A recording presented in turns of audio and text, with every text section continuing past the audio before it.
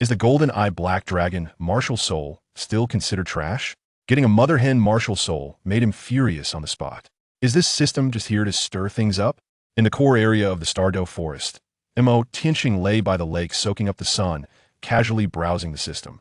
10-year cultivation scroll? Instantly cleared. 100-year cultivation scroll? Got it. His panel jumped directly to 12,200 years, solidifying his strength as a soul king. But when he opened the second martial soul, he exploded. A common mother hen? Are you kidding me? He was still dissatisfied with the top-tier martial soul, the golden-eyed black dragon, insisting on getting a god-level second martial soul before making an appearance. Does he think Douluo continent is a market for picking martial souls? Beside him, the rabbit-eared Xiao Wu tugged at his sleeve. Brother, I want to go to the human world. Mo Tianqing looked at the 5 or 6-year-old Xiao Wu, and his heart sank. If he waited any longer, she would meet Tang San, ultimately sacrificing herself, and Ming and Ming would have to become soul rings. The Tianqing Niumang and Titan giant ape beside him had long regarded him as a 100,000-year dragon beast reincarnated. After all, that aura of dragon might made soul beast steer clear. Mo Tianqing was calculating in his mind. Tang San has a twin martial soul. BB Dong has a twin martial soul. Wait until I roll out a top-tier second martial soul, and even god-level martial souls will have to stand aside. Hao-Yin Hammer? Blue Lightning Tyrant Dragon? All not enough to fight, but now the system was stubbornly refusing to roll out a good martial soul. Xiao Wu was anxious to go to the human world. This plot seems to be going off track. Next, can Mo Tianqing roll out a god-level martial soul? Will he stop Xiao Wu from meeting Tang San? Once this laid-back boss takes action, the Douluo landscape is likely to be completely rewritten. I've already set up my small stool, rolling out the divine weapon martial soul. Blade of Life? Mo Tianqing directly detonated the Stardow forest, leaving the Tianqing Niumang dumbfounded. Just a week after Xiao Wu left, Mo Tianqing casually tapped the system. A green light exploded, and a jade-carved knife floated in front of him, exuding an overwhelming life aura. Blade of Life? The prototype of Hua Yuhao's divine weapon. Mo Tianqing was overjoyed this thing could evolve into a divine weapon-level martial soul. At the moment of confirmation, he was enveloped by a tide of life, like a green sun. The soul beasts of the Stardow forest went crazy, absorbing the overflowing energy, rapidly increasing their cultivation. The Tianqing Niumang and Titan giant ape exchanged glances, filled with shock. What is this guy's background? The vitality is absurdly thick.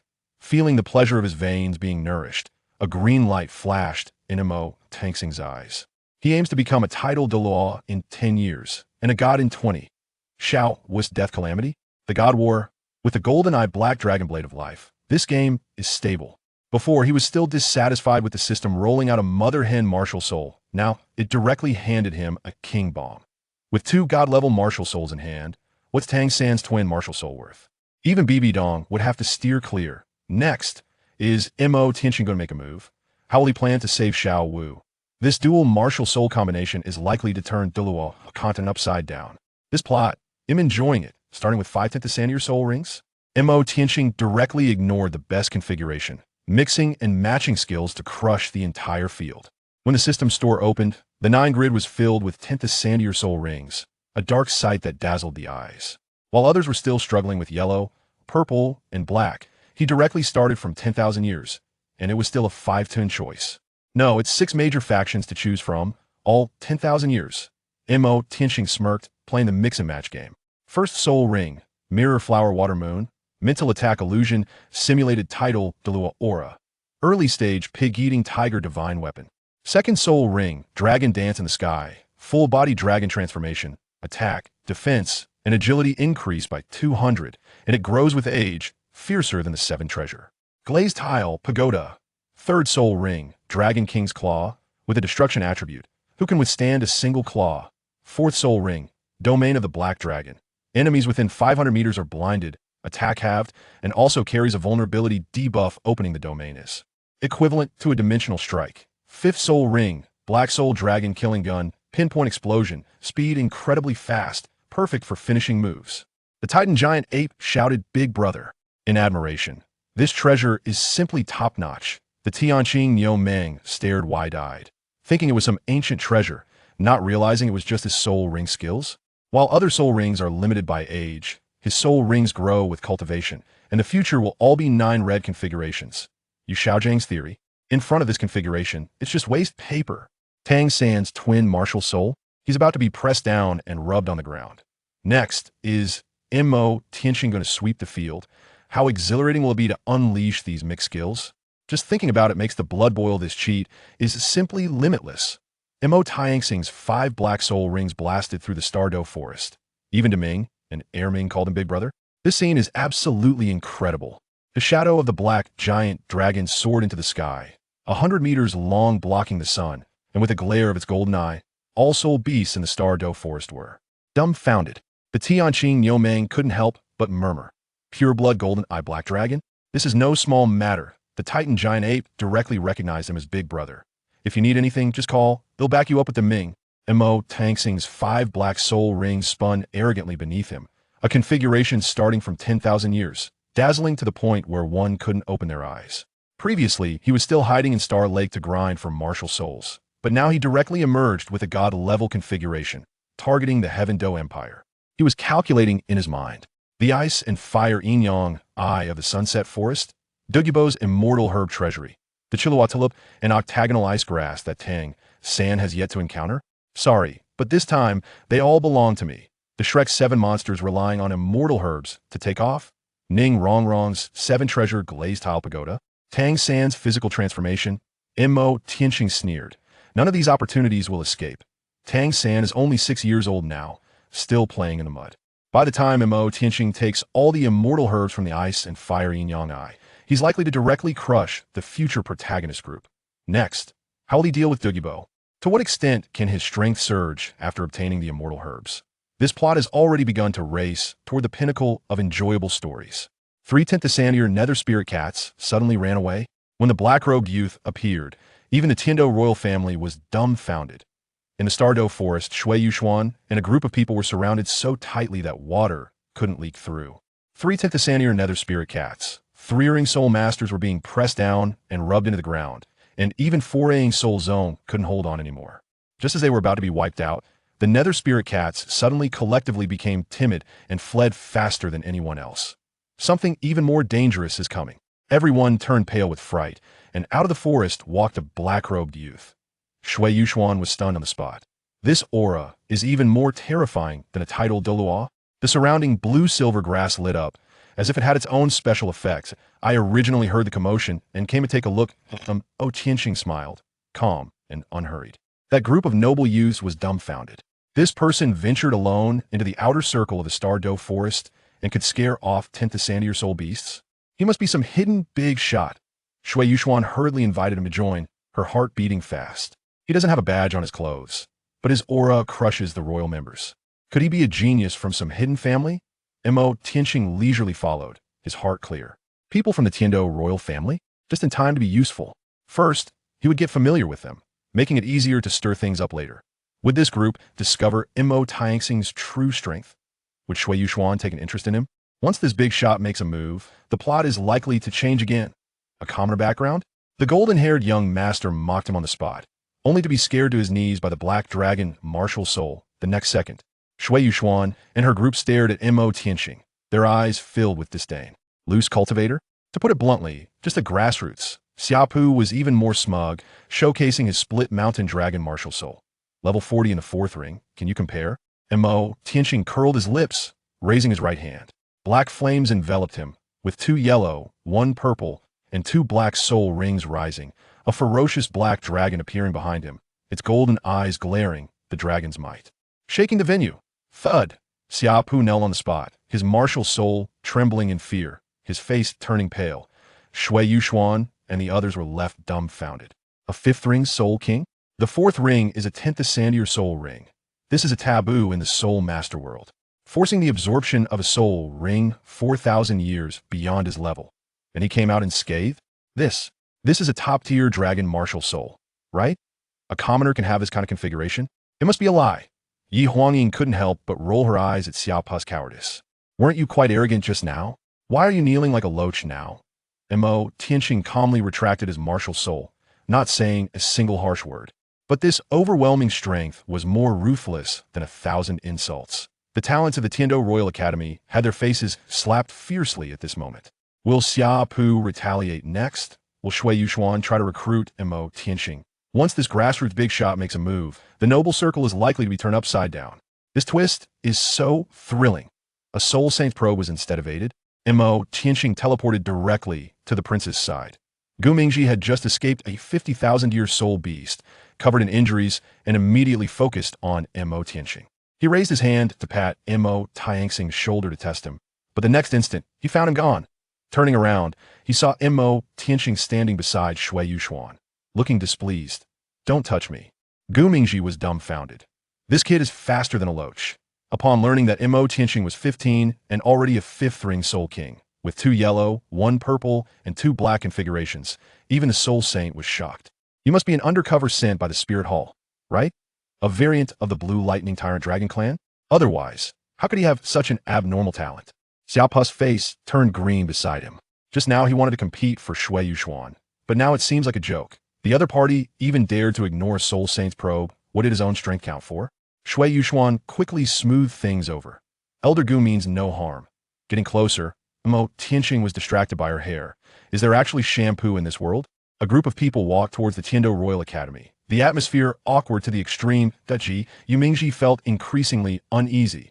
This black kid is definitely not simple. He needs to be watched closely. Will the Soul Saint make another move next? Is Mo Tianxing going to cause trouble at the Royal Academy?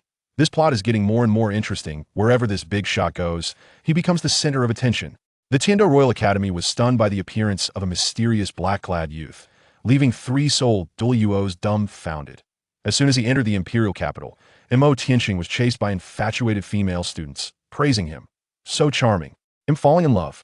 Xiao Pu's face turned as black as a pot bottom stole all the limelight. Upon entering the elegant room, 3 white-beard Soul Douluos were seated, their aura making it hard to breathe. Dreaming God Machine squinted, sizing him up. The genius praised by Yuxuan? "Let's see your martial soul." Mo Tianxing smiled slightly, not moving yet, but Gu Mingji was already amused. Watch closely, this kid can make people drop their jaws. Shui Yuxuan secretly glanced at Mo Tianxing, her eyes filled with anticipation. Xiao Pu clenched his fists, cursing inwardly. "What are you pretending for? Just wait until you embarrass yourself." You have to know, these 3 are titans in the Soul Master world, having seen more geniuses than they've eaten salt. But the moment Mo Tianxing revealed his martial soul, a black giant dragon's phantom sword, with 2 yellow, 1 purple, and 2 black soul rings rotating, and the 4th ring was even a tenth sandier. The teacups in the hands of the 3 Soul Douluos crashed to the ground. 15 years old. A 5th ring Soul King? The 4th ring is 10,000 years? This breaks the laws of the Soul Master world, doesn't it? Mo Tianxing appeared calm on the surface, but was secretly delighted. Is this it? Just wait until I reveal 5 sandier soul rings, and you'll be blown away on the spot. Will these 3 Soul Douluos scramble to take him as a disciple next? Will Qian Renxue secretly keep an eye on him? This Royal Academy is likely to boil over because of him. This plot is getting more and more exciting. The 3 Soul Douluos vine take him as a disciple. The moment Mo Tianxing revealed his martial soul, he stunned everyone with a breakthrough. The black giant dragon's phantom spread its wings, with 2 yellow, 1 purple, and 2 black soul rings rotating. The 4th ring was actually 10,000 years. Dreaming God Machine's teacup flew out of his hand. This is impossible. The 4th ring can at most be 6,000 years. How did he do it? Xiao Pu hid behind the Soul Saint, his back soaked in sweat, his martial soul trembling in fear. This isn't a genius, this is a monster. Take me as your master. It'll teach you the essence of control. Go to hell, he's a strong attack type, learn from me. The 3 Soul Douluos quarreled, and in the end, they actually begged Mo Tianxing. Being a nominal disciple is fine too. The system suddenly jumped with a prompt. Option 1. Accept 3 Soul Douluo Masters, gain 500 years of cultivation resource bias. Option 2. Refuse, gain 700 years of cultivation. Mo Tianxing quickly selected option 1. As soon as he nodded, his soul power surged dramatically. Sorry, I got too excited and broke through. Shui Yuxuan was dumbfounded. Is this breakthrough like a game? That day, the 3 old men directly gifted him a villa halfway up the mountain. Feel free to find us if anything comes up.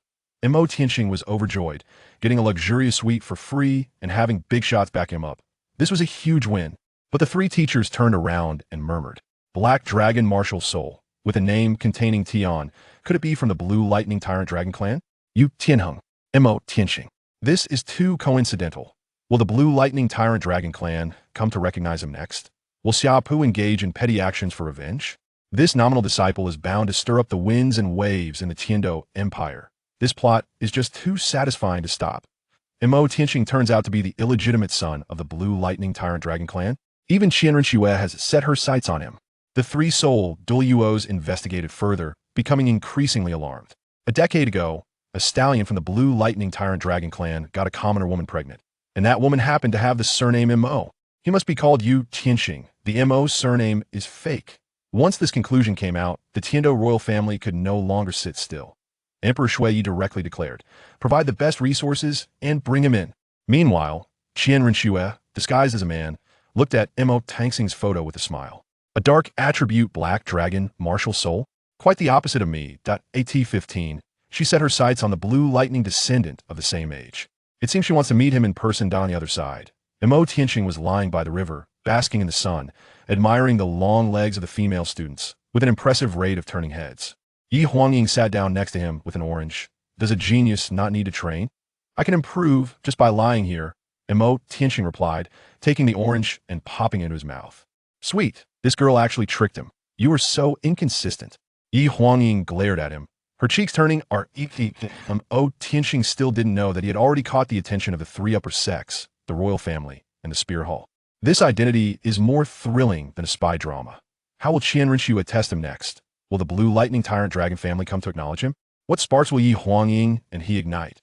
This plot is intricately connected, and it just can't stop. It's like encountering female classmates in college. They are not limited to being mere background characters in the Douluo continent, irrelevant secondary characters, but are real. Individuals that on the surface, you actually seem quite gentle and refined, but inside you're just a shy weirdo who wants to hit on my best friend, Yi Huangying said, fiercely biting into the orange, making a grunting sound. This amused Mo Tianqing, and surprisingly, she hit the nail on the head that I think you're much more interesting than Princess. Mo Tianqing teased. How many people are chasing after you? Go die. Yi Huangying finished the orange, shot him a fierce glare, and immediately got up to leave. Just then, a few young men approached, their target clearly Yi Huangying. Mo Tianqing narrowed his eyes slightly. No way, my goodness. Is my eyesight that poor?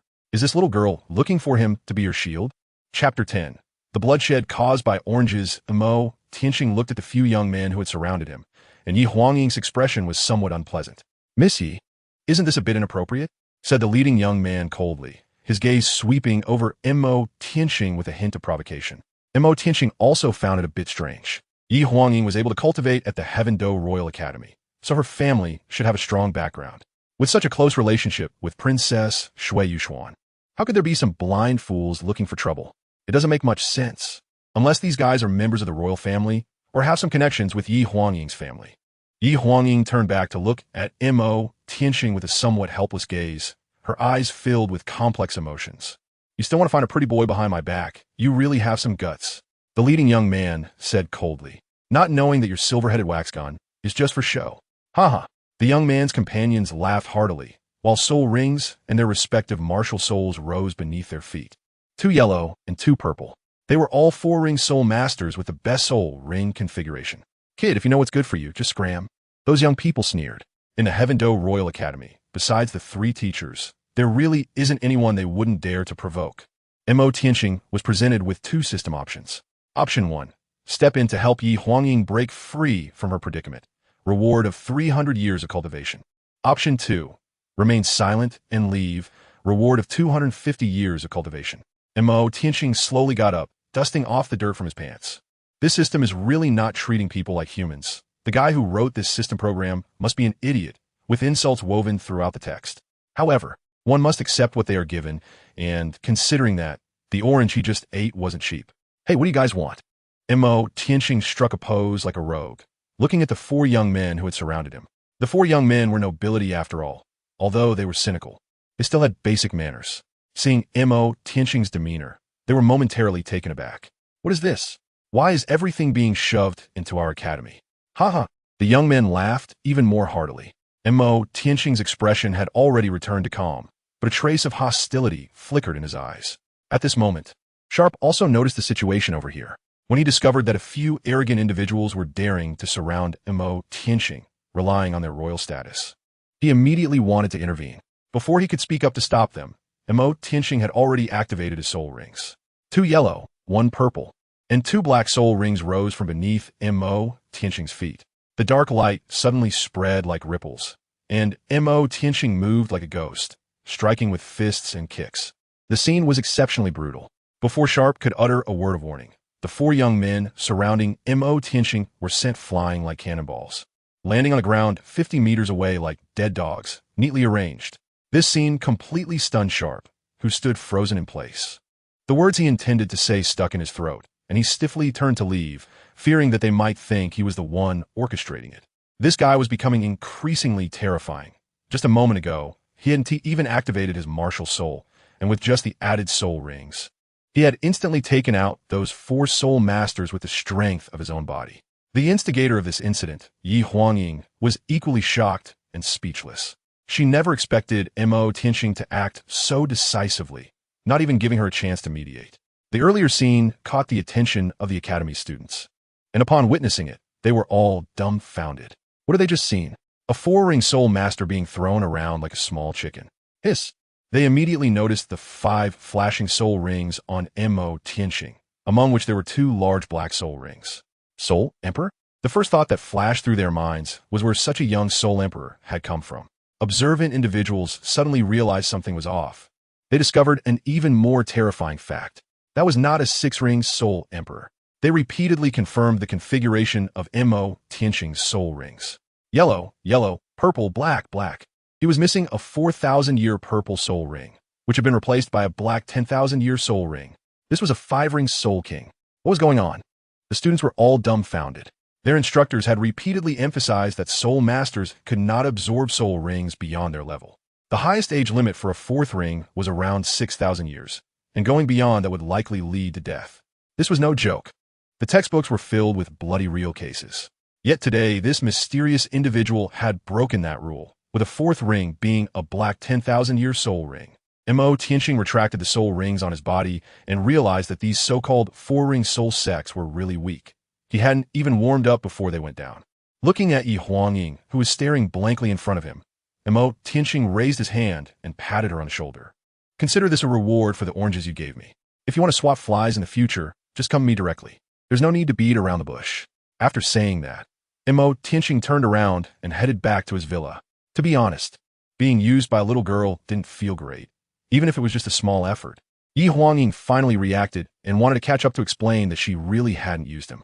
But when she turned back, Mo Tianxing's figure had already disappeared. Her expression darkened as she sighed deeply and quietly left. The incident of Mo Tianxing hitting someone quickly spread throughout the Tiando Royal Academy. Those who can come here to cultivate are basically nobles of the Tiando Empire, especially the royal family. Among the 4 people that Mo Tianxing dealt with, the leader was the eldest grandson of Prince Shui. As a result, things escalated. This matter was directly reported to Prince Shui, provoking his fury and making it necessary for him to seek an explanation. The 3 instructors, Meng Xinji, Bai Baoshan, and Jilin, were overwhelmed trying to handle the situation.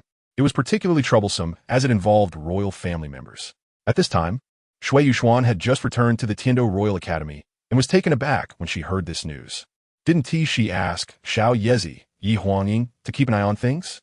When she learned the ins and outs of the situation, she was speechless, realizing it was all because of her foolish cousin. She immediately went to Prince Shui's residence to find her uncle, hoping to mediate the matter, as there must be a misunderstanding involved. Mo Tianxing has also been receiving messages one after another, during which he received an apology letter from Yi Huangying. The letter stated that she did not intend to provoke the turmoil, and the cause of the incident was that she was previously engaged to Prince Shui's grandson, Shui Ku. Shui Yuxuan also personally came to Mo Tianxing to explain on behalf of Yi Huangying.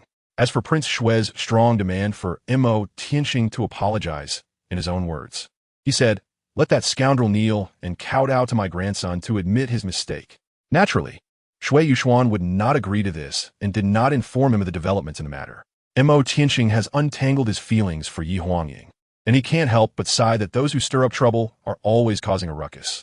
The Snow Prince is meddling everywhere. In the original story, it was because the 4th prince provoked the Snow Prince that, despite the protection of the 3 major sect leaders, the group from Shrek Academy still ended up leaving. He didn't expect the tides to turn and for trouble to come to him instead.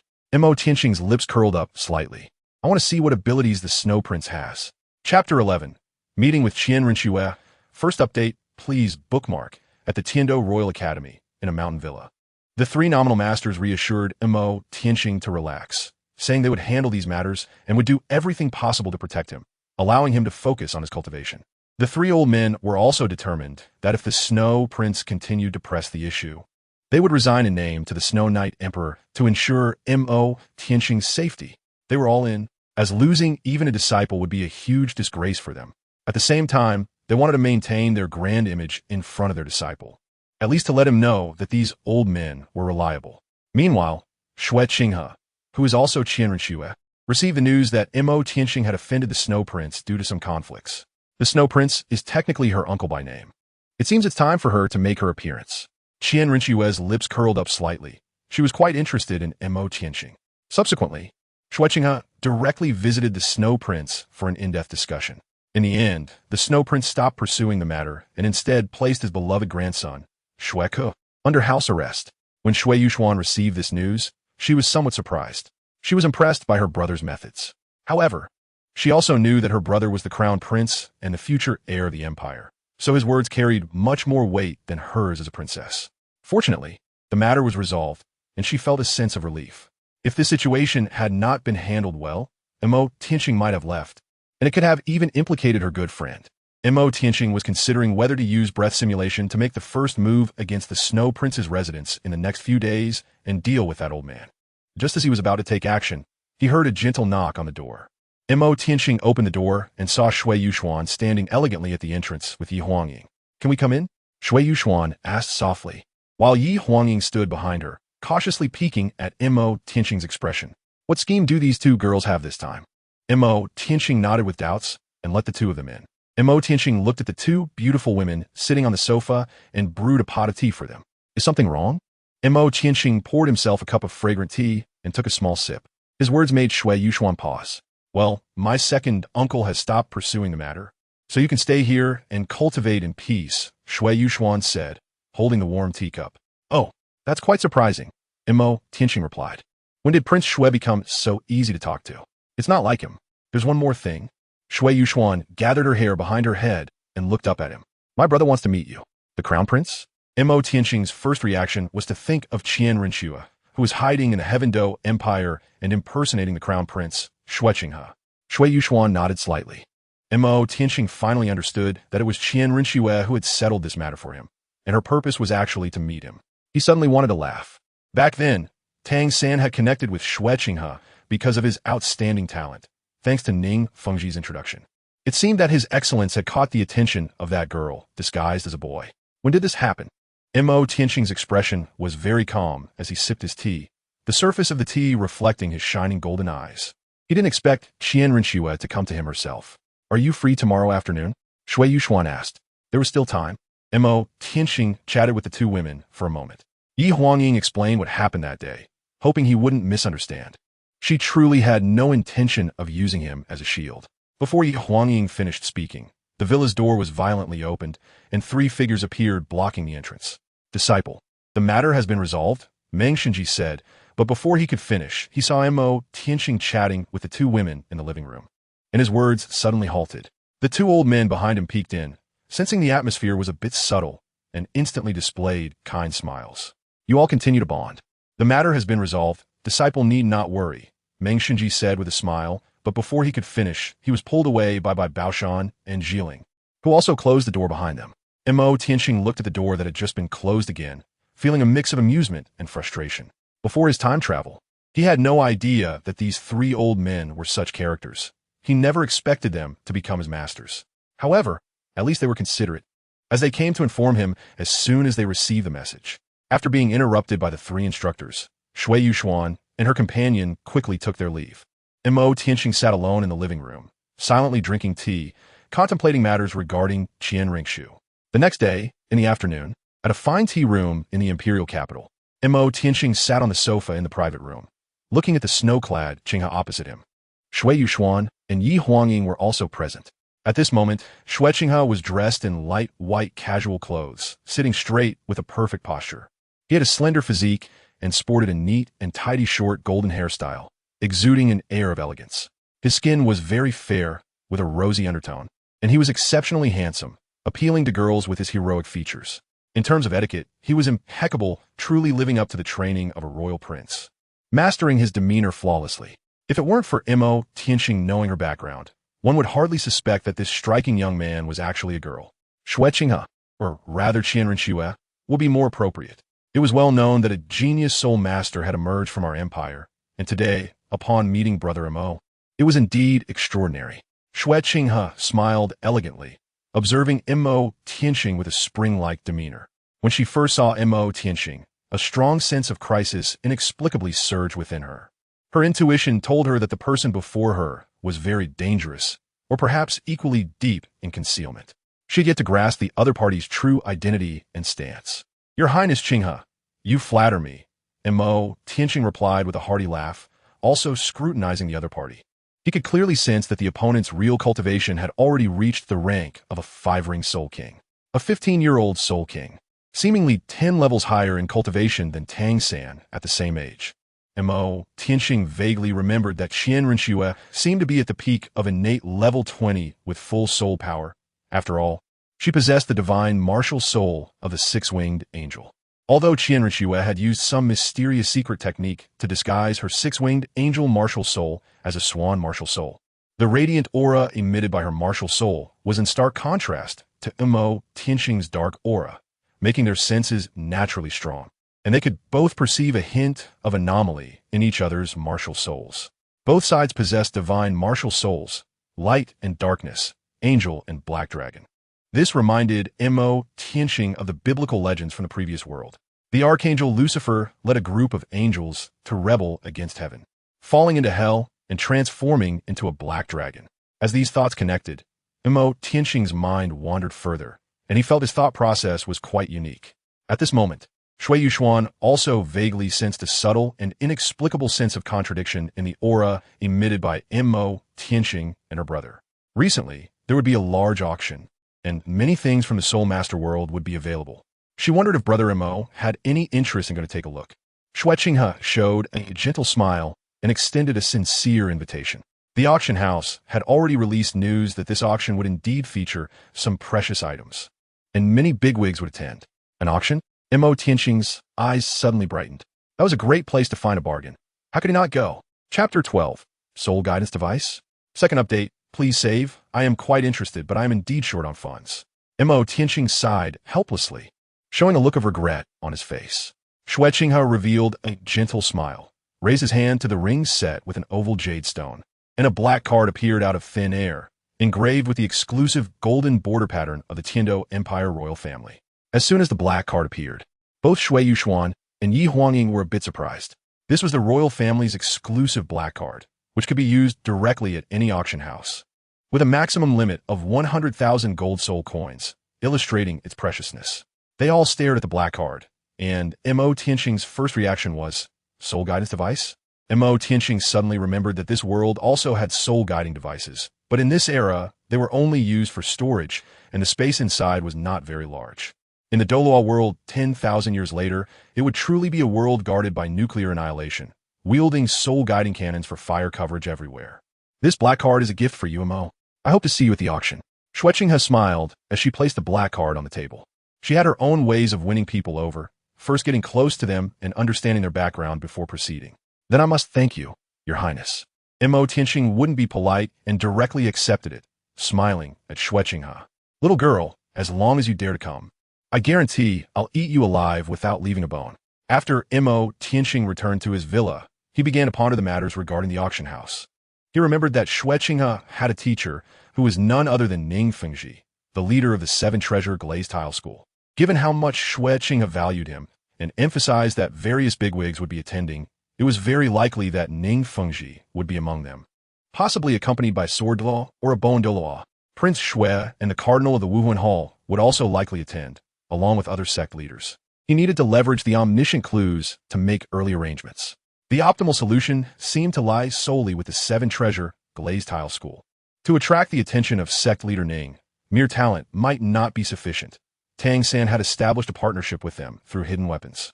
However, Hidden weapons were out of the question for him.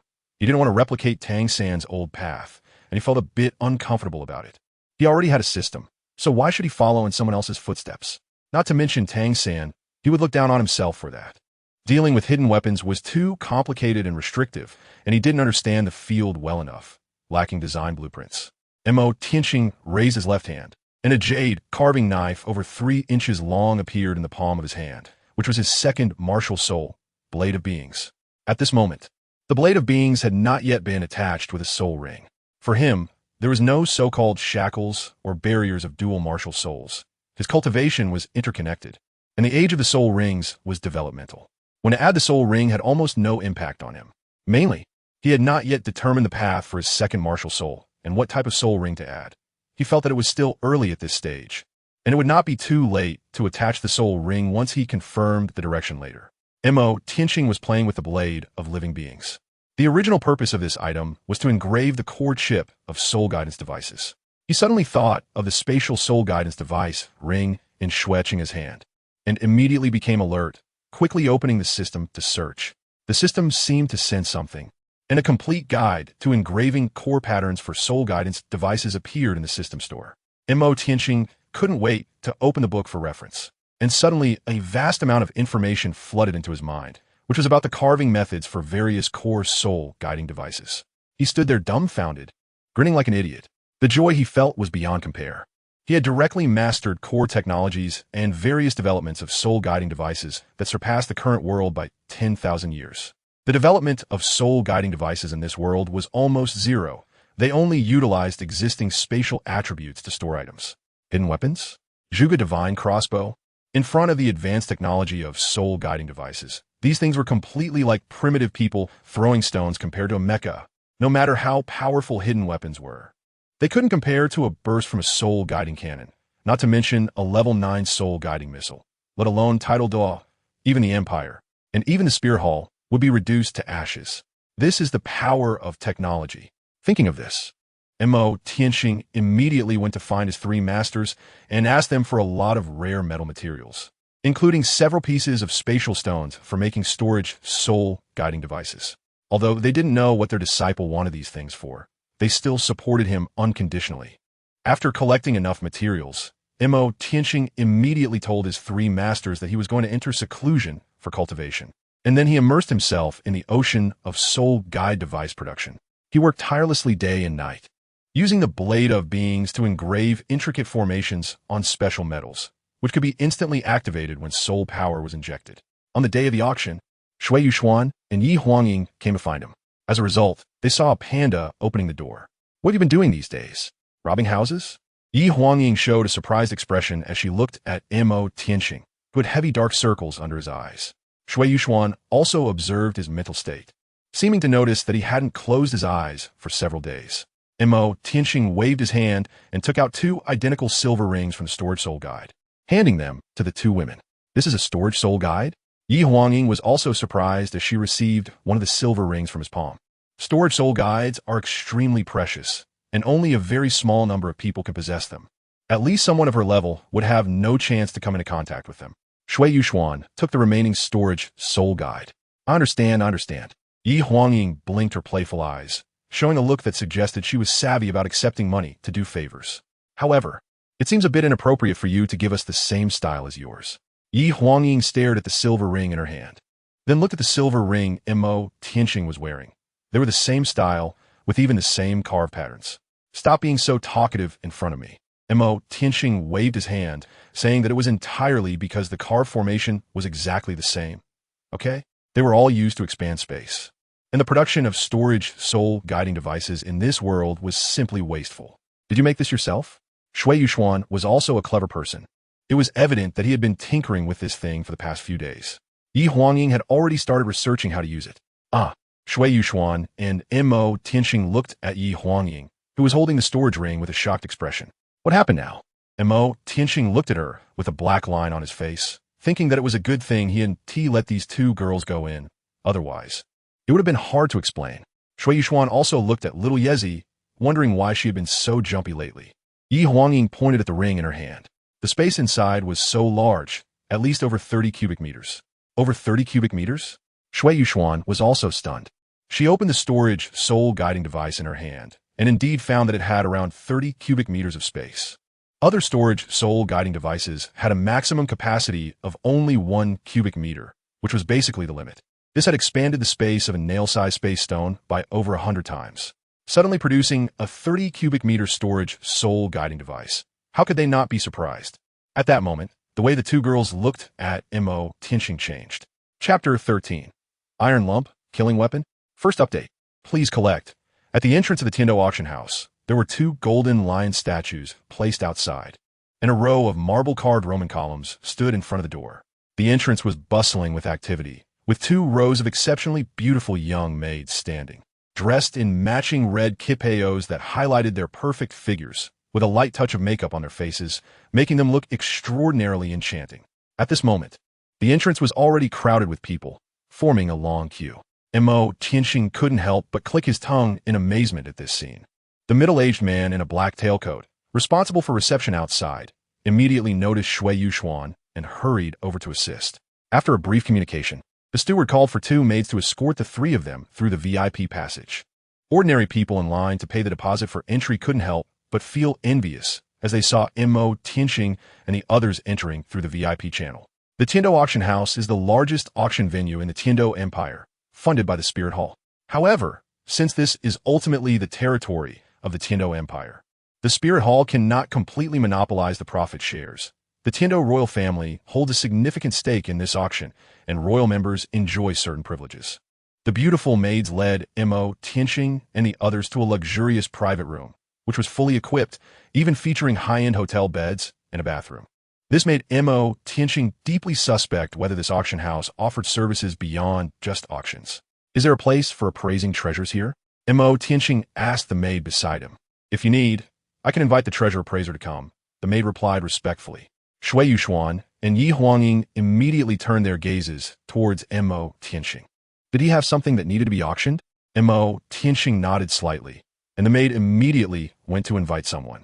Soon a plump, greasy uncle appeared, dressed in a tailcoat, with his hair slicked back and coated in hair wax, giving him a rather oily look. At that moment, the greasy uncle first performed a noble gesture towards Shui Yushuan, very gentlemanly, although it looked somewhat ridiculous. After completing this, his gaze fell on Mo Tianxing, and he slightly bowed. Sir, I am the chief appraiser of the Tiando Auction House, and I am pleased to serve you.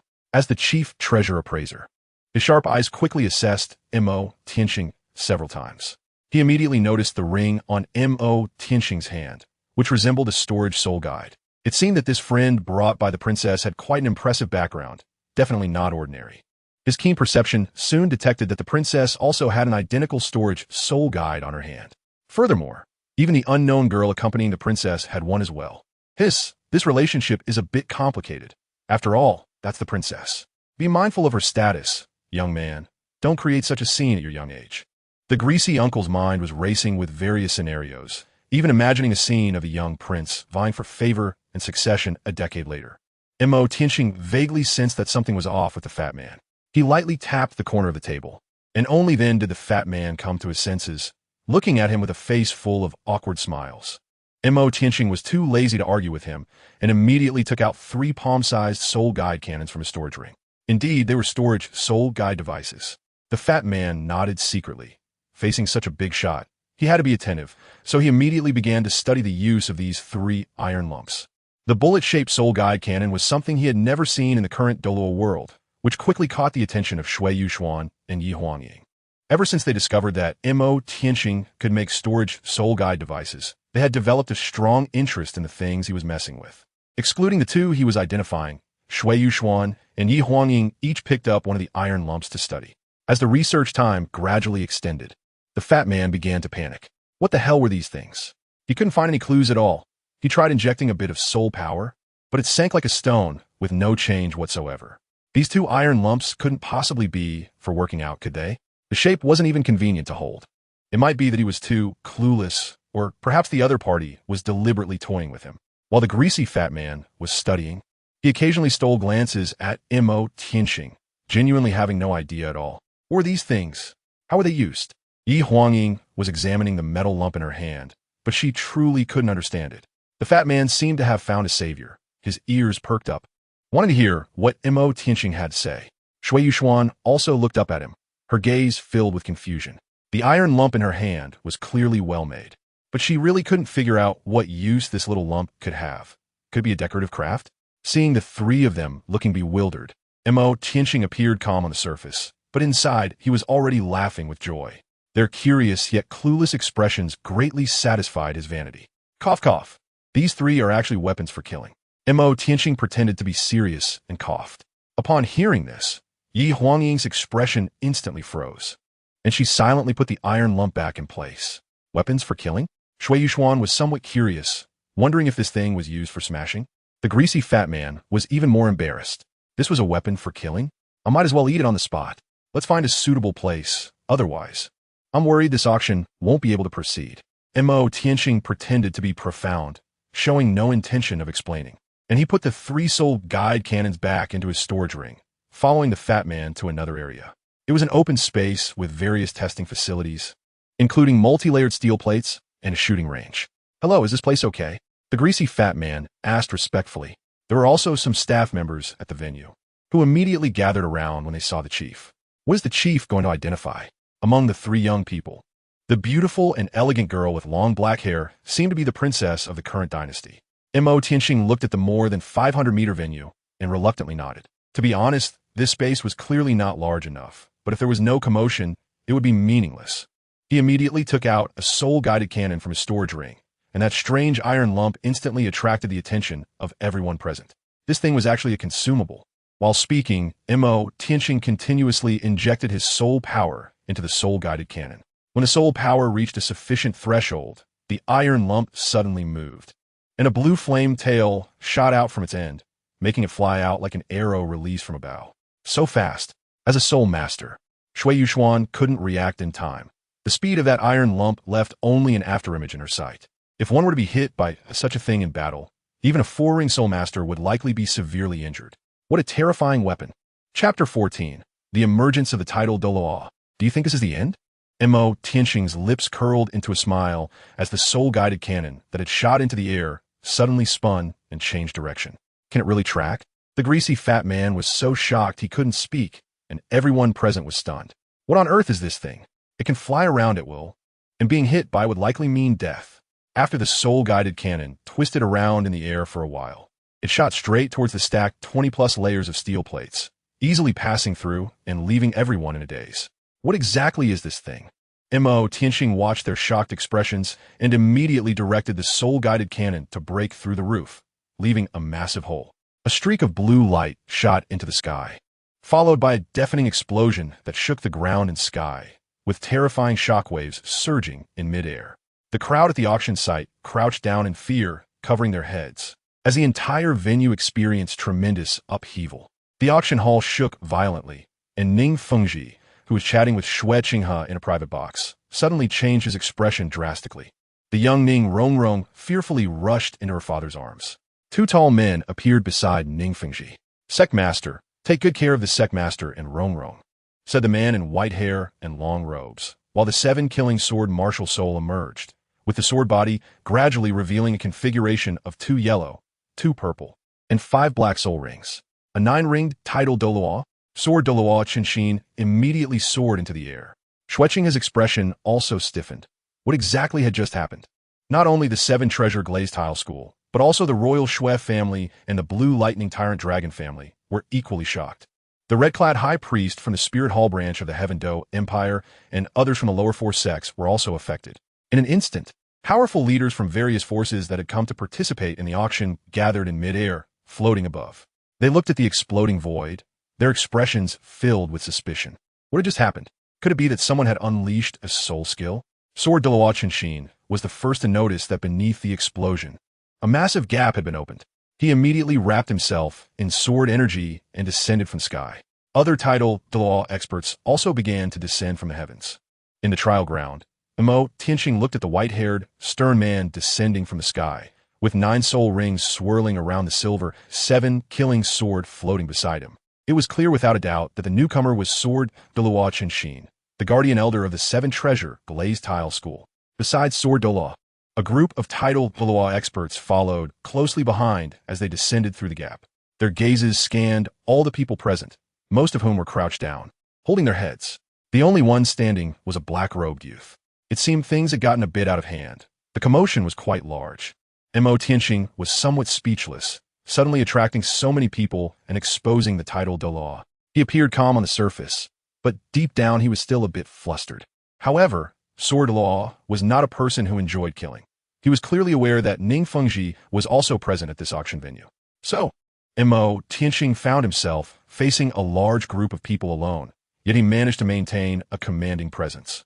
All eyes in the room were on him, while the overwhelming soul power emanating from the red-cloaked archbishop and other soul pressed down on him. The fluctuations of soul power even stirred up a fierce wind in the air, causing Mo Tianxing's clothes to rustle.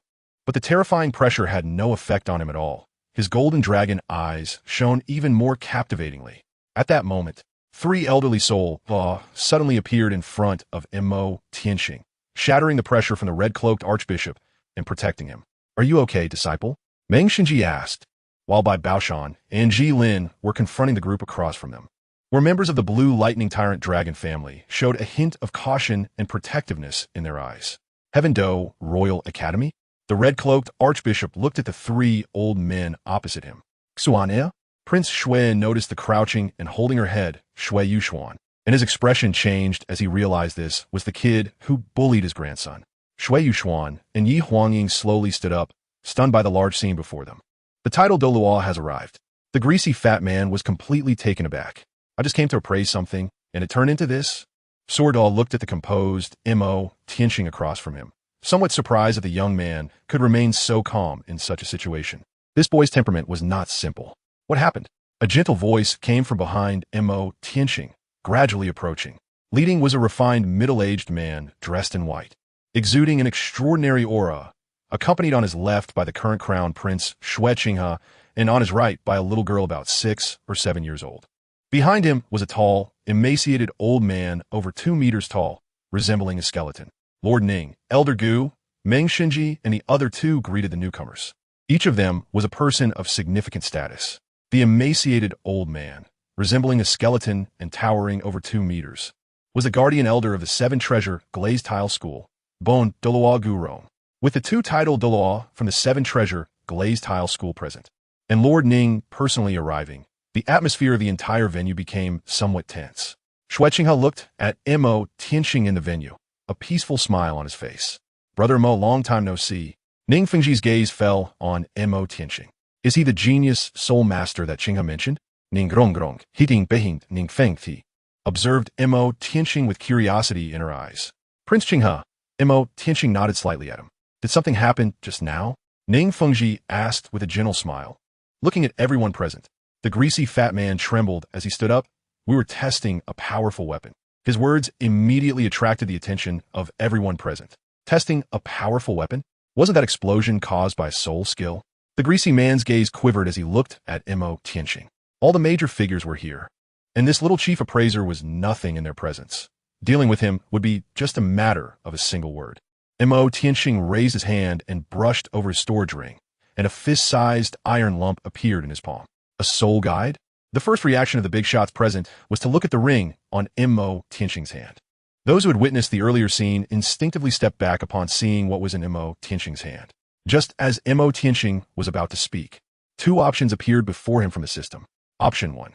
Declare that this is a soul guide he created himself, and as long as the resources are sufficient, it can be mass-produced. Reward: 10,000 years of cultivation. Danger level: 5 stars. Option 2. Pretend that he has a senior expert behind him, and this is a type of hidden weapon researched by that expert. Reward: 1,000 years of cultivation. Danger level: 2.5 stars. Chapter 15. Test. First update. Please collect. Mo Tianxing looked at the 2 choices presented by the system.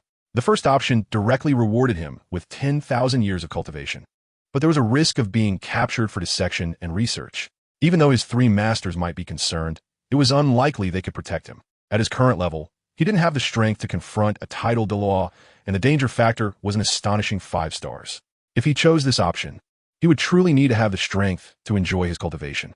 The second option offered a reward that was much smaller, only 1/10 of the first. but it could instill fear in others and even lead them to actively fabricate a mysterious title Douluo's background. Moreover, Mo Tianqing already possessed a soul skill that simulated aura, allowing him to directly mimic the aura of a title Douluo, making it truly invincible when it came to intimidating others. Mo Tianqing was not foolish and decisively chose option 2. This was something entrusted to me for auction by a senior. He said that this hidden weapon poses a significant threat to soul masters below the rank of Soul King. Mo Tianqing spoke up. In fact, he deliberately understated its power. It would be easy to kill a Soul King with this thing, not to mention soul masters below that rank. Even a 6-ring Soul Emperor, without any defenses, would likely be forced to retreat, if not left severely injured. And all of this was just Mo Tianqing's mini soul cannon, a hidden weapon that could threaten a 5-ring Soul King. Ning Fengji was intrigued by his words. Others might not care much. After all, no matter how exquisite a hidden weapon is, it seems rather useless to a prepared soul master, merely an external object. At their level, they were all at least 8-ring soul Douluo strong, and they had little interest in tricks targeting those below 5-ring. It was more practical to focus on cultivating their own strength. What seemed like an external object to these powerful individuals was quite important to the 7-treasure glazed tile school, which relied on the number 1 auxiliary spirit. Pure auxiliary soul masters find it very difficult to ensure their own safety and heavily depend on their teammates' protection. They need external protection even more. In the world of soul masters, a 5-ring Soul King already belongs to the ranks of semi-strong individuals, and very few soul masters can reach the 5-ring Soul King level. If this hidden weapon could defend against attacks from a 5-ring Soul King or even counterkill a 5-ring Soul King, then it would be extremely useful for the 7-treasure glazed tile school. Can this hidden weapon be used again? Ning Fengji smiled elegantly, and Mo Tianqing pretended to look at the remaining 2 soul-guided cannons, seemingly considering the cost of the demonstration. After all, they had seen earlier that those things were indeed consumables, with each use reducing their number. However, he was actually quite excited inside. His original plan was to leverage the 7-treasure glazed tile school. If he could establish a cooperative relationship with them, he would at least be safer in the Tiando Empire, having a backing to intimidate those petty individuals. Don't worry about the testing. I will repay you according to the auction price later, Ning Fengji said with a smile. Mo Tianqing nodded slightly.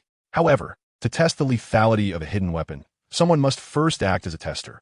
After all, a steel plate target is ultimately an inanimate object and lacks significant practical meaning, which Ning Fengji understands. Gusu Ning Fengji sight. The more than 2-meter tall, shadowy man accompanying him stepped forward, looking at Mo Tianqing with a friendly smile, though the smile had a strangely eerie quality to it. Gu Rong walked toward the central area, stopping about 50 meters away from Mo Tianqing. Kid, feel free to show me what you've got, Gu Rong said with a kind smile. Bon Douluo Gu Rong is the number 1 defensive title Douluo in the world, and his martial soul, the Bone Dragon, grants him extremely powerful defensive capabilities and a bit of spatial power, making him almost an existence of absolute defense.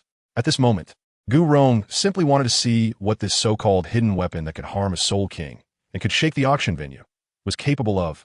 Since it was like this, Mo Tianqing decided to stop hiding. For others, this seemed like a scam. Prince Renxue and the red-robed archbishop from the Spirit Hall both looked disdainful. They did not believe that a lump of iron could trigger a shocking explosion that would shake the entire venue. Only that old fool Ning Fengji would believe it. Everyone was watching. Xueqing stood beside Ning Fengji, observing the scene, while the 6-year-old Ning Rongrong also curiously watched Mo Tianqing, who was surrounded by others.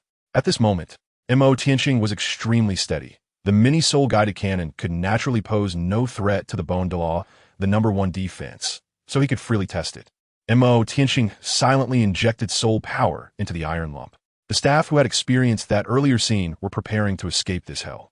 When that thing exploded in the sky, it could trigger a massive energy storm. If it exploded inside the venue, the consequences were simply unimaginable. There were many strong individuals present, but these small fries would most likely be finished.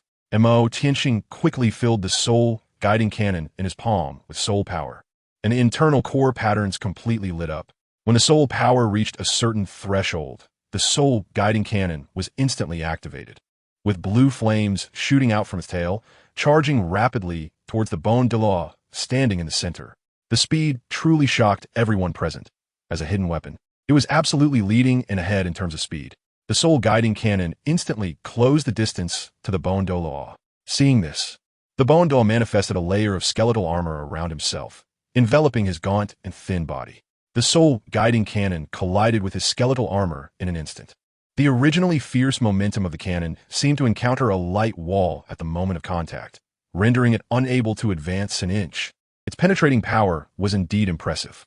The Douluo said this penetrating power, when facing a 5-ring Soul King, if this thing exists, there is indeed a possibility of solo killing. However, if this thing only has physical penetrating effects, then Tianqing wouldn't have gone through all this trouble. Suddenly, dazzling patterns appeared in the iron lump in front of the Douluo, and with a deafening explosion, the brilliant light erupted.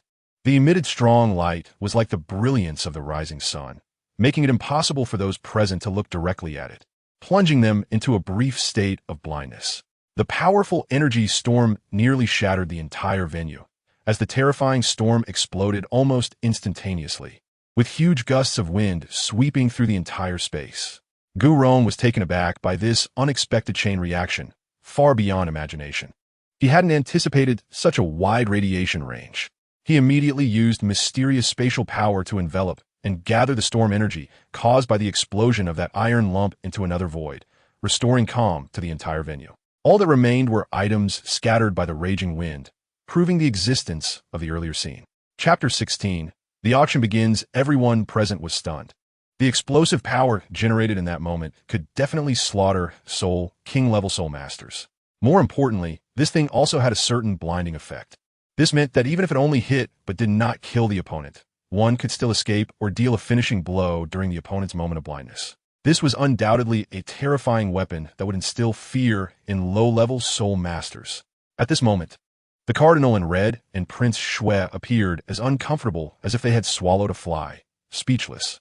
However, they also realized that this thing required a large amount of soul power to sustain, akin to a portable explosive soul skill, which also needed soul power as support. Such a thing should not be convenient for large-scale manufacturing and production, and in terms of utility, it would be more beneficial for support-type and food-type Soul Masters, giving them a certain deterrent power.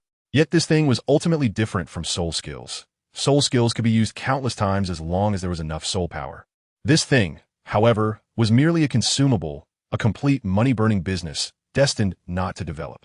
Having understood this, the two big shots couldn't help but snort coldly. It was merely a clever trick, after all, and would ultimately not make much of a difference. This thing is interesting. Ning Fengji revealed a look of great interest. For the 7 treasures Liuli sect, wealth was indeed just a string of numbers. Life-saving means were far more important. He immediately looked at Tianqing with a slightly changed expression, thinking that perhaps he could talk about cooperation with the elder behind him and buy a batch of these things to test the waters. Originally, the various big shots who had appeared at the experimental site due to the explosion, upon learning the source of the explosion, all left and returned to their respective private rooms. For them, this was more of an acrobatic performance, ultimately not stirring up any major waves. Their purpose this time was simple: to come for the 3 featured treasures announced for this auction. Ning Fengji stepped forward and handed Tianqing a gold-edged business card, displaying a gentle smile on his face. "This is my business card. If you have time, Xiao Wu, you can come to the 7 treasures Liuli sect for a visit. I'm quite interested in your hidden weapon." Tianqing took the business card handed to him and nodded slightly. Shuiqing smiled at Tianqing and nodded, while Ning Rongrong curiously observed the black-robed big brother before her bright eyes sparkling with curiosity. Ning Fengji led them away, followed by 2 titled Douluos providing close protection. Only the 3 old masters from the Tiando Royal Academy and the chief appraiser from the auction house remained. Meng Xinji and the others looked at Tianqing. Although they had many questions, this wasn't the place to talk. They simply made a brief introduction before leaving, knowing he wouldn't escape anytime soon and still had to return to the academy. Thus, only Tianqing, Shui Yuxuan, Yi Huangying, and the greasy fat man, the chief appraiser from the Tiando auction house, were left. "Come over here."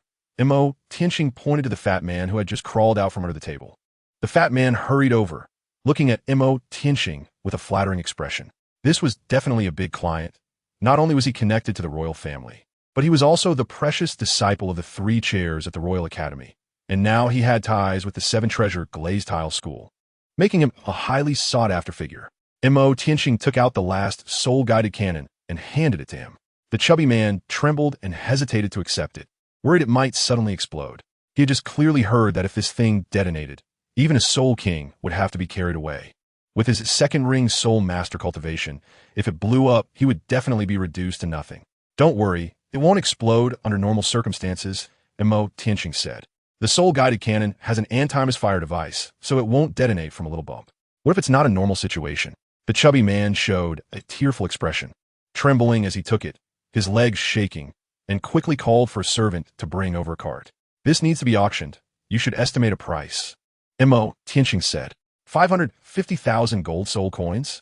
The chubby man said with difficulty. Is a soul king's life worth so little? Mo Tianqing looked at him with a half-smile. At this point, the fat man still couldn't change his nature and was still thinking of trying to swindle him. 100,000 gold soul coins. That is the highest price I can offer for auctioned items. The chubby man was nearly in tears. Setting the starting price too high wouldn't end well for them. If it didn't sell, the appraisers like them would have to take the blame. Just take care of the preparations. Mo Tianqing hurriedly sent him off, then turned around to see the strange looks from the two women. What's wrong? Mo Tianqing was a bit curious. Let's head back to the private room. The auction is about to start. Shui Yushuan spoke first. This wasn't really a place for conversation. And although they had many questions, it wasn't easy to voice them. When Mo Tianqing and the others returned to the private box, the auction was about to begin. The box was located on the second floor, with one-way glass on the walls, allowing them to clearly see the auction situation outside and hear the sounds of bidding, while the outside could not see what was happening inside or who was bidding on the items. Looking down at the crimson seats filled with people, Mo Tianqing, sitting in the VIP box, suddenly felt a sense of emotion. He really did not expect that one day he could leap from among the countless ordinary people, looking down and becoming a member of the VIP room. His fate had already changed the moment he crossed over. On the auction stage, a young man and woman were enthusiastically starting the opening. The first item to be introduced was a purple spiritual mushroom. This was a 1,000-year-old purple spiritual mushroom harvested by an expedition team from the Soul Beast Forest after much hardship on a cliff, ground into powder for consumption, which had the effects of prolonging life and promoting soul master cultivation. The male host introduced. There were also rumors that this spiritual medicine could have a miraculous effect on children under 6 who had not yet awakened their martial souls, influencing their innate soul power levels. For children with undetermined potential, this was a chance to change their fate. The starting bid for the purple spiritual mushroom was 10,000 gold soul coins. Each bid increase must not be less than 1,000 gold soul coins. The female host took over at the right moment, skillfully stirring the emotions of the audience, which immediately triggered a wave of bidding from the crowd. The idea of altering the innate soul power of the next generation was indeed very tempting, as it was a great opportunity to change one's fate. However, these things were looked down upon by those in the VIP room. The so-called ability to enhance innate soul power wasn't entirely a lie, but just a gimmick. Although there were some effects, they were limited to those who could cultivate, and talent would still be poor. The people below were very enthusiastic about the 1,000-year purple spiritual mushroom. For those who were originally of very poor talent, but had become big businesses, focusing on cultivating the next generation was key. The price of the 1,000-year purple spiritual mushroom skyrocketed from a starting price of 10,000, more than tripling, and finally sold for 36,000 gold soul coins to a business tycoon. Subsequently, several auction items were introduced, and the competition among the people below was intense. Apart from a beautiful pink diamond that was bid on by a big shot from a VIP box, no other items were successfully bid on. Mo Tianqing looked at the items being auctioned below, most of which were marketed with slogans claiming to enhance a soul master's cultivation, and they were selling like hotcakes. However, judging from the reactions of the major powers, it was clear that these were not good items. It seemed that the truly valuable items were saved for the grand finale. Just as Mo Tianqing's thoughts were racing, he suddenly saw two attendants pushing a small cart covered with a red cloth onto the auction stage. From their strained expressions, it was evident that the item being auctioned was quite heavy. The upcoming item, although perhaps not as eye-catching as the ones auctioned before, still held its own preciousness. The deep voice of the male host resonated throughout the auction hall. Now, let us welcome the 5th item for auction, Starfall Divine Iron. As the attendants lifted the red cloth, a black iron block over half a meter tall, with an irregular shape, was revealed, faintly emitting bluish arcs of light, which was very intriguing. However, the crowd seemed somewhat indifferent, with only a small number of people gazing at the black iron block with shining eyes. Mo Tianqing was immediately attracted by the large object over half a meter tall. Just then, A prompt box suddenly appeared from the system. Ding! Detected a treasure, starlight sapphire. In front of him appeared a structural diagram of the black iron block over half a meter tall. Within the shiny black iron ore, there was a sapphire with a diameter of over 30 centimeters, sparkling with starlight, resembling the brilliant stars hidden in a blue starry sky. Mo Tianqing was completely stunned. The starlight sapphire, isn't it the core inside the metal giant that would be taken by Hoi Yuhao in 10,000 years? So the source of everything is here. The starlight sapphire is the top material for carving soul guide cores, and its interior can greatly expand space. A starlight sapphire over 30 centimeters wide, after being carved with core patterns, can expand its internal space to at least 1,000 cubic meters. What does this mean? It's essentially a mobile warehouse, which will be extremely important for him to store various soul guides and other items in the future. If it can be slightly modified to store living beings like Dugu Bo's Rui Baobao bag, it would be equivalent to a small world, where he could even raise soul beasts and farm. With a system in place, nothing is impossible. Only the unimaginable exists, not the unattainable. Thinking of this, Mo Tianqing's eyes grew sharper, like a wolf or a tiger. Yi Huangying looked at this scene with some surprise. Could this guy have some physiological issues? Is he more excited about a piece of iron than about seeing a beautiful woman? This is a divine iron discovered in a meteorite crater that fell from the sky, half a meter tall, weighing as much as 537 pounds. The high temperatures produced by ordinary flames cannot soften it at all, let alone forge it. Its best fate is to fall into the hands of a divine craftsman, who might transform it into a divine artifact. Today, it is still waiting for a fateful person. With a starting bid of 500,000 gold soul coins. Each bid must not be less than 10,000 gold soul coins. Although the host's words were exciting, the scene remains somewhat desolate. This so-called starlight divine iron is merely a name given by the auction house. Although it indeed fell from the sky and has some research value, that's about it. As for its forging value, first, you need the ability to soften the iron. This starlight divine iron had actually failed to sell in the past, with an initial price of 700,000 gold soul coins, and no one showed interest. Now, it has been lowered to 500,000 gold soul coins, which is already somewhat low. If they could split it up for auction, it might be easier to sell and forge, but they seem to lack that capability. 500,000 gold soul coins? Mo Tianqing frowned slightly. He was indeed determined to obtain this item, but the price was a problem. He only had the 100,000 gold soul coins card given by Xue Qinghe, and he couldn't even reach the auction's starting low price. He realized that not having external possessions could be a significant problem as well. Even in the Douluo continent, where strength was paramount, the rules still applied. At that moment, Shui Yuxuan took out 2 royal black cards and handed them to Mo Tianqing. I have an estimated 200,000 gold soul coins here.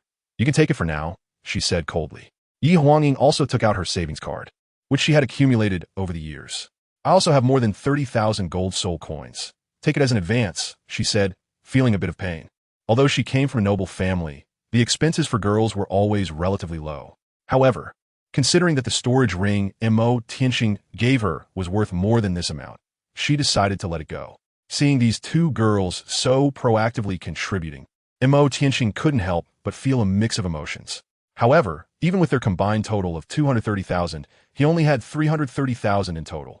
Still, 17,000 short of the 500,000 needed. This was just the starting bid. Once someone else entered the bidding, it would be troublesome. 510,000 gold soul coins. Just as Mo Tianqing thought about it, someone opened their mouth to compete for the price. Mo Tianqing's gaze immediately pierced through the glass, spotting a group of mysterious figures cloaked in black sitting in the corner. Each of them stood over 2 meters tall, their physiques extremely strong. Could they be from the Craftsmen's Alliance? Mo Tianqing frowned slightly. 520,000 soul coins. Mo Tianqing directly quoted a price here. Regardless of whether he had enough in hand or not, he had to secure it first, and could not let this thing fall into the hands of others. Not even for a moment. Big brother, someone is bidding. The man in the black robe frowned and turned to look at the old man in the black robe beside him. Raise the price. The old man with white hair had a deep voice, and even though he was old, he still spoke with vigor. His gaze was fixed on a black meteorite that stood more than half a meter high on the auction stage. When this star meteor iron first appeared, he had missed it, but fortunately, it had not been auctioned off, so he had almost emptied his savings to ensure he could buy this divine material back. In the hands of others, it would only be a piece of scrap iron, but in their hands, it could potentially be transformed into an existence of supreme divine weapon. Good. The man in the black robe responded to his brother's instructions and continued to raise the price. When the price exceeded 600,000 gold soul coins, even his brother frowned slightly and turned to look toward a certain box in the VIP room behind them. Who exactly was contesting with their Leaf family? If the other party was just collecting it, it would truly be a waste. Chapter 18. A mutual display of acting skills. Mo Tianxing was sitting in Ning Fengji's private room at that moment. He took out a jade butterfly and placed it on the table. The jade butterfly was exquisite, seemingly carved from jade. But Mo Tianxing had already indicated that this was another type of hidden weapon aside from the soul-guided cannon, with much less power, only capable of causing harm to soul masters of the Four-Ring Soul Sect and below. However, compared to the soul-guided cannon, its cost was much lower. Ning Fengji picked up the jade butterfly and noticed it was engraved with many patterns, capable of holding a significant amount of soul power. When it reached a certain threshold, there would be a peculiar sensation, as if it were a switch. Xue Qinghe was also surprised to see that the exquisite jade butterfly was a hidden weapon. Just as Ning Fengji placed the jade butterfly down, Ning Rongrong eagerly picked it up to play with and study it. The craftsmanship of this jade butterfly was indeed too exquisite, resembling a girl's hair ornament more than a hidden weapon. Although Mo Tianxing didn't say much, Ning Fengji, being a clever person, speculated that the mysterious senior behind Mo Tianxing, capable of creating such intricate, harmful hidden weapons, was likely a divine craftsman. Divine craftsmen undoubtedly desire various minerals, and a large piece of star-fallen divine iron would be extremely tempting. Thus, the scene before them unfolded, with Mo Tianxing personally visiting to seek cooperation. Ning Fengji was also very interested in these hidden weapons and naturally would not refuse, leading to friendly negotiations and a quick agreement on cooperation. A gentle smile appeared on Ning Fengji's face as he took out a gold card from his storage ring and handed it to Mo Tianxing. This was a deposit of 1 million. Mo Tianxing naturally would not decline and directly accepted it. At this moment, the price of the star-fallen divine iron in the auction hall had already been raised to 700,000 gold soul coins, and the bidding had become increasingly slow, creating a somewhat tense atmosphere. The Titan family of the Strength clan was starting to struggle. The price had reached their limit at 700,000 gold soul coins, and any further increase would make it difficult for their family to maintain daily operations. They were anxious inside, unsure of who exactly was competing with them, but they truly did not want to let the divine iron slip away right before their eyes. In the private room, Yi Huangying was even more anxious than they were. Although the bitter Shui Yuxuan was in a better state, she also felt a bit guilty. Mo Tianxing let them help with the quotation first, and then left the private room, not knowing when he would return. The problem is that they currently do not have enough assets. Once they bid on the items, when it comes time for the actual payment, even if Shui Yuxuan is the Imperial princess, she might not be able to handle it. The price was raised to 720,000 gold soul coins by Shui Yuxuan, and the Titan family's assets could no longer keep up. Titan furrowed his brows, stood up from his seat, and decided to take a gamble. I request verification of both parties' assets. Titan's voice was deep, resonating throughout the auction venue, as 2 yellow, 2 purple, and 4 black soul rings flickered around him. A total of 8 rings. 8 rings sold Douluo. This scene stunned everyone present, and even the auction host was momentarily speechless. Requesting asset verification is indeed a rule within the auction house. This is to prevent someone from maliciously raising the price, and then being unable to pay the corresponding bill, causing losses to the auction house and other competitors. In this competition, there are only 2 parties for this meteorite divine iron, the other being a VIP in the private room. Verifying both parties' assets? Isn't that slapping the noble's face? If an ordinary person made such a request, the auction would likely pretend to ignore it, or decisively support the nobles over ordinary people. But now, with the 8 soul rings displayed by the tall old man in the black robe, it showed that he was a soul Douluo powerhouse, not someone the auction could easily provoke. Things have become complicated. Upon hearing this news, the expressions of Shui Yuxuan and her companion in the private room instantly turned pale. This is bad. They simply cannot produce 720,000 gold soul coins right now. At this moment, the soul Douluo old man was showcasing his assets, totaling 750,000 gold soul coins, which could fully cover the bid of 720,000 gold soul coins. Next, they would come to the VIP private room to verify assets. Although the Tiando auction was also very reluctant to offend the noble big shots, they had no choice but to proceed under the pressure of the situation. At this time, Yi Huangying was as anxious as an ant on a hot pan, and Shui Yuxuan's face was also somewhat pale. Mo Tianxing has not been seen yet, and once the auction house manager comes to verify the assets, they will be gone. Just then, there is a soft knock on the door outside the private room. Dear esteemed clients, may I trouble you to open the door? Yi Huangying and Shui Yuxuan exchanged a glance, truly fearing that what they dreaded would come to pass. If we're going to die, we might as well die now. It doesn't matter if it's early or late. Yi Huangying steeled herself and went to open the door, while Shui Yuxuan quietly sat on the sofa, holding a cup of water and rubbing the bottom of the cup with her palm. As soon as Yi Huangying opened the private room door, she saw Mo Tianxing standing at the door with the auction manager in a suit, followed by several attendants. Seeing him made Yi Huangying furious. She directly pulled him in from outside the door and slammed the door shut with a bang, leaving the auction manager outside, looking bewildered. Where the hell have you been? Do you know how badly you've caused me and Qian to suffer?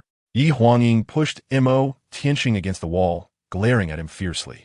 Shui Yuxuan looked up at him, her gaze remarkably calm. What happened? Mo Tianxing asked, looking confused. How can you even ask? It's all your mess. Yi Huangying was nearly in tears, inexplicably caught in the crossfire, while the culprit looked completely oblivious. Knock, knock. A crisp knock sounded from outside the door. Hello, I am a manager of the Tiando auction house. May I come in? What do we do now? Yi Huangying felt as if the voice outside was a death knell, making her scalp tingle. What do you mean, what to do? Mo Tianxing wore a mischievous smile. Shui Yuxuan gently placed the cup on the table, stood up, and walked directly to open the door. Seeing this scene, Yi Huangying directly gave up and squatted in a corner. It's over, it's over. This is going to be a huge embarrassment, and it might even get Qian into trouble. It's all that bastard Mo Tianxing's fault. Wu, they might have to stay here and work off their debts. Shui Yuxuan calmly opened the door, and the manager of the Tiando auction house was surprised to see that it was Princess Yuxuan of the Empire opening the door, with a black-robed youth who had just been pulled and standing behind her. Please come in. Shui Yuxuan, well-versed in etiquette, politely invited him in. The manager noticed the girl in green squatting in the corner, murmuring to herself, and looked a bit surprised. I believe you both know the reason for my visit. The manager felt a bit awkward, but continued with the formalities. Mo Tianxing directly took out the gold card worth 1 million gold soul coins from his spatial ring and handed it to the manager. The auction manager immediately noticed that this was a gold card from the Seven Treasures Glazed Tile School. After a brief inspection, he confirmed that it stored 1 million gold soul coins. He politely apologized for the disturbance and bowed deeply before stepping back obediently. Shui Yuxuan and Mo Tianxing exchanged a glance and smiled at each other. She was indeed a clever girl, not easily intimidated at all. While that little girl, Yi Huangying, was crying like a pear blossom in the rain. Chapter 19, 50,000 Year Soul Bone. First update, please subscribe at this moment. Mo Tianxing and Shui Yuxuan returned to their seats, and the auction continued. This undoubtedly indicated that the assets of the mysterious customer in the VIP room were beyond doubt.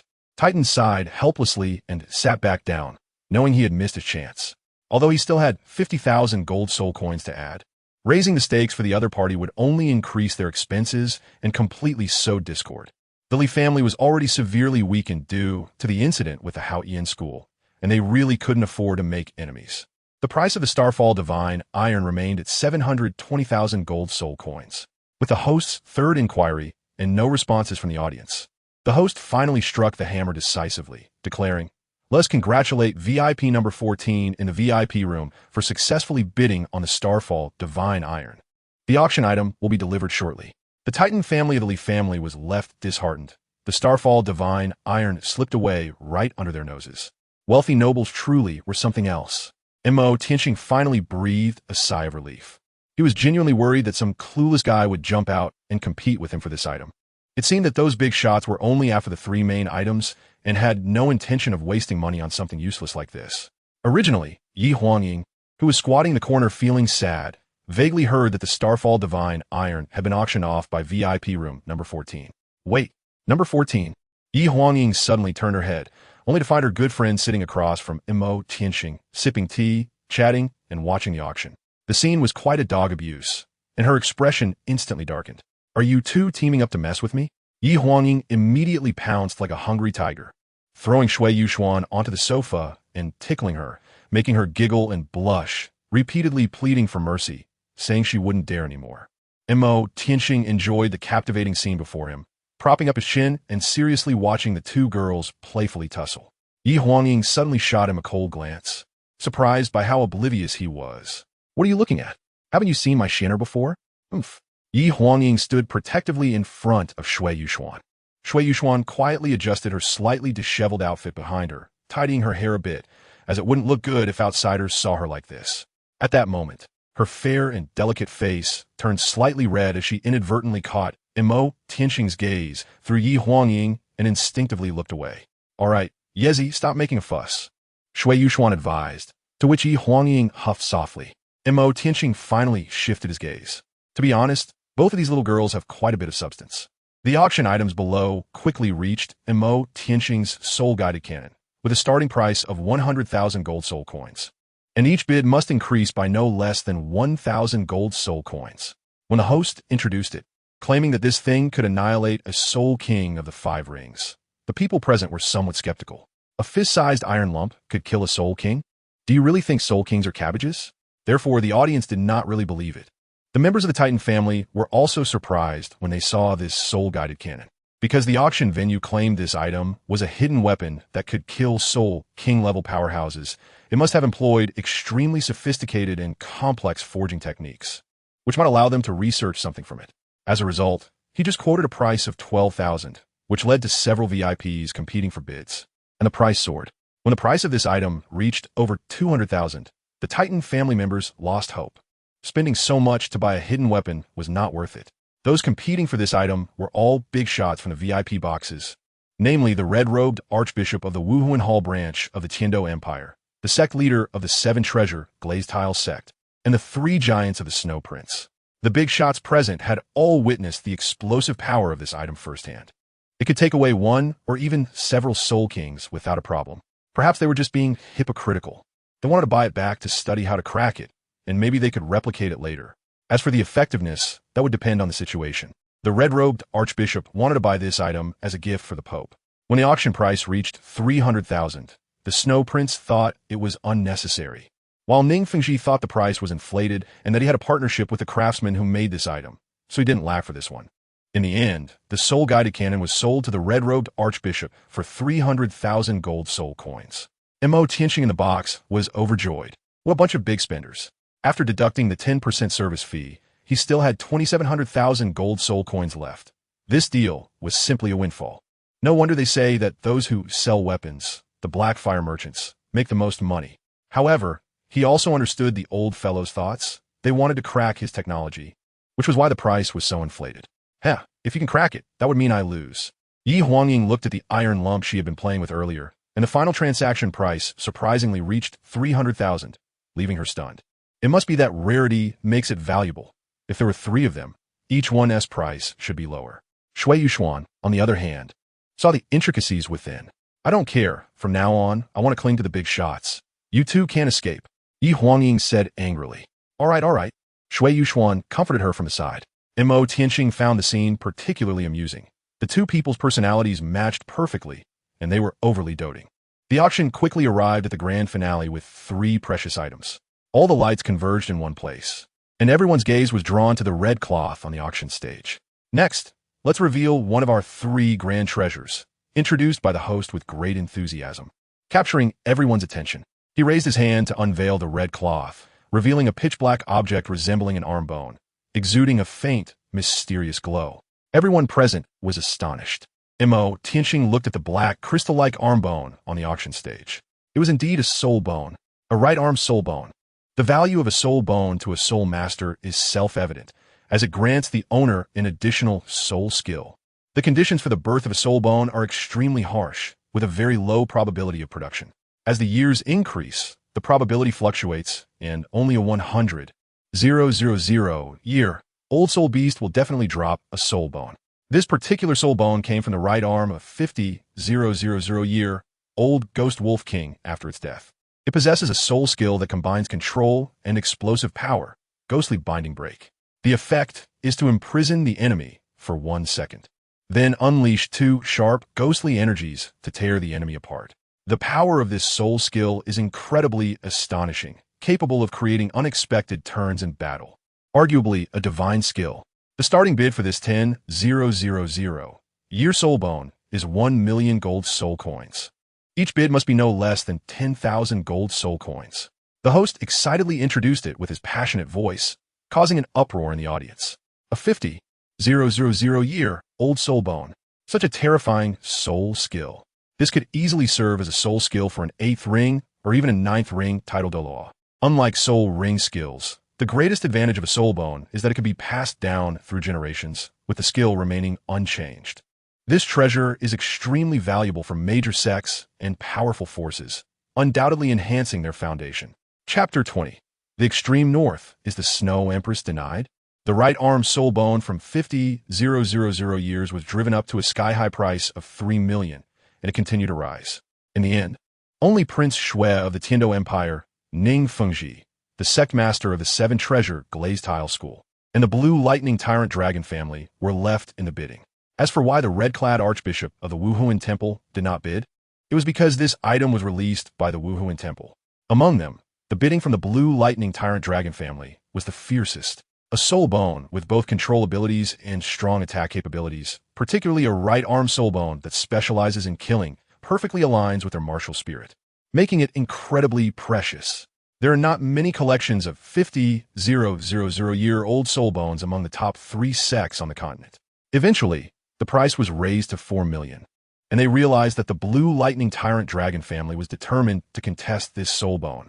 Continuing to bid like this would affect the distribution of resources for the subsequent auctions, prompting the Tiando royal family and the 7 treasure glazed tile school to withdraw. There were still 2 treasures left, and the blue lightning tyrant dragon family spending such a large amount here would leave them at a disadvantage in future competitions, equivalent to giving up the contest for the next 2 treasures. In the end, the blue lightning tyrant dragon family won the soul bone with a bid of 4 million. Shui Yushuan glanced at Mo Tianxing and found him calm throughout. Even when he encountered members of the blue lightning tyrant dragon family during the previous testing of the soul cannon, he remained unfazed. This composure was indeed admirable. Shui Qinghe and the 3 masters from the Royal Academy shared the same thoughts. The 3 old men were all trying to avoid any contact between Mo Tianxing and the blue lightning tyrant dragon family to prevent any clues from being discovered. Meanwhile, Ning Fengji watched the soul bone finally fall into the hands of the blue lightning tyrant dragon family. I remember you mentioned that young friend Mo's martial spirit is a black dragon, right? Ning Fengji said with a knowing smile. The young man, named Mo Tianxing, brought some very tempting hidden weapons, which were urgently needed by the 7 treasure glazed tile school for self-defense. Since they planned to cooperate with the other party, they needed to understand their background at the very least. Shui Qinghe was honest in front of his teacher. According to our investigation, his identity is likely from the blue lightning tyrant dragon family, and Mo should be his mother's surname. Of course, he only used likely and should to express uncertainty. This was normal. Martial spirits are inheritable. It would be strange if someone were to suddenly possess such a top-tier martial spirit without any background. Gu Rong interjected. Mutation of martial spirits is understandable, but if it's a cross-species mutation, like a cat or dog-type martial spirit, the probability of it turning into a dragon type is extremely low. As for something like a chicken turning into a phoenix, is that even possible? Ma Hongjun grumbled. Was there no information found about his contact with any divine craftsman? Ning Fengji inquired. Research into hidden weapons requires a significant amount of time to immerse oneself in a superb foundation. To produce these hidden weapons, one would likely need to be a divine craftsman, so they naturally wouldn't suspect Mo Tianxing. Shui Qinghe shook his head slightly. Other information is not complete, and the investigation is still ongoing. This left Ning Fengji in deep thought. There are only a handful of people on the continent who are revered as divine craftsmen, and they're all highly renowned individuals with considerable cultivation. After all, they forge all day. As for those who keep a low profile, could it be him? Ning Fengji thought of the man who single-handedly opposed the Wuhuan temple 6 years ago, the youngest title Douluo on the continent, Tang Hao. Is it possible that the mysterious powerhouse behind Mo Tianxing is Tang Hao? They might even have a master-disciple relationship. Of course, this was merely his speculation, representing a possibility. Tang Hao had long established a deadly feud with the Wuhuan temple and had remained silent for 6 years. No one would be willing to accept this. He would surely reemerge one day, stirring up a storm once again. Mo Tianxing is likely just a bait he threw out. Thinking of this, Ning Fengji's expression changed slightly. If Mo Tianxing knew their thoughts, he would probably award them the Best Imagination Prize. I'm definitely a time traveler, and I'm wearing it. Where does this family background come from? What big shots pawn or bait? Do you think I'm Tang San? Not reliable at all. The gaze returned to the auction venue. The second item up for auction in the venue is a white snow lotus with a strong medicinal fragrance. When Mo Tianqing saw this item, he was somewhat taken aback. As the host introduced it, he was completely stunned. This was a 10,000-year snow lotus collected from the extreme northern region, which had a tremendous effect on ice and snow-type martial souls. Enhancing soul power was secondary. The most important aspect was that it could elevate the essence of martial souls, causing a certain level of transformation in ice and snow-type martial souls. The people present were in an uproar, in stark contrast to the 1,000-year purple spirit mushroom earlier. Even the big shots from all sides were extremely envious. This item was the only recognized wonder that could change the essence of martial souls. Ning Fengji's thoughts immediately shifted away from Mo Tianqing and focused on the 10,000-year snow lotus on the stage. This item was precisely the goal of his trip. Although the Seven Treasures glazed tile pagoda was renowned as the #1 auxiliary martial soul in the world, it had a severe flaw. The martial soul only had 7 layers and could only add 7 soul rings. No matter how hard they struggled or practiced, they had no chance of cultivating their powers to the level of an 8-ring soul daw, let alone a title daw. Perhaps this was the trade-off of having great advantages. While their auxiliary abilities were extraordinarily powerful, they were cut short in terms of potential. He pinned his hopes on the transformative property of this 10,000-year snow lotus. Although the 7 Treasures glazed tile pagoda was not ice and snow type, he did not want to miss any possibility to see if it could help his daughter's martial soul break free from its original constraints. This 10,000-year snow lotus must be obtained by our 7 Treasures glazed tile sect. The outside world was in chaos, while Mo Tianqing's thoughts drifted far away. The extreme northern region. In the original Douluo world, there was no mention of this mysterious area, but he knew that many ice and snow-type soul beasts live there. The extreme northern region was home to 3 great kings, each over 100,000 years old: the Ice Emperor, the Snow Emperor, and the Titan Snow Demon King. If the Arctic ice fields truly existed, then the Ice and Snow Emperors certainly existed as well. Mo Tianqing's eyes sparkled with excitement, and his heart was filled with intense emotions. He truly liked the presence of the Snow Empress. The kind of cool yet warm-hearted goddess was simply irresistible. It seemed that once his cultivation improved a bit, he should perhaps go to the Arctic ice fields to meet her and exchange feelings. The cultivation level and aura of his soul beast provided him with a lot of operational space. The core area of the ice fields, which others could not approach, was as simple for him as the starry forest, completely equivalent to his own backyard. Hee. Mo Tianqing even began to look forward to the ice field journey. Yi Huangying watched as Mo Tianqing stared at a snow lotus flower with a foolish expression, wondering if this guy really had a fetish. Chapter 21. The Vast Sea and Sky Shield. First update, please bookmark. The competition for the 10,000-year snow lotus was extremely fierce. The blue electric Tyrannosaurus family, with prices exceeding 3 million, showed no signs of slowing down and voluntarily gave up on matching the price. The 7 Treasure glazed tile school and the Tiando Imperial family were in fierce competition, with prices directly breaking 4 million, then surpassing 5 million and continuing to rise steadily. In the end, the price reached an astonishing 6,480,000 gold soul coins, falling into the hands of Ning Fengji, the master of the 7 Treasure glazed tile school. Mo Tianqing was also a bit astonished at this scene. They really had a lot of money. Not long ago, the Ning sect master had given him a deposit of 1 million for hidden weapons, and now they were spending nearly 6.5 million, adding up to almost 7.5 million. Even the Tiando royal family had given up competing with them. Mo Tianqing couldn't believe this was all that the Ning sect master had. He finally understood what it meant to be as rich as a nation. The first highlight treasure was a soul bone that was 50,000 years old. The second was a 10,000-year-old snow lotus. Both of the first two were rare treasures of 10,000 years. So what could the final highlight treasure be among the three? Even Mo Tianqing was a bit curious. When the last auction item was brought to the auction stage, all the attendees focused their gazes on the red cloth, speculating about what the third highlight treasure could be. When the host unveiled the red cloth, a blue triangular prism crystal, only the size of a palm, was revealed, engraved with ancient blue runes, flowing with a deep blue aura and shining with a crystalline luster. Everyone present was amazed by its stunning appearance, shrouded in a mysterious glow. The final highlight auction item today was the ancient soul guide device, known as the Vast Sea Universe cover, which could be considered a super divine artifact. In fact, when Mo Tianqing saw that item, he was completely stunned.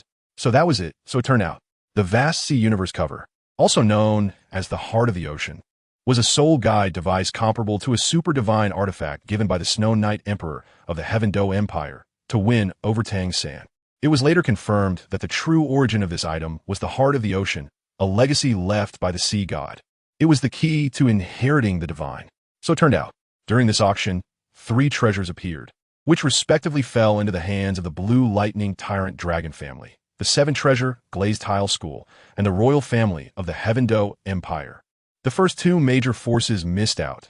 They had exhausted too much in the earlier bids, making them unable to compete for the subsequent treasures, allowing this most extraordinary item to fall into the hands of the royal family, which was later bestowed upon Tang San 15 years later.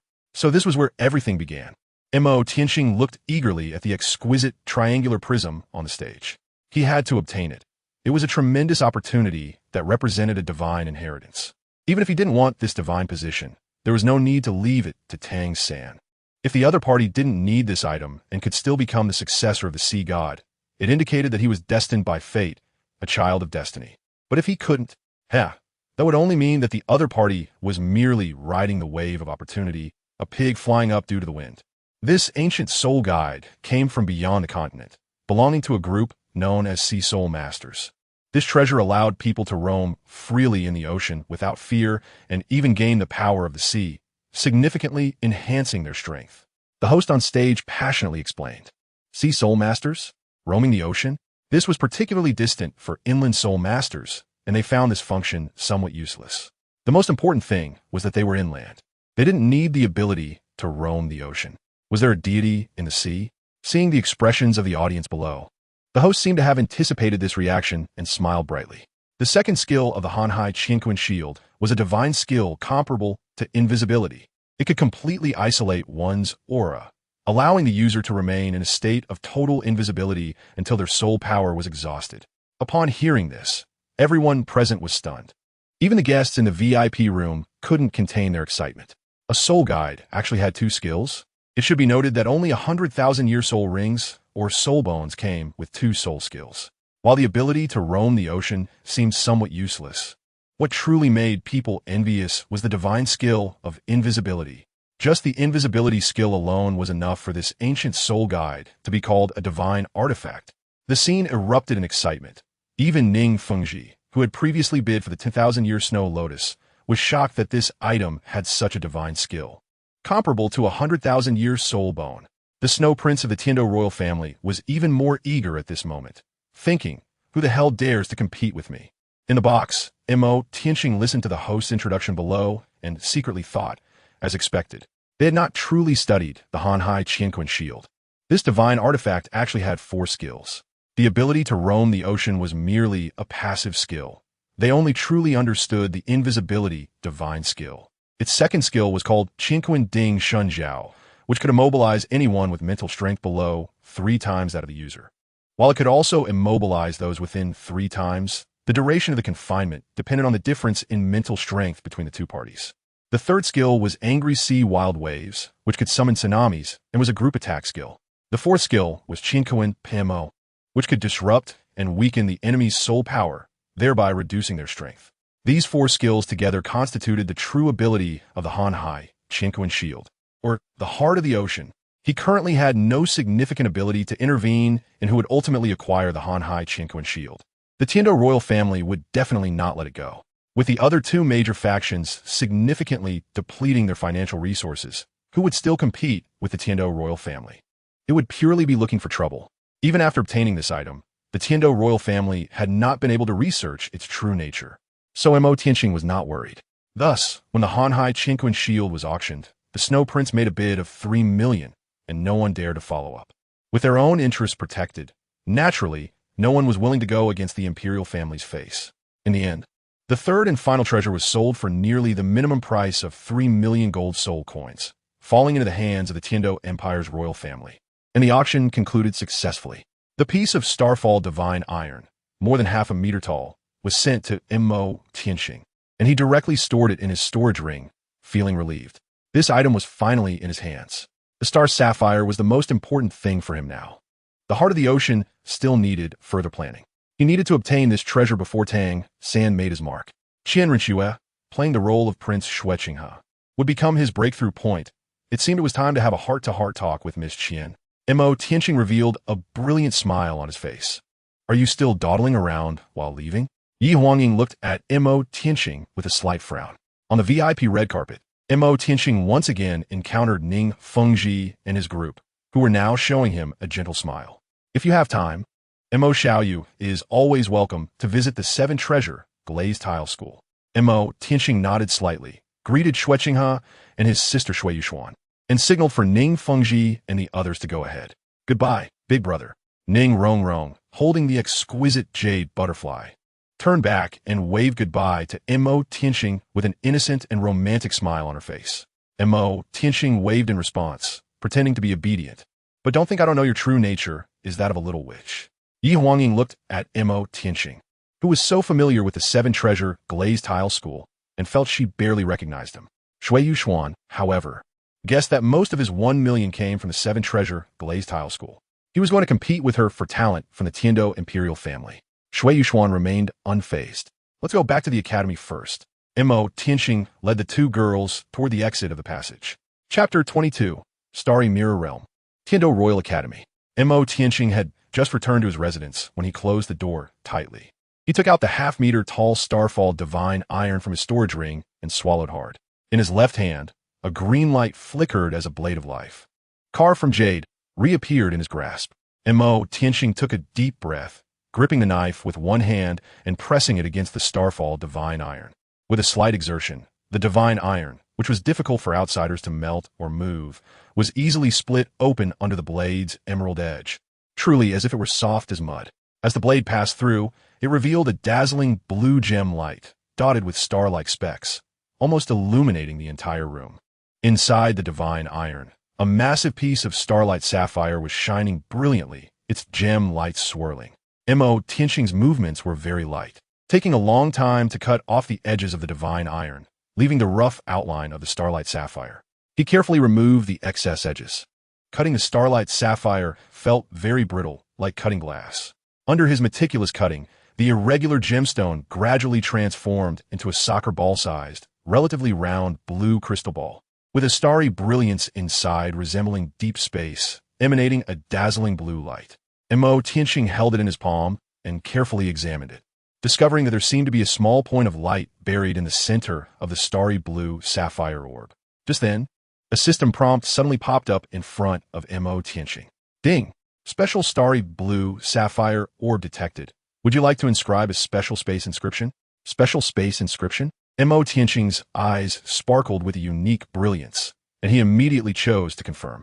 Suddenly, a large amount of system flow patterns appeared in his palm, and the starlight sapphire ball that was originally cradled in his hand slowly floated into the air. In all directions of the void, patterns resembling chains suddenly extended, connecting with the sapphire ball, which immediately emitted a rich blue divine light. Around the starlight sapphire, ancient golden runes floated in the void.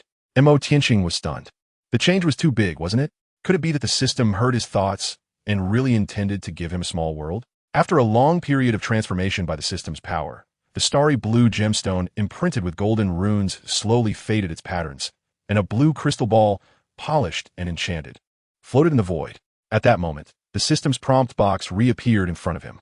Ding! Triggered a special opportunity, opening a small world. Reward, 20,000 years of cultivation. Mo Tianqing suddenly felt a surge of soul power within him, skyrocketing and breaking through the bottleneck of Soul King, directly stepping into the level of Soul Emperor. The soul ring shop flickered and pulsed. Cultivation level, 34,700 years. The sudden increase in cultivation level caught Mo Tianqing off guard. What truly shocked him was the system's earlier prompt to open a small world. Is this real? A wealth of information flooded into Mo Tianqing's mind, including the method to open this small world. As Mo Tianqing followed the system's instructions and raised his hand to touch the starry crystal ball, a powerful blue light suddenly radiated from it. A mysterious spatial force descended, pulling him into another world. When Mo Tianxing opened his eyes again and saw the scene before him, he was completely stunned. Before him was a crystal world as blue as a mirror, with a sky of pure blue above, adorned with a brilliant starry sky. In the center of the sky hung a sun, emitting daylight and warmth, illuminating this world. Mo Tianxing stood on the crystal-like ground, and his eyes were filled with his own territory. He could clearly feel every detail of this world, which had a total area of 368,800 square meters. Ding! Please name the small world host. Mo Tianxing looked at the system interface that popped up in front of him, feeling a bit dazed. Bestowing a true name upon the world was akin to creation itself. He raised his head to gaze at the brilliant starry sky, standing on the mirror-like world beneath his feet. Let's call it Starry Mirror Realm, Mo Tianxing said. As soon as he spoke, the system immediately responded. Ding! The world has been named, Starry Mirror Realm, engraving successful. Mo Tianxing looked at this small world, with a glowing star similar to the sun hanging above him. The fact that he could breathe here indicated that living creatures could survive in this place. Perhaps it could be used to grow spiritual herbs and heavenly treasures. Ding! The farming system has been unlocked for the host. Would you like to spread the spiritual soil? Mo Tianxing was stunned when he saw this system prompt. This system was simply extraordinary. He immediately chose to confirm. The moment his decision was made, the mirror-like surface beneath his feet was quickly covered by soil, spreading to every corner of the world in an instant. Mo Tianxing was extremely excited. He immediately began to study the rules and their applications in this small world. After meticulous experimentation and research, he discovered many mysteries within it. With the power of the rules, he laid out lakes and rivers on the land, forming an internal water cycle. Then he started to work on his own dwelling in this world. Since he planned to be a herbal farmer, he needed to create a suitable place to settle down, right? Mo Tianxing spent the entire day tinkering with various things in the small world, his energy boundless. During this time, he would occasionally return to the real world to sort out the scraps he had carved off from the Starlight Sapphire. These scraps were precious enough to be used to create large storage soul guide devices, while the Starfall Divine Iron could provide the core metal for the soul guides, used to engrave the core array patterns. The Starry Mirror Realm created by the system could be suspended in the ethereal system interface, accessible only to him. Somewhat similar to the cave realms opened within the bodies of cultivators in the immortal novels he read in his past life. Truly marvelous. Both worlds had a time flow that was consistent with or very close to the outside world. Mo Tianxing had been busy in the small world for most of the day. After returning to the real world to fill his stomach, he used his breath-simulating soul technique to purchase a large batch of building materials, some seeds for flowers and plants, as well as some daily necessities, all of which he stored in his storage ring. He then quietly returned to his residence and laid out all the building materials. In front of the piled-up materials, Mo Tianxing personally got to work, quickly stacking and constructing each brick and tile, feeling no trouble at all. Instead, he felt a sense of achievement rising within him. He spent an entire day building a small dwelling that could provide shade and coolness, arranging various daily items to create a warm little nest before he began to decorate the barren world outside. He planted the flower and plant seeds he had purchased and used his blade of life as the source of life, placing it by the lakeside, causing the entire water source to contain life energy, rapidly nurturing those flowers and plants. Eventually, when Mo Tianxing finished his work, he looked at the small world taking shape before him. A brick house standing by the lakeside, surrounded by blue-silver grass about an inch tall, emitting a soft blue light, and he wore a radiant smile on his face. This is my world. Chapter 23. My good grandson, first update. Please collect. After a few days of transformation, the small world had some peach trees planted and a piece of spiritual field cleared, ready to grow spiritual herbs. Mo Tianxing sat cross-legged in the house within the small world, surrounded by 5 enormous black 10,000-year soul rings, each with a limit of 34,700 years, emitting a rich dark glow. Behind him appeared a massive, fierce black dragon, with strong black-scaled claws growing from its chest, and a pair of dragon eyes radiating dazzling golden light, exuding a terrifying dark energy that distorted the void. This was his martial soul, the golden-eyed black dragon. In his own small world, he naturally had no need to hide. At this moment, he was selecting the 6th soul ring in the system shop. There were a total of 36 different 10,000-year soul rings available for selection. After a period of research and contemplation, Mo Tianxing finally determined his 6th spirit ring. At the moment he confirmed the spirit ring, A surge of dark energy erupted within his body, enveloping the area above his head like mist, quickly gathering and solidifying. Soon after, that layer of black mist had completely coalesced into a spirit ring, positioned as Mo Tianxing's sixth spirit ring. At the moment the spirit ring took shape, Mo Tianxing suddenly opened his eyes, his golden irises embodying the laws of the world's order, piercing through the void. He was surrounded by 6 black spirit rings, resembling huge black jade rings, flashing with dark light alternately. Mo Tianxing slowly raised his right hand, and both the 3rd and 6th soul rings lit up simultaneously. Black, hard dragon scales grew on his arm, transforming into a massive black dragon claw. At this moment, dark energy was seeping through the void. This was his 3rd soul skill, Dragon King's Claw. He gathered dark energy rapidly in the palm of his Dragon King's Claw. After a period of accumulation, a dark black energy sphere slowly formed, emanating a terrifying aura of destruction. The airflow created by this formation blew Mo Tianxing's hair, and the dark light reflected his figure, resembling a deity descending to the mortal realm. This was his 6th soul skill, Annihilation Black Radiant Sphere. This was an extremely terrifying soul skill, formed by compressing dark energy through multiple spatial distortions, ultimately resulting in an energy sphere. Once this thing detonated, its power was extraordinarily horrifying. Not to mention a 6-ring soul emperor, even a 7-ring soul sage, even when unleashing their martial soul true form, would be severely injured or close to death. The most terrifying aspect was the spatial attribute of dark energy. The energy, after being folded and distorted, would rebound rapidly at the moment of release.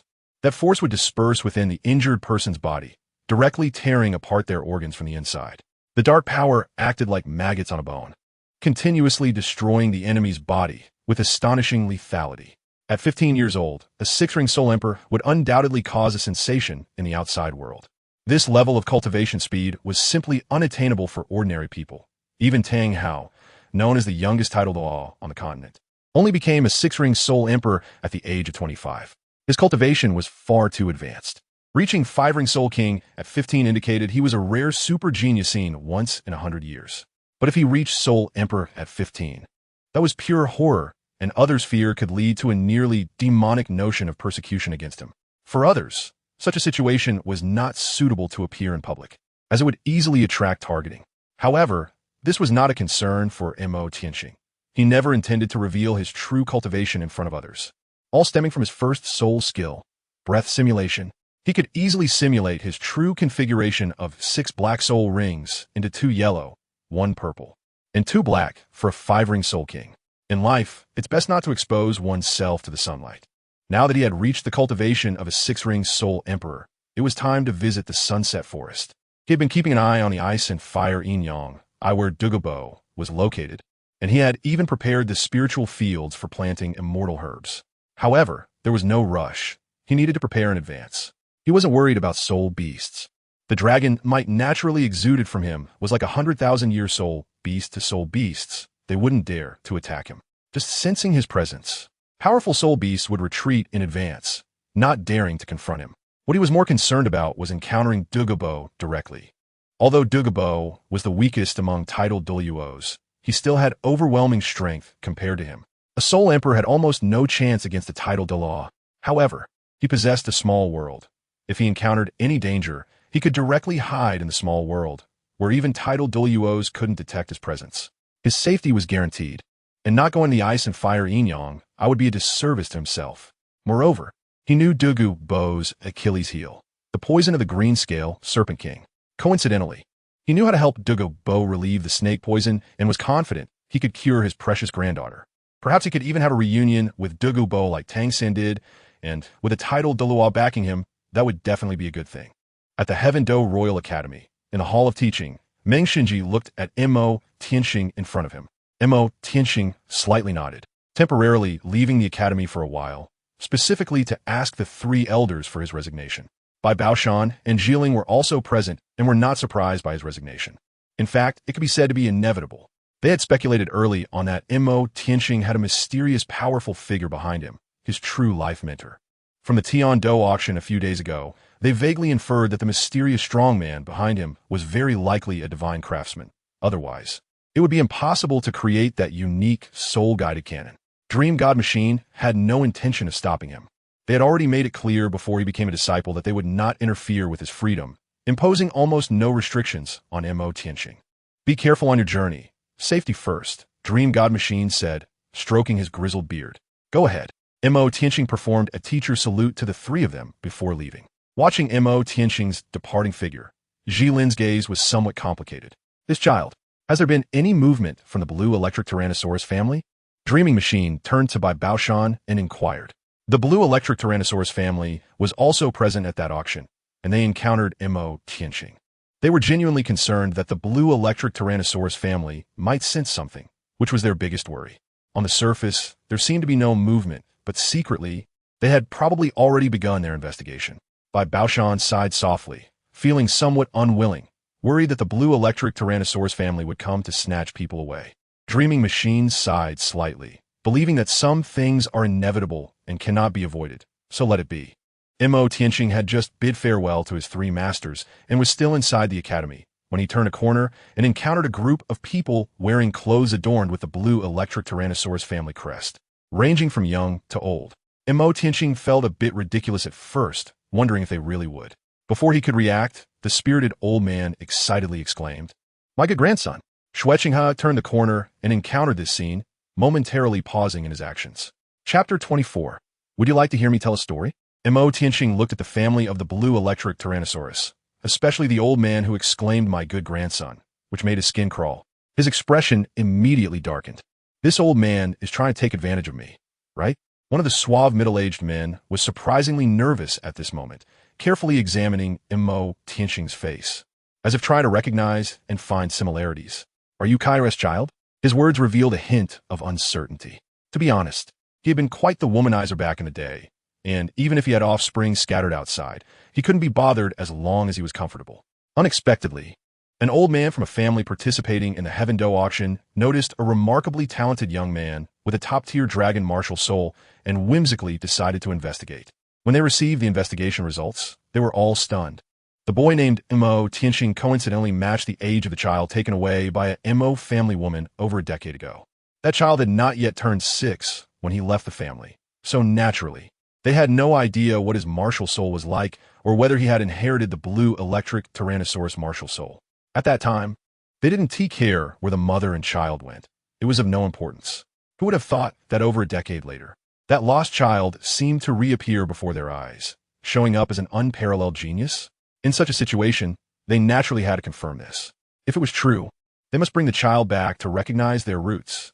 The bloodline of the blue electric Tyrannosaurus family must not be allowed to be lost outside. Of course, this excluded the useless ones. Mo Tianqing looked at the group of people in front of him with some disgust, his brows slightly furrowed. I don't know what you were talking about, but please make way. Mo Tianqing spoke in a very indifferent tone, showing no interest in them at all. When someone of high status from the blue electric Tyrannosaurus family arrived at the academy, it naturally attracted the attention of a large number of students who gathered around, curious for gossip. Fourth Grandpa, a youthful voice rang out from the crowd. Mo Tianqing's gaze turned towards the source of the sound, and he discovered a boy around 8 or 9 years old, with an exceptionally delicate appearance that overlapped with his memories of Yu Tianheng. At this moment, the boy was looking at the white-haired elder of the blue electric Tyrannosaurus family with a puzzled expression. Tianheng, come here. He is your cousin who has been lost for many years. The white-haired elder beckoned the boy over, and he was indeed Yu Tianheng. Yu Tianheng looked at the tall, aloof young man in black. He was training at the Tiando Royal Academy, and naturally knew about the famous Mo Tianqing, who possessed a top-tier black dragon martial soul, was a disciple of 3 instructors and a young 5-ring soul king. He was almost like a dazzling star within the academy, the object of envy and admiration for everyone. He never expected that this person would actually be his cousin. This news left him momentarily at a loss, standing there in a daze. Mo Tianqing felt disgusted when he heard someone directly trying to establish a connection with him without any confirmation. Is this how the blue electric Tyrannosaurus family behaves? Gu Yushinheng called out in a weak voice, but Mo Tianqing couldn't hear clearly and had already turned to leave. He really didn't want to deal with this group of lunatics. Just as he turned the corner, he unexpectedly ran into Xue Qinghe, Qian Renxue. He hadn't sought out this girl, but she had come looking for him instead. Mo Xiong, do you have a moment now? Xue Qinghe asked with a gentle smile on her face. Mo Tianqing glanced at the sticky blue electric Tyrannosaurus family members chasing after him, clearly feeling quite disgusted. He immediately pulled the other party and disappeared into the sky. When the blue electric Tyrannosaurus family members caught up, they only saw Mo Tianxing's figure leaping away on the building. The old man with the white beard couldn't help but sigh, his expression a bit complicated. That kid really holds a grudge against our blue electric Tyrannosaurus family. I wonder if Qian is still around. The middle-aged man was somewhat frivolous. He just wanted to resolve this matter quickly. As for the mother and child stranded outside, they should be brought back without all this roundabout trouble. Yu Qianheng was also present, and that sentence kept echoing in his mind. Mo Tianxing turned out to be his cousin, and he was the cousin of that unparalleled genius. At the same time, Mo Tianxing was flying out of the Imperial capital with Xue Qinghe, Qian Renxue. Although it was called flying, it was actually just jumping on the rooftops. Qian Renxue, being pulled along by Mo Tianxing, looked at his resolute profile and felt a stir in her heart. Speaking of which, they were both abandoned children. Qian Renxue's gaze became somewhat dazed. Mo Tianxing brought him to a mountain near the Imperial capital, where he could clearly overlook the entire view of the city. Your Highness, is there something you need from me? Mo Tianxing's brow was slightly furrowed, his expression grave and somewhat indifferent. Qian Renxue felt a sigh in her heart. If she were in such a situation, she would probably feel an immense struggle, anxiety, and pain within. When the family was needed the most, where were they? They only appeared when he could stand on his own, which was truly infuriating. Are you all right? Qian Renxue asked cautiously. She didn't know if her arrival was timely or ill-timed. Mo Tianxing's experiences are very similar to hers. Both are abandoned children. Both are exceptionally gifted prodigies. Their cultivation levels are close, and even their martial souls are opposing forces of light and darkness. Mo Tianxing seemed to be a mirror of hers, her other side. She saw her own shadow and inner struggles reflected in him. Perhaps this was the push of fate. They were really too similar. They would either become close confidants who talked about everything or opposing enemies. Mo Tianxing nodded slightly. The two walked along the mountain path to relax. Qian Renxue occasionally turned back, paying attention to every subtle movement of Mo Tianxing. She understood his intentions and could tell what he was thinking. They walked silently through the woods, and Mo Tianxing, not being foolish, keenly sensed that the other seemed to have misunderstood something and had developed a sense of compassion. Mainly, they resembled each other too much, which easily created a feeling of being kindred spirits. Unknowingly, they had already reached the top of the low mountain cliff. Mo Tianxing found a relatively flat, large rock, tidied it up a bit, and sat down, gazing at the bustling Imperial capital below. At that moment, Qian Renxue also sat down next to him, their bodies close together. Are you lost in thought? Qian Renxue asked, looking at his profile. She felt a bit moved inside and thought she should lend him a hand. Mo Tianxing didn't speak and looked a bit lonely. Are you willing to listen to my story? Qian Renxue also gazed into the distance, a faint serene smile on her face. Mo Tianxing turned to look at her, clearly sensing a special emotion emanating from her. He nodded slightly. Chapter 25, Qian Renxue's heart-to-heart talk. First update, please save. There was no love between her parents, only hate. From the moment she was born, her mother had an immense dislike for her, always wearing a cold expression and never smiling at her. Qian Renxue pretended this was someone else's story. But when she touched upon the sealed memories, her heart, which she believed to be as hard as iron, still wavered. What is maternal love? The book says it is the most selfless love in the world. For her, it was something she had never touched or possessed. Mo Tianxing quietly listened beside her, knowing a bit about Qian Renxue's past. The little girl she spoke of was actually a reflection of her own experiences. That little girl didn't understand why her mother hated her so much. She thought it was because she wasn't good enough, that she wasn't doing things right, which led to her mother's indifference and lack of affection. Therefore, she put in a lot of effort into everything she did, being very careful in her words and actions. She wanted to prove to her mother that she was capable and valuable. She sought her mother's attention, even if just a little bit. At this point, Qian Renxue's gaze became somewhat distant, her pupils reflecting scenes from her past. She was still young then, unable to find a way to prove herself. So she practiced swordsmanship with her grandfather every day, working harder than anyone else and learning faster than anyone else. Her father would praise her, but her mother had never come to see her or smiled at her. At that time, she felt that these things were internal. Her mother couldn't see them. She thought that perhaps she could attract her mother's attention when she turned 6 and awakened her martial soul. From that moment on, she longed to grow up, hoping to win her mother's favor. Unfortunately, when she was 5, her father was severely injured and fell ill. She prayed every day in front of the statue, hoping her father would recover soon. Sadly, her father never healed and eventually passed away. The family business was entirely left to her mother. From then on, she could only rely on her grandfather. When she turned 6 and awakened her martial soul, which had high talent, her grandfather was overjoyed to tears. She wanted to prove herself to her mother, but only made her mother more resentful because she inherited her father's martial soul. Qian Renxue spoke these words calmly, as if she had long seen through it all. What happened next? Mo Tianxing, who had been listening attentively, softly asked, turning to look into Qian Renxue's eyes, which seemed to hold an endless starry sky, deep and dark. After that, Qian Renxue gently closed her eyes. After her mother sent her away, she never returned home. Are you mocking me? A slight expression appeared on Mo Tianxing's face, hard to tell if it was a smile or indifference. No, it's just that the rest is indeed hard to continue. Qian Renxue smiled lightly, pretending that it was all just a story. Mo Tianxing could not possibly know the truth. Perhaps he would only think of it as a comfort. A fabricated story. What she did not know was that Mo Tianxing knew everything. He was just pretending to be oblivious. You think he is on the first layer? But in fact, he is in the atmosphere flipping through the script. Did that little girl have friends later? If she had a friend, perhaps the pain in her heart would lighten a bit. Mo Tianxing said softly. Qian Renxue was stunned. That's just a story, but I took it seriously. Mo Tianxing looked in her eyes, a faint smile on his face, while Qian Renxue's expression froze slightly, unable to speak. If I could meet her, perhaps I could make her childhood a bit happier, rewrite this story. Some people are healed by their childhood for a lifetime. Some, however, spend their whole lives healing their childhood, Mo Tianxing said calmly. Qian Renxue was dumbfounded, momentarily speechless. Tell me, if someone encouraged her, supported her, and understood her when the girl was still young, would she have hope for her life? Mo Tianxing tilted his head to look into her eyes. In fact, that little girl was not wrong. The world was. But to say this world is bad is not entirely correct, because at least it is peaceful and has not erupted into war.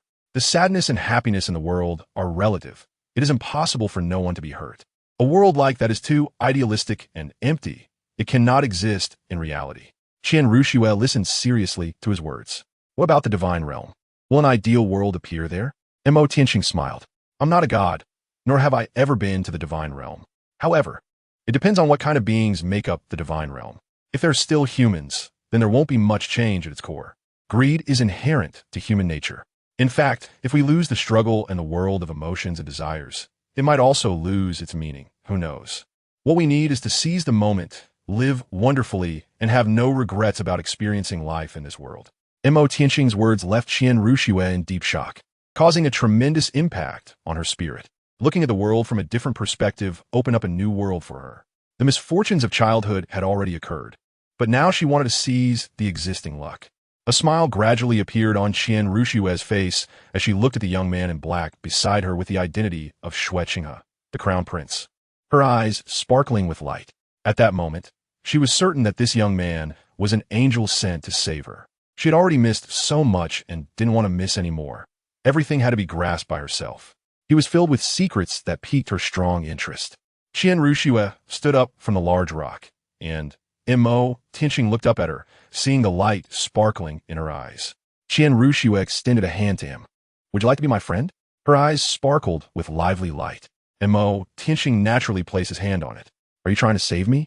Mo Tianxing looked at her snowy appearance and vaguely saw the outline of Qian Renxue. I see you can walk out by yourself. No need for anyone to save you, Qian Renxue said with a light smile. The two had grown tired of the view at the mountaintop and were preparing to head down. What are you going to the sunset forest for? Planning to dig for treasures? After all, it's tough at home. Unlike you, Your Highness. Where would there be treasures in the forest? Moreover, it's very dangerous. Will any elders accompany you? Just avoid the soul beasts. I have a master, very powerful. Is he a divine craftsman? Qian Renxue asked cautiously, suspecting that the other's hidden weapons came from the hands of a divine craftsman. Mo Tianxing ignored her, feeling that saying anything would be too deliberate. Your master wouldn't be the reclusive Hao Douluo, would he? Qian Renxue fixed her gaze on his expression, paying attention to every detail. Hao Douluo was her father's murderer and also a divine craftsman. If Mo Tianxing's mentor was him, she would truly feel a sense of dread. Everything would be in vain, and the other party would stand against her. Mo Tianxing naturally guessed her thoughts and shook his head lightly, which made Qian Renxue finally breathe a sigh of relief. My teacher is an unparalleled beauty. Upon hearing this, Qian Renxue couldn't help but chuckle. Hey, what exactly is the treasure you're talking about? I won't tell you, it's my secret. Chapter 26. The Eye of Ice and Fire, revised. In the Imperial Palace of the Tiando Empire, in the prince's bedroom, Qian Renxue was sitting in front of the dressing table, lost in thought, recalling what Mo Tianxing had said to her, and it took her a long time to react. Looking at her own handsome, young face in the mirror, a golden halo radiated from her forehead, and her entire figure underwent a dramatic transformation, revealing a delicate pink face, as white as jade. Her originally neat short hair had now transformed into long golden hair flowing down. In the mirror, her golden hair cascaded down, revealing an unparalleled beauty. This was her true appearance. The earlier image of Xue Qinghe was merely a disguise created using the spirit skill of her head spirit bone, one that even a titled Douluo could not see through. She carefully examined her face, her pupils reflecting Mo Tianxing's figure. The sunset forest? Qian Renxue murmured, her eyes flashing with a strange light. She then got up and turned to the bathroom, where warm waves surged, obscuring the environment. After a long while, she walked out of the bathroom, dressed in a long-lost white dress, her figure exquisite. She looked at herself in the mirror, making a smiling expression. The reflection showed her beaming like a flower, though her lip color was a bit pale. She sat down at the dressing table, found a light-colored lipstick in a drawer, and gently applied it. Looking at her reflection, she felt somewhat unfamiliar, but she appeared more vibrant and full of life. This time, I want to live for myself. Meanwhile, Mo Tianxing used the skill of simulating breath to easily evade those tracking him. He slightly altered his appearance, donning a loose black cloak to cover his face, and approached the outskirts of the sunset forest in a serpentine manner. He didn't want the fact that he was collecting the ice and fire yin-yang eyes precious medicinal herbs to be widely known, but he told only Qian Renxue. In fact, this was an opportunity left for her, a chance. If she came alone, Mo Tianxing wouldn't mind taking her around the sunset forest, scavenging for treasures from Dugu Bo, and gifting her a divine herb, nurturing their feelings in the forest. However, if she came with people from a spirit hall to investigate his background, then sorry, he wouldn't reveal his true self to meet them at all. He would simply pick the divine herb and leave. Returning to the Soul Beast Forest, Mo Tianxing felt quite comfortable and in a particularly good mood. Sometimes, after staying too long in the human world, returning to nature felt very tranquil. Mo Tianxing only remembers that the Eye of Ice and Fire is located in a valley shrouded in toxic mist all day long. But he is not very clear about the specific direction, mainly because the sunset forest is indeed quite large. He vaguely remembers a soul beast that resembles a scorpion, seemingly called something like Pink Lady, which allows scorpions to thrive, enveloped in mist all day long, and has not been discovered by outsiders. That should be in the southern region where the humidity is relatively high, and it should be located in a high-risk area of the sunset forest. Mo Tianxing walked directly into the depths of the sunset forest. As the high-level soul beasts slightly sensed the aura he emitted, they retreated in advance. He was somewhat speechless, having caught a saber-toothed tiger with a 10,000-year cultivation that could understand human speech. Its body was about 4 meters long, with smooth fur and a mouth full of fangs. And at that moment, it was being pressed down by Mo Tianxing, lying on the ground and not daring to move. You understand that I'm looking for a valley surrounded by poisonous mist and enveloped by mountains, right? Mo Tianxing said. The saber-toothed tiger nodded slightly, seemingly aware of such a place. That's good to know. Mo Tianxing clapped his hands and mounted the saber-toothed tiger. Let's go, lead the way. The saber-toothed tiger quickly disappeared into the depths of the forest, heading south at a rapid pace. Having already developed intelligence, it inferred from the dragon's might emanating from Mo Tianxing that this person was very likely a powerful figure who had recultivated after being a 10,000-year soul beast. So it naturally obeyed him. It must be said that the sunset forest was indeed vast, even with the saber-toothed tiger as his mount. Mo Tianxing spent about a day reaching the mysterious valley shrouded in poisonous mist. Mo Tianxing looked at the valley shrouded in green poisonous mist in front of him, jumped down from the saber-toothed tiger, which silently crouched in place. This should be the spot. Mo Tianxing turned around and found that the saber-toothed tiger had not left, truly displaying a strong desire to survive. Are you waiting for me to come back? Mo Tianxing asked. The saber-toothed tiger looked at him and nodded slightly, extremely docile. It would be foolish for a tiger not to hug the thigh of a big shot. Mo Tianxing was somewhat amused and helpless. So understanding. He immediately raised his hand to touch the king character on its forehead, urging the blade of life to leave a trace of life energy within it. Wait for me to come back. After Mo Tianxing finished speaking, he turned and walked towards the valley shrouded in green poisonous mist.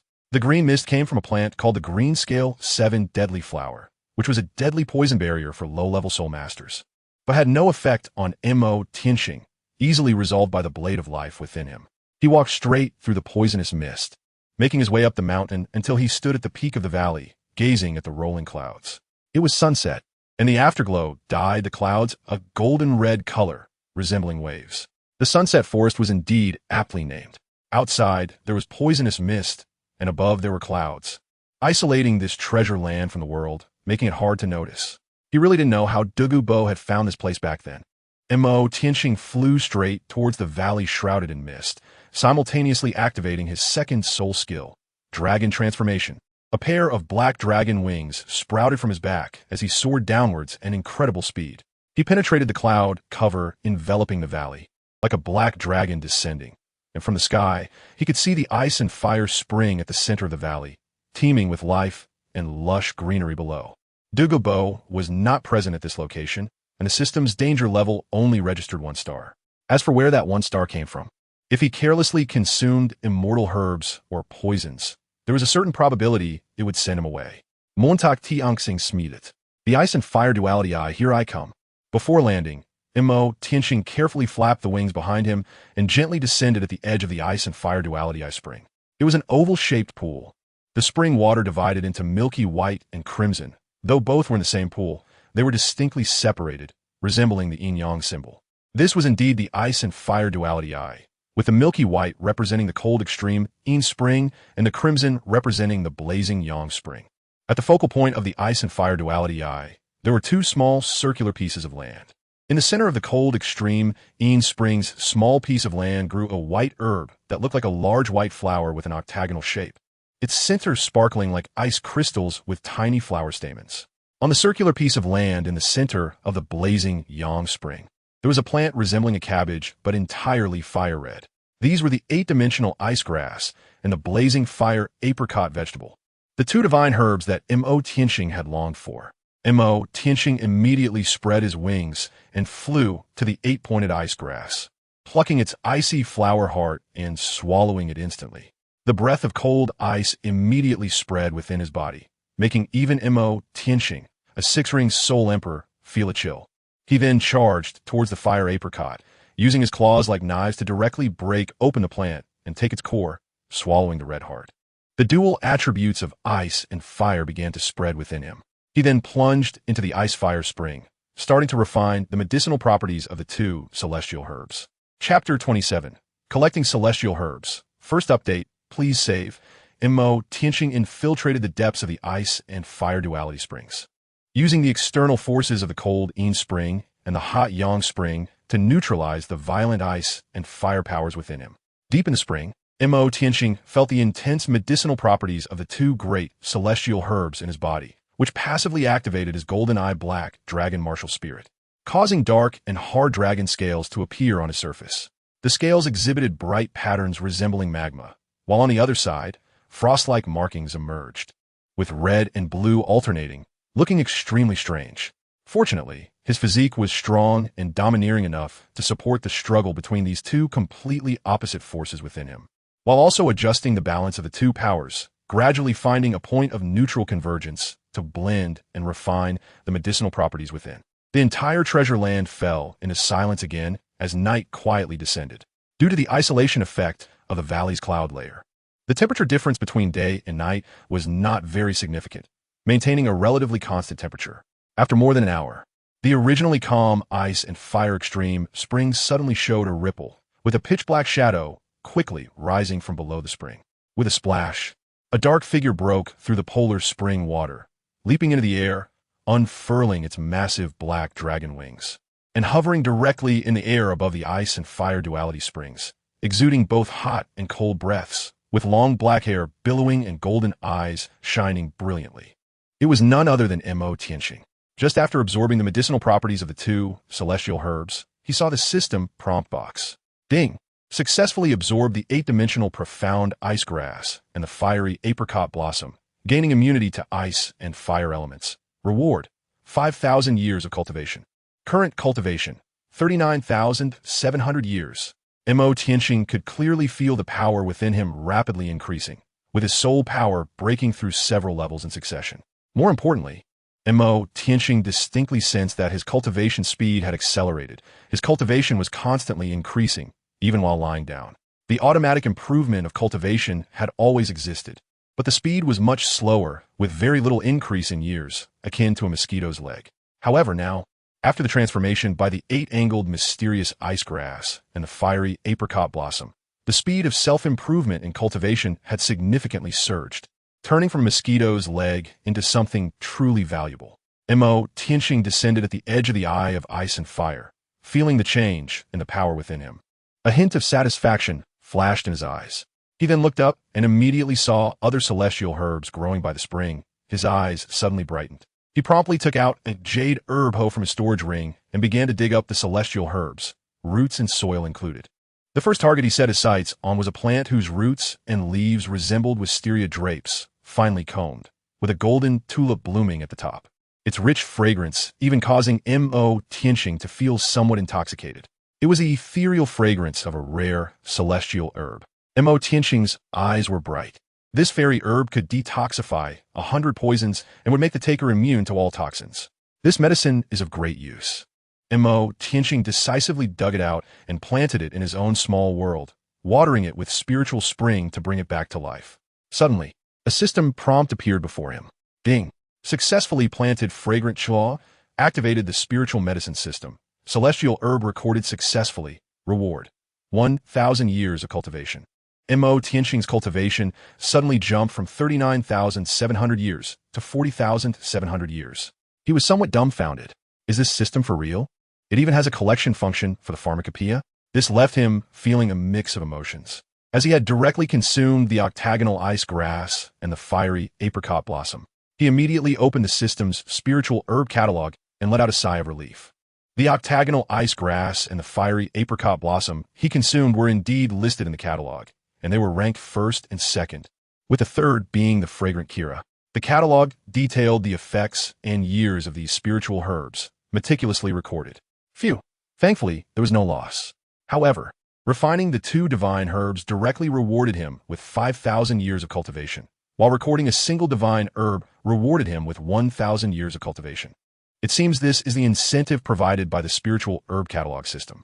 Mo Tianxing couldn't be happier to use this to enhance his cultivation. He immediately shifted his target and continued to harvest other divine herbs.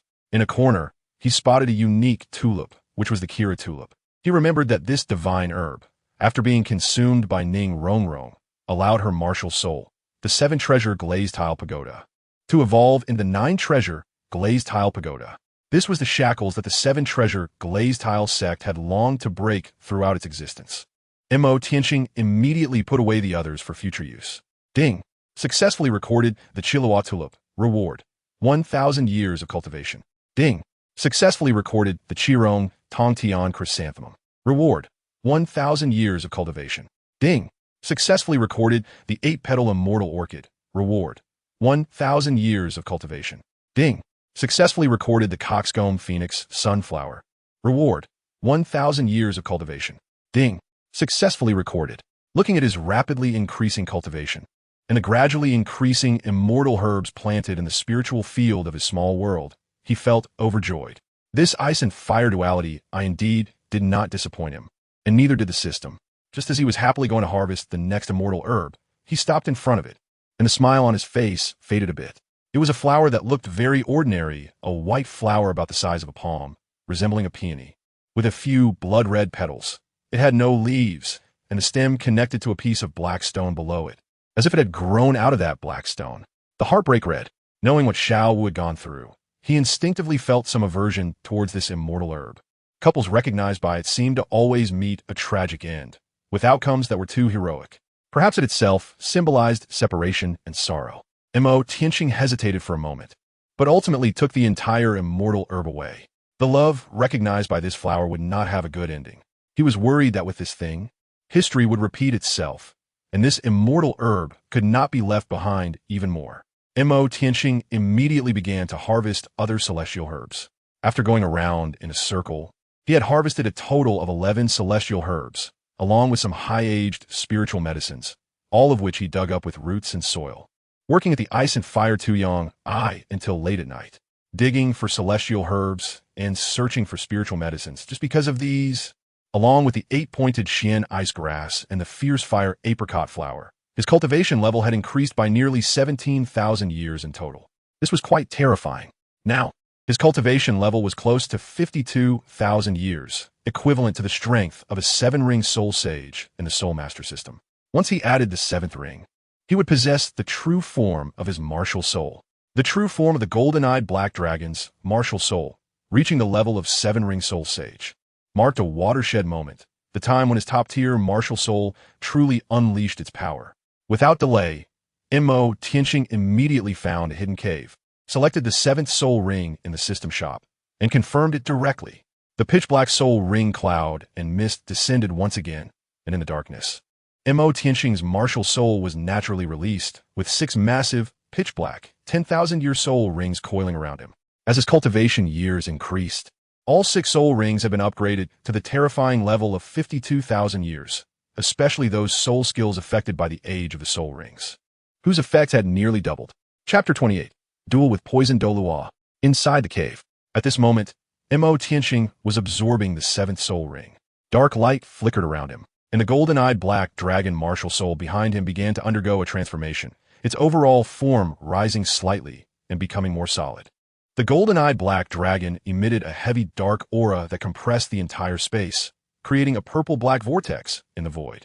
Its golden eyes resembled the sun, flowing with golden light. The 7th soul ring slowly took shape, and when it was fully formed, the golden-eyed black dragon also completed its transformation. Mo Tianxing suddenly opened his eyes, his golden pupils shining with divine light. Combined with the momentum of the martial soul behind him, the overwhelming dragon might spread across the sky, forming a perfect unity. The surging power of the black dragon was washing through his meridians, limbs, and bones. Ding! Your martial soul has successfully transformed from golden-eyed black dragon to golden-eyed black dragon king. You have transitioned from golden-eyed black dragon to golden-eyed black dragon king, completing the leap from top-tier martial soul to divine-level martial soul. Mo Tianxing felt the ultimate domineering power within him, as if he were the golden-eyed black dragon king, looking down upon the world, exuding an innate majesty without anger.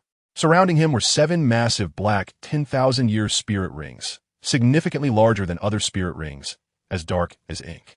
The 7-ring spirit saint is a major watershed for spirit masters, representing the true embodiment of their martial soul.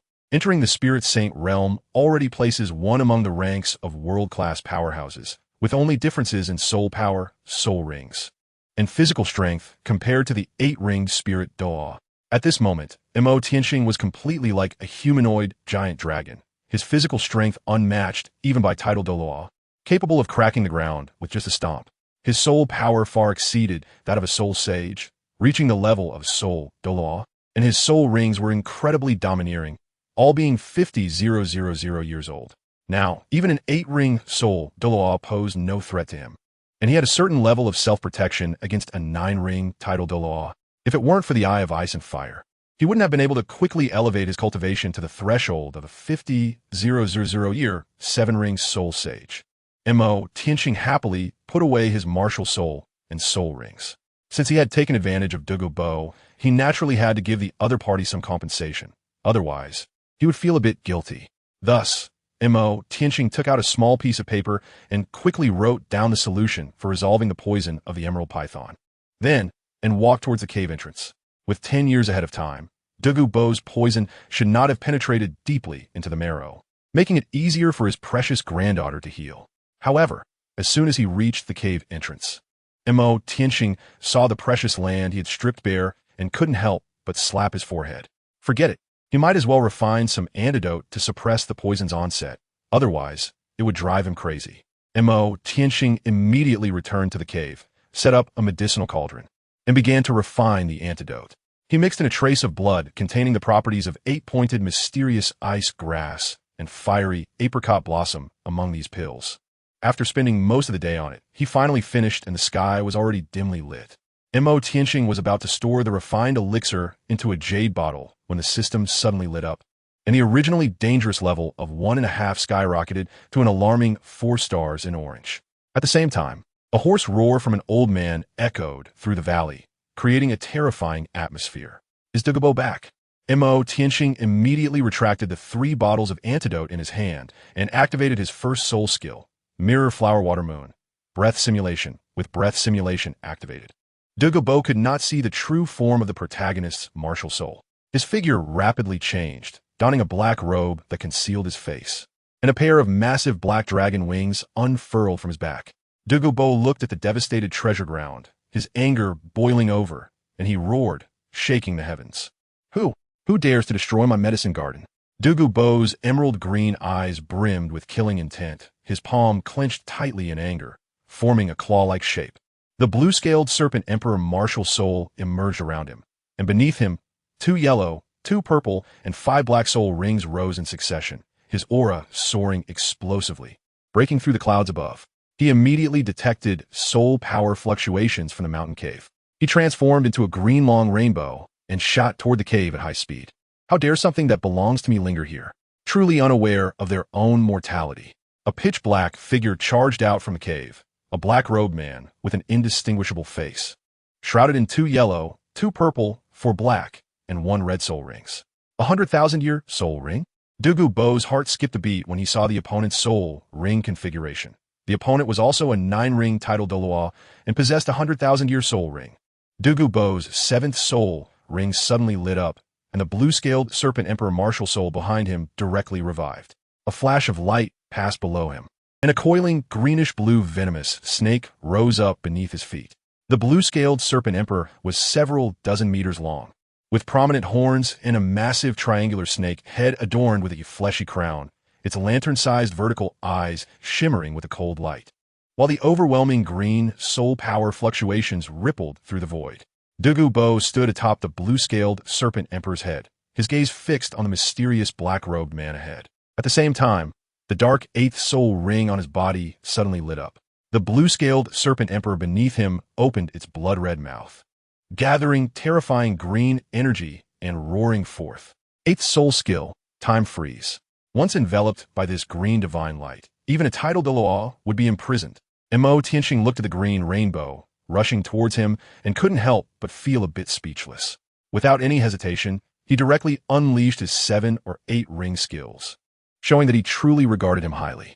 His 4th soul skill instantly activated, and a layer of dense black waves spread out from him, forming a black domain that covered 1,000 meters.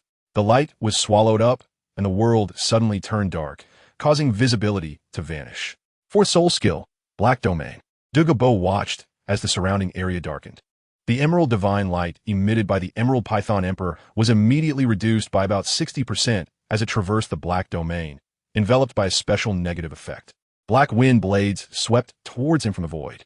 A 4th soul ring with a limit of 52,000 years was truly comparable to someone else's 7 or 8 soul skills. Since it was within his own domain and the opponent had no visibility, it was time to begin. The 7th soul ring on Mo Tianxing lit up, and beneath the black domain was like a pitch-black ocean, from which a massive creature swiftly rose. Its golden eyes were like the sun. The golden-eyed black dragon king appeared behind Mo Tianxing, its golden eyes resembling a blazing sun, exuding an overwhelming dragon might. The emerald scale serpent emperor felt a natural fear of being suppressed, before it was a terrifying existence that even the emperor of snakes had to submit to. Dugu Bo was greatly shocked. It was normal for the opponent to unleash their martial soul true body. But what kind of martial soul could make his emerald scale serpent emperor tremble in fear? The opponent's martial soul true body was shrouded in the black domain, and he couldn't see what kind of monster it was. Suddenly, the dark counterpart revealed a scarlet glow. Dugu Bo was alarmed. Was that the 10,000-year soul skill from the 9th soul ring? In the black domain, Mo Tianxing had already activated his 2nd soul skill, Dragon Transformation, covering himself in scales, with all attributes doubling, while the 5th soul ring also lit up. The dark dragon energy in the void gathered into a pitch-black dragon spear, emitting a terrifying aura of destruction. After simulating the aura, The flickering fifth soul ring displayed the ninth, red, 10,000-year soul ring. Fifth soul skill, Black Soul Dragon Killing Spear. With 100% enhancement from the second soul skill and a 60% damage reduction and increase from the black domain. Under these stacked enhancements, the fifth soul skill of 7-ring soul, Saint was clashing against the 8th soul skill of a 9-ring title Douluo. The Black Soul Dragon Killing Spear, under the Aura Simulations enhancement, collided fiercely with the green rainbow, spat out by the Emerald Scale Serpent Emperor. The terrifying power forcibly tore a gap in the green rainbow, which then rapidly expanded. Dugu Bo's expression changed drastically. He knew that in close combat, he was at the bottom among titled Douluos. With the opponent possessing a red 10,000-year soul ring, he shouldn't be able to withstand it. Dugu Bo immediately commanded the Emerald Scale Serpent Emperor to turn and leave. The brilliance of the Black Soul Dragon Killing Spear directly tore apart the remaining green rainbow, charging out of the black domain unimpeded, creating a massive hollow in the sky. At that moment, Dugu Bo broke through the pitch-black domain, standing atop the Emerald Scale Serpent Emperor, feeling suddenly lighter, and looked coldly at the dark, mysterious domain. The opponent's mysterious domain was too abnormal. Within that black domain, his strength was reduced by about 60%, and he was also burdened with a high negative effect of increased vulnerability. Even if he wanted to fight to the end, being weakened layer by layer like this would make it incredibly frustrating. The collision just now had also made him much more clear-headed and calm. Mo Tianxing observed the stillness of Dugu Bo outside the black domain and retracted the black domain, restoring color to the sky. Dugu Bo noticed the man in a black robe standing 500 meters away in the void, with his hands clasped behind his back. Apart from the 9 soul rings, 2 yellow, 2 purple, for black, and 1 red, flashing intermittently, even the true form of his martial soul was nowhere to be seen. Truly arrogant to the extreme, a killing intent flickered in Dugu Bo's eyes. He actually canceled his martial soul's true form while confronting him. In fact, Mo Tianxing had not yet become so reckless. The towering golden-eyed Black Dragon King martial soul, true form, still stood behind him at a height of 100 meters. But it was hidden using breath simulation. However, since he wanted to pose as a peerless powerhouse, the more he made others wary, the more arrogant he appeared, thus gaining their trust. Within a radius of 500 meters, even if the opponent wanted to launch a surprise attack, he had enough time to activate the black domain and clash with the other party. Who are you? Why did you destroy my medicinal herbs? Dugu Bo's voice was as cold as ice, showing no good intentions towards the person who had destroyed his medicinal herbs. The ice and fire yin-yang is a treasure land formed by heaven and earth, inherently ownerless. How can there be talk of you and me? Mo Tianxing said indifferently, pretending to be a middle-aged man with a deep voice. Friend, matters have their sequence. I have already taken control, yet you barged in here. Do you really think Dugu Bo is easy to bully? Dugu Bo's emerald green eyes flashed with a hint of murderous intent. This place is filled with poisonous plants. A moment's carelessness could lead to your demise. Even if I gave you another 10 or 8 years, you still wouldn't be able to concoct the antidote before being poisoned to death yourself. Mo Tianxing pointed out pretentiously. Dugu Bo immediately tightened up upon hearing this. How do you know? What do you mean? Your martial soul devours its master, not only harming the master, but also causing harm to descendants. This martial soul should not be cultivated, yet you chose the path of a soul master, poisoning future generations. Mo Tianxing's words were truly aimed at the heart. Dugu Bo was utterly enraged by his words, thinking of his son who had died young and his granddaughter who had been poisoned since birth, suffering from snake venom. The phosphorus snake emperor martial soul indeed devours its master. The toxins from the martial soul gradually corrode the master with cultivation, and not only does it corrode the master, but it also passes the toxins on to descendants. There is an antidote in this treasure land, but you truly cannot do it. Even if I gave you another 10 or 8 years in this treasure land, you still wouldn't be able to produce the antidote, because you wouldn't dare to recklessly touch those poisonous plants that could take your life. Mo Tianxing sneered. He first made his stance clear, knowing the opponent's poison and the method to detoxify it, and that there were materials here to concoct the antidote. Dugu Bo was deeply shocked by his words. His gaze lowered, noticing that the plants that had been dug up were all ones he dared not touch. Even the 2 extremely poisonous herbs in the ice and fire spring had been taken by the other party. The opponent understood pharmacology and knew how to detoxify his martial soul's poison. Who exactly are you? Dugu Bo's brow furrowed, his tone softening somewhat. It was no shame for him to be inferior to the other in cultivation. But he was astonished that there was someone in this world who understood poison better than him. The poison Douluo, which was unexpected. There were very few people with a 9th ring possessing 100,000-year soul rings. In his knowledge, there were only 2. One was the current pope of the Spear Hall, Bibi Dong, and the other was Tang Hao, who was acclaimed as the youngest titled Douluo in the outside world. That man in black always concealed his martial soul, which was clearly of great renown. Or to be guessed once seen, could it be Tang Hao, the Haotian Douluo? Dugu Bo's eyes were filled with suspicion. This was merely a guess, and he did not dare to confirm the other party's true identity. Who I am is not important. What I have in my hands is what you want, Mo Tianxing said calmly, producing 3 jade bottles in his hand. Dugu Bo naturally noticed this, and his pupils slightly constricted. Mo Tianxing swung his hand, and 3 bottles of antidote immediately cut through the void. Dugu Bo raised his hand to catch them, and the 3 bottles of antidote fell into his hands. He immediately opened the pill bottle cap, sniffed the medicinal aroma, and could distinguish several types of herbs. So what is the cost? Dugu Bo frowned and said, the pill should be fine. At least it won't kill him, and it might truly be an antidote. At the level of titled Douluo, there is really no need for the other party to deceive him. As for the destruction of this treasure land and the harvesting of spiritual herbs, that hardly counts as a cost. The world only recognizes the strong. If one's skills are inferior, nothing can be preserved, including this treasure land. I have a disciple in the Tiando Empire. It's not convenient for me to show up. Mo Tianxing said calmly. Having said this, those who understand will understand. Dugu Bo, however, felt relieved. If the guy in front of him was Tang Hao, then his identity indeed made it inconvenient for him to appear. What is his name? Dugu Bo's words could be considered an acknowledgement. Mo Tianxing. Mo Tianxing revealed his own name. Finding a title Douluo to back him up would make things easier in the Tiando Empire, and his own strength also provided a certain degree of self-protection. Moreover, the news of having a titled Douluo master behind him would circulate in a small high-level circle, achieving his purpose. Of course, if he knew that the other party was thinking of his identity in relation to Tang Hao, he probably wouldn't be able to smile. Chapter 30. The Soul Beast Overlord? The Emerald Swan said. Dugu Bo returned to his rocky cave and saw a note stuck to the wall. With a face full of suspicion, he took it down and saw it read, compress the toxin into the soul bone, and take the antidote as scheduled. Note, your granddaughter is also applicable. Dugu Bo snorted lightly, his expression somewhat strange. Clearly, that guy had long been plotting.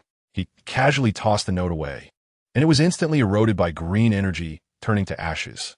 He immediately sat cross-legged, took out a pill, swallowed it, and began to refine it. His disciple is named Mo Tianxing, right? I want to see what abilities he really has. Just as Mo Tianxing, who had just come down from the ice and fire yin-yang eye, yawned, he wondered who was thinking of him. On his way down, Mo Tianxing found that the saber-toothed tiger was still obediently waiting for him in place, which made him feel pleased. He was just trying to ride it and stroll around the core area of the Sunset Forest to see if there were any treasures. The core area of the Sunset Forest is quite large, and there are 3 overlords, all of whom, although not yet 10,000 years old in cultivation, are still powerful soul beasts around 80,000 years old. Mo Tianxing rode the ancient saber-toothed tiger with 10,000 years of cultivation to visit the 3 great overlords. The 3 great overlords of the Sunset Forest are the Silver Moon Howling Sky Wolf King, who resides on Sky Howl Mountain, the Cracking Mountain Earth Dragon King, and the Faced Demon Spider King from the Poison Pit. The first 2 are soul beast overlords with 80,000 years of cultivation, while the Faced Demon Spider King only has 50,000 years of cultivation. However, it possesses unparalleled piercing power due to its own venom and the 8 sharp spider spears, allowing it to easily break through the defenses of most soul beasts. Its combat power is not at all inferior to the first 2 soul beast overlords. Because of its deadly poison, even the other 2 overlords are hesitant to attack it. When Mo Tianxing appeared in the domain of the Cracking Mountain Earth Dragon King, the massive Cracking Mountain Earth Dragon King, which was basking in the sun on the ground and stood 100 meters tall, immediately sensed the overwhelming dragon might. As if a dragon god had descended, it shivered and quickly got up, causing the ground to tremble slightly. Its gaze locked onto the source of the aura, and it charged in that direction. Given its size of 100 meters and a weight reaching 10,000 tons, the ground shook as this colossal creature ran. The saber-toothed tiger, walking on the ancient forest path with Mo Tianxing, suddenly felt a massive creature charging towards them, shaking the ground as it came.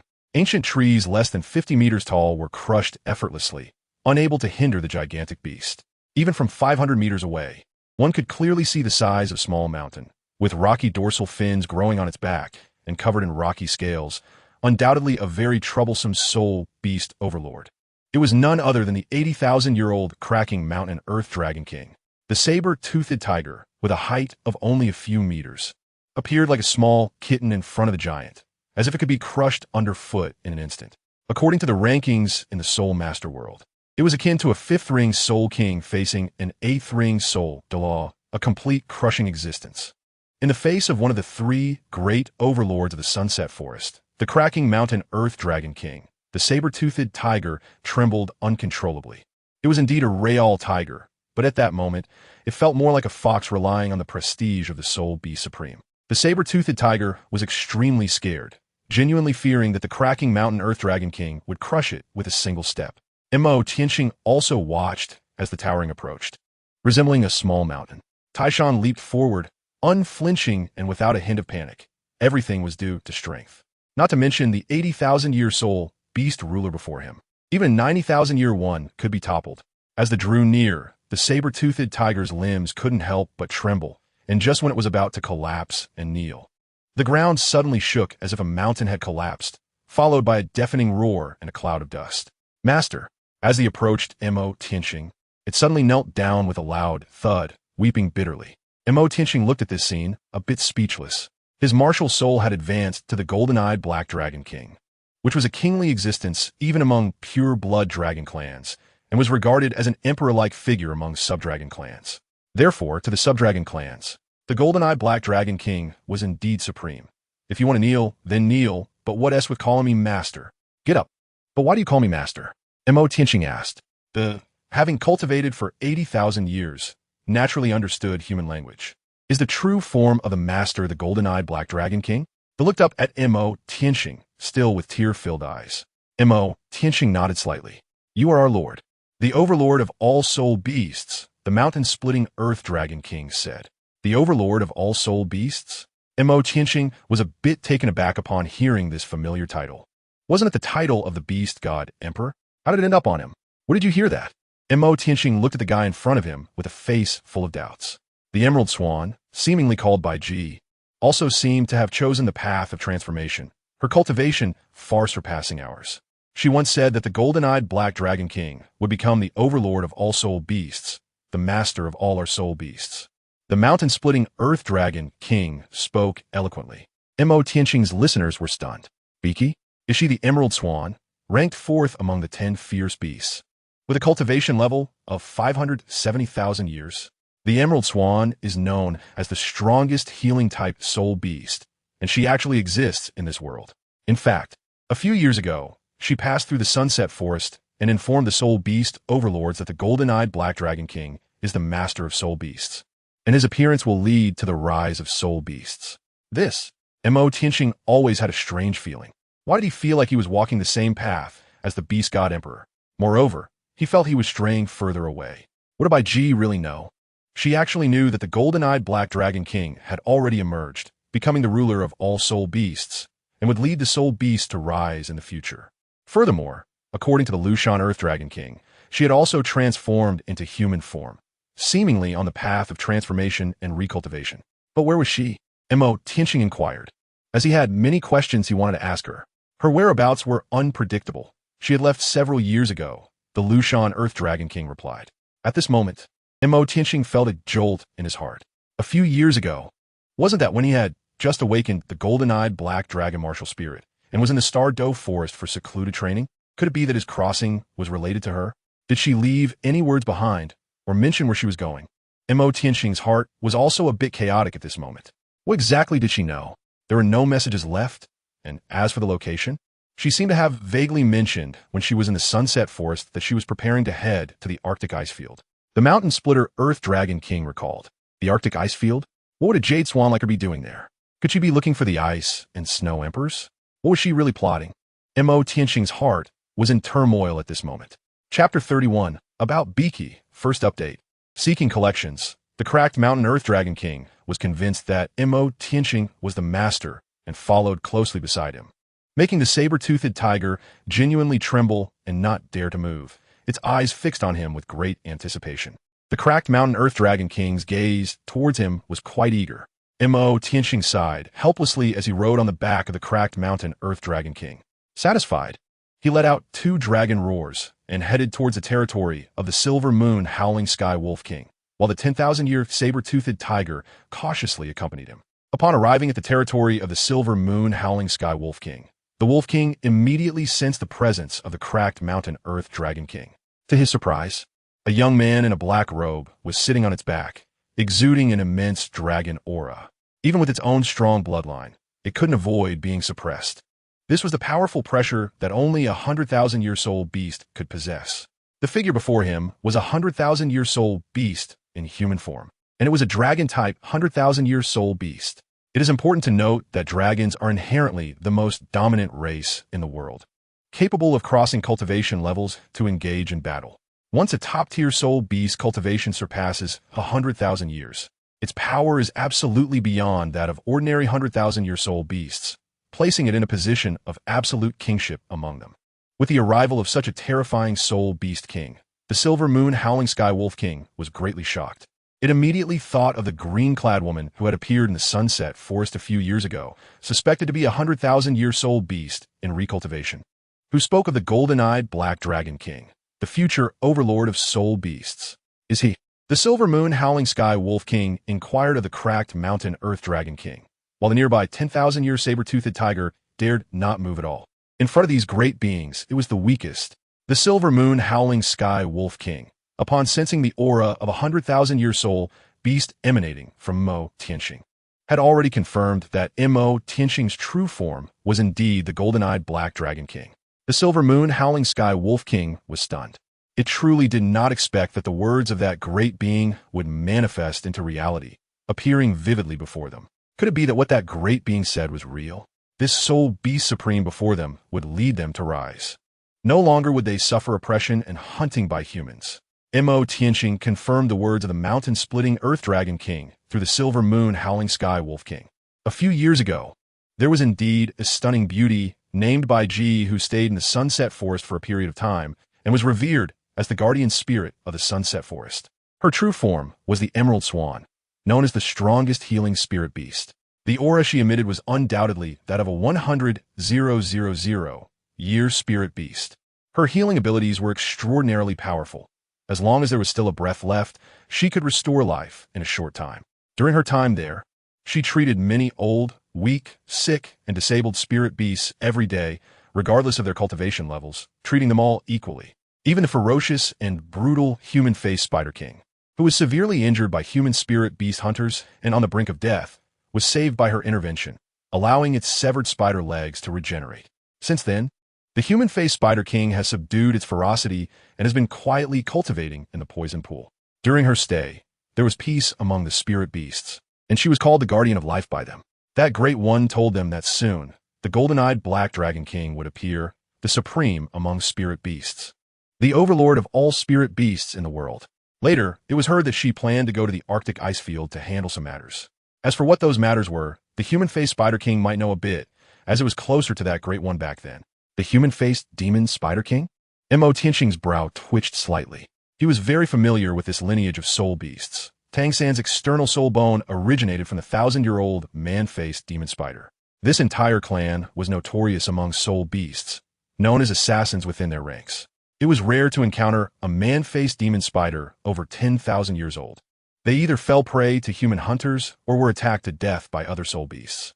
To his surprise, one of the 3 dominators of the Sunset Forest was a 50,000-year-old man-faced Spider King.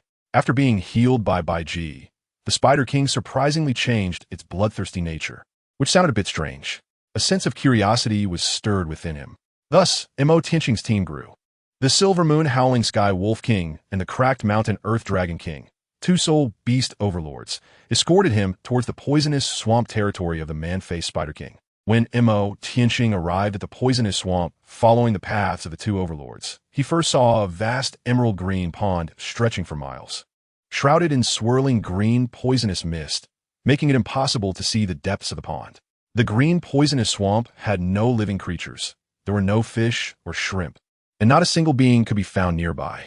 The surface of the pond was as smooth as a mirror, with only the gentle breeze creating ripples, not stirring a single wave. It truly resembled a pool of stagnant water. Such a dead zone held no value for other soul beasts. But for the inherently poisonous man-faced Spider King, it was akin to paradise. Spider King, come out. The cracked mountain Earth Dragon King said as it extended its massive paw and stepped onto the emerald green surface of the water, causing layers of ripples to spread. Mo Tianqing stared curiously at the depths of the poison pool shrouded in mist. The gentle breeze couldn't carry away a trace of the toxic fog. After waiting for a moment, a giant black figure gradually emerged from the mist, with 8 pitch-black legs swiftly moving across the surface of the pool. The human-faced demon Spider King revealed itself from the poison mist. It was a massive spider, nearly 30 meters tall. The giant spider was entirely black, covered in dark barbed hairs, and had a long, pale human face on its abdomen. Below it grew 8 extremely thick spider legs, with the front ends being slender and sharp, as black as spears, able to easily stand on the surface of the pool. Its face had 8 blood-red eyes the size of a baby's fist, staring at the 2 great soul beast overlords and Mo Tianqing on the shore of the poison pool, filled with a chilling and terrifying gaze. The 10,000-year-old saber-toothed tiger trembled all over from the cold, death-like aura. In front of it was the killer among soul beasts, the human-faced demon spider. Even with the same 10,000-year cultivation, it had no chance of winning, let alone facing the king of the 5,000-year human-faced demon spiders. At this moment, Mo Tianqing was also sizing up the human-faced demon spider king in front of him. The opponent's murderous aura felt rather childish in his presence, not to mention a 50,000-year-old human-faced demon spider king. Even if a 100,000-year-old one appeared, he wouldn't be intimidated, let alone be suppressed by its aura. The human-faced demon spider king was immediately drawn to the aura emanating from Mo Tianqing. When it attempted to use its mental power to probe him subtly, it suddenly triggered overwhelming terror. The vast dragon pressure made it almost unable to breathe. The opponent stood like a deity between heaven and earth, while it was just a humble ant. When it exerted all its strength to glimpse the true form of the deity, it suddenly saw a massive black dragon coiled behind the black-robed youth, its golden dragon eyes shining like the sun and moon, exceptionally dazzling. Just a single glance made its soul tremble, as if it were about to freeze. Mo Tianqing seemed to sense a small entity trying to pry open his spiritual world, only to be severely backfired by his martial soul. Looking at the motionless-faced demon Spider King on the lake's surface, Mo Tianqing's lips curled into a dangerous smile. He wondered if it would drop the external soul bone, 8 spider lances. Chapter 32. Qian Renxue. I'll just watch you how to fabricate, revise. The Silver Moon Wolf King and the Earth Dragon King noticed that the faced demon spider was frozen in place, seemingly having some mental issue, while Mo Tianqing's smile was somewhat sinister, vaguely sensing something was amiss. It was only then that the Spider King awakened from its stupor, and, upon seeing Mo Tianqing, immediately lay down in fear on the poison pond. "Greetings, my lord. Please forgive the faced demon Spider King." Its voice trembled, filled with trepidation. Inside, it was churning with turmoil. The golden-eyed Black Dragon King. It was actually the legendary golden-eyed Black Dragon King, the overlord of all soul beasts that Sister Bai Ji spoke of. "Get up," Mo Tianqing said in a somewhat indifferent tone. The faced Spider King slowly rose, its gaze towards Mo Tianqing filled with fear. "How much do you know about Bai Ji?" Mo Tianqing's voice was somewhat cold. The faced Spider King then began to recount. Its relationship with Bai Ji was closer than with other soul beasts, but it only knew that Bai Ji went to the far north to find someone, though it had no idea who or what she was looking for. Mo Tianqing fell into deep thought. The useful information in the Spider King's words was pitifully scarce. Was the way to the extreme north meant to find the Snow Empress? The Snow Empress was the top among the 3 kings of the Arctic ice fields, a terrifying existence ranked 3rd among the 10 fierce beasts, with a cultivation period surpassing that of Bijia by about 100,000 years. But what did Bijia want with the Snow Empress? He couldn't think of any connection between the two. Just then, 2 silver moon wolves, each over 10 meters tall and covered in wounds, rushed in to report to the Wolf King. What happened? Mo Tianqing was also a bit surprised. The injuries on the 2 silver moon wolves emanated a familiar aura of light, and a figure instinctively appeared in his mind. "There is a human woman outside, seemingly here to find a master," the Silver Moon Wolf King explained. Could it really be her? Mo Tianqing's heart tightened. Which direction? After the Silver Moon Wolf King pointed, Mo Tianqing immediately unfolded the black dragon wings on his back, creating a gust of wind as he rushed towards that direction at high speed, leaving the three overlords of the poison pond looking at each other in confusion. What's wrong with the master? The cracked mountain earth dragon king asked, puzzled. Stupid. The master obviously cares a lot about that human girl, the silver moon wolf king retorted. The human-faced demon spider king fell into deep thought.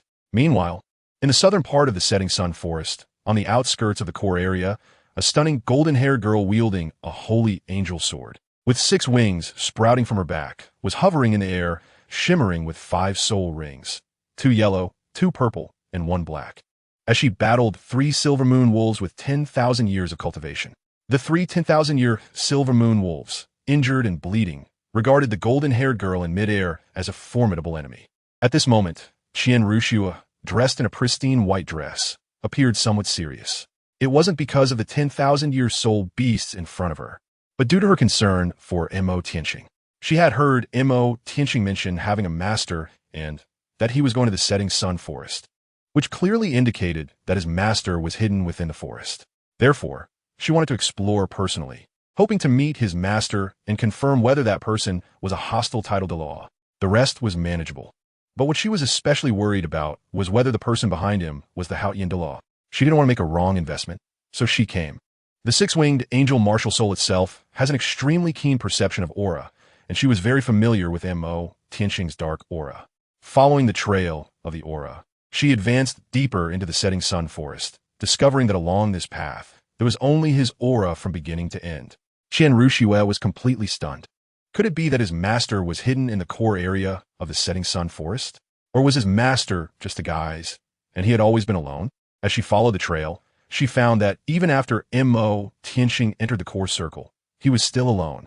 There's also the aura of powerful soul beasts nearby. This left her bewildered, and an unbidden guess emerged in her mind. He actually had no master at all. His identity was fabricated, or perhaps he himself had emerged from the setting sun forest. The lover of the Qian had transformed into a human form after being a soul beast for 100,000 years and entered the human world. Montak Tianxing. Qian Renxue was truly panicking, her heart racing. She did not want such a thing to happen. Absolutely not. Even though her interactions with Mo Tianqing were limited. He was the only friend who could make her open up. She had very few friends, and Mo Tianqing counted as one. With this concern in mind, when facing the silver moon wolves attacking her, she had declared early on that she wanted to see the young man in the black robe, showing mercy to the ancient soul beasts, and she did not stop the 2 soul beasts that ran to report the situation. Otherwise, with her 6-winged angel divine martial soul, it would be easy for her to kill a few ancient soul beasts at the level of a 5-ring soul king. She was invincible at the same level and undefeated against higher levels. At this moment, Mo Tianqing was somewhat anxious, his spiritual sense spreading out 1,000 meters away. Rushing over quickly, how did that silly girl run into the core area of the sunset forest alone? What would she do if she encountered those oblivious soul beasts? He even regretted telling her this news. When Mo Tianqing's spiritual power detected Qian Renxue's figure fighting against 3 silver moon wolves, and he saw that she was unscathed, he finally breathed a sigh of relief and immediately sped toward her direction. A distance of 1,000 meters was just a few breaths for Mo Tianqing. The 3 ancient silver moon wolves that were originally battling Qian Renxue were suddenly attacked by a black figure that emerged from the jungle, punching and kicking, directly kicking the several-meter-tall silver moon wolves deep into the forest. The figure then caught Qian Renxue in midair and landed on the ground, roaring towards the direction where he had sent the wolves deep into the jungle. Get lost! The 3 silver moon wolves immediately fled in panic, their hearts filled with confusion. Wondering what was happening, Mo Tianqing finally released Qian Renxue from his embrace and gently asked, "Are you okay?" Qian Renxue shot him a glare and took a few steps back, her expression fluctuating between anger and uncertainty. Just a moment ago, Mo Tianqing had seemed to have severely beaten those 3 silver moon wolves, exuding a murderous aura. Yet he had been very measured in his actions, merely sending them away. It was clear they were all part of the same group. This guy was most likely a soul beast that had been cultivating for 100,000 years. Moreover, there was another point. Mo Tianqing had never seen her true form, yet he was being so friendly towards her, which clearly indicated something was off. So, she decided to play dumb, as it was the best choice at the moment. Qian Renxue retracted her 6-winged angel martial spirit and pretended to look astonished at Mo Tianqing, who had dragon wings sprouting from his back and was flashing 2 yellow, 1 purple, and 2 black soul rings. She wanted to hear how he would explain himself. Mo Tianqing looked at her ever-changing expression and realized that he had been a bit too familiar. In her perception, he didn't know her true identity. Chapter 33. Mutual Testing. First update, please save. Hearing that there was fighting over here, I came over to take a look. Mo Tianqing lied without even blushing. Renxue stared at him, remaining silent, which was considered tacit acceptance of his lie. Where are your elders? How could you come to such a dangerous place alone? Mo Tianqing looked at her, pretending to be somewhat surprised. Aren't you alone as well? Renxue said, glaring at him, quite indignant. I accidentally got separated from my master. Mo Tianqing sighed seriously. It's too dangerous here. Powerful soul beasts often appear. Why don't we leave together? When Mo Tianqing said this, he looked up at her profile, his eyes very clear. Renxue glanced at him, tucked her golden hair behind her ears, and silently nodded. Her six-winged angel spirit had already been exposed, and the other party had probably guessed her background, so there was no need for her to hide anything. It was also good to interact with him under a different identity.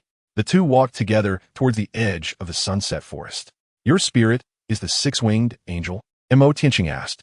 Renxue replied. My spirit is the dark attribute golden-eyed black dragon, and I'm very sensitive to the light attribute you emit. Renxue thought. Has this guy suddenly become talkative? Is it because of his attraction to her? I felt an inexplicable familiarity when I saw you. Did we know each other before? Mo Tianqing asked again. Renxue turned to look at him. You wouldn't say this to all girls, would you? Mo Tianqing shook his head gently. I'm not joking about this. It's as if we've known each other for a long time. Renxue felt somewhat speechless inside. This guy really was quite nonsensical when it came to lying. You're in the forest, and I'm in the Douluo palace. There's no way we could connect, she thought, feeling too lazy to expose his lie. Along the way, Mo Tianqing claimed that his spiritual perception was quite strong, allowing him to avoid powerful soul beasts in advance, guiding Renxue through a winding path. He also subtly inquired whether she had any elders accompanying her. To Renxue, this sounded like Mo Tianqing was worried that his identity as a soul beast would be revealed by a titled Douluo, putting his life in danger. I came by myself, Renxue replied, wanting to ease his worries. As she spoke, she was also paying attention to the subtle changes in Mo Tianqing's demeanor. Sure enough, as soon as she said that, his tense mental state relaxed significantly, and he began to earnestly lecture her about the dangers of going into the soul beast forest alone. He advised her to pay attention to the core and high-risk areas before coming, as it could be very dangerous. She wondered if he had figured out that she was Xue Qinghe, noticing how good he was at getting close to people. However, his words of advice stirred a bit of warmth in her heart. What about you? Renxue countered. Mo Tianqing was momentarily speechless. Renxue looked at his defeated expression and couldn't help but laugh, her smile as beautiful as a flower. Mo Tianqing looked a bit dazed. That smile was like the first snow of spring, almost melting his heart. It was the first time he had seen someone smile so charmingly. Renxue noticed his dazed expression and let out a soft hum, which made Mo Tianqing realize and feel a bit embarrassed, causing a subtle shift in the atmosphere. On the way afterward, those powerful soul beasts did not appear again, and the journey was quite peaceful. At this moment, Renxue was also speechless. This fool had not asked her name from beginning to end. Unknowingly, they had reached the outskirts of the sunset forest, where low-level soul beasts that had lived for 10 or 100 years were lurking, posing no threat to them at all. Just as she turned to bid farewell to this fool, she suddenly saw Mo Tianqing smiling at her, holding a large chrysanthemum and offering it to her. This is for you. When Renxue saw the chrysanthemum, she was completely stunned. The chrysanthemum displayed a magnificent purple color, and strangely, every petal looked fluffy and exceptionally cute. The whole flower was a harmonious entity, yet no fragrance emanated from it. The center of the flower was raised above the petals by more than half a foot, and the tip of the stamen shone with a faint golden light. Rare and wondrous chrysanthemum? Renxue looked at the flower in Mo Tianqing's hand with some surprise. It was not surprising that she could recognize it. After all, the martial soul of the chrysanthemum Douluo from the spirit hall was the rare and wondrous chrysanthemum. Among the many divine herbs he possessed, only the rare and wondrous chrysanthemum had a certain light attribute that could help the consumer cultivate an indestructible body, which was most compatible with Renxue's six-winged angel martial soul.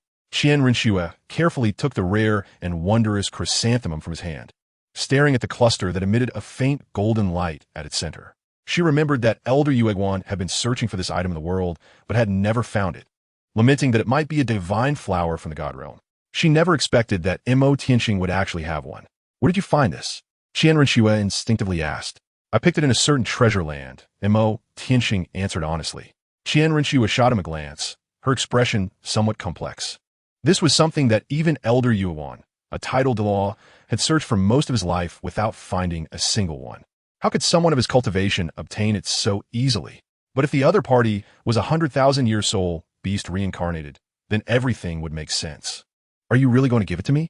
Qian Renxue looked up and asked Mo Tianqing. Mo Tianqing nodded slightly. It possesses certain light attributes, and it is said that consuming it can cultivate an indestructible body, which should be helpful to you. Why eat it? Qian Renxue gently caressed the petals as she looked at him, her eyes showing some dissatisfaction. Clearly, she still cherished this rare mushroom, the Tongtian chrysanthemum. The Tongtian chrysanthemum has indestructible properties, and even if it is plucked, it can still maintain its blooming period for decades. Qian Renxue looked at the Tongtian chrysanthemum in her hand, gently stroking the petals. Mo Tianqing was indeed taken aback by her words. She was well aware of the characteristics of the Qirong Tongtian chrysanthemum, and it seemed that Douluo had imparted a lot of knowledge about it to her. It was indeed immortal, but its medicinal properties would gradually diminish. Mo Tianqing still wanted to persuade her. I don't need to rely on immortal-grade herbs to achieve the strongest.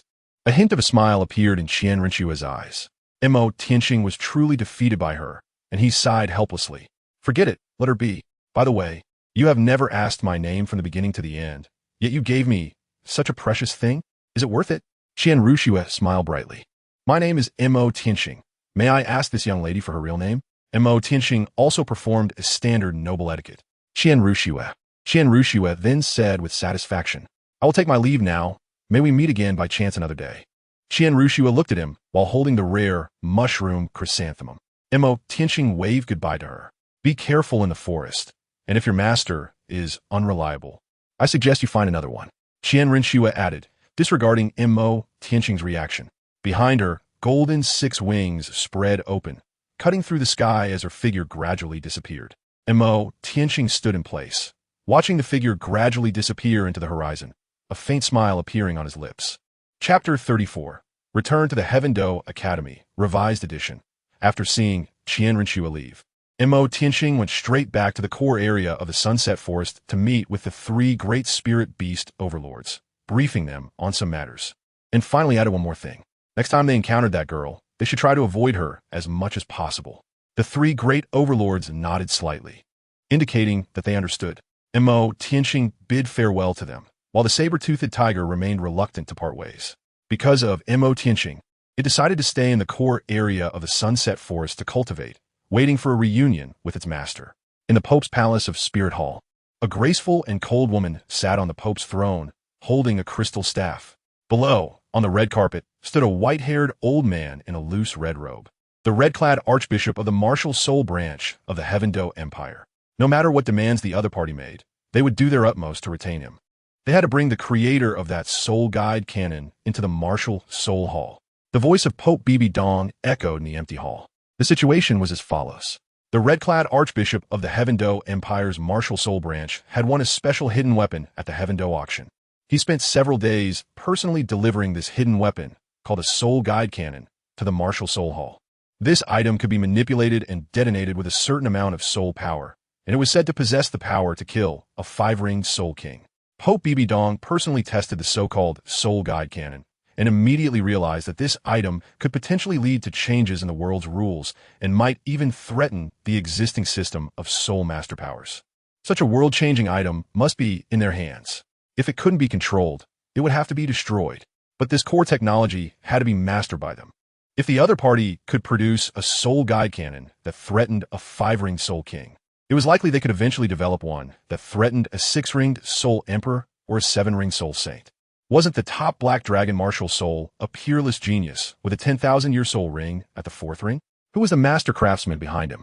A trace of suspicion flickered in Bibi Dong's eyes. The red-clad archbishop respectfully accepted the command, feeling immensely delighted. He hadn't expected that presenting this item would attract the Pope's high attention. It seemed he needed to have a good talk with that little guy named Mo Tianqing and ideally uncover his master craftsman for the benefit of the martial soul hall. At this moment, the red-clad archbishop remembered something. Report to the Pope. that Mo Tianxing has a close relationship with the princess. If the princess assists, the recruitment efforts will be much easier. Before he could finish speaking, he felt the temperature in the room drop suddenly by more than 10 degrees, causing his voice to gradually fade. When he looked up, he found the Pope's face cold as frost, her eyes flashing with a hint of chill. The red-clad archbishop was immediately frightened by the aura and broke out in a cold sweat. This was bad. He had spoken too freely. "You may withdraw," Bibi Dong said coldly. The red-clad archbishop felt as if he had been granted a great reprieve and quickly retreated, leaving the Grand Pope's palace feeling desolate. Bibi Dong rubbed her temples, her expression somewhat complicated. After a struggle of thoughts, she sighed helplessly, sent a message to summon the princess back to the martial soul hall. "Yes, ma'am." The knights on both sides immediately stepped forward to take their orders. In the prince's palace of the Heaven Do Royal Palace, Qian Renxue sat at her vanity, her golden hair cascading down to her waist, holding a rare flower called the heavenly chrysanthemum, bringing it close to her nose to sniff. As she enjoyed the fragrance of the heavenly chrysanthemum, the face of Mo Tianxing flashed across her mind, and a faint smile appeared on her face. However, thinking that Mo Tianxing might be 100,000-year soul beast reincarnated, her brows furrowed slightly. He had no so-called master behind him, so he couldn't possibly be Tang Hao. Yet his true identity was likely that of a 100,000-year soul beast reincarnated, which was equally problematic. In this situation, she hoped to keep him away from titled Douluos, especially her grandfather. She hoped he could rise quickly. It was said that when a 100,000-year soul beast transformed into human form and reached the seven-ringed soul saint level, they would completely turn into a human and no longer have to worry about titled Douluos. Perhaps by then, she could take him to meet her grandfather. A hint of anticipation appeared on Qian Renxue's face. Meanwhile, at the Heaven Do Royal Academy, when Mo Tianxing quietly returned, the members of the Blue Lightning Tyrant Dragon family had already left. He met with his three masters and left them some precious herbs, enough to help them consolidate their foundations and improve their cultivation levels. After all, they were the ones who truly cared for him and worried about his safety after he came out of the Stardew Forest. When Mengxinji and the others saw the rare spirit herbs Mo Tianxing brought out, they were inevitably surprised, recognizing these as valuable items. However, they were not so needy as to require the offerings of their junior. They suggested that Mo Tianxing keep them for his own cultivation. The satisfied smiles on their faces clearly indicated that they appreciated his gesture. Mo Tianxing insisted on having them accepted, saying that he still had more. Only then did the three teachers reluctantly accept it. Dream Machine and the others expressed that they would stand by him, even when facing the blue electric Tyrannosaurus family. They from the Tiando Royal Academy were not afraid of any forces. Mo Tianxing sincerely thanked the three teachers before taking his leave. On his way back to his residence, he unexpectedly ran into Shui Yuxuan and Yi Huangying. They were accompanied by a little girl in a dress, who was none other than Ning Rongrong from the Seven Treasures Glazed Tile School. Mo Tianxing was also a bit surprised. How did this little girl come here? This means that the strong members of the Seven Treasures Glazed Tile School must be secretly protecting her. Where have you been these days? Yi Huangying stepped forward, looking at Mo Tianxing with some concern. After all, he hadn't had any news for these days, which was quite worrying. Shui Yuxuan brought the young Ning Rongrong along, her gaze calm and serene as she looked at him, while Ning Rongrong hid half her body behind her, quietly observing Mo Tianxing. The three beautiful women, two big and one small, appeared together in the academy, immediately attracting the attention of many students, who wanted to know which bastard from the Killing Heaven Blade had such luck with women. However, when they took a closer look, they were all stunned. Wasn't this the illegitimate son of the Blue Lightning Tyrant Dragon family that had been making waves recently? Just a few days ago, they had specifically come to the academy to try to get him to recognize his roots, but he had ultimately refused. Yu Qianheng also heard the news, and, when he came out, sought Mo Tianxing not far away with Princess Shui Yuxuan, senior sister Yi, and a little sister from the Seven Treasures Glazed Tile School. He stood there hesitantly, not daring to approach, looking somewhat pitiful. Yi Huangying spotted him first and naturally recognized this junior. She reached out and brought him over. Although she had heard the commotion about the Blue Lightning Tyrant Dragon family, that was a matter for the family's higher-ups and had nothing to do with the children. There was no need to treat a child that way. Mo Tianxing naturally saw Yu Tianheng, who looked at him with a hint of timidity in his eyes and awkwardly greeted him. "Hello, senior." Mo Tianxing just hummed and bent down to examine Ning Rongrong, who was hiding behind Shui Yuxuan. Ning Rongrong wasn't too afraid of him. She had even taken the initiative to greet him after the auction last time. Just then, a system prompt suddenly appeared before Mo Tianqing. Chapter 35. The system's immortal herb task, refined and revised. When Mo Tianqing was visiting Ning Rongrong, a large string of option boxes suddenly popped up from the system. Ding! Bestow Ning Rongrong with the Chihuahua tulip to help her martial soul complete its transformation. Reward. Full support from the 7 Treasure Glazed Tile School. Ding! Bestow Shui Yuxuan with the Water Fairy Jade Bone to help her swan martial soul transform into the Emerald Swan. Reward. Full support from the Tiando Empire. Obtain a mysterious treasure. Ding! Bestow Yi Huangying with the 8-petal fairy orchid. Garbled. Reward. Garble. Ding! Bestow Yu Qianheng with the 9th grade purple Ganoderma to help him rise. Reward. Control to break free from the blue lightning tyrant dragon family. Mo Tianqing looked at the sudden series of system prompts that were triggered, slightly taken aback. He scanned their faces with a somewhat strange expression, especially Yi Huangying. What on earth was going on with her that caused the system to produce a series of garbled messages? Mo Tianqing didn't want so many people watching, so he took a few of them back to his residence first. Yu Qianheng and Ning Rongrong were visiting Mo Tianqing's home for the first time. Both of them were future heirs of the 3 major sects, had known each other since childhood, and were of similar ages, so they naturally got along well and could play together. Yi Huangying and Shui Yuxuan were curious about where he had been these past few days. As they couldn't find him at all, they had even gone to the 3 instructors to inquire about him, but ended up knowing nothing. Regarding this question, Mo Tianqing candidly said he had gone treasure hunting with his master. Yi Huangying rolled her eyes in disbelief, while Shui Yuxuan smiled subtly. Clearly, the 2 girls didn't believe him, but the 2 kids were quite interested and looked up at him. Mo Tianqing thought that perhaps he could take advantage of the situation and complete the task without getting too involved. I have prepared some gifts for you, he said with an air of mystery. His words immediately piqued everyone's interest, and they looked over curiously. What gifts? Yi Huangying was also a bit surprised. He went out for a while and came back with gifts. Has this guy changed his ways? Mo Tianqing raised his hand and brushed over the storage ring, actually plucking a celestial herb from the small world. Suddenly, a strange herb appeared in his hand, its petals resembling small white bells, entirely snow-white and shimmering, as if sculpted from ice and snow. The moment it appeared, the entire room was instantly filled with a wondrous fragrance. The rich aroma of orchids was intoxicating. The 4 people present all looked at the peculiar flower in Mo Tianqing's hand, clearly recognizing it as a precious medicinal material.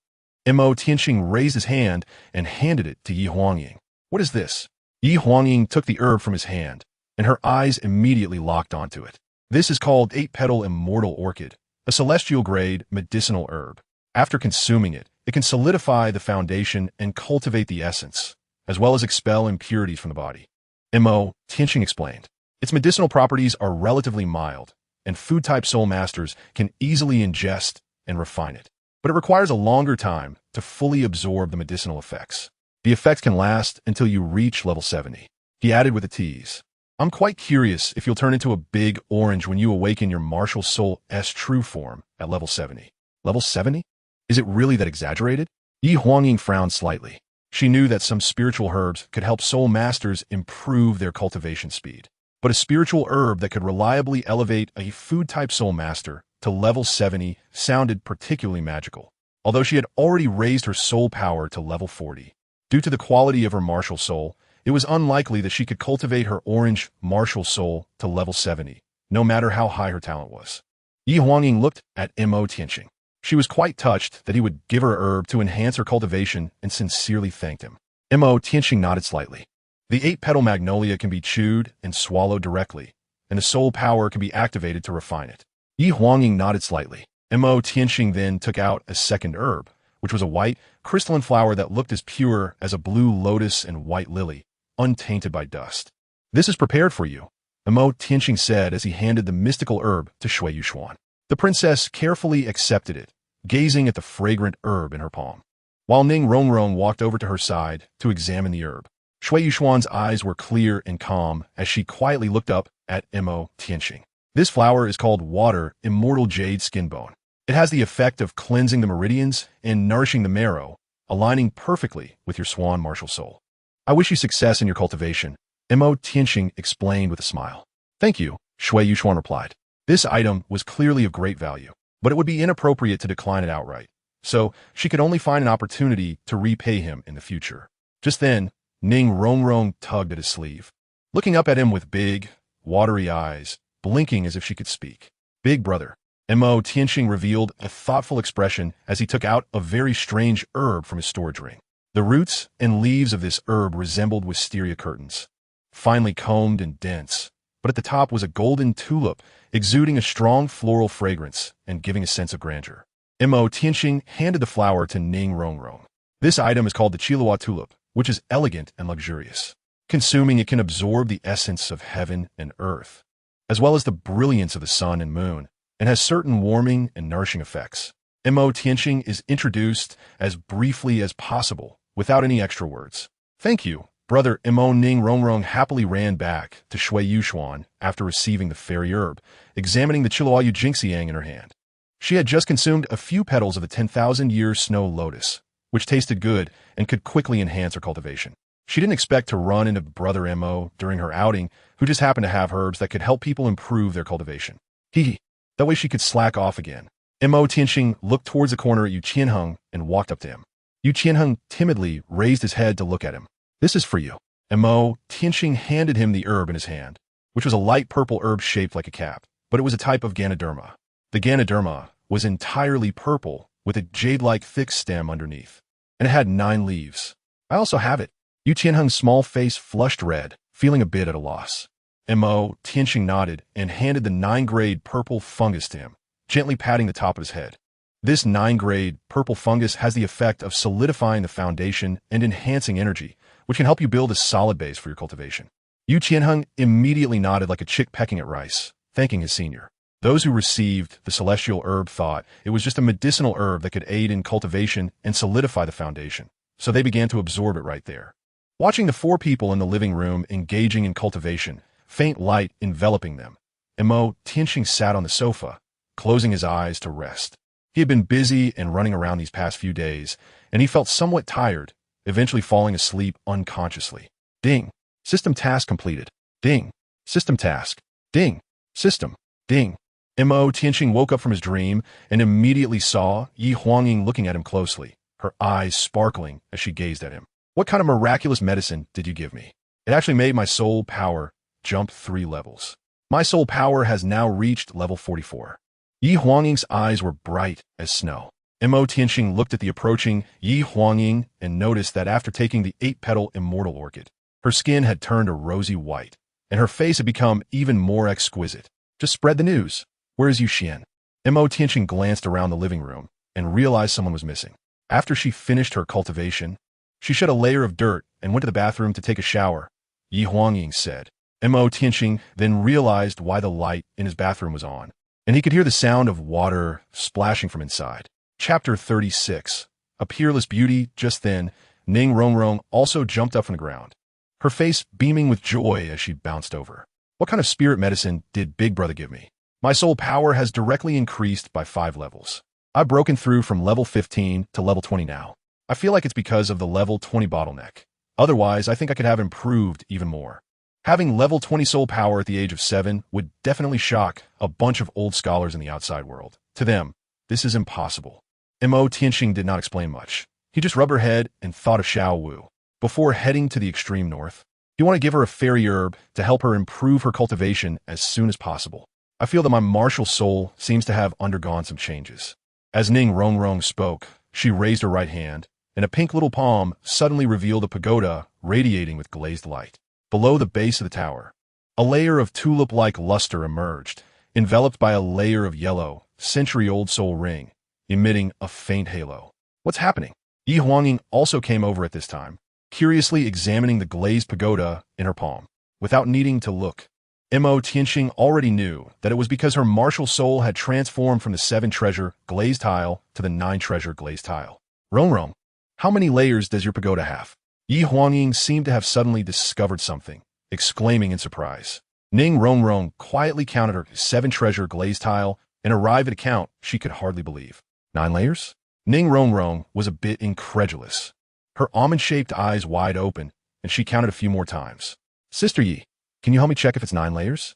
Ning Rongrong was very excited. 9-treasure glazed tile. Their sect's 7-treasure glazed tile, Martial Soul Pagoda, has 7 layers, which can only accommodate 7 soul rings. That's the limit. No matter how hard her father cultivates, he remains stuck at level 79, unable to advance further. This is not a matter of talent. It is entirely due to the 7-treasure glazed tile being unable to accommodate an 8th soul ring, let alone a 9-ring title Douluo. All of this is limited by the martial soul. Her father spent a lot of money to buy a 10,000-year snow lotus, hoping that such a rare item could help her break the shackles of her martial soul. But after taking it, there was still no effect. Unexpectedly, after asking her big brother for a spirit herb to consume, it actually transformed her martial soul into the 9-treasure glazed tile. Thank you, big brother. I need to go back to the sect for a while to tell my father this good news. Ning Rongrong had a bright smile on her face. Mo Tianxing nodded slightly and said, "Don't mention this to anyone, or it will put my brother in danger." At that moment, Yu Qianheng also finished his cultivation. Blue arcs of electricity flickered around him as he suddenly opened his eyes, his face filled with shock. His soul power, originally at level 15, had directly risen to level 20 after absorbing the purple spirit mushroom, a full 5 levels increase. There still remained some medicinal properties of the purple spirit mushroom in his body that hadn't been fully refined. If fully refined, it could at least raise his soul power by 10 levels. Thank you, senior. Yu Qianheng was still very polite, and Mo Tianxing just smiled and nodded. How many levels did you increase? Ning Rongrong bounced over to Yu Qianheng, asking about his cultivation progress. I increased 5 levels, now at level 20 soul power. Yu Qianheng replied. What about you? I also increased 5 levels, now at level 20, so my soul power matches yours. Ning Rongrong said with a grin as she looked at Yu Qianheng. The main reason was that she had just eaten a few petals of a 10,000-year snow lotus not long ago. Otherwise, as a support-type soul master, she wouldn't be able to keep up with the cultivation speed of Yu Qianheng, who had the top-tier blue lightning Tyrannosaurus Rex martial soul. At this moment, the bathroom door unlocked, and Shui Yuxuan walked out in a white dress. Her graceful steps were enchanting, her slender waist delicate enough to be grasped with one hand. Her black hair was still damp, cascading down to her waist, with a fair and flawless complexion that had a rosy tint. She looked like a pristine orchid in a secluded valley, untainted by the mundane world, as if she were a celestial being. Mo Tianxing couldn't help but swallow hard. Her beauty and grace combined made her an absolute stunner. Who could resist such charm? Ning Rongrong and Yu Qianheng were completely mesmerized, and Yu Xian's sister had become so beautiful. Yi Huanging suddenly rushed forward and gave her a bear hug, exclaiming, "You've become so beautiful. Woo woo woo." She pinched her pretty face and playfully touched her smooth, snow-white skin, making her feel a bit inferior about her own looks. Xiao Yezi, stop it. Yu Xian's face turned crimson from her antics, and Mo Tianxing was still watching from the side. Mo Tianxing unconsciously touched his nose, glad that he didn't have a nosebleed. Otherwise, it would have been awkward. Shui Yuxuan gracefully walked towards Mo Tianxing, with Yi Huanging hanging on her. Thank you for your spirit medicine. Shui Yuxuan's voice was like an orchid in a secluded valley, clear and lively. Mo Tianxing only nodded slightly. He did not know that the effect of the immortal-grade water fairy jade skin was so astonishing. The already stunning Shui Yuxuan transformed into a breathtaking beauty, exuding an ethereal, fairy-like aura that even he found hard to grasp. Meanwhile, in the Imperial capital of Tiando, Dugu Bo had just returned from the Sunset Forest, looking rejuvenated and spirited, as if he had become a decade younger. The antidote given to him by the mysterious person who had robbed his medicinal herbs worked exceptionally well, effectively suppressing his snake venom and greatly alleviating the bone-deep pain caused by it, making him feel as if he had been reborn. As soon as he confirmed that the antidote was safe, he rushed back to the Tiando Imperial capital to find his precious granddaughter and administer the antidote to her, which immediately suppressed the toxin. At last, Dugu Bo could finally put his mind at ease and see a glimmer of hope. Since the effectiveness of the antidote was genuine, he felt it was time to fulfill his duty and see what kind of person the mysterious person's disciple, who seemed to be called Mo Tianxing, was at the Tiando Royal Academy. Dugu Bo's eyes flashed with curiosity. At the same time, Qian Renxue, who was in the Imperial Palace, received a secret letter from the headquarters of the Wuhuan Hall. After reading it, she fell into silence. The Pope, her biological mother Bibi Dong, was summoning her back to Wuhuan City, having been left to lurk in the Tiando Imperial Palace since childhood without any inquiry. The sudden summons today was not even in her own handwriting, which almost ruled out the possibility of her suddenly recalling old feelings. It seemed that this recall letter indeed hinted at something strange. Had her trip to the Sunset Forest been discovered? Would it involve Imo Tianqing? She casually discarded the secret letter, which was quickly ignited by an unnamed flame before hitting the ground and burned to ashes. Qian Renxue frowned slightly, gazing at the white doves outside the window. The world was always so complex, making it hard to see or comprehend. Without absolute power, one could not grasp their own destiny. Chapter 37. Qian Renxue returns to the hall. First update, please save. Wuhuan City, Pope's Hall. On the red carpet of the Grand Hall, Qian Renxue quietly watched Bibi Dong on the high throne, as regal as ever, holding a crystal scepter. Her gaze towards her somewhat indifferent. Your Holiness, Qian Renxue saluted, feeling distant and formal towards her mother.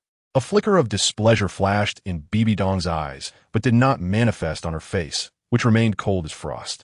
I have heard that your Highness has been in contact with Imo Tianqing. Try to draw him into our Wuhuan Hall, and, at the same time, organize people to investigate the person behind the manufacturing of the soul-guided cannon. Bibi Dong said indifferently, showing no intention to engage in pleasantries or ask more questions. Upon hearing this, Qian Renxue's heart tightened.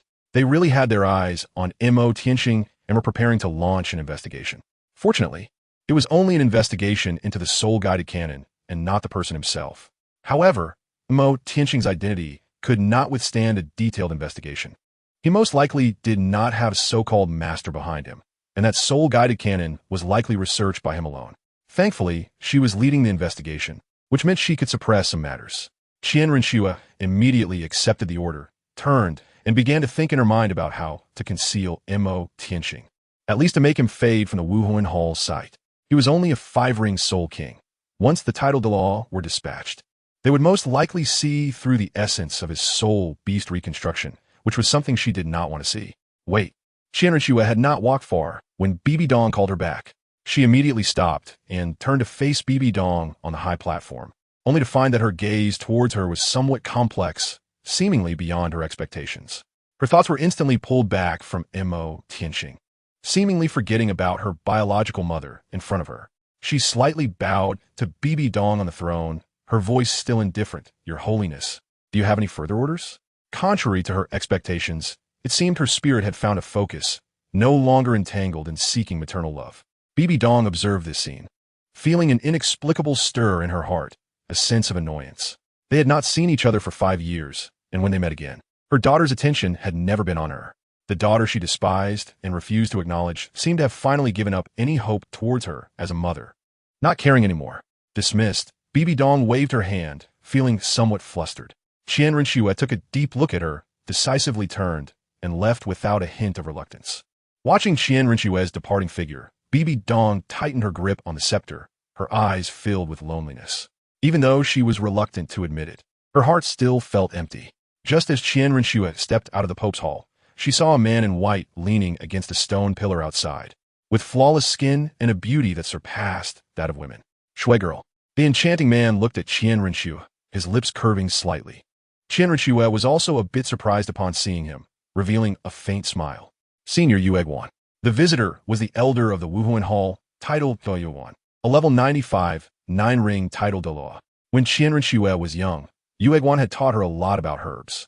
More importantly, Yueguan's martial spirit was the extraordinary celestial-grade herb, the heavenly chrysanthemum, which allowed Qian Renxue to immediately recognize that Imo Tianqing had given her the heavenly chrysanthemum. I smell a familiar scent on you. It must be its fragrance, Yueguan said, his voice trembling slightly, his eyes shining. Qian Renxue naturally knew he was referring to the heavenly chrysanthemum she carried, and she immediately took it out from her storage soul guide, holding it in her hands. When Yueguan saw the heavenly chrysanthemum in reality, he trembled all over, gently reaching out to touch the petals of the flower. It really is at the celestial-grade heavenly chrysanthemum. I finally found it. Yueguan was so excited that he started to cry. Shui girl, where did you find this? You know I've been searching for it. Can you let me have this celestial grade? Yueguan's voice trembled as he spoke. Absolutely not. Qian Renxue decisively refused, her attitude firm. It was a joke. How could she pass on something Imo Tianqing had given her, even for an exchange? Qian Renxue then walked towards the stone path beside the Pope's Hall, which led to the Douluo Hall above the Pope's Hall. After all, she had come back this time, and she naturally wanted to see her grandfather. Shui girl, don't go. I'm not asking for it. Can you lend me this celestial grade for a few days? Yueguan hurriedly chased after her, pleading beside Qian Renxue. Seeing Yueguan's desperate plea, Qian Renxue pondered some plans in her heart. Lending it to Senior Yueguan for a few days was not a problem, but the elder had to agree to one condition.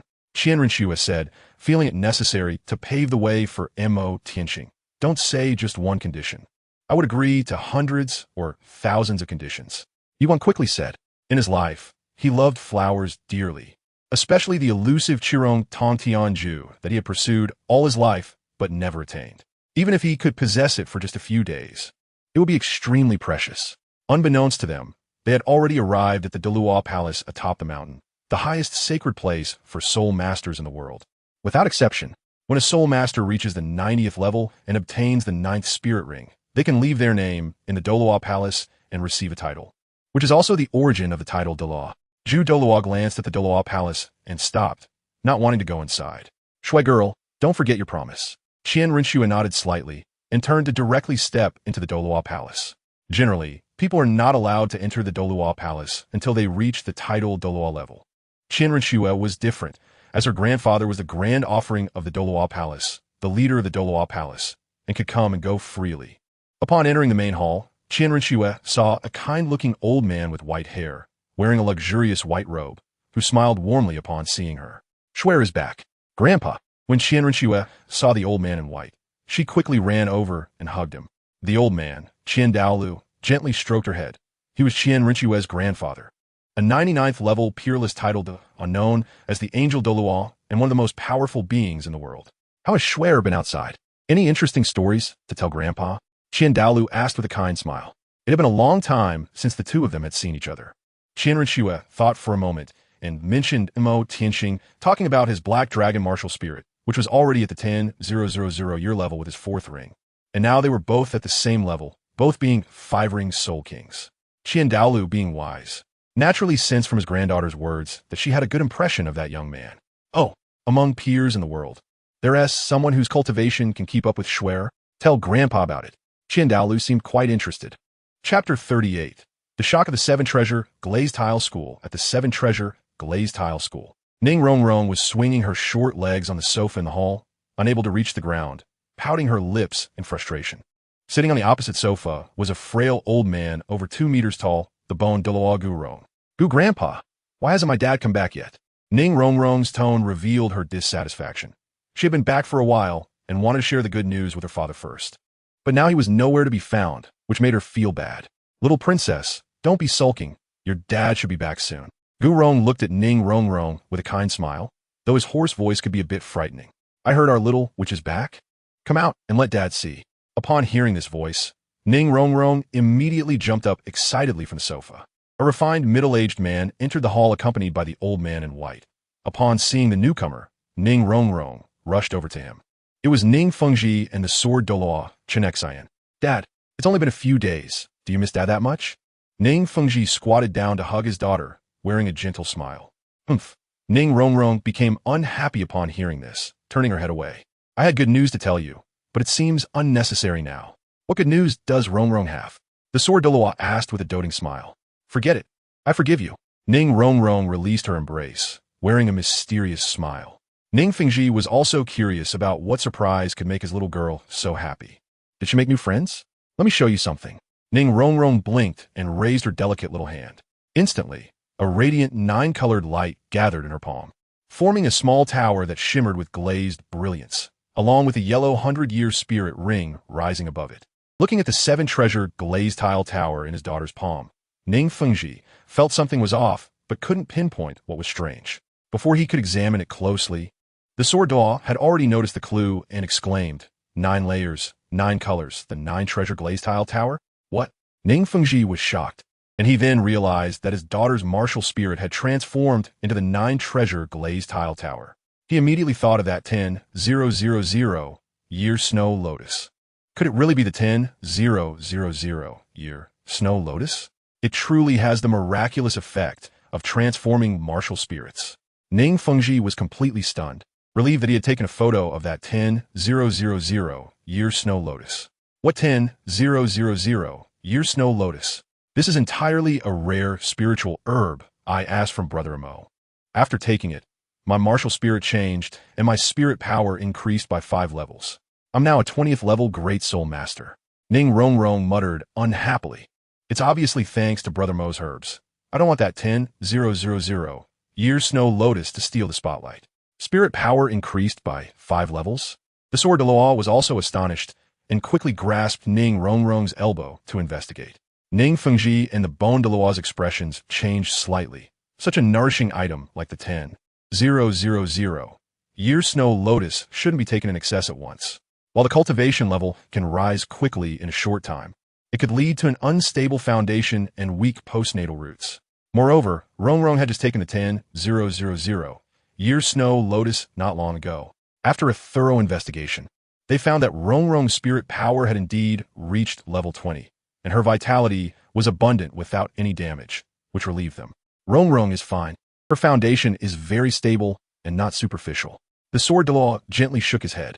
Brother Imo said that the spiritual herb is foundational and will not harm the root. Ning Rongrong smiled. Ning Fengji and the bone Douluo immediately breathed a sigh of relief. Brother Imo? Ning Fengji's mind immediately conjured the image of Imo Tianxing. He asked the one who made the jade butterfly and collaborated with our sect. Ning Rongrong explained. The sword Douluo and the bone Douluo exchanged glances. It really is that little guy. Rongrong, what exactly happened that day? Ning Fengji quickly asked. His daughter's martial spirit transforming from the 7-treasure glazed tile tower to the 9-treasure glazed tile tower was undoubtedly a great thing. Ning Rongrong excitedly recounted what happened that day. When Ning Fengji and the others heard that Imo Tianxing had given each of them a miraculous herb, they were all shocked. He actually gave away such a precious item so casually. It was easier to explain with Qian. It could be considered that he was not letting the water flow to outsiders. But upon reflection, it made sense. Yu Tianheng represented the Blue Lightning Tyrant Dragon family, which had immense power, and Imo Tianxing was suspected to be a peerless genius emerging from their family, benefiting his fellow clansmen, so there was nothing to say. Princess Yu represented the Tiando royal family. His daughter represented the 7-treasure glazed tile school. By giving away such spiritual herbs, he had indeed tied together the 3 major forces of the Tiando Empire, making it a worthwhile deal. Does your brother Imo still have such immortal herbs? Ning Fengji inquired, his eyes revealing a hint of hope. If the other party still had such divine herbs, he would do everything possible to acquire them. Perhaps it could also allow his 7-treasure glazed tile tower to transform. I'll ask him later, but the effects of each herb are quite different. Sister Ye's cultivation speed has increased, and Sister Yu has become even more beautiful than before. Ning Rongrong pondered with her jade finger resting on her lower lip. Ning Fengji's eyes sparkled with brilliance. It seemed he was planning to meet that young man soon. A similar situation occurred in the blue electric Tyrannosaurus family. What? The soul power has increased by 5 levels? When Yu Tianheng's father learned of this, he was almost shocked, also worried that his son had consumed some rare treasure that might damage his foundation, but he couldn't figure out the reason. This matter directly alarmed the family head. Yu Engine. It should be noted that Yu Tianheng was the most gifted genius of their family in this generation, the hope for the family's future. Yu Tianheng himself didn't expect things to escalate to such a level. He didn't feel anything wrong with his body.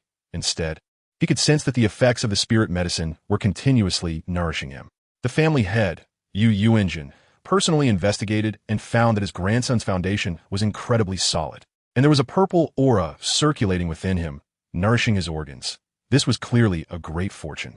Yu Engine immediately inquired about who had given the spirit medicine. In front of the clan elders, Yu Tianheng didn't dare to breathe loudly and could only honestly confess. It was given to me by brother Imo Tianxing. Upon hearing this, the faces of those present changed slightly, and even the clan leader's expression shifted, his gaze immediately falling on his 4th son. You reckless fool. Why aren't you hurrying to bring that child back? Yu Luoqing's face instantly stiffened, feeling a bit flushed. As for the changes in the outside world, Imo Tianxing was unaware and was currently busy tinkering with the soul guide devices in collaboration with the 7-treasure glazed tile school in his small world. Once he finished this, he planned to go see Xiao Wu and conveniently deliver the immortal herb to her. Chapter 39. Imo Tianxing is kidnapped. First update. Please save. Mo Tianxing spent some time to finally produce the soul guide device that the Seven Treasures Glazed Tile School had ordered. Just as he was about to go out for a walk and soak up some sun, he unexpectedly ran into Dugu Bo. At that moment, Dugu Bo stared at him for a while and asked, "Are you Mo Tianxing?"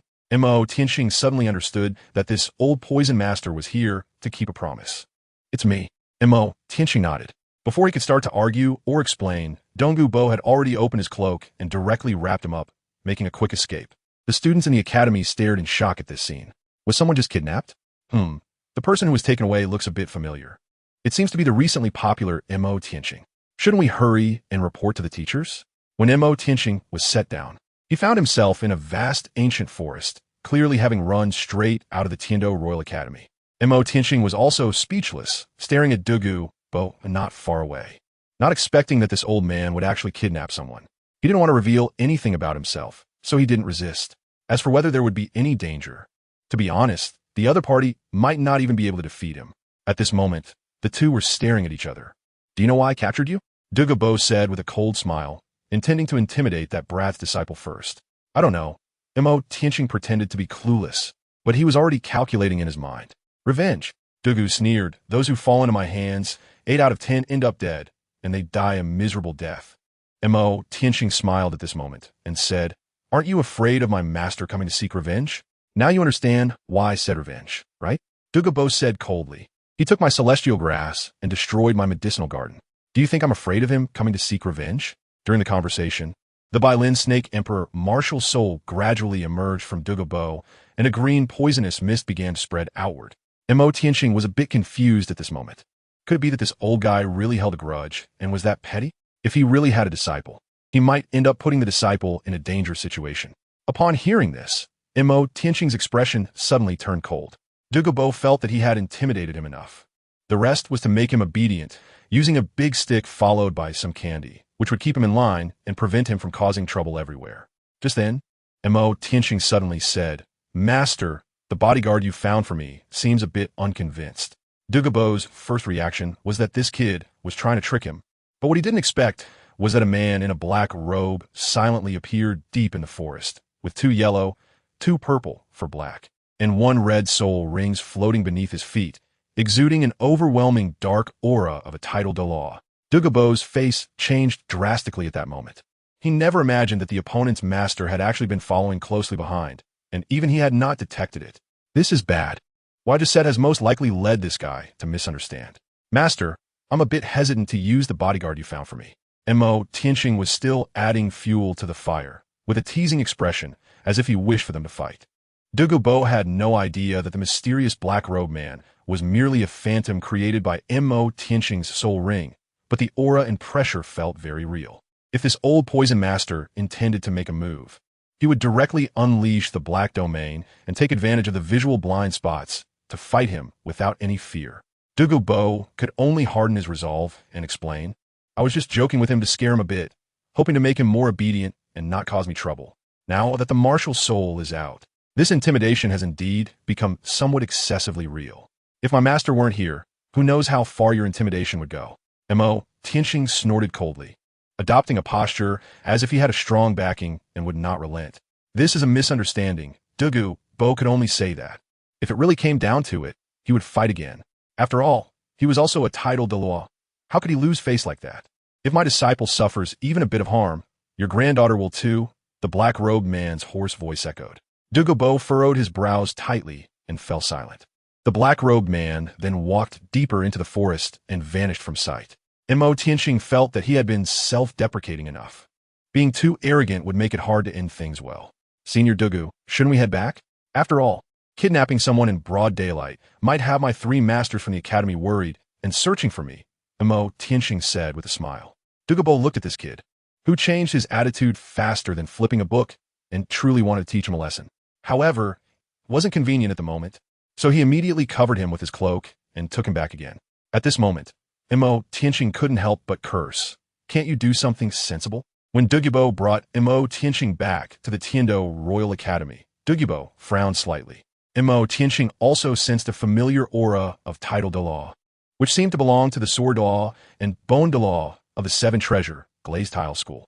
Does that mean people from the Seven Treasure Glazed Tile School have also arrived? At this moment, Mo Tianxing tugged at Dugu Bo's sleeve, signaling him to cooperate.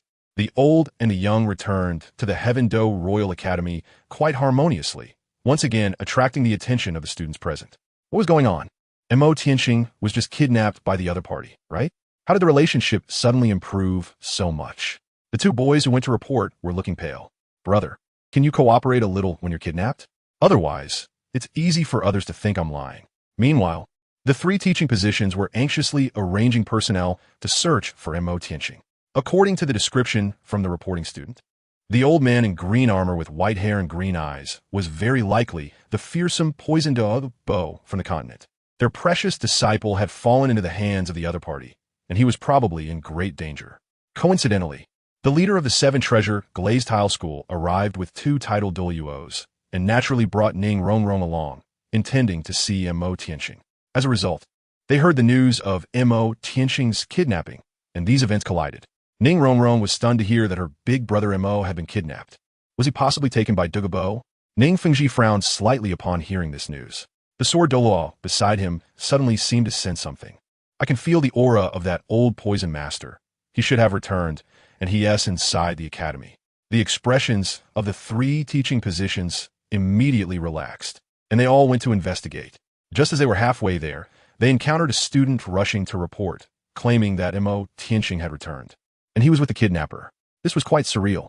At this moment, Ning Fengji wore a gentle smile, which made him even more curious about what kind of magic the young man had that attracted so many people to him.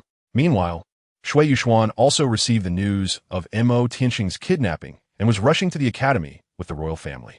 Her father, the Snow Knight Emperor, was shocked to learn that the herbs Mo Tianxing had given her had caused her swan martial soul to mutate. He immediately told Shui Yuxuan that regardless of the cost, they must pull Mo Tianxing into the Heaven Do Empire's camp. Dugu Bo, Chapter 40, Meeting of All Parties. Mo Tianxing and Dugu Bo returned together and saw three teaching professors coming towards them, accompanied by Ning Fengji, the Sword Law, and Bon Douluo, with one hand still holding Ning Rongrong. Big brother Mo. When Ning Rongrong saw Mo Tianxing safe and sound, she immediately let go of her father's hand and ran towards Mo Tianxing. Mo Tianxing saw Ning Rongrong jogging over and greeted the little girl with a gentle smile, bending down to pat her on the head. Rongrong, what brings you here? The Sword Douluo and Bon Douluo exchanged glances, wondering if this kid had put Rongrong under some spell to suddenly become so close. At this moment, Dugu Bo also noticed the two titled Douluo beside Ning Fengji, maintaining his usual expression. Senior Dugu, Meng Shunji, and the others politely greeted Dugu Bo upon seeing him, to which Dugu Bo merely nodded slightly. Tianxing, I heard from the students in the academy that you were taken away by Senior Dugu.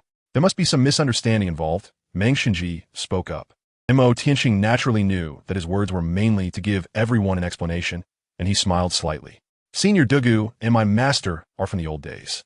It just so happened that the senior returned to the Heaven Do Imperial City and specially came to see me, taking me to the forest to test my recent cultivation results. Upon hearing this, Dugu Bo also followed up on the conversation, raising his hand to pat Mo Tianxing's shoulder. I don't know what you've been eating, but your growth rate is so fast. In the blink of an eye, you've already reached the rank of 5-ring Soul King. With their banter, the words immediately caused several old fellows present to have their thoughts racing. Behind Mo Tianxing, there is a powerful senior who had anticipated this situation, but did not expect that the other party also had ties to the poison Douluo, and it seems that the relationship is quite deep. This is not the place to talk. Let's go back first. Dream Machine said, immediately guiding everyone to the residence of the title holder. Along the way, Mo Tianxing was exchanging glances with Dugu Bo, meaning to remind him to cooperate later. The group quickly arrived at the magnificent hall where the title holder was located, and the leaders took their seats. I heard from Rongrong that little brother Mo sent her a spirit herb called Chiluatulup, which allowed that little girl's martial soul to evolve into the 9-treasure glazed tile pagoda. I would like to ask, does little brother still have any Chiluat tulips? I am willing to pay a high price for it.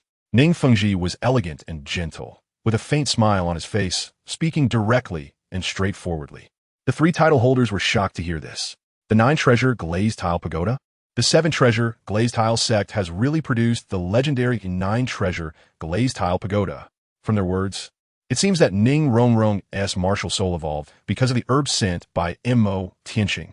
This remark made Dugu Bo's expression somewhat strange. Spirit herbs? Could it be those rare spirit herbs taken from his medicinal field? At this moment, Mo Tianqing showed an apologetic expression. Those spirit herbs were brought out by my master from Senior Dugu. He gave me 5, but I couldn't use that many by myself, so I distributed them. For matters like spirit herbs, asking Senior Dugu should be clearer. As Mo Tianqing spoke, he turned his head to look at Dugu Bo beside him, and couldn't help but think that his arrival was truly timely. Otherwise, he would have to lay the blame on his non-existent master.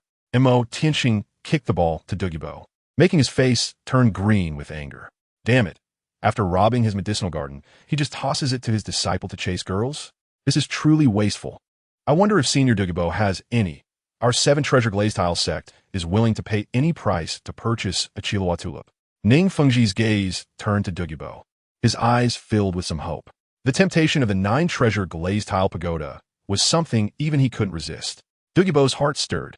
Having the leader of the 7-treasure glazed tile sect make such a promise was indeed somewhat enticing for him. Chiu tulip?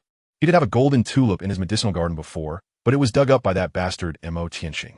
Even though the promise from the leader of the 7-treasure glazed tile sect carried weight, he truly didn't have that item in his possession, and could only shake his head slightly in the end. Those were unique items and were long gone. Even though Ning Fengji knew the hope was slim, he couldn't help but feel a bit disappointed upon hearing the news, letting out a helpless sigh. It seemed he was destined to have no connection with the 9-treasure glazed tile pagoda. Fortunately, his daughter had already fulfilled his long-cherished wish. Ning Fengji took out a golden card from his storage soul guide and handed it to Mo Tianqing. This is to express my gratitude for the spirit medicine you sent to Renxue. I hope young brother Mo will accept it. He didn't specify how much was inside, but it was clearly a huge sum from the 7-treasure glazed tile sect.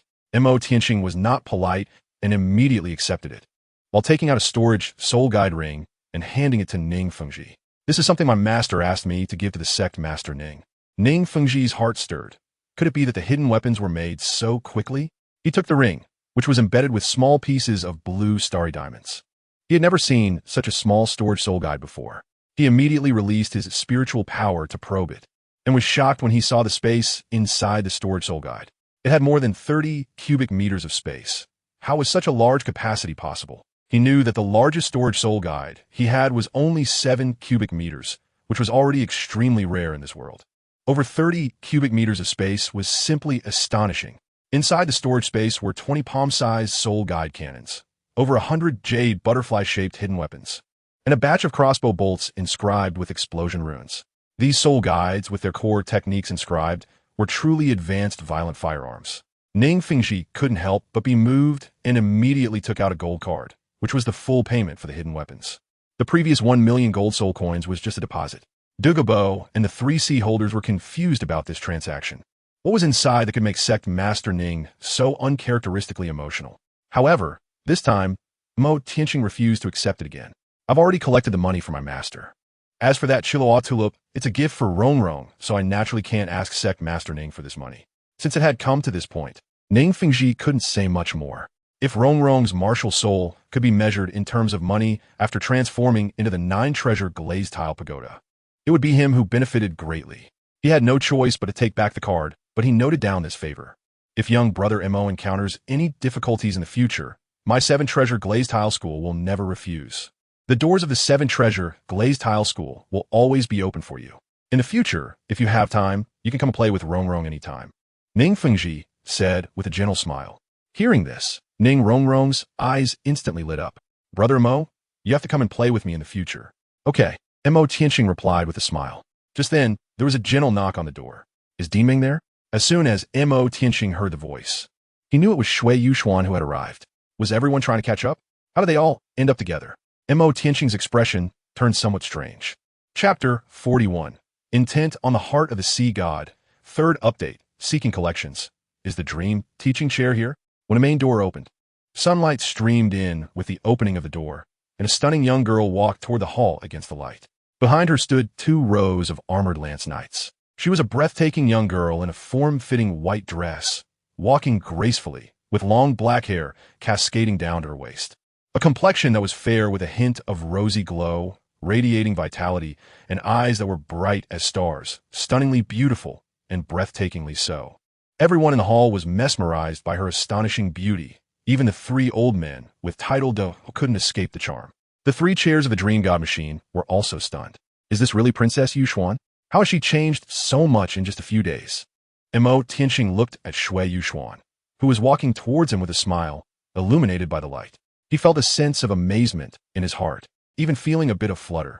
How did she seem even more stunning than a few days ago? It seemed that the effects of the narcissus jade-like skin hadn't been fully absorbed yet. Was the efficacy of this celestial herb really that extraordinary?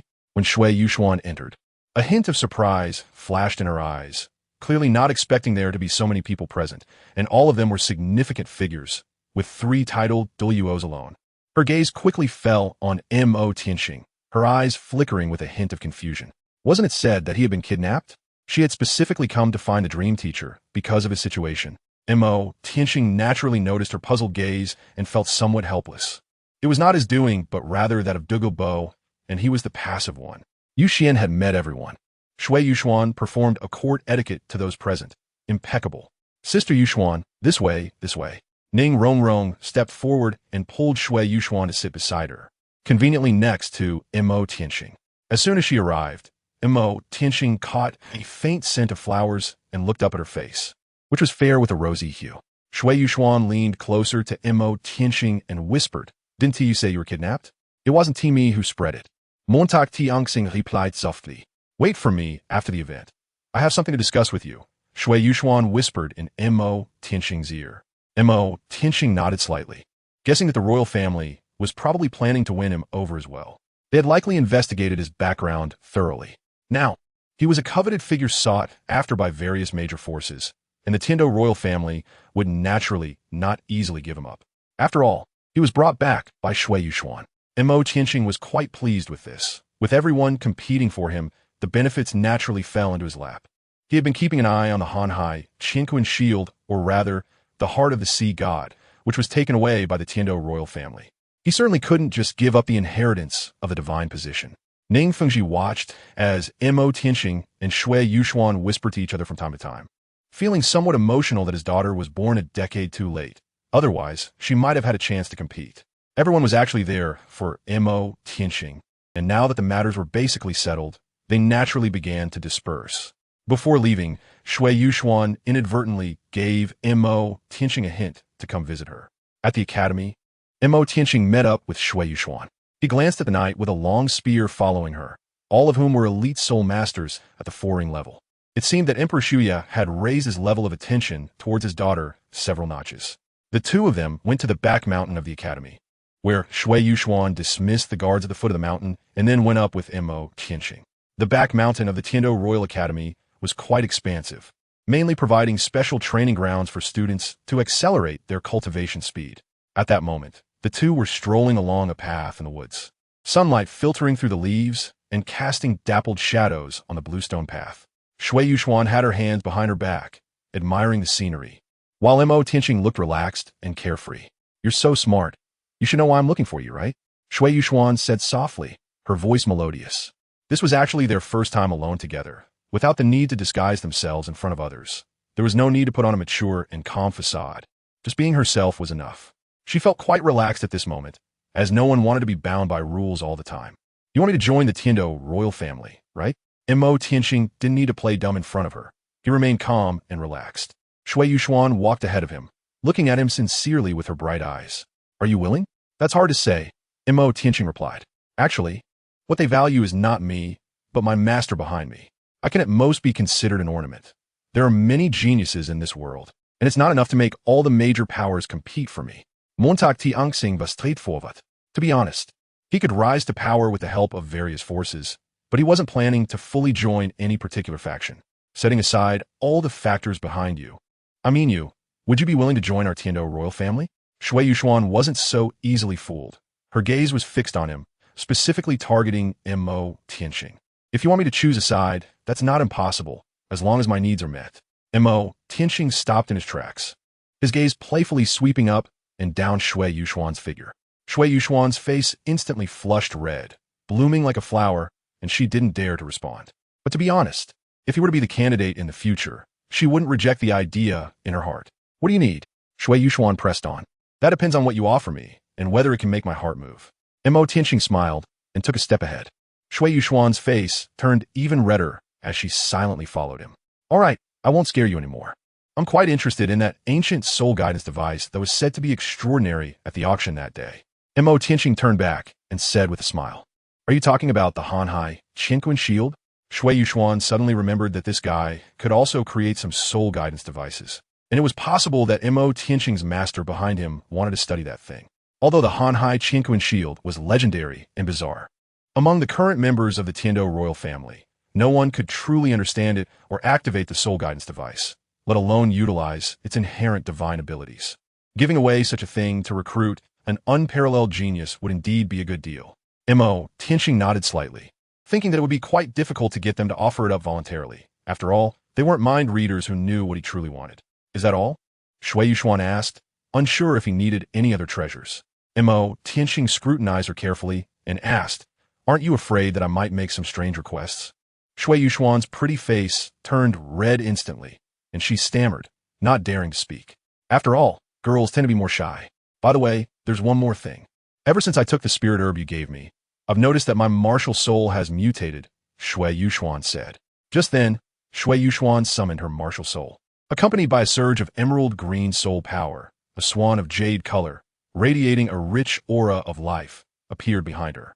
The jade swan, indeed. Mo Tianqing just smiled. Chapter 42. Young man, do you want to join the spirit hall? First update, please save. At the same time, Qian Renxue returned to the Tiando Empire with Douluo, only to hear that the seven treasure glazed tile sect and poisoned Douluo had both come to look for Mo Tianqing, seemingly related to the master behind him. She was also a bit curious at this moment. Mo Tianqing is so close to the title Douluo. Doesn't he worry about getting into trouble? Or does he have the ability to conceal his aura? Schwerer, is that Mo Tianqing the one who gave you the rare mushroom and heavenly chrysanthemum? Douluo asked. Qian Renxue really had nothing to hide about this, so she generously admitted it. That kid's rare mushroom and heavenly chrysanthemum might have been given by poisoned Douluo.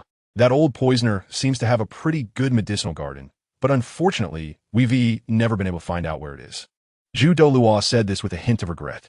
I'm really curious what kind of charm that guy has, to make even our Schwerer so concerned about him. Douluo kid. Upon hearing this, Qian Renxue couldn't help but blush. It's not settled yet. As long as we can bring that kid to our spirit hall. Wouldn't that solve everything? Douluo kid. When will you take me to meet that kid? I know. Qian Renxue nodded, inviting him to meet under her identity as Qian Renxue. Mo Tianqing received a letter, in which Qian Renxue expressed that she wanted to collaborate with him on hidden weapons on behalf of the Spirit Hall. She specifically mentioned that there was a highly esteemed senior accompanying her. Is it a titled Douluo from the Spirit Hall? Most likely, it's either Douluo or Ghost Douluo. Mo Tianqing tucked away the note, a slight smile curling at the corners of his mouth, and went directly to find Dugu Bo in the capital. Speaking of which, are you scared too? Dugu Bo was also somewhat surprised when he heard this news. Upon hearing this, Mo Tianqing's expression darkened. Dugu Bo did not expect Mo Tianqing to make contact with the spirit hall so quickly.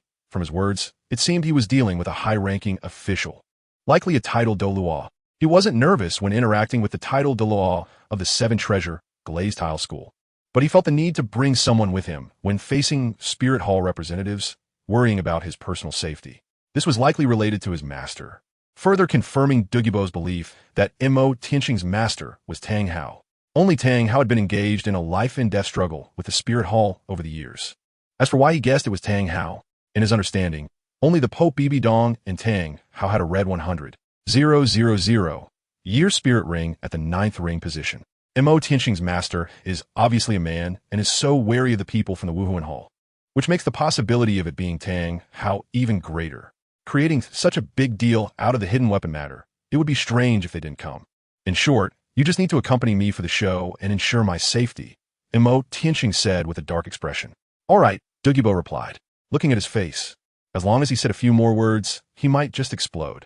With that, Mo Tianqing took Dugu Bo to the agreed location. Inside the private room, when Mo Tianqing saw Qian Renxue, she still exuded her charm. Upon seeing Mo Tianqing arrive with Dugu Bo, a hint of surprise flashed in her eyes. This guy has such great abilities? It hasn't been long, and he already brought a titled Douluo as a bodyguard. Dugu Bo, Yueguan sitting on the sofa, also looked a bit surprised at the visitor not expecting that this kid had such capabilities to invite a title Douluo. Ju Huaguan. Dugu Bo wasn't particularly fond of Ju Douluo either. There had been some friction in the past, and their relationship couldn't be considered hostile, but it wasn't very harmonious either. Long time no see. Mo Tianxing greeted Qian Renxue in a familiar manner and sat down, with Dugu Bo sitting beside him. Qian Renxue nodded slightly as she looked at him. Dugu Bo was also observing Qian Renxue. At his level of status, he naturally knew that Qian Renxue was the granddaughter of Qian Douluo, and he didn't expect Mo Tianxing to have such great abilities that he could make the other party come to him voluntarily. With Ju Douluo and Dugu Bo present, the two of them continued to chat enthusiastically. What Dugu Bo didn't expect was that Mo Tianxing readily agreed to the collaboration on hidden weapons proposed by Qian Renxue. Kid, are you interested in joining our spirit hall? Ju Douluo said with a smile at the corner of his mouth as he looked at Mo Tianxing. Suddenly, a system prompt box appeared before Mo Tianxing. Option 1. Agree to join the Spirit Hall, and you will receive a high-level Spirit Hall token. Gain the support of Qian Renxue and her faction behind the Spirit Hall, and receive the protection of Qian Douluo. Direct reward. 2,000 years of cultivation. Option 2. Refuse to join the Spirit Hall and choose to ally with Tang San to break the political ambitions of the Spirit Hall. Reward. Title of Tang San's best little brother. Mo Tianxing looked at the options presented by the system. Did he really need to choose? To think that he would ally with Tang San? Wasn't that just a pipe dream? He had developed himself to be even more extraordinary than Tang San. They were both reborn with external aids, but unfortunately, his system was far more abnormal than Tang San's. Moreover, he had a 10-year head start. Being a step ahead in everything felt like climbing a mountain, let alone being 10 years ahead. Now he had strength, influence, and plenty of powerful connections to choose from. How could he possibly settle for being beneath someone else? Mo Tianxing decisively chose option 1 and joined the Spirit Hall. Joining the Spirit Hall is not out of the question, but I need to see what the benefits are so I can consider it, Mo Tianxing replied with a smile. Oh, what benefits do you want, kid? Ju Douluo showed some interest. Qian Renxue felt a bit surprised. At least he was willing to join the Spirit Hall. On the side, Dugu Bo felt more and more that something was off. He even started to doubt whether the title Douluo behind this guy was Tang Hao. Why does this disciple seem a bit strange? He doesn't seem to have any rejection towards the Spirit Hall. I'm a person who is easily satisfied. To send me a princess as a wife, or a saintess is fine too. Mo Tianxing smiled at Qian Renxue. Upon hearing this, Ju Douluo laughed heartily. Good kid, you have ambition. I have high hopes for you. But right now our Spirit Hall hasn't confirmed a saintess yet, but we do have a princess. Make sure to seize the opportunity. Qian Renxue glared at Ju Douluo and then shot a fierce look at Mo Tianxing, clearly a bit angry. She took out a black Spirit Hall token from her bosom and tossed it in front of Mo Tianxing. Our Spirit Hall is a sole master organization. We don't provide wives. You have to find one yourself. Qian Renxue said this through gritted teeth, clearly dissatisfied. What is this?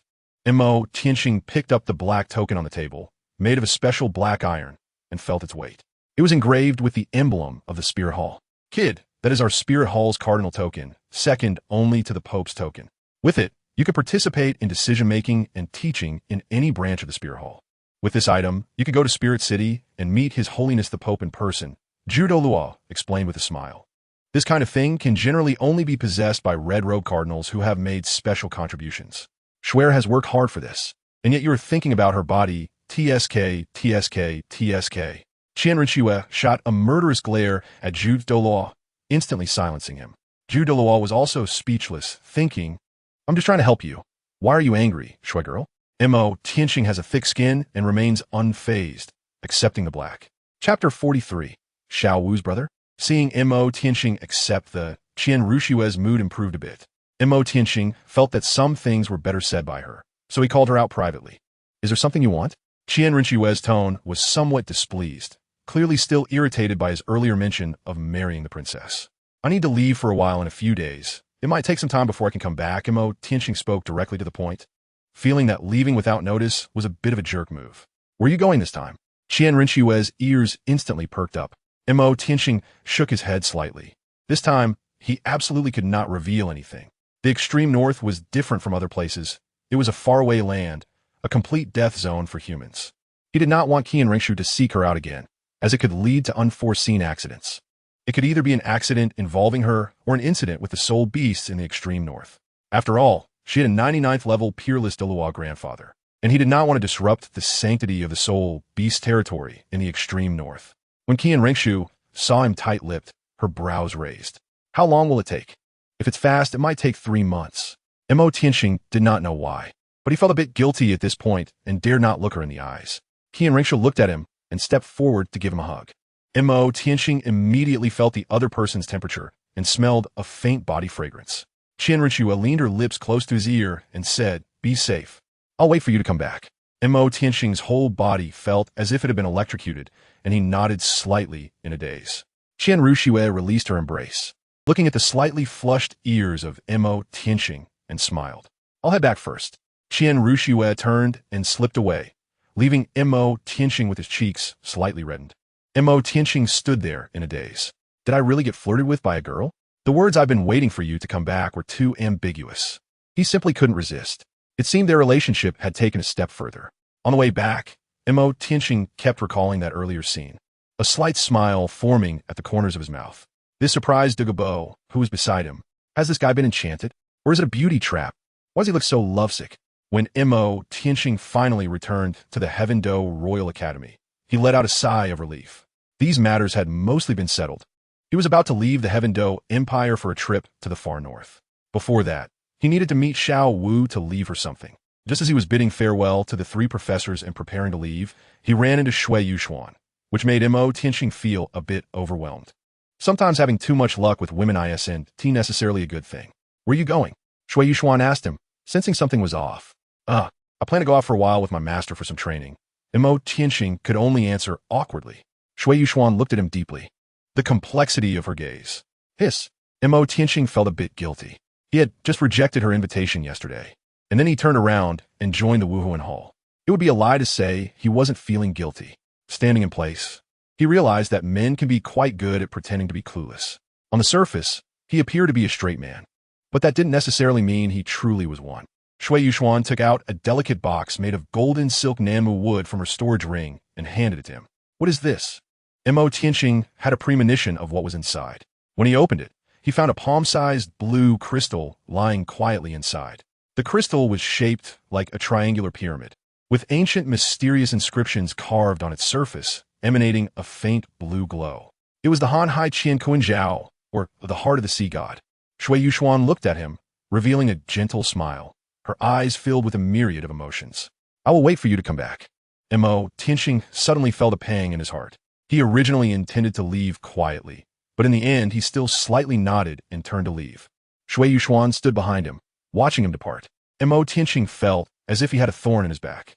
As soon as he left the academy, he immediately blended into the crowd, activated his aura simulation, and transformed into an ordinary passerby, disappearing from sight.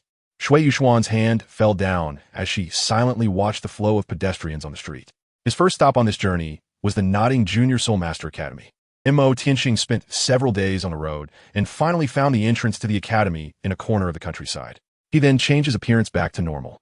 Having become accustomed to the Heavenly Do Royal Academy, he couldn't help but feel a bit emotional when looking at the Junior Soul Master Academy in front of him. Seeing a few 7- or 8-year-old students preparing to enter, he immediately called out to them. Hey, little kid, come here for a moment. Mo Tianxing waved a shiny gold soul coin in his hand. The child was instantly attracted by the gold soul coin and couldn't take their eyes off it. Help me out. Can you call out Xiao Wu for me?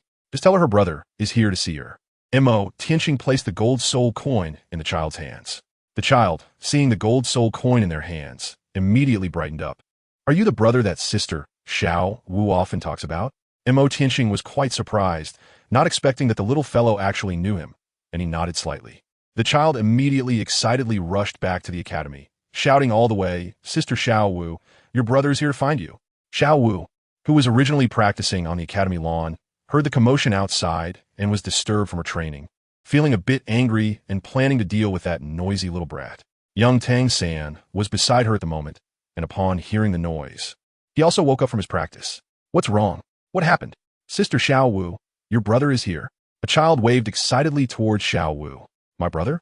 Xiao Wu was stunned, and Mo Tianxing's figure immediately surfaced in her mind. Xiao Wu's brother? Tang San was also a bit surprised.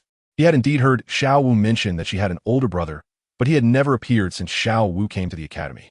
He was still wondering if something had happened on her brother's side, not expecting that he would come today out of the blue. Before Tang San could react, Xiao Wu had already run out. "Xiao Wu, where you going?" "To pick up my brother." Xiao Wu's voice came from afar, fading away. Tang San sighed helplessly and immediately used his ghost shadow perplexing track to follow her. In this world, he was somewhat worried that she might be deceived. Standing at the academy gate, Mo Tianxing didn't wait long before he saw a pink figure in the academy running excitedly towards him. As he recognized the person, it was the long-separated Xiao Wu, and a gentle smile appeared on Mo Tianxing's face. "Xiao Wu, brother." Xiao Wu's eyes were filled with tears as she threw herself into Mo Tianxing's arms. The warmth of meeting Mo Gu again in the human world instantly softened her heart, making her emotions uncontrollable, and tears began to flow unconsciously. Mo Tianxing held her in his arms, gently stroking her head. "Xiao Wu, you have suffered these days." Xiao Wu cried softly in Mo Tianxing's embrace, thinking that her brother had forgotten about her. "How could that be? You will always be my most beloved sister," Mo Tianxing said tenderly. At this moment, Tang San also came over and immediately noticed Mo Tianxing. Dressed extravagantly, exuding an air of nobility, he smiled gently, but there was a subtle feeling of danger about him. Mo Tianxing also noticed a 6- or 7-year-old boy in front of the academy. Although the boy looked quite ordinary, there was a maturity in his eyes that seemed to surpass his age. Chapter 44, Yu Xiaojing, Revised. Mo Tianxing looked at the 7-year-old Tang San, who was also looking back at him with deep eyes.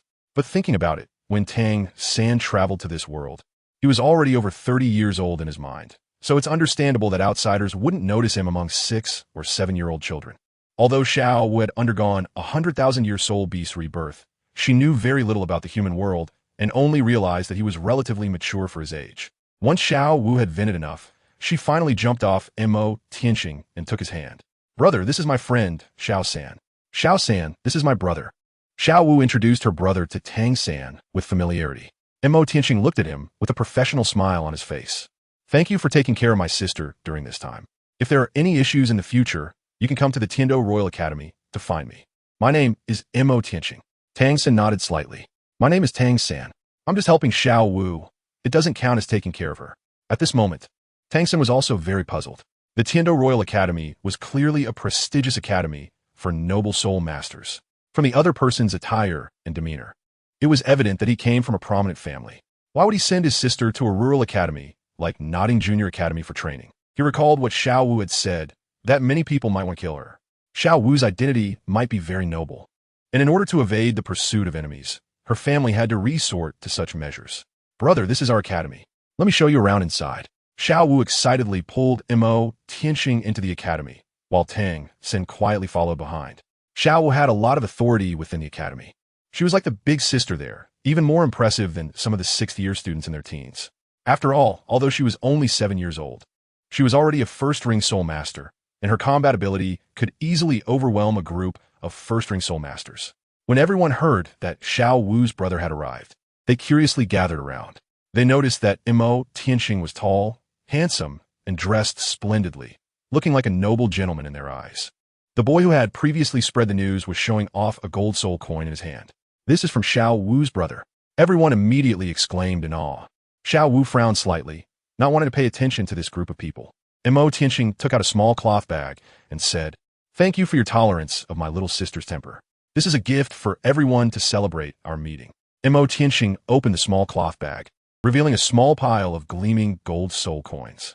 The children present were stunned and immediately surrounded him, forming a tight circle. "No need to squeeze, everyone will get some." Mo Tianxing smiled gently and distributed gold soul coins to the children, instantly raising their favorability towards him to the maximum. Throughout the process, only Tang San felt out of place on the sidelines, while Xiao Wu pouted, looking at her surrounded brother with great dissatisfaction. Naturally, Tang San could not play candy games with them like a child, as he was not one to accept handouts. Moreover, he was quite indifferent towards money and did not care much about it. From the aura emitted by her brother Tang San, it seemed he was a very powerful soul master, though it was uncertain whether he was a 3-ring soul venerable or a 4-ring soul sect master.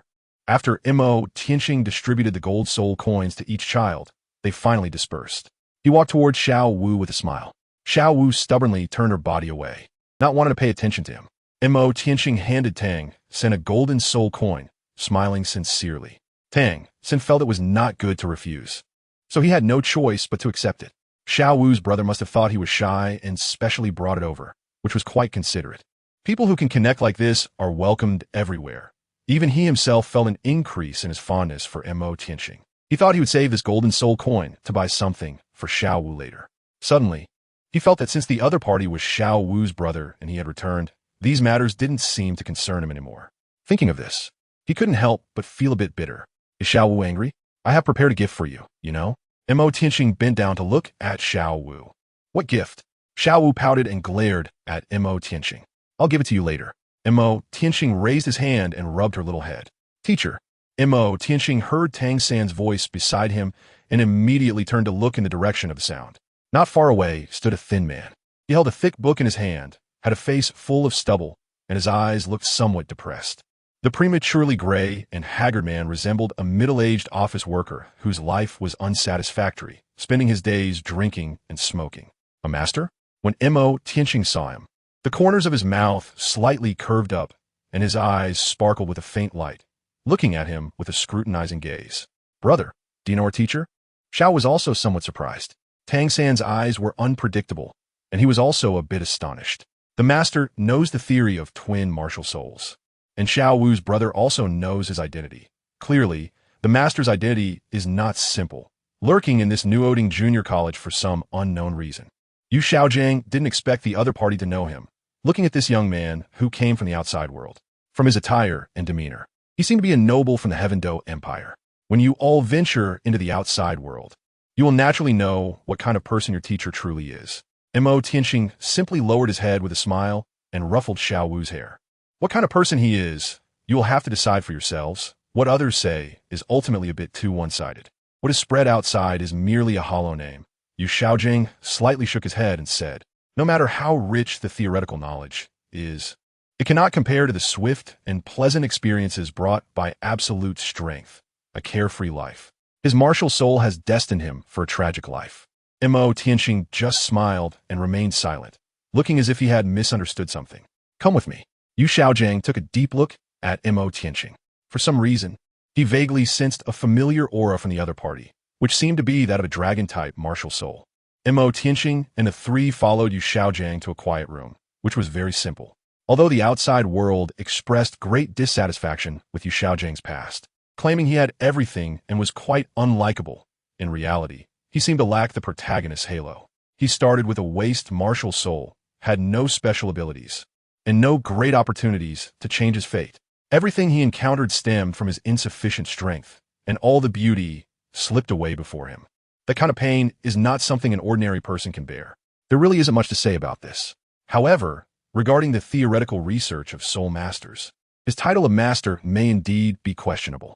His theories largely align with the secret research of the Martial Soul Hall, and it is hard to determine whether they were developed solely by him. As for the training programs he provided to Shrek Academy, they are indeed questionable.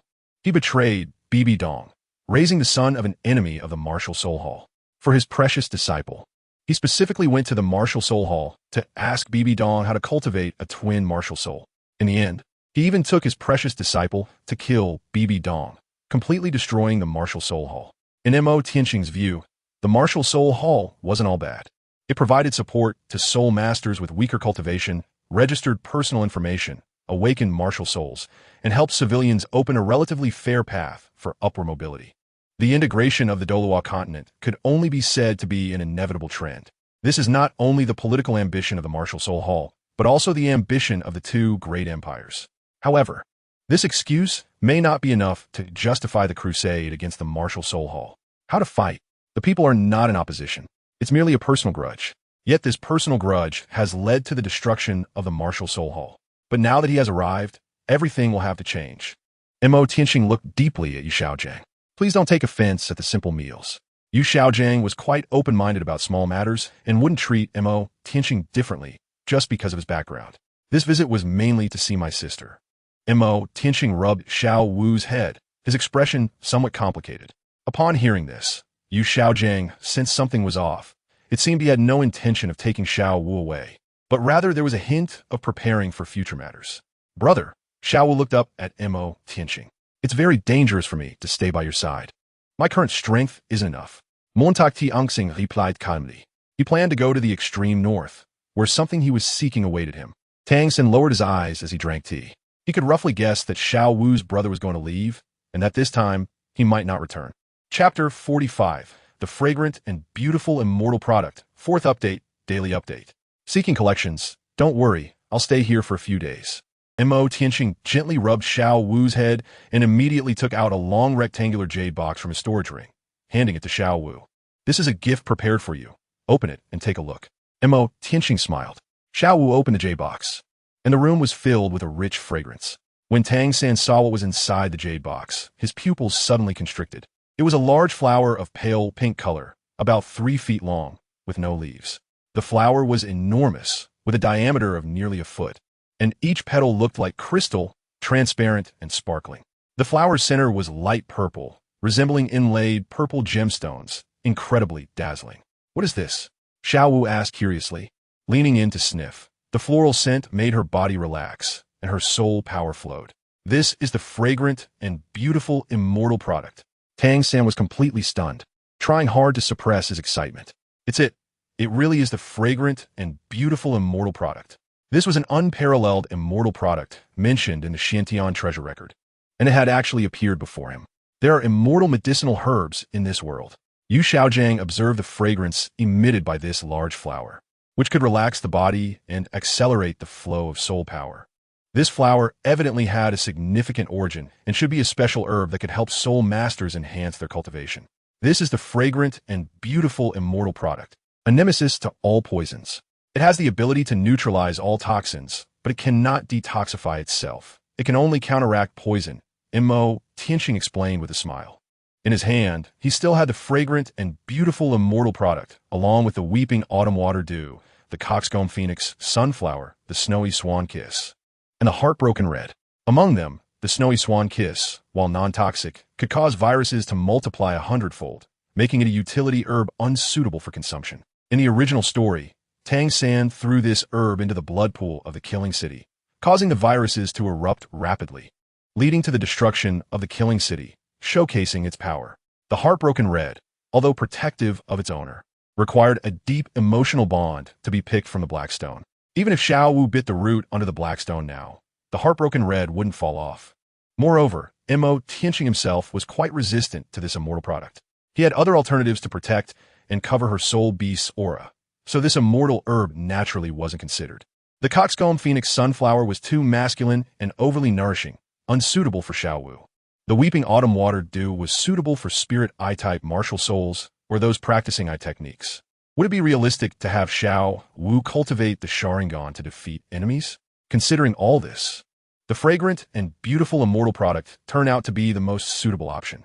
Note, the fragrant and beautiful immortal product and the beautiful tulip are two different immortal herbs. This immortal product can be consumed by eating the petals and flower center, allowing the user to be immune to all poisons while also opening up meridians and accelerating cultivation. Yu Xiaojiang frowned slightly upon hearing this. Xiao Wu was only at the first ring level. Taking such a powerful medicine might damage her foundation. In his understanding, such powerful herbs to enhance cultivation should not be taken recklessly, as the body might not withstand the strong medicinal properties.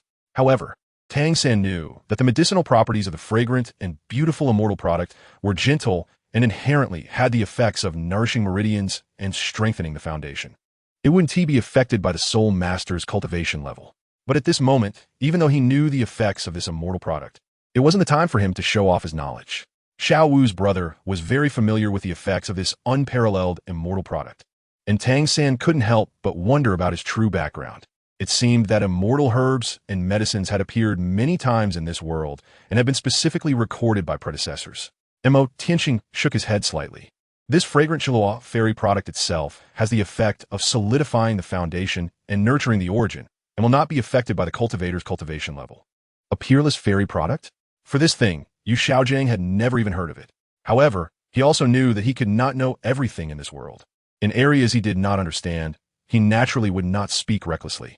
Since Xiao Wu was his sister, he naturally would not harm her. Xiao Wu could also feel the vast energy contained in the large pale pink flower in her hand, which was exactly what she needed in her childhood. Both she and her brother were born from soul beasts, so they would naturally not harm her. Xiao Wu swallowed the flower's stamen and petals. The fragrance overflowed upon entering. Sweet and sour, and the rich medicinal properties immediately spread throughout her body. Xiao Wu immediately entered a state of cultivation, while Mo Tianxing stood by to protect her. During Mo Tianxing's protective period, Tang Xin naturally paid attention to him in the dark.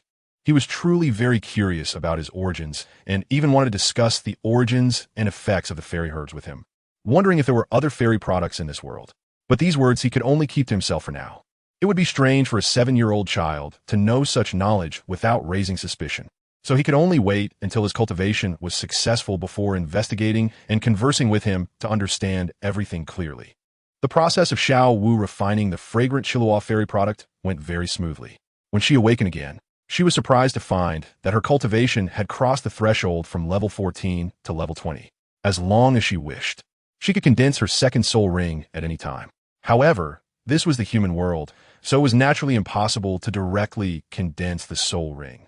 It was not only a change in soul power, but she also naturally emitted a faint medicinal fragrance that almost covered her soul beast's aura.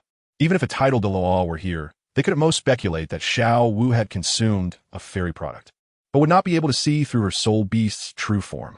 Tang Xin naturally noticed the changes in Xiao Wu's soul power and aura. Although she did not specify how much her soul power had increased, he could roughly guess from the efficacy of the fairy product that Xiao Wu had most likely reached the level 20 standard, and her foundation had become even more solid. The medicinal properties of the fragrant Douluo fairy product flowing in Xiao Wu's bloodline would make her immune to all poisons in the world. And the aura she emitted could break through poisonous fogs and obstacles, which is the powerful effect of fairy herbal medicine. Seeing that Xiao Wu had finished her cultivation, Mo Tianxing took out a storage ring inlaid with a starry blue gemstone from a storage ring and handed it to Xiao Wu. Xiao Wu's eyes immediately brightened, holding the exquisite ring in her palm. It was a completely silver ring, carved with a beautiful silver vine, and the ring's diameter was adjustable, just right for Xiao Wu's finger. The things inside shouldn't be shown to others easily, understand? Mo Tianxing smiled as he patted Xiao Wu's head. He had stored 1 million gold soul coins in it, enough to improve Xiao Wu's living conditions. Additionally, there were some protective soul-guided devices and healing pills stored inside, even reserves of water and dry food, everything one could need.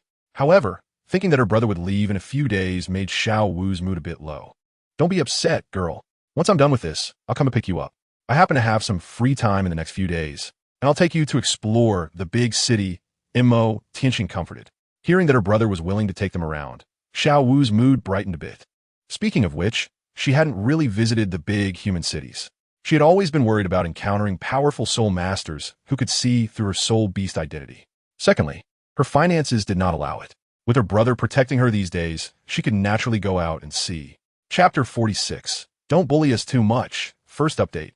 Please save. In the following days, Mo Tianxing took Xiao Wu, Tang San, and the master to the Baroque royal capital. Although it was not as grand and magnificent as the imperial capital of the Tiando Empire, it was still a large city.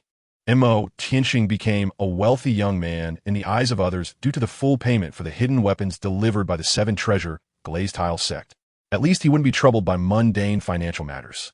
In the capital of Balak, he happened to catch a larger auction, and Mo Tianxing entered the venue with Xiao Wu and the other two, wearing special masks, and went straight to the VIP box.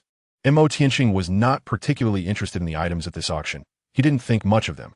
However, as long as Xiao Wu liked it, that was enough for him. He just wanted to enjoy the lively atmosphere. As for Tang San and the master, they didn't have anything special they needed. They mainly came along to accompany Xiao Wu. After the auction ended, Tang San planned to go to the blacksmith shop to select some fine iron, and Mo Tianxing roughly guessed that he was going to tinker with hidden weapons. Since he had a need, everyone naturally went along. Mo Tianxing and Xiao Wu were delayed for a moment at a hair accessory shop on the way, while Tang San and the master went ahead. Brother, what do you think of this? Xiao Wu took out a few exquisite gold and silver hair accessories from the counter, which were intricately crafted. Mo Tianxing, who was originally contemplating, suddenly noticed that Tang San and the master were encountering some trouble at the blacksmith shop ahead. He immediately left behind gold soul coins worth more than the value of the accessories and packed them all up, pulling Xiao Wu along to rush over to Tang San's side. The fine refined secret iron isn't something you country bumpkins can buy, so hurry up and get lost. For tall young men outside the blacksmith shop were arrogantly shouting. They all released their soul rings, clearly identifying themselves as four-ring soul sect members. Don't bully us too much. Tang San's gaze turned cold as he protected the master behind him, the hidden arrows in his sleeve ready to strike. Although the power and might of the hidden arrows were extraordinary, they felt somewhat powerless in front of these four-ring soul sect members.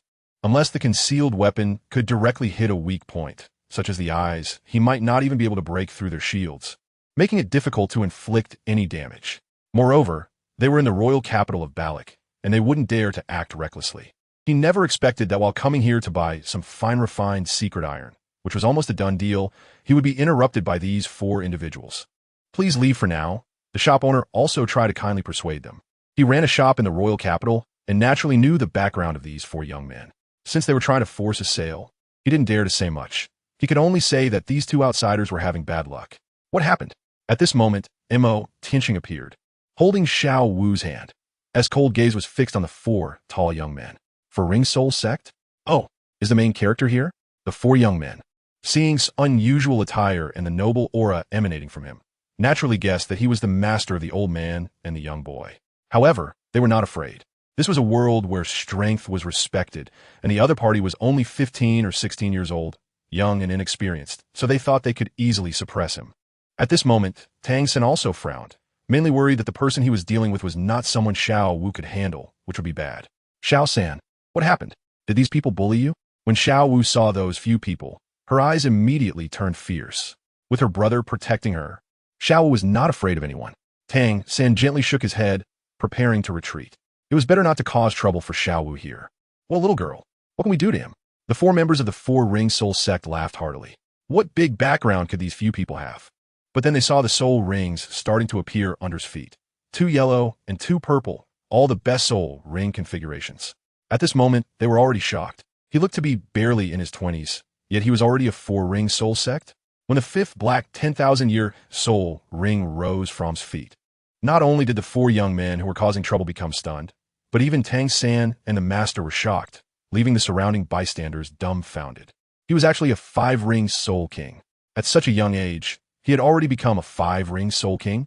5 normal soul rings emerged around Mo Tianqing, which was a result of aura simulation. His actual number and configuration of soul rings should be 7 black soul rings, making him a super soul sage. As for why the 4th ring wasn't made into a black 10,000-year soul ring, that has almost become Mo Tianqing's trademark. He mainly feared that those investigating would trace back to Xiao Wu, whether or not they could see through her soul beast form, or capture her to threaten him into serving them, would not be a good thing. The four soul sects realized that the person before them was not someone they could contend with, and that his identity and background were likely very terrifying, something they couldn't provoke. They immediately fled in embarrassment. Mo Tianqing then withdrew his soul ring and looked at Tang San and the master. Are you all right? Tang San and the master looked at him with somewhat complex expressions, gently shaking their heads as they bought a few pieces of refined secret iron from the shopkeeper. Tang San knew that this world was one of survival of the fittest, and strength was the capital of confidence. A surge of determination to become stronger arose within him. Even with the blue-silver grass martial soul, he could still achieve greatness.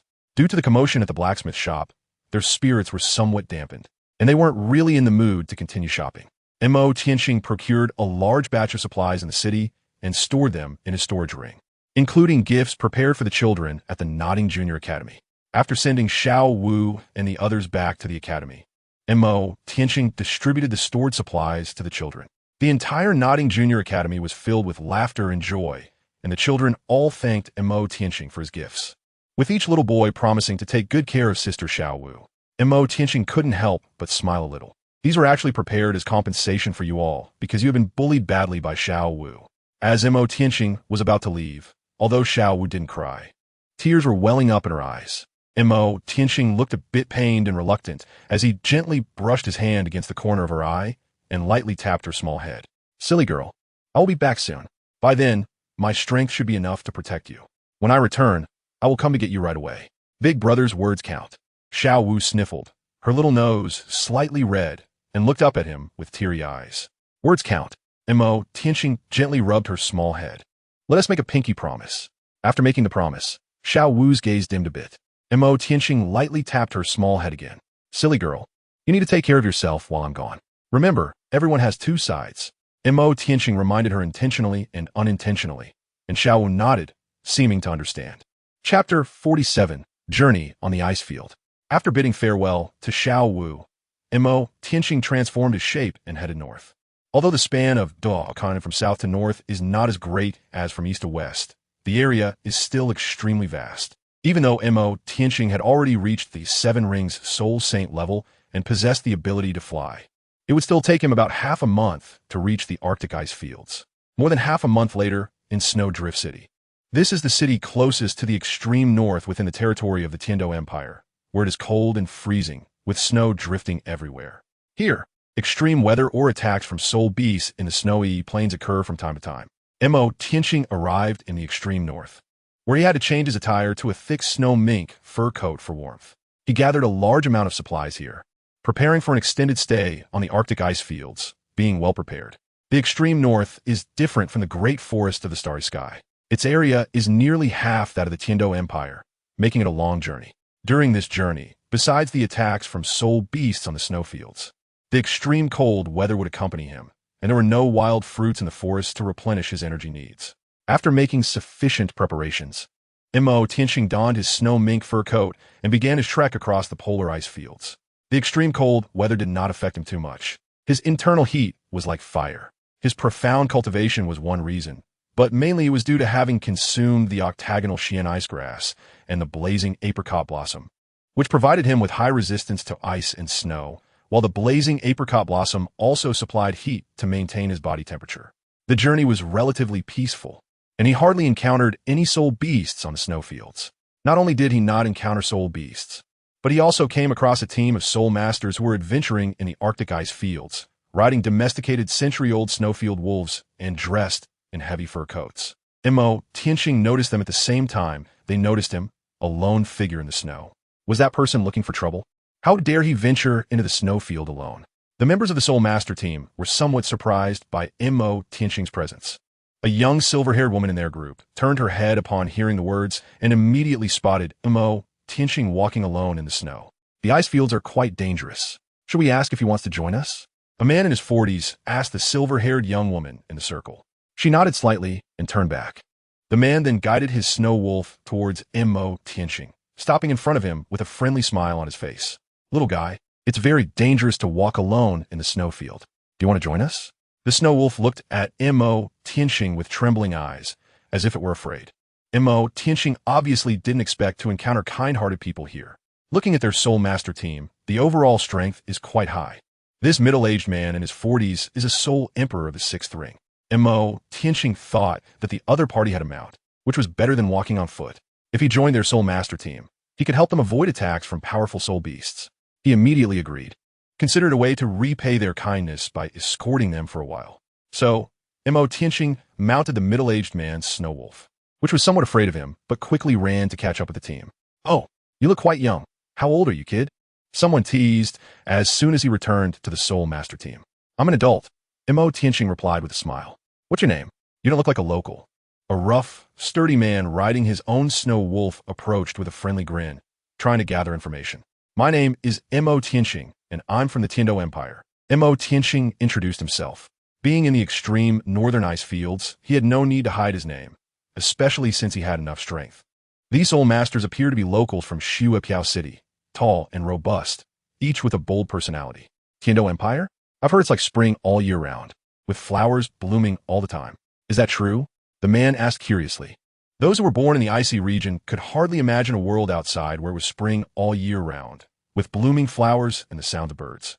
There was no need to inquire about Mo Tianqing's cultivation level. They just needed to know he was part of the protected group. Mo Tianqing nodded slightly. It really is like spring all year round, with flowers and plants everywhere. Hearing you all say this, I'm tempted. Damn it, when I make money in the future, I definitely want to go see the southern capital. That rugged middle-aged man cursed and complained, his tone full of longing. Uncle, don't casually make promises. It's easy to get into trouble. Mo Tianqing nodded beside him, also observing the composition of the entire team. The Soul Master team consisted of about 20 people, each of whom was a powerful Soul Master at the 5th or 6th ring, guarding the perimeter and protecting the young silver-haired woman in the center. When Mo Tianqing first saw the silver-haired woman, he felt something unusual. He was very sensitive to the aura of soul beasts. Although she was not a soul beast reincarnated, she faintly emanated a subtle, which belonged to a spirit creature. Coupled with the icy region, she was most likely she should possess some of the bloodline of the silver-haired woman in white seemed to sense Mo Tianqing's gaze on her, but merely gave him a cold glance, indicating that her personality was quite proud and aloof. Mo Tianqing saw it and couldn't be bothered to pay attention. It seemed like a rather vain person, and he was too lazy to engage. The uncle in front of him suddenly pushed him with his back and, in a mysterious tone, said to Mo Tianqing, "That's our team soul figure, Miss Su. Isn't she beautiful? You have pretty good self-control. Many outsiders can't take their eyes off her after seeing her and openly say they wouldn't marry anyone else." Mo Tianqing was momentarily speechless. Why did it sound like this uncle was bragging? The silver-haired woman's appearance was indeed exceptional, exuding a cold and ethereal aura unique to a snow goddess, making her a goddess-level figure in the snow-covered world. However, he had seen women of this caliber before. Whether it was Shui Yuxuan or Qian Renxue, none of them could be compared to her. She was indeed quite beautiful. Mo Tianqing smiled, but his heart was unmoved. "Speaking of which, why did you come to the ice field alone? Don't you know it's very dangerous here? A slight snowstorm can lead you to lose your way. And there are elusive winds that can silently take lives," the kind uncle kindly reminded. "I'm here to find someone," Mo Tianqing replied, as he was looking for Bai Ji to ask her some questions. "Find someone?" The uncle was a bit taken aback by this, thinking that the person he was looking for was likely already dead, but such words were not suitable to say out loud. Just then, the silver-haired woman suddenly shouted, "Be careful," with a furrowed brow. The people present immediately entered a state of tense readiness, and Mo Tianqing was somewhat surprised. Could she sense danger in advance in the ice field? Chapter 48, Dragon Might, Golden-Eyed Black Dragon King. Third update, please support with collections. Their SA situation. The Soul Master team present instantly entered a state of high alert, waiting for the silver-haired woman to issue orders. Mo Tianqing was also somewhat surprised, not knowing what was coming. If it were a group of spirit beasts, that would be one thing, but if it were extreme blizzard weather, then that would truly be a problem.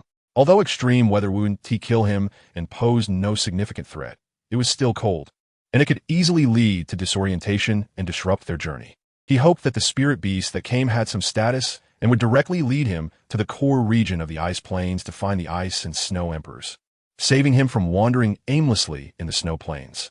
It was a group of spirit beasts. The silver-haired woman's expression was somewhat serious. There were at least a dozen spirit beasts with 10,000 years of cultivation. The faces of the spirit master team present suddenly froze, immediately huddling together. Encountering a group of spirit beasts in the snow was very dangerous because there was no place to provide visual cover, nor was there any advantageous terrain or retreat options. Looking around, they could see nothing but an open path with no hiding places at all. Faced with this situation, they could only brace themselves for a fight. "You should go to Miss Su's side. The outside is very dangerous," said the uncle in front of Mo Tianqing, his face somewhat serious as he turned to him. At this moment, the silver-haired woman glanced at him but did not seem inclined to refute. "I can hold my own in a fight," Mo Tianqing said, gazing at the distant horizon, feeling the stirring of spirit beasts over there. As he spoke, 6 soul rings, 2 yellow, 2 purple, and 2 black, rose beneath him, still the result of his aura simulation. When he had the ability to protect everyone, he wouldn't hide away, nor would he take advantage of the situation to cozy up with a woman, only to jump out later to show off. He was not that kind of person.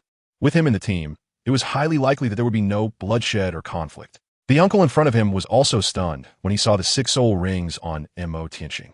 He never expected him to reach the cultivation of a 6-ring soul emperor at such a young age. Su Xiaobai, who had originally been looking this way, was also astonished. She never imagined that Mo Tianqing was so young, yet already a 6-ring soul emperor. Even she, who was hailed as the #1 beauty in Snowdrift City, had only just surpassed the 4-ring mark at her current age, and the gap between them was simply enormous. Good brother. The uncle was overjoyed at the sight. Having another soul emperor in their ranks was certainly a good thing, giving them more confidence to deal with those ice plain spirit beasts. In the distance, the snow and ice layers were trembling, clearly indicating that a colossal creature was appearing ahead. The faces of everyone present were grave, and Su Xiaobai was surrounded by 3 to 5 5-ring soul kings, all wearing serious expressions. Mo Tianqing's mental power release allows him to see over 1,000 meters away to the snowfield, where a large group of soul beasts is marching towards this direction. Leading them is a mammoth over 10 meters tall, with snow-white fur and a pair of huge, elongated snow-white tusks at its mouth. Its blood-red eyes emitting a piercing cold light. A snowfield mammoth? Mo Tianqing recognized at first glance what kind of soul beast it was. Judging by its size, it should be a soul beast with a cultivation age of 30 to 40,000 years, according to the Soul Master system. It was at the peak level of a six-ring Soul Emperor, but it could definitely easily overpower a group of Soul Emperors, with combat power comparable to that of a Soul Saint. This was just the leader. Behind it were more than a dozen soul beasts from the snowfield, with a cultivation age of 10 to 20,000 years, as well as a large number of thousand-year soul beasts. A large group of snowfield soul beasts appeared majestically on the snowfield, stirring up wind and snow. In the blink of an eye, the group of soul beasts was already in the sight of everyone. They naturally also saw the snowfield mammoth with a cultivation age of around 30 to 40,000 years, along with 11,000-year soul beasts and a host of thousand-year soul beasts charging fiercely. The soul masters present almost simultaneously activated their own martial souls and soul rings, with brilliant soul ring lights flashing alternately, illuminating the snowfield. Most of their martial souls were ice and snow-based, either beast martial souls of white bears or snow leopards, or weapon martial souls like long swords or snow knives. Among them was also a food-based soul master with an apple tree martial soul, including Mo Tianqing. There were a total of 21 people present, among which the six-ring soul emperors were only a minority, with only 6, while most were 5-ring soul kings. This made it extremely difficult for them to battle against the 10,000-year soul beasts on the ice field. Among them, Su Xiaobai, who was protected by the soul kings, only had the cultivation of a 4-ring soul scholar, with a 6-pointed ice crystal flower floating behind her, seemingly an ice element martial soul. The power gap between the two sides was quite significant. This was the ice field, the home ground of ice and snow soul beasts, and these people had almost no way to retreat. The man with the apple tree martial soul suddenly activated his 4th soul ring, and instantly, 21 purple glowing apples appeared on the apple tree, which were distributed to everyone present. When others received the purple apples, they immediately consumed them, and a faint purple light burst forth from their bodies, seemingly enhancing their soul power to a certain extent. Mo Tianqing naturally received one as well. Eating it as soon as possible can increase everyone's soul power by 30% in a short time. The uncle next to Mo Tianqing reminded him. Mo Tianqing curiously took a bite and found that it tasted quite good. The flesh turned into a warm flow of soul power that surged into his body. Speaking of which, since his crossing over, he hadn't eaten an apple in a long time. The distance between both sides was less than 300 meters, and the expressions of the soul master team present were extremely serious. Mo Tianqing looked at the fur of the snow mammoth and thought it should be quite warm. As the snow mammoth approached, it suddenly raised its front hooves high and let out a thunderous long howl. Its hooves slammed down hard on the ground, causing the ice layer of the snow to crack suddenly, creating a large fissure that rapidly spread towards the soul master team. The soul beasts behind it immediately surged forward, revealing their sharp tusks. The soul master team was forced to defend, and Su Xiaobai's face turned pale. The disparity in strength was too great, and they might face complete annihilation. A brilliant golden light flashed in Mo Tianqing's eyes, and behind him, black energy surged, suddenly condensing into a massive, menacing black dragon with jagged features. Its golden dragon pupils flowed with dazzling golden light, and a terrifying dragon's might erupted instantly. The aura spread like black ripples in the void. The soul beasts present suddenly froze in place, as if their blood had turned to ice. The overwhelming dragon's might nearly suffocated them. All the soul beasts fell to the ground, trembling as if they were sinners who had angered a deity. The snowfield soul beasts looked up in terror, seeing the brilliant golden dragon pupils coldly gazing down at them. The soul masters present were stunned. What on earth just happened? He merely released a martial soul, yet it caused all the snowfield soul beasts to fall to the ground as if they had seen a ghost. When they looked up and saw Mo Tianqing's black dragon martial soul, their hearts trembled. What terrifying pressure, specifically targeting soul beasts, even affecting 10,000-year soul beasts. Chapter 49. The Snow Emperor emerges. First update, Seeking Collections. Mo Tianqing looked at the soul beast that had fallen on the ground. The golden-eyed black dragon king martial spirit behind him seemed to have a consciousness of its own, coldly overlooking the many soul beasts present. The ancient soul beasts looked up in shock at the towering figure of the black dragon, their hearts stunned. The golden-eyed black dragon king had truly appeared in the ice field. The prophecy had come to reality. "Are you the master?" The ice field mammoth exclaimed in horror. In the extreme north, in the core region, there existed a crystal-clear world of ice and snow, where snowstorms stopped at the outer boundaries. And the inner world was clear and sunny. Inside this icy world, there was a vast, natural, mysterious ice cave, resembling a paradise with blooming flowers. Within the mysterious ice, there was a flat road leading to a high platform, where a mysterious ice jade bed was placed. At this moment, a stunning woman in a white long dress was meditating there. She was the Snow Empress, the foremost of the three great kings of the ice field. She seemed to sense something and suddenly open her eyes, which were sky blue, ethereal and transparent, as if able to see through everything in the world. At this moment, she found it hard to believe. This was the aura of the golden-eyed black dragon king. Could it be him?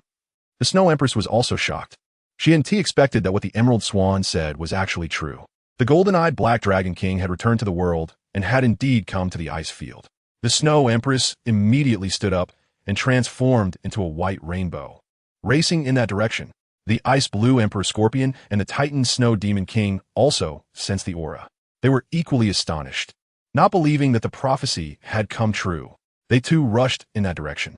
Mo Tianxing, who was standing still, suddenly felt a sense of heart palpitations, as if an unparalleled, ferocious beast was rapidly approaching him. The imposing aura seemed to engulf the entire ice field continent, extremely heavy. This powerful sense of pressure, even in front of the sky blue bull python and the Titan great ape, could not have such a strong impact on him. The three great kings of the ice field. It must be the Snow Empress and her companions coming. You all retreat first.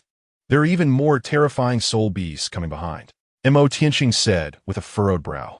The soul masters present were stunned and naturally believed his words, quickly organizing personnel to withdraw swiftly.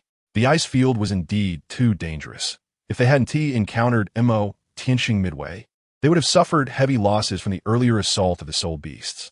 What about you? The uncle, who had a good relationship with Mo Tianxing, lingered slightly, his expression extremely serious. At this moment, his companions had retreated several hundred meters away, and Su Xiaobai looked back at him, her eyes flickering with complex emotions. "They are targeting me. You should leave quickly," Mo Tianxing said. The uncle hesitated for a moment, as the soul master team behind him was also looking back at him. "Take care of yourself," the uncle said with a heavy voice, immediately urging his snowfield wolf towards the main force. Before leaving, he glanced back at the black-haired boy in a snow mink coat, his clothes and hair billowing. He felt no fear of the so-called Great Terror. The fact that the other party dared to venture alone into the ice field to search for someone was itself quite strange and somewhat sinister. Mo Tianxing watched them leave, gradually disappearing from his line of sight, and then his gaze fell on the ice field mammoth. "Just now you called me master. What do you know?" Montak ti angsing question coatli. He found it strange that the ice field mammoth had spoken in the language of soul beasts rather than human speech, yet he was able to understand its meaning. Like the soul beasts in the Sunset Forest, they all referred to him as master upon seeing his martial soul. The golden-eyed black dragon king. If the Emerald Swan and the Ice and Snow Emperors existed, then the beast god emperor of the golden-eyed black dragon king should also exist. A storm rolled in ahead, stirring up a sky full of snow and wind. Mo Tianxing's hair and clothes danced in the wind as his eyes quietly fixed on the white figure at the center of the storm, his heart racing. Not even the 1,000-mile cold wind could compare to a glance at her. Her appearance was no different from that of a human, with long, pure white hair cascading down her back to the ground, and sky-blue eyes that were ethereal and transparent, as if they could see through everything in the world. Her slender and delicate figure was flawless, and although her white dress had no embellishments, it made her seem so noble, stunning, and meticulous, like a cold plum blossom in winter, untouched by the dust of the world. The figure was none other than the Snow Empress, ranked third among the 10 fierce beasts and the leader of the extreme north. Mo Tianxing stared at her in a daze, somewhat infatuated. It wasn't just because of her unparalleled beauty. There were other feelings mixed in. He had always liked the Snow Empress, a seed that had been deeply buried in his heart since his previous life. He truly had no resistance to the strong and cold yet elegant elder sister type like the Snow Empress. The moment he saw her in reality, the seed in his heart had already sprouted uncontrollably and thrived. It became difficult to let go of her once he laid eyes on her. The Snow Empress, Mo Tianqing himself did not realize, spoke with a somewhat hoarse voice. Naturally, the Snow Empress in the storm heard his call and looked down at Mo Tianqing. Her delicate brows slightly furrowed.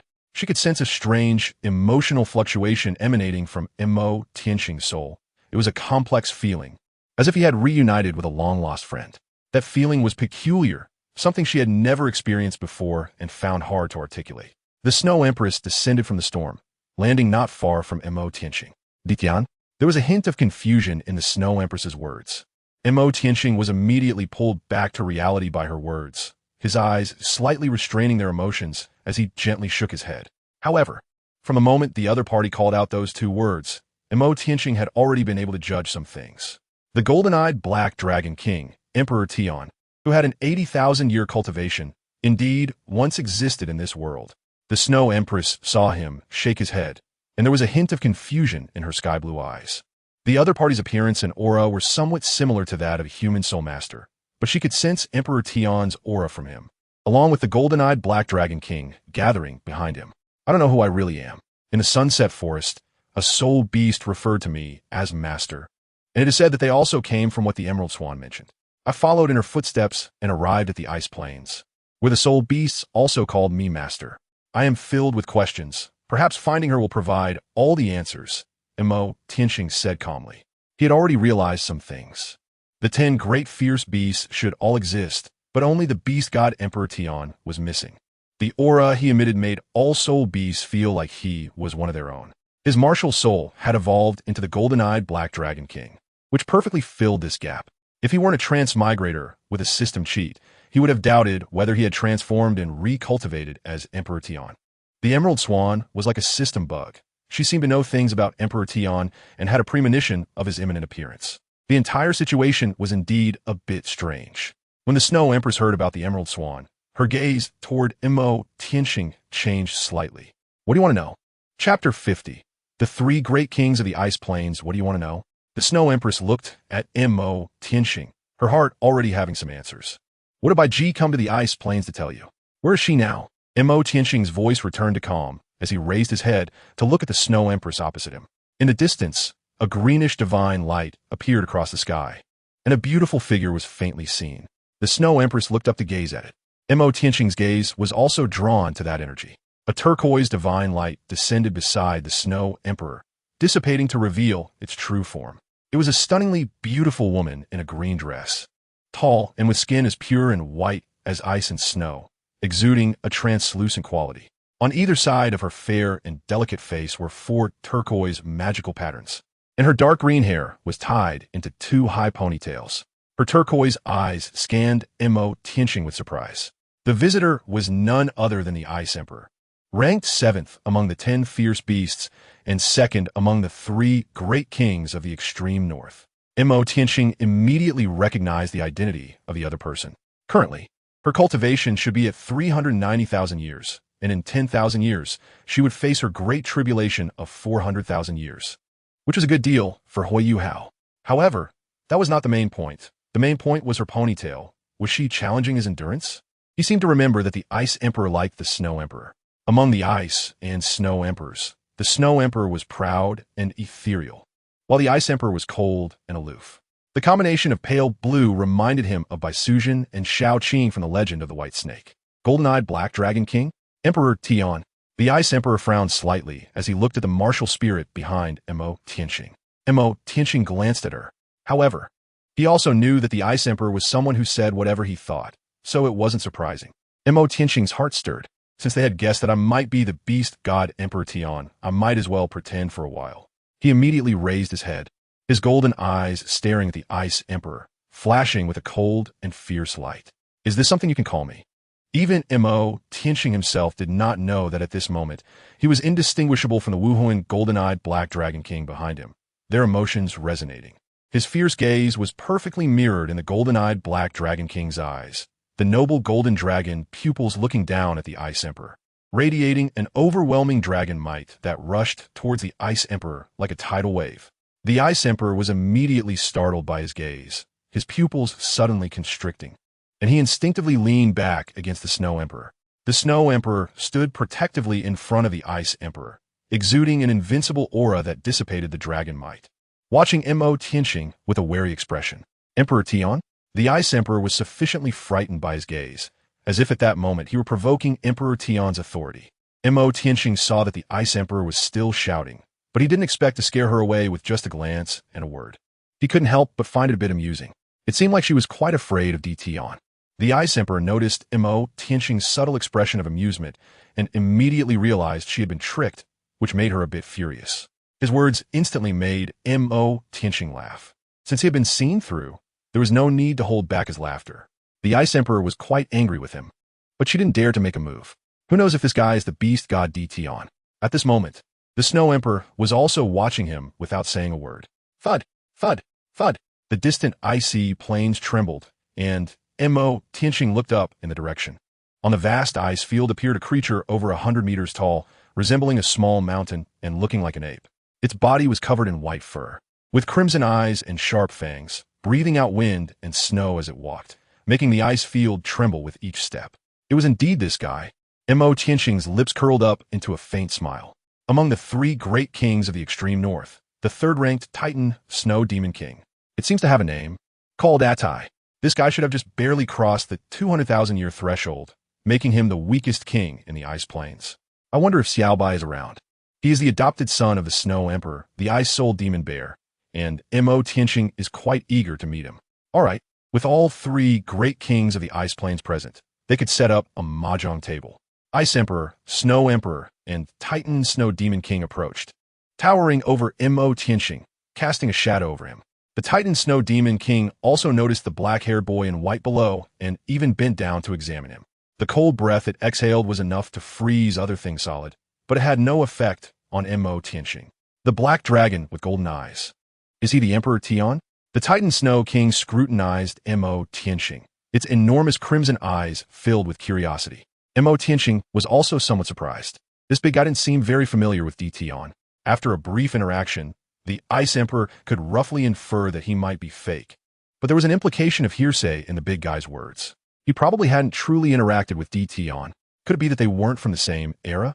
The Ice Emperor had a lifespan of nearly 400,000 years, while the Titan Snow Demon King was nearly 200,000 years apart, leaving a gap in between. Is there a warmer place?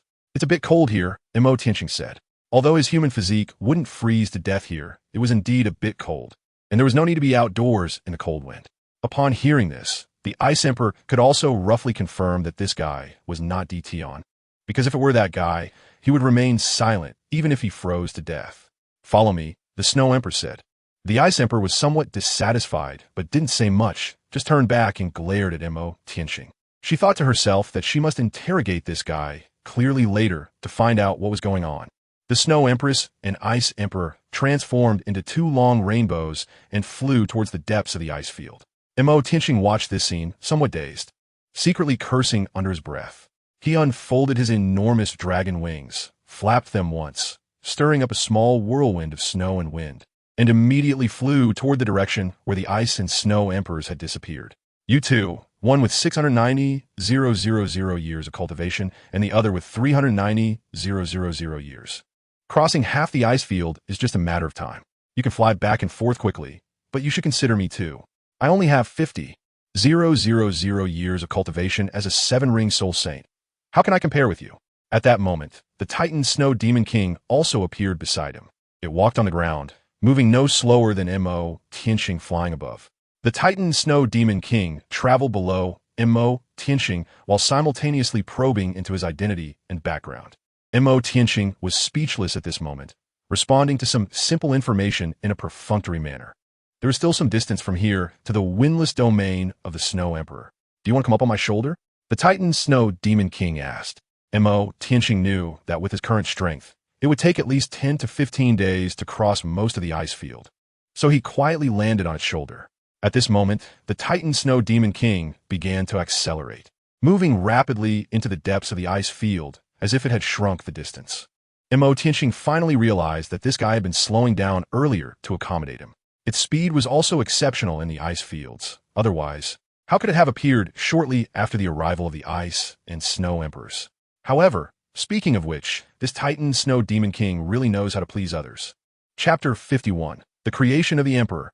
First update, please save. In the Arctic ice fields, a windless expanse stretched for miles. The Snow Emperor and Ice Emperor descended one after the other into the windless zone and looked back. Indeed, that guy couldn't keep up at all. The Ice Emperor snorted lightly and took the Snow Emperor back to the Ice Palace first. Not long after, the Titan Snow Demon King arrived with Mo Tianxing at the Snow Emperor's windless zone, where no cold wind blew.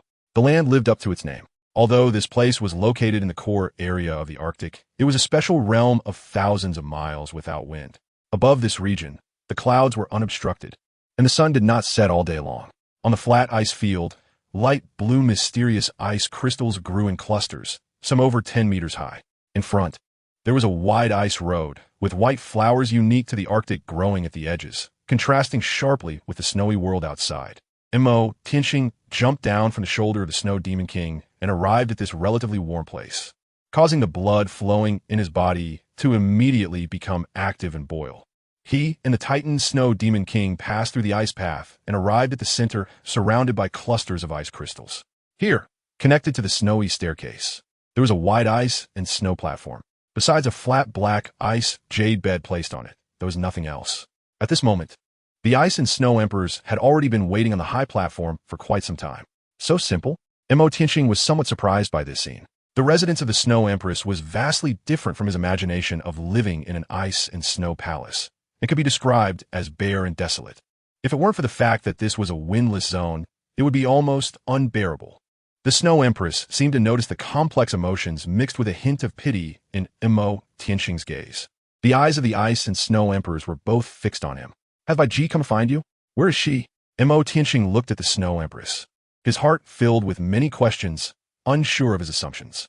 "She did come, but she is not in the ice field now," the Snow Empress said softly. Upon hearing this, Mo Tianxing frowned slightly. It turns out he was still a step behind. "You don't need to deliberately look for her. She has said that when the right time comes, she will come to find you," the Snow Emperor said again. Mo Tianxing's eyes suddenly changed slightly, his expression becoming somewhat complicated as he looked up at the Snow Emperor. "What exactly did she say to you?"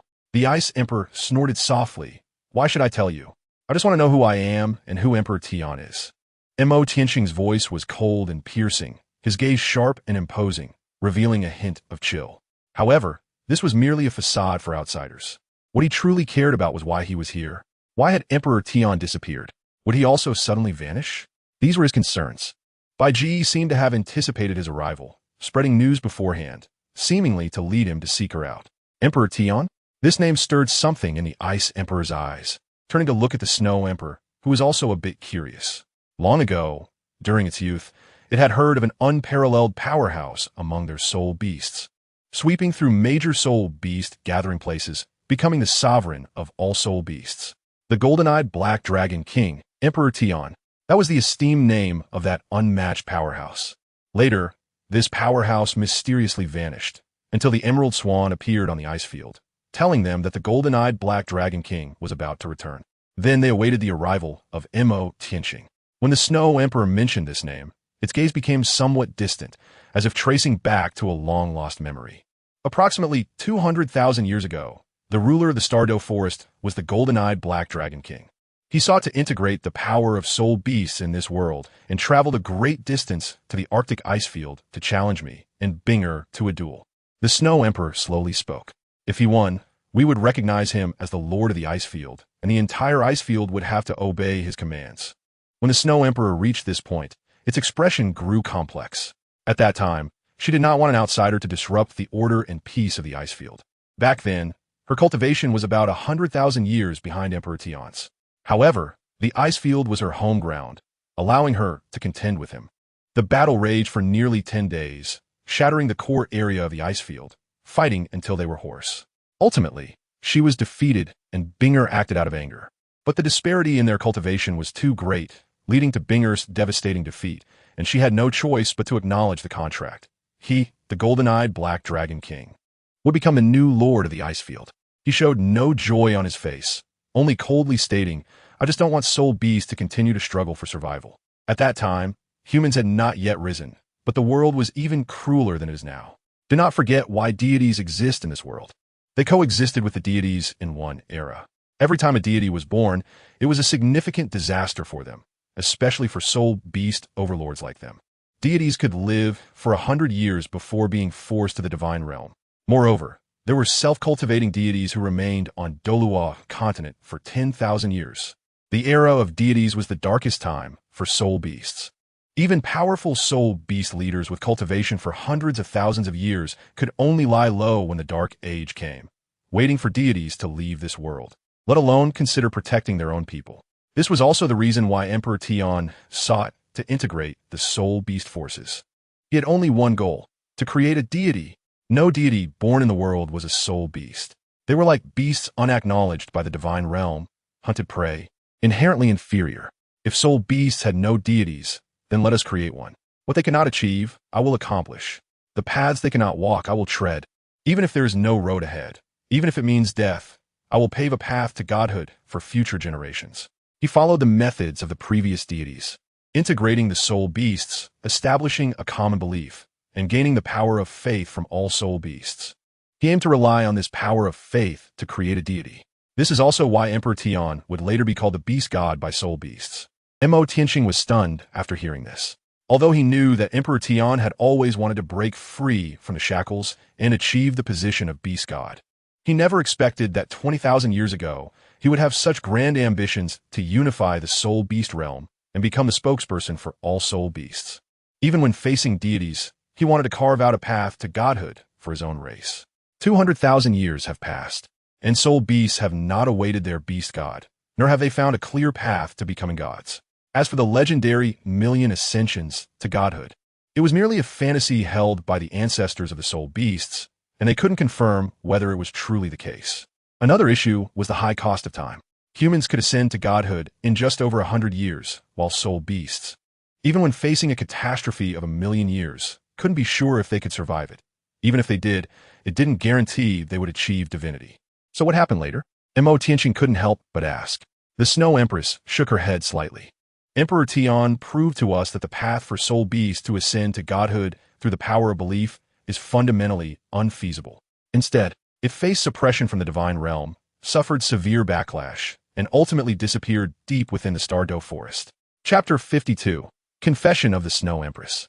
Mo Tianqing immediately understood that it was not that the path of becoming a god through the power of faith was unfeasible, but rather that those who had already ascended to the divine realm had intentionally intervened, blocking the way. No matter how extraordinary Tian's abilities were, he would be powerless against the targeting and suppression from the big shots of the divine realm. Tian had disappeared from the Stardo forest 200,000 years ago. The Tianqing Yomang and the Titan giant ape of the Stardo forest were soul beasts that rose to prominence only in the last 100,000 years, and they likely knew very little about what happened 200,000 years ago. Tian must not have died back then. Otherwise, he wouldn't have appeared in the Douluo world a mere 10,000 years later. When faced with a critical moment in becoming a god, being schemed against by the divine realm, the fact that he could survive must mean he had some form of support. In the face of a god's underhanded tactics, the only one who could save him would be another god, a god who was also lying in wait on the Douluo continent. Mo Tianqing immediately thought of the Silver Dragon King. The Silver Dragon King is a half-entity of the dragon god in the divine realm. After suffering a heavy blow in the divine realm, he has been hiding deep within the Stardo forest to recuperate. However, he had wandered through the depths of the Stardo forest countless times without encountering even Emperor Qian and those super soul beasts that have existed for hundreds of thousands of years, let alone the Silver Dragon King Guyuna. At that time, he thought that since Emperor Qian and the others hadn't seen it, it probably didn't exist in the current world. However, when he confirmed the existence of the Emerald Swan, Snow Emperor, and Ice Emperor, the existence of the Silver Dragon King became a certainty. It wasn't surprising that he didn't find the Silver Dragon King in the Stardo Forest back then. After all, the Silver Dragon King can even isolate the aura of the divine realm, so it would be strange if he were discovered. It seems that the Stardo Forest hides many secrets, and it appears necessary to go back and explore, inheriting the legacies of the great figures. Mo Tianqing made up his mind. When he came back to his senses, he found everyone staring at him with somewhat mysterious gazes.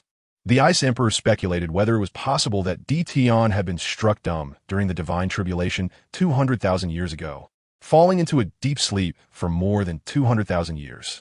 Upon waking, he no longer remembered what he was and began to cultivate again in a dazed manner, resulting in a significant change in temperament. The Snow Emperor also felt that Mo Tianqing was very likely Qian reincarnated in human form, but that divine tribulation had made him forget his past. It's important to note that the golden-eyed Black Dragon King is indeed one of the true dragon bloodlines, a top-tier existence among soul beasts, and it's almost impossible for human soul masters to possess such a martial soul. The Titan Snow Demon King's thoughts were even simpler. The answer was obvious. This person was none other than the legendary golden-eyed Black Dragon King Qian.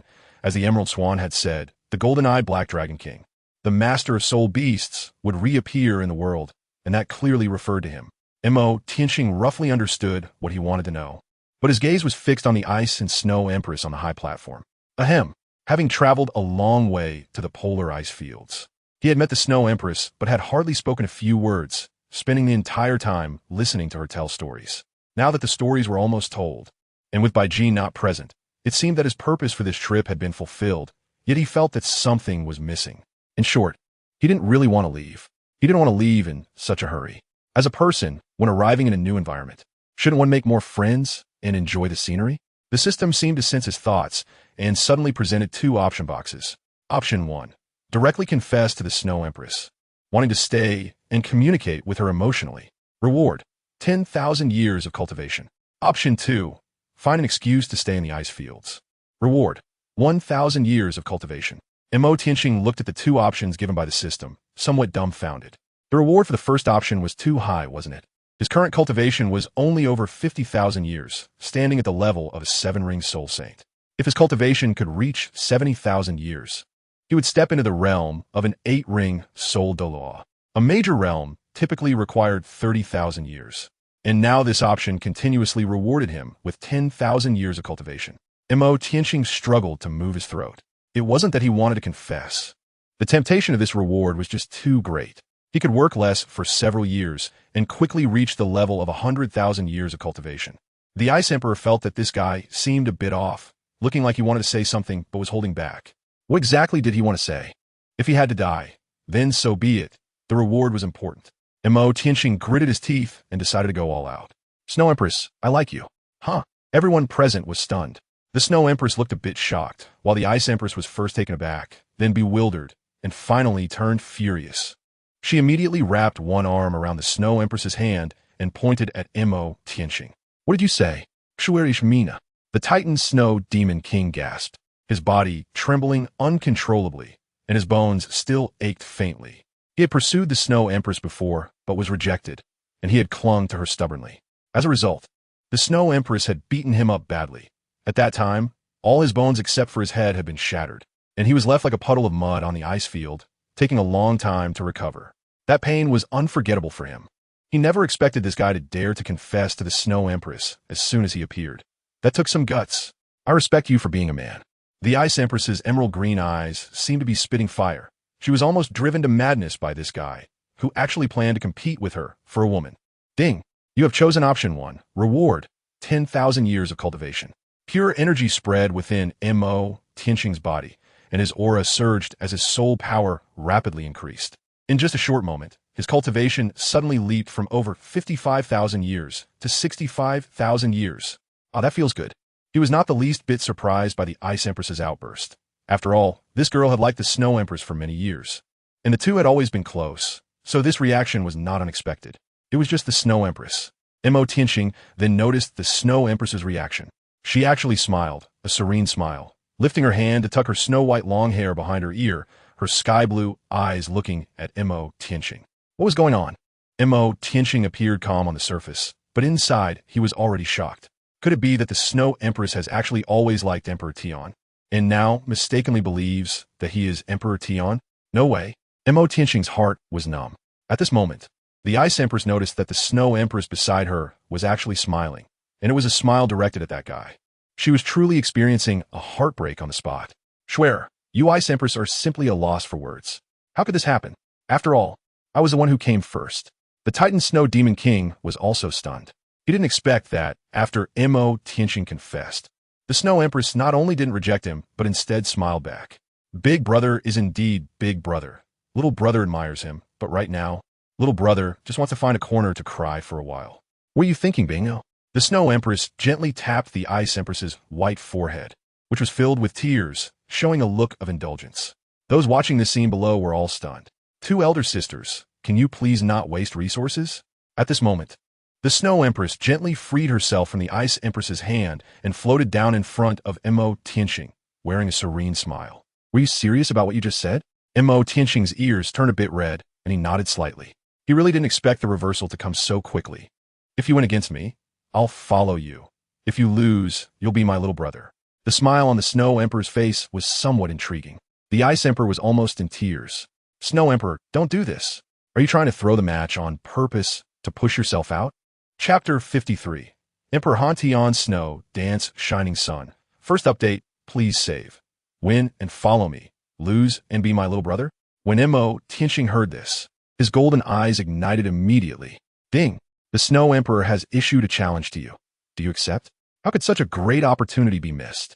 Mo Tianxing immediately chose to engage in battle. Ding! It detected the host's strong desire for victory, and based on the principle that the host cannot lose, it will temporarily adjust your cultivation level. This was something Mo Tianxing did not expect. A massive amount of energy spread throughout his body, and dark void cracks appeared around him. His clothes and hair flew wildly, and the mysterious ice beneath his feet cracked, spreading like a shattered mirror web.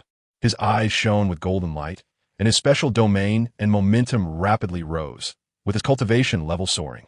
70,000 years, 100,000 years, 200,000 years. A vast amount of energy poured out from within Mo Tianxing, evolving into a dark soul power vortex in his dantian, voraciously devouring and accommodating massive amounts of power, taking in as much as it could, and his cultivation was still rapidly increasing.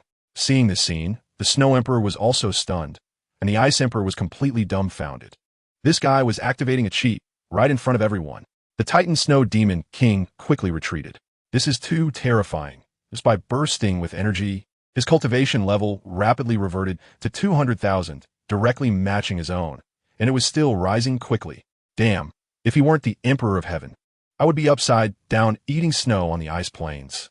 Mo Tianxing's cultivation was rapidly increasing, gradually surpassing 390,000 years, exceeding that of the Ice Emperor present. He looked at the Snow Emperor with calm eyes, his mind clear and empty. After a moment of surprise, the Snow Emperor simply smiled serenely, waiting quietly for Mo Tianxing. Mo Tianxing's body gathered and formed a second round of black vortex, causing even the surrounding void to begin to twist, producing waves of black soul power black holes. This scene was all too familiar to the Ice Emperor, who immediately gritted his teeth, his emerald eyes practically blazing with fire. It was really this guy. Even after 200,000 years, he would recognize him even if he turned to ashes. In the blink of an eye, Mo Tianxing's cultivation had already reached the same height as the Snow Emperor, a staggering 690,000 years. At this moment, thick waves of black energy were flowing upwards through the void around Mo Tianxing, and he had unknowingly been covered in pitch-black dragon scales. With a pair of shiny black horns sprouting from his head, emanating a destructive power that reached the heavens and the earth. Mo Tianxing could feel the supreme power within him, tearing through the void and shattering the ice plains. At this moment, his fighting spirit was high. His mind was filled with a desire for destruction. Are you serious? Mo Tianxing looked at the Snow Emperor with eyes as brilliant as gold, his voice slightly trembling. It was not fear, but rather he could hardly contain the immense energy surging within him. He craved a battle, a thrilling slaughter to release himself. It was the desire for destruction from his martial soul flooding his mind. The windless domain roared as it was filled with snow and wind howling. The Snow Emperor swept her hair behind her as she faced Mo Tianxing's golden gaze and let out a soft HM. Let's go to the sky, Missouri Tianxing said. He did not want to destroy the Snow Emperor's residence. The Snow Emperor nodded slightly. Mo Tianxing slightly exerted force on his toes, transforming himself into a thick black light that shot up into the sky, instantly cracking and shattering the 100-meter ice surface he had previously stood on. The Snow Emperor, enveloped in a vast power of ice and snow, transformed into a white rainbow and soared upward to follow. The Ice Emperor on the ice field gritted his teeth and chased after, wrapped in emerald divine light, leaving only the Titan Snow Demon King standing in place, watching. Indeed, they all took advantage of its inability to fly. At an altitude of 5,000 meters above the ice field, Mo Tianxing and the Snow Emperor faced each other hundreds of meters apart. Mo Tianxing exuded a heavy black energy, untouched by the raging wind and snow of the high altitude. At his level in the realm, his mastery of the laws of space allowed him to float in the void even when displaying dragon wings. The Snow Empress, cold and proud, was enveloped in a storm of wind and snow, her sky-blue eyes flashing with a chilling light. She was the embodiment of ice and snow, and the icy plains were her domain, making her nearly invincible. The two of them, carrying their destructive forces, rushed towards each other, their every move tearing the void apart.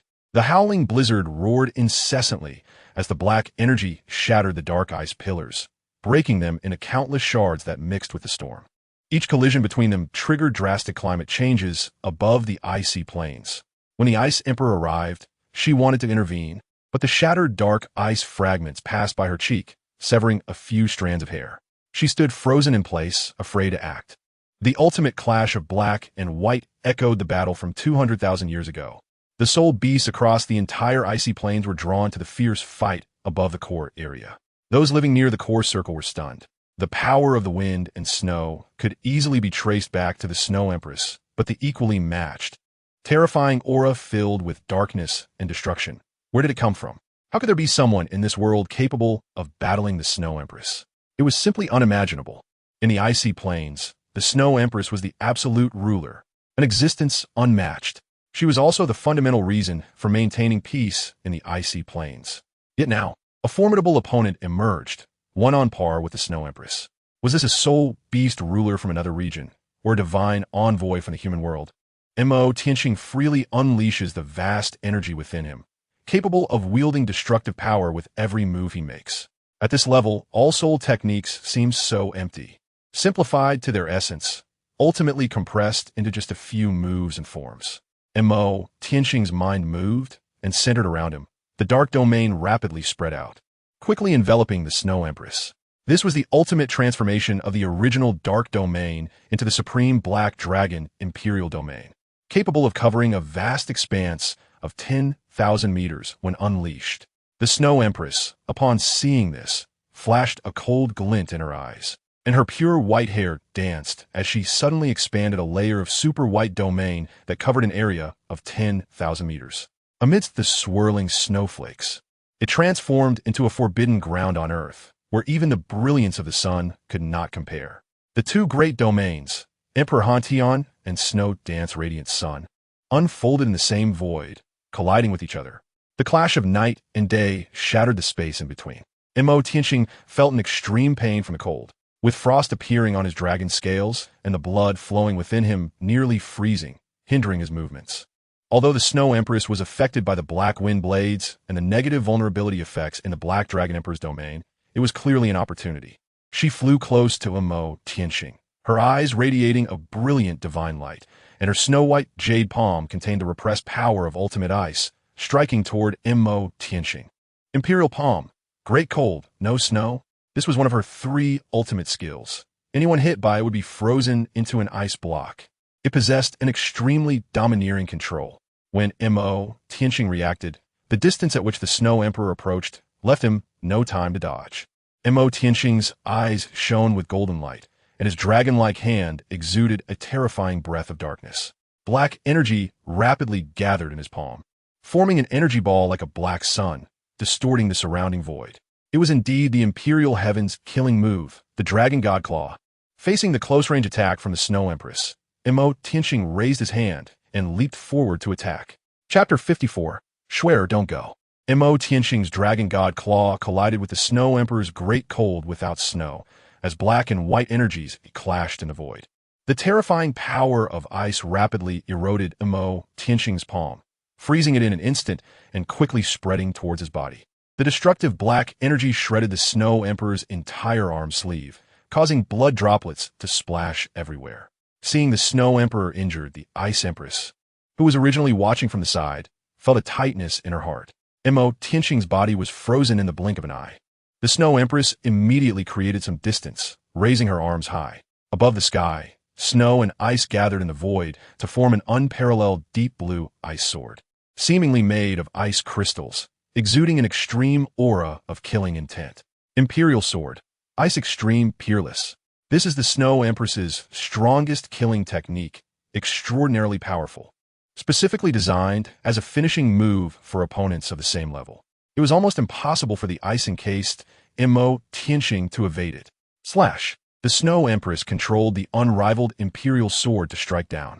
The unparalleled Imperial sword left a blue arc in the void, ruthlessly descending upon the frozen Mo Tianxing.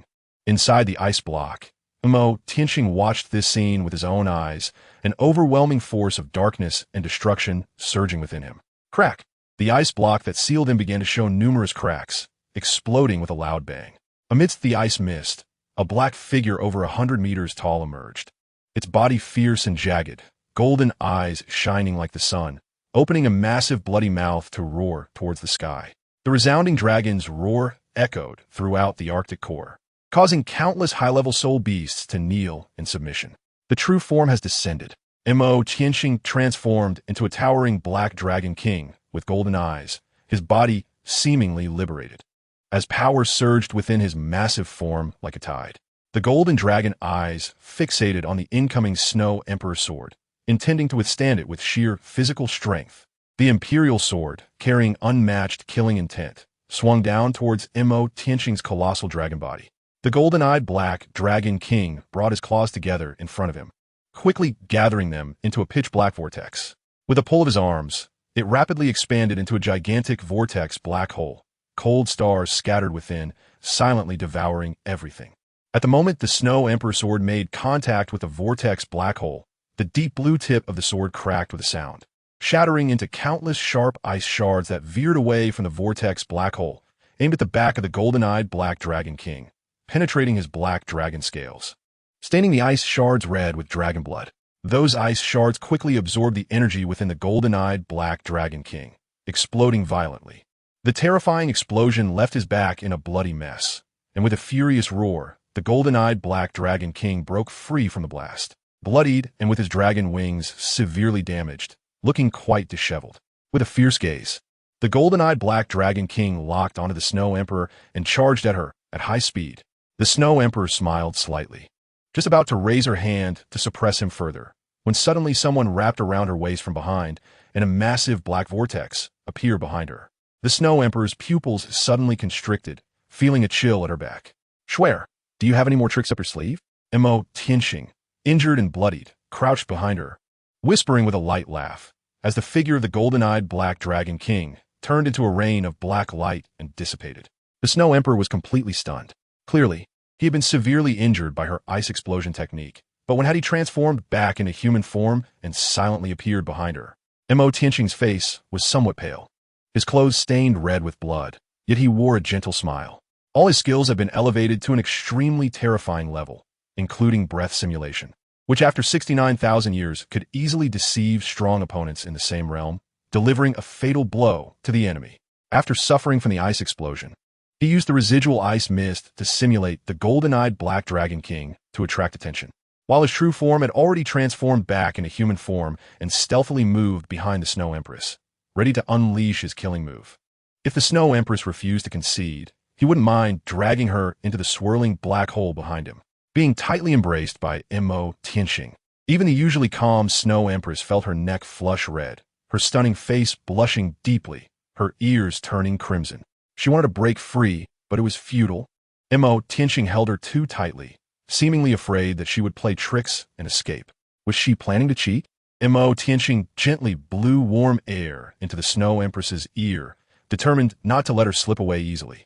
The Snow Empress's body immediately softened, feeling as if she was about to melt, lacking strength.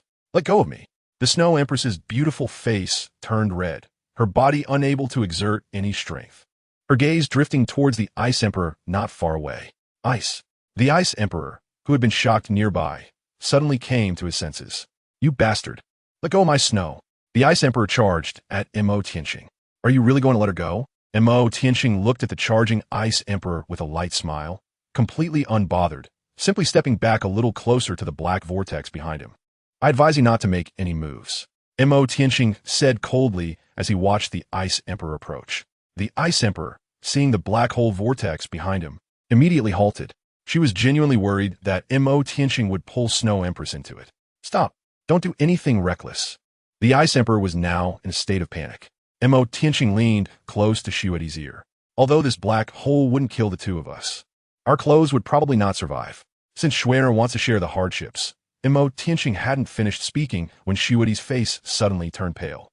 I give up, Xiu sighed helplessly, giving up the struggle. She glanced at Bingdi with some guilt in her sky-blue eyes and lowered her gaze. Schwerer, the Ice Empress, trembled slightly, tears streaming down the corners of her eyes, looking utterly heartbroken. Mo Tianqing was also speechless, making it seem like he was bullying men and dominating women, snatching away people's loved ones. Let me go first. The Snow Empress broke free from Mo Tianqing's embrace and flew directly to the Ice Empress, hugging her. The Ice Empress was crying extremely sorrowfully in the Snow Empress's arms, as if they were facing a life-and-death separation. The Snow Empress held her with a face full of guilt, gently patting her back and sighing softly, as if she hadn't expected such a result. The Ice Empress peeked out from the Snow Empress's arms, looking pitifully at Mo Tianqing. Can you not take Schwerer away? Mo Tianqing's face darkened instantly, and he decisively rejected it. No way. It's a joke. The wife he tricked into marrying him with his own abilities. Why should he fulfill your wishes? The Ice Emperor was rejected and cried even louder. The Snow Emperor frowned and glared at Mo Tianqing with a hint of reproach in his eyes, then turned to continue comforting the Ice Emperor. Mo Tianqing looked at this scene and felt something was off. It seemed a bit strange. If your roles were reversed, it would be about the same. Chapter 55. 9th rank Ginseng King? First update. Please support with a collection. No wind domain. When Mo Tianqing descended, he directly sat cross-legged on the icy ground to begin healing his injuries. The Snow Emperor's ice explosion technique truly caused him a lot of trouble. Even the body of the golden-eyed Black Dragon King found it difficult to resist, resulting in internal injuries. As he calmed down, the system temporarily granted him a rapid retreat of 690,000 years of cultivation, leaving his body feeling empty. The second martial soul, the Blade of Life, spread green veins within him, providing a continuous source of life energy to compensate for his consumption. Meanwhile, when the Titan Snow Demon King learned that the Snow Emperor had lost, he was also dumbfounded. It wasn't that he thought the Snow Emperor couldn't lose. From a moment Mo Tianqing's cultivation rose to a level comparable to the Snow Emperor's, it was not surprising that the outcome of the duel could go either way. However, according to their previous bet, if the Snow Emperor lost, he would have to leave with the opponent. Without the Snow Emperor's ice field, he could hardly imagine. The Titan Snow Demon King looked at the Snow Emperor comforting the Ice Emperor. Then his gaze fell on Mo Tianqing, his expression somewhat complicated. When Mo Tianqing had healed sufficiently, he slowly opened his eyes and saw the Ice Emperor looking at him with red-rimmed eyes, while the Snow Emperor stood quietly beside her. When you plan to leave, was she accepting reality? Mo Tianqing looked at her tear-streaked face, while beside her, the Snow Empress was frowning at him, clearly trying to avoid provoking the Ice Empress when she spoke. There was no rush for now, Mo Tianqing said. He had been away from the Heaven Do Empire for less than half a month, and at this moment, he didn't have any urgent matters to deal with. Spending a few more days in the ice field wasn't a problem, but it was destined that he couldn't stay for long. Hearing his words, the Snow Empress couldn't help but breathe a sigh of relief. She was genuinely worried that Mo Tianqing would suggest leaving within a few days, which would make it difficult to persuade Binger, and she herself wasn't quite ready to part with the ice field. She had been born in the ice field and had spent 69,000 years there. It was indeed hard for her to let go all of a sudden. She originally just wanted to take advantage of Emperor Qian not having grown up yet, while his cultivation was still low, to take him as her little brother, which was a rare opportunity.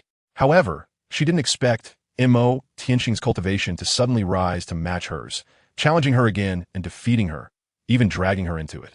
Fortunately, she had only agreed to go with him and hadn't promised anything else. Has a 10,000-year-old 9th grade Ginseng King ever been seen in the extreme north? Mo Tianqing asked the Snow Empress. He remembered that in the original story, after Xiao Wu's sacrifice, Deming proposed 3 conditions to revive her, one of which mentioned the 10,000-year 9th grade Ginseng King that could reshape a person's body. It was said that this Ginseng King was equivalent to a 100,000-year soul beast, and at this level, it would have already gained intelligence, wandering around unpredictably. Deming said it should be hidden in the northern region, fearing humans, making the extreme north ice field a good choice for it. So he wanted to ask if that creature was hiding in the ice field. A 10,000-year cultivation was equivalent to a 100,000-year soul beast, possessing the miraculous ability to reshape a person's body. It wouldn't be an exaggeration to call it a divine medicine. Moreover, that 10,000-year snow lotus also came from the ice field, and there were even places similar to the ice and fire duality eye. Perhaps there was some celestial herb. Ninth grade ginseng king? The Snow Empress had a strange expression when she heard this. You don't mean that little old man with ginseng leaves on his head, do you? The Ice Empress also had a strange expression upon hearing this. This immediately caught Mo Tianxing's attention. It seemed they had indeed encountered it. Little old man? You two have seen it. Mo Tianxing's expression was also a bit odd. That 10,000-year ninth grade ginseng king had turned into a little old man. At that time, a little old man filled with medicinal fragrance came to the core area of our ice field, causing the high-level soul beasts in the core area to fight fiercely over it. Later, he ran to Schwerer seeking refuge, and Schwerer promptly sent him to me, saying it was to prepare for the great calamity of 400,000 years later. The Ice Empress raised an eyebrow. Huh? Mo Tianxing was a bit dumbfounded. So you're saying that the 1,000-year-old ninth grade ginseng king is in your hands?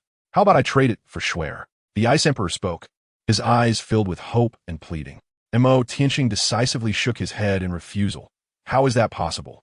I can exchange something else with you. Well, actually that old man managed to escape later, but with his lewd appearance, I couldn't bring myself to do it, the Ice Emperor confessed. Good gracious, you're trying to negotiate with something that isn't in your hands. Mo Tianxing felt a bit embarrassed. It seemed that the three great kings of the ice plains were not to be trifled with. When faced with a highly valuable divine medicine, they would not hesitate to take action. The Snow Empress really took care of the Ice Emperor, paving the way and providing protection. However, it was truly absurd that the 1,000-year-old ninth grade ginseng king could escape from the Ice Emperor with a cultivation level of 390,000 years. No wonder it had survived until now. Do you have a way to help Binger get through the great calamity of 400,000 years? The Snow Empress asked Mo Tianxing, her sky-blue eyes as calm as ancient waters. She was genuinely concerned about the impending tribulation facing the Ice Emperor. The Ice Emperor also looked at Mo Tianxing in surprise. She felt guilty for losing the 1,000-year ginseng king that Schwerer had prepared for her. For her, relying on her own strength to face the great calamity of 400,000 years was quite uncertain. Could this guy have a solution? Meeting their gazes, Mo Tianxing nodded slightly. For the ice-blue Emperor Scorpion Soul Beast, the snow-colored swan kiss he held was perfectly compatible, just right to combine with her own toxins. Note, the protagonist has forgotten that the Ice Emperor has reached the ultimate level of ice toxin. With this divine herb, it would definitely help the Ice Emperor get through the great calamity of 400,000 years. Seeing Mo Tianxing so confident, the Snow Empress naturally did not doubt him. I'll help you catch that 1,000-year ninth grade ginseng king, and you help Binger get through the great calamity of 400,000 years, the Snow Empress said, her eyes sparkling with brilliance. Binger, the Ice Emperor, tightened her expression, wanting to say something, but was directly held down by the Snow Empress, who quietly looked at her with sky-blue eyes. The Ice Emperor's eyes turned slightly red, and she suddenly hugged the Snow Empress, sobbing a little. The Titan Snow Demon King watched the entire scene from the side, completely lacking any sense of presence. Mo Tianxing looked at the deep bond between the two of them and felt a bit emotional. In fact, if you don't want to leave the Snow Empress, you can come with me. I welcome anyone and will definitely take good care of you. Of course, he wouldn't dare to say such things openly unless the Ice Empress herself brought it up. If both the Ice and Snow Empresses left the ice field at the same time, with the Titan Snow Demon King still around, he could say that he was a super soul beast of 200,000 years, fully capable of protecting the peace of the ice field. Meanwhile, an old man hiding in a corner of the ice field, warming himself by the fire, suddenly sneezed 3 times in a row, causing the ginseng leaves above his head to droop a bit. Who is thinking of me, Grandpa? The old man calculated with his fingers and suddenly changed his expression drastically. Chapter 56. Don't Eat Me, second update. Happy New Year to everyone. The Snow Empress issued a decree to seal off the ice field, leaving high-level soul beasts in shock, speculating that something might have happened within the ice field. They still remembered the collision of black and white energy that erupted in the sky not long ago. At the same time, in the core area of the ice field, the Ice Empress and Snow Empress stood in the void, connecting their hands and simultaneously releasing their domains. The Ice Empress's eternal freezing domain and the Snow Empress's Snow Dance Radiant Sun domain merged into the Snow Dance Extreme Ice domain, significantly increasing the coverage area to an astonishing 20,000 meters, with tiny snowflakes drifting about. The opening of this domain did not disturb any soul beasts. Snowflakes were quite common in the icefield world, forming a perfect cover. These falling snowflakes contained the subtle spiritual power of the Ice and Snow Empresses, weaving a large net in the void, allowing them to detect anything that touched the snowflakes immediately. While maintaining the domain, the Ice and Snow Empresses traversed through the void, exploring every corner of the ice field. As long as the 9th rank Ginseng King had not left the ice field, they would surely be able to root him out. Meanwhile, the 10,000-year 9th rank Ginseng King hiding in the cave felt a slight suspicion from the blockade of the ice field, making him afraid to act rashly for fear of being noticed. It would be easy to expose himself now, so he decided to remain hidden for a while longer and observe the situation. It seemed that the ice field was not a place to stay for long, and he needed to leave quickly for a while before returning. Just as he was preparing to suppress his aura and take another nap, he felt a bit anxious, sensing that something was off. His spiritual power scanned outside the cave. Apart from the drifting light snow, there were no suspicious soul beasts approaching. Was it just an illusion? The old man felt a bit doubtful, but was also hesitant to go out and investigate. Perhaps he was being overly cautious among the 3 great kings. Only the Snow Empress could trap him, and as for the Ice Blue Emperor Scorpion, if he could escape once, he could certainly do it again. The Titan Snow Demon King had too large a movement range and could not approach him silently. Even if he accidentally discovered him, he could easily escape. He should have thought too much. Just as he was about to go back and sleep a little longer, the narrow cave was suddenly frozen by ice, sealing the old man in a block of ice.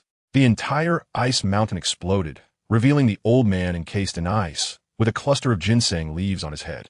In midair stood the Ice Empress, the Snow Empress, and Mo Tianqing. The Ice Empress quietly descended from the sky, appearing before the old man, smiling as she patted the ice block. "I've been looking for you for 2 or 3 days, old man. We meet again." The old man inside the ice block felt as if he was going to be scared to death by the Ice Empress in front of him. His eyes filled with shock. It was over. He had been captured again by this guy. Mo Tianqing and the Snow Emperor quietly arrived beside the Ice Emperor. When the old man saw the Snow Emperor, his pupils were filled with shock, and he was shouting internally that it was all over. There was no way to escape this time. Mo Tianqing was currently sizing up the little old man inside the ice block. The little old man was only a little over 3 feet tall, with a somewhat hunched figure, dressed in white clothing, and his hair was gray. On top of his head, there are 9 ginseng leaves that were more than 3 inches tall. Is this the legendary 9th-grade Ginseng King? Why does he look so old? Mo Tianqing carefully examined the little old man, almost in disbelief. No wonder the Ice Emperor said that even knowing he was a great medicine, he couldn't bring himself to eat it. Just looking at his humanoid appearance made it equally hard for him to do so. The Snow Emperor flicked his sleeve, and the little old man, along with the ice, was swept into his sleeve. The 3 of them were immediately ready to return to the Windless Domain. Windless Domain. Mo Tianqing wanted to ask the old man about something, but the Snow Emperor immediately waved his sleeve, and the ice block on the old man's head instantly melted. Of course, only his head was freed. His body remained encased in ice, unable to escape. As soon as the old man was liberated, he immediately began to cry and shout, pleading with the Snow Emperor for mercy and begging the Ice Emperor to let him go. As for Mo Tianqing standing nearby, he was completely not on the radar. In front of the Ice and Snow Emperors, pleading with a little brat was of no use. Would the Ice and Snow Emperors listen to him? Mo Tianqing bent down and squatted to examine the little old man sealed in ice, reaching out to tug at the old man's wrinkled face. To his surprise, as he peeled away a piece of the old man's skin, the damaged area revealed skin that was as tight and radiant as a baby's. The Ice and Snow Emperor was stunned. Mo Tianqing wore a smile that suggested he had anticipated this outcome. In a swift motion, he peeled away the old man's skin, revealing a delicate and rosy little boy about 7 or 8 years old. Little thing, still trying to pretend? The boy looked at Mo Tianqing with a terrified expression, hurriedly shouting for mercy, his voice completely different from the hoarse tone before, now sounding like that of a tender child. At this moment, the Ice Emperor approached with gleaming eyes. Looking like this, I suddenly have an appetite. I'm not tasty, don't eat me. I can shed all the old skin for you. The medicinal properties are all in the old skin. The little boy cried out pitifully, his voice ringing out as if someone were eating children. All right, it's true. I still prefer tender meat, not old skin. The Ice Emperor stared at him with shining eyes, chuckling. Mo Tianqing was immediately dissatisfied and pushed the Ice Emperor away, telling her to go play elsewhere. He took out the snow-colored swan kiss from the small world and waved it in front of the little boy, the fragrance of the medicine wafting around. Do you know what this is? The little boy cried out pitifully, "Help me, big brother. If you know, then say it quickly. If you dare to fool me, I'll rearrange your head." Mo Tianqing shrugged, his golden eyes flashing with a cold light. The Ice Emperor and the Snow Emperor were also attracted by the herb in Mo Tianqing's hand. What is this? The fragrant aroma was somewhat enticing. This is the snow-colored swan kiss, a celestial-grade herb.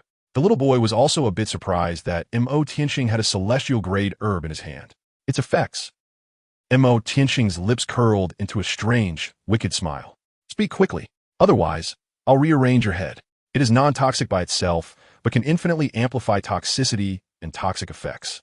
For poison cultivators and soul beasts, it is a top-grade celestial herb that can bring great enhancement and change to soul beasts. The little boy wailed, truly afraid of being eaten alive by these three people. The Ice Emperor and the Snow Emperor were also somewhat surprised by this celestial-grade herbs. Doesn't that mean this divine herb in front of them is equivalent?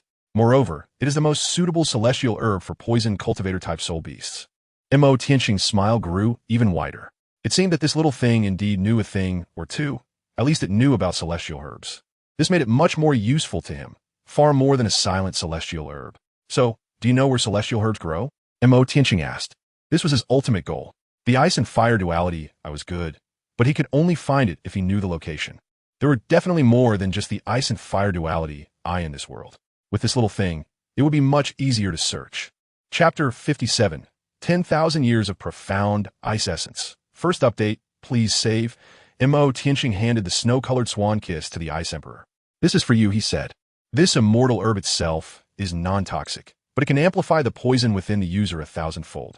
After consuming this herb, it should be enough to help you survive the great tribulation of 400,000 years. The Ice Emperor looked at the snow-white herb in her hand, which was crystal clear and snowy white, with each blade of grass seeming to drip with water. It was long and curved, resembling the neck of a swan. However, the Ice Emperor had a look of surprise on her face. What's wrong? Mo Tianqing asked her, looking somewhat puzzled. At that moment, the Snow Empress approached to explain. Binger has expelled all the poison from her body in order to cultivate the ultimate ice. When Mo Tianqing heard this news, it was as if thunder had struck him, and he felt as if he were about to crack apart. Only then did he vaguely recall that it seemed to be true. It wasn't that the Ice Emperor Scorpion had no toxicity, but rather that the Ice Emperor had dispelled it herself. It could still be used without issue. Mo Tianqing felt a bit embarrassed. The worst outcome would merely be that the Ice Emperor's toxin would be restored. The immortal herb that was unsuitable for human consumption shouldn't pose any major problems for the Ice Emperor, who had 390,000 years of cultivation.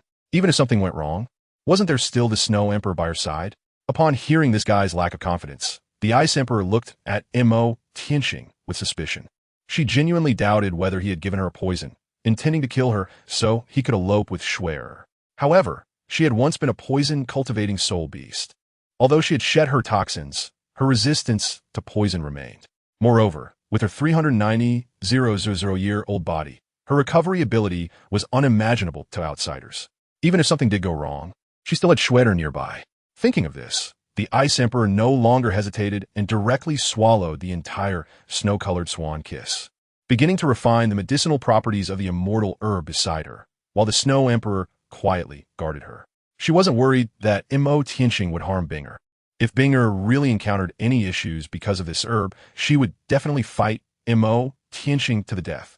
At this moment, Mo Tianqing also began to chat about life and ideals with the 9-tiered Ginseng King, using threats and inducements to extract useful information from the little creature, such as locations where treasures of immortal herbs gathered, similar to the Eye of Ice and Fire.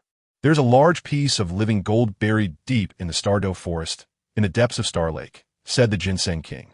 And there are currently only 2 100,000-year-old soul beasts guarding it, making it easy to seize. When he had gone to the core area of the Douluo forest, he had almost been caught by the sky-blue bull python lurking in Star Lake. Naturally, he wanted to leverage the power of the Ice and Snow Emperors behind Mo Tianqing to deal with those two creatures in the Douluo forest. At this point, He had also come to understand that although Mo Tianqing's cultivation was low, his connection with the ice and snow emperors was clearly not simple. When Mo Tianqing heard this, his face immediately darkened. He promptly gave himself a knock on the head, causing him to cry out in pain. Do you still need to teach me how to go to the starry forest? Does the star lake, hiding the essence of life, need your mention? There's no need to talk about the sunset forest. Just say something practical. Mo Tianqing spoke up to preemptively shut this guy's mouth. If you can't demonstrate your value, you won't escape the fate of being eaten. A cold light flashed in Mo Tianqing's eyes, and the threat was evident. The ice field.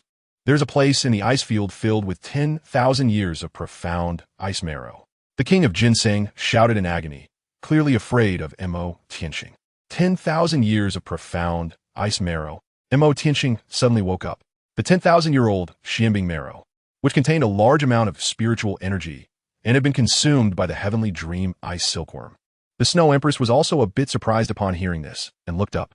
She naturally knew the rarity of the 10,000-year-old Xianbing marrow, which contained a vast amount of spiritual energy and could quickly enhance one's cultivation. Where is it? Mo Tianqing felt like he had struck a stroke of luck. If he could obtain a large amount of 10,000-year-old Xianbing marrow, his cultivation could rapidly increase, easily surpassing 100,000 years of cultivation. In a crack of ice, the voice of the Shen Wang trembled slightly. Mo Tianqing and the Snow Emperor exchanged a glance, waiting for the Ice Emperor to refine the effects of the snow-colored swan kiss potion before having the King of Participation lead the way to search. After a long wait, a blue light appeared around the Ice Emperor, and green energy surged around him like roaring waves. A rich wave of emerald green energy spread out from within the Ice Emperor, and divine light shot up into the sky. Mo Tianqing and the Snow Empress's gaze first landed on the Ice Emperor. At this moment, the Ice Emperor's aura reached another height, achieving sublimation, and then fell into a period of calm, gradually retracting the verdant soul power from the outside back into his body, shimmering with radiant light. Did it succeed? The Snow Empress, having experienced this process herself, could naturally sense that the Ice Emperor had successfully crossed the 400,000 year threshold, officially becoming a 400,000 year soul beast. She was also astonished. She didn't expect that the immortal herb given by Mo Tianqing would directly help the Ice Emperor overcome the Great Tribulation. The Snow Empress turned her face to look at Mo Tianqing, curiosity flashing in her eyes. The two quietly waited nearby. After a period of waiting, the Ice Emperor consolidated his cultivation and suddenly opened his verdant, beautiful eyes, filled with joy, and immediately jumped up excitedly from the ice surface. I did it. I finally broke through the 400,000 year barrier. The Ice Emperor excitedly hugged the Snow Empress, thrilled like a child, while the Snow Empress lightly hummed, her face adorned with a serene smile. After the Ice Emperor calmed down from her excitement, she noticed Mo Tianqing beside her and immediately pulled a long face, softly snorting. Binger.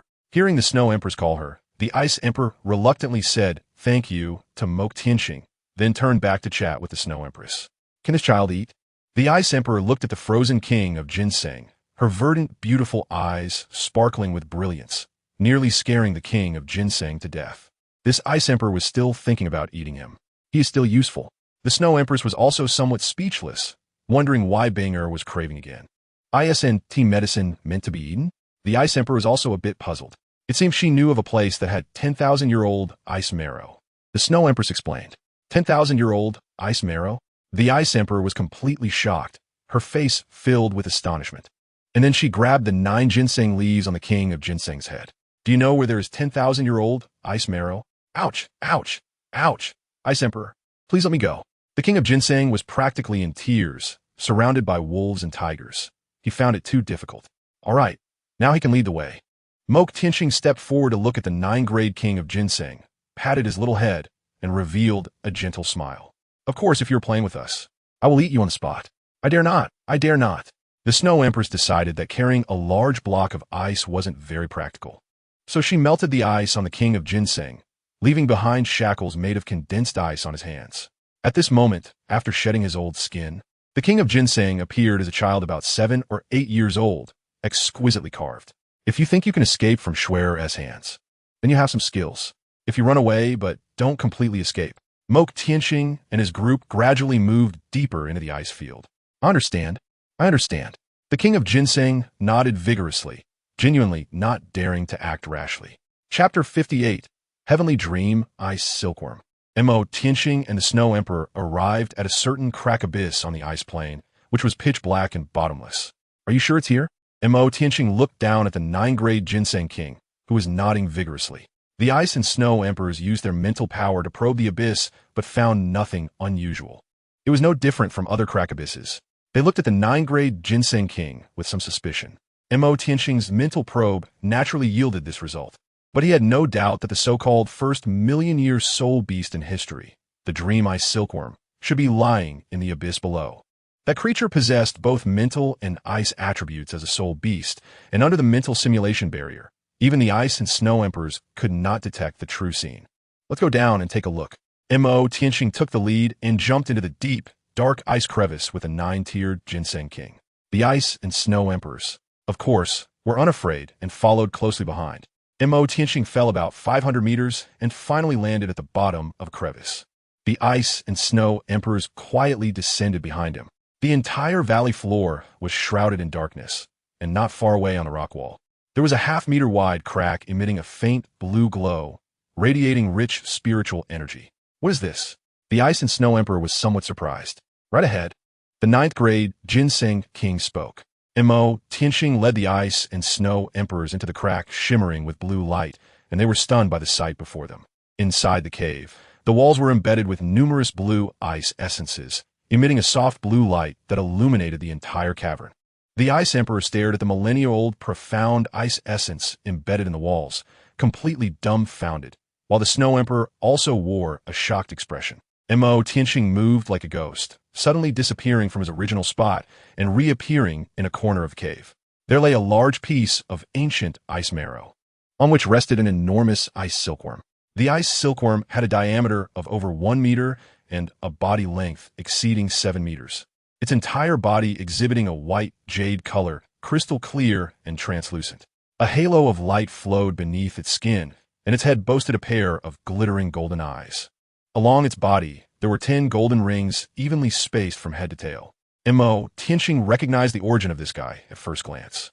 The 10 golden patterns on its body represented its million years of cultivation. This was the so-called number 1 super soul beast on the continent, the Heavenly Dream Ice Silkworm, which claimed to have reached 1,000,000 years of cultivation. This guy had consumed so much of the 10,000-year profound ice marrow to cultivate its 1,000,000 years of power. Yet its combat strength was not as good as that of 10,000-year soul beasts.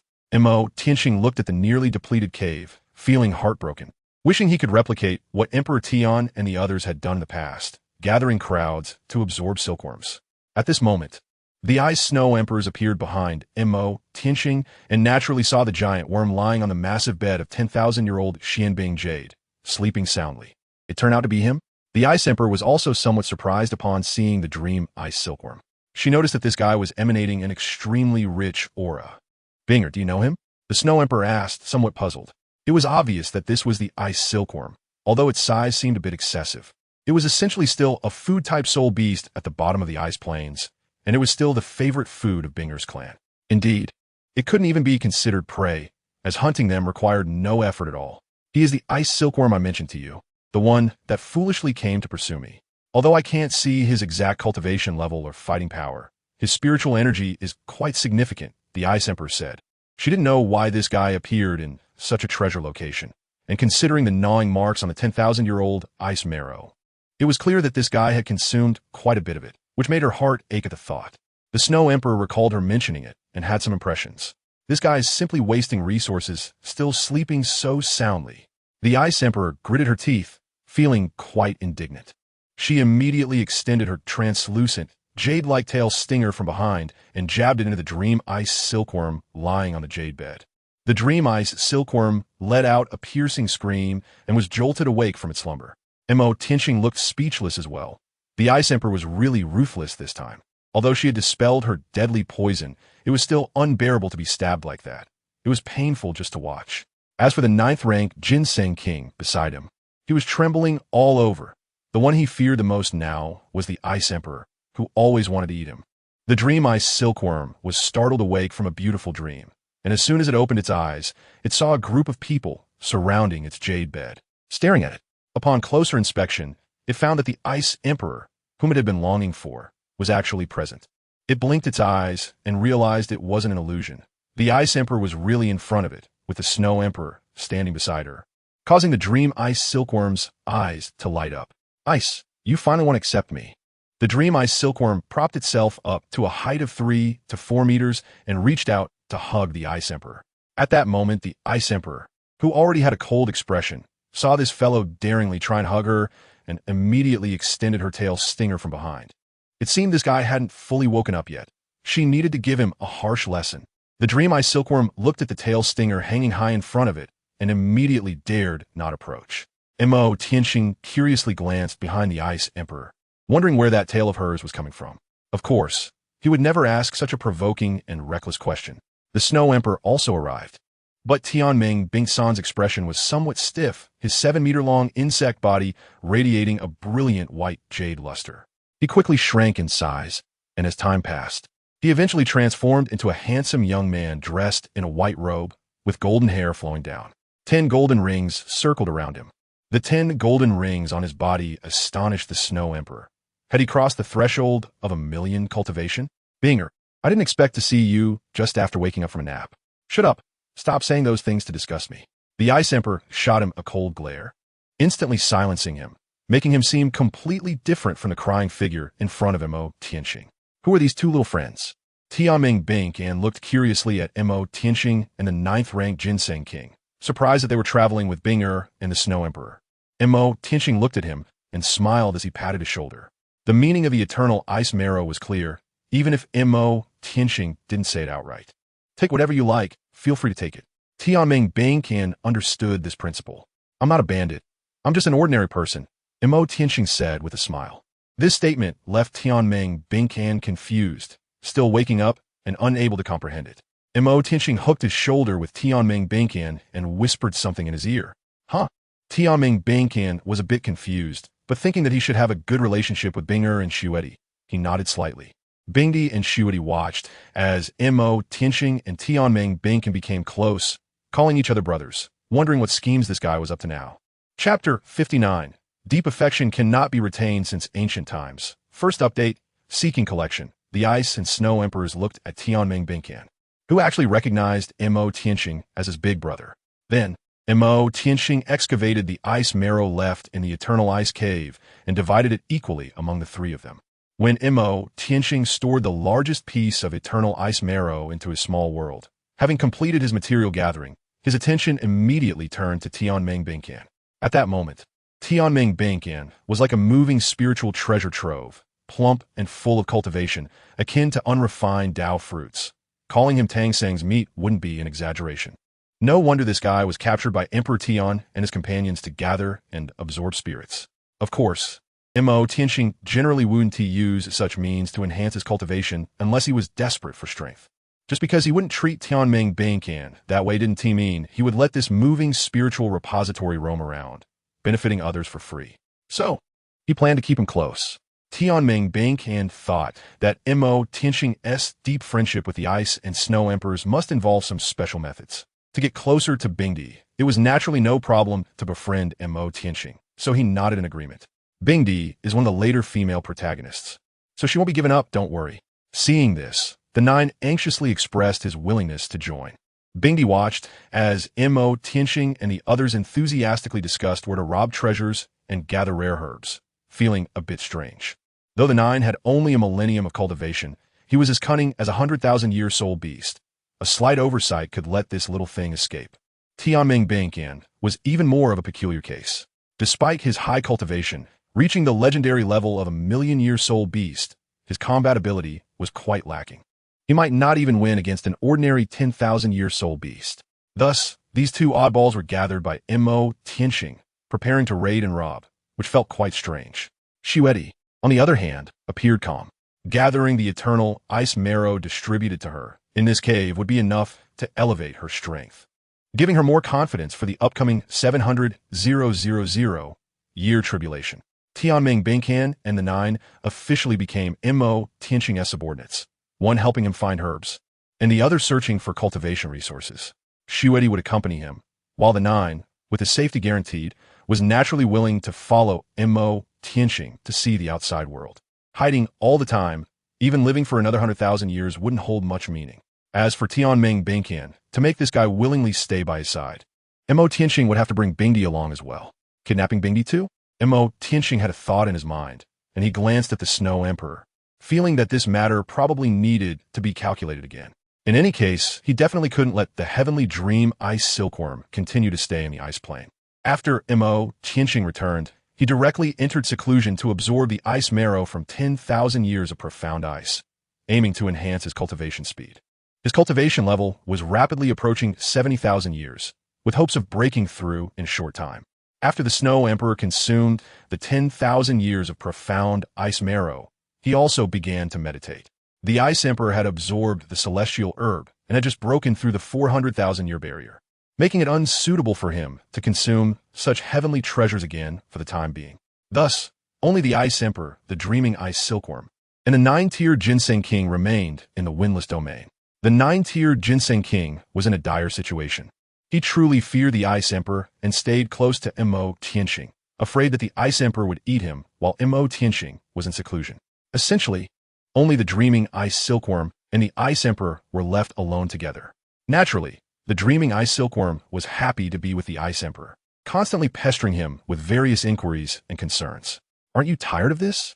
The Ice Emperor was genuinely annoyed by this large bug, glaring fiercely at the dreaming ice silkworm, then turning to look at the 9-tiered Ginseng King hiding beside Mo Tianxing.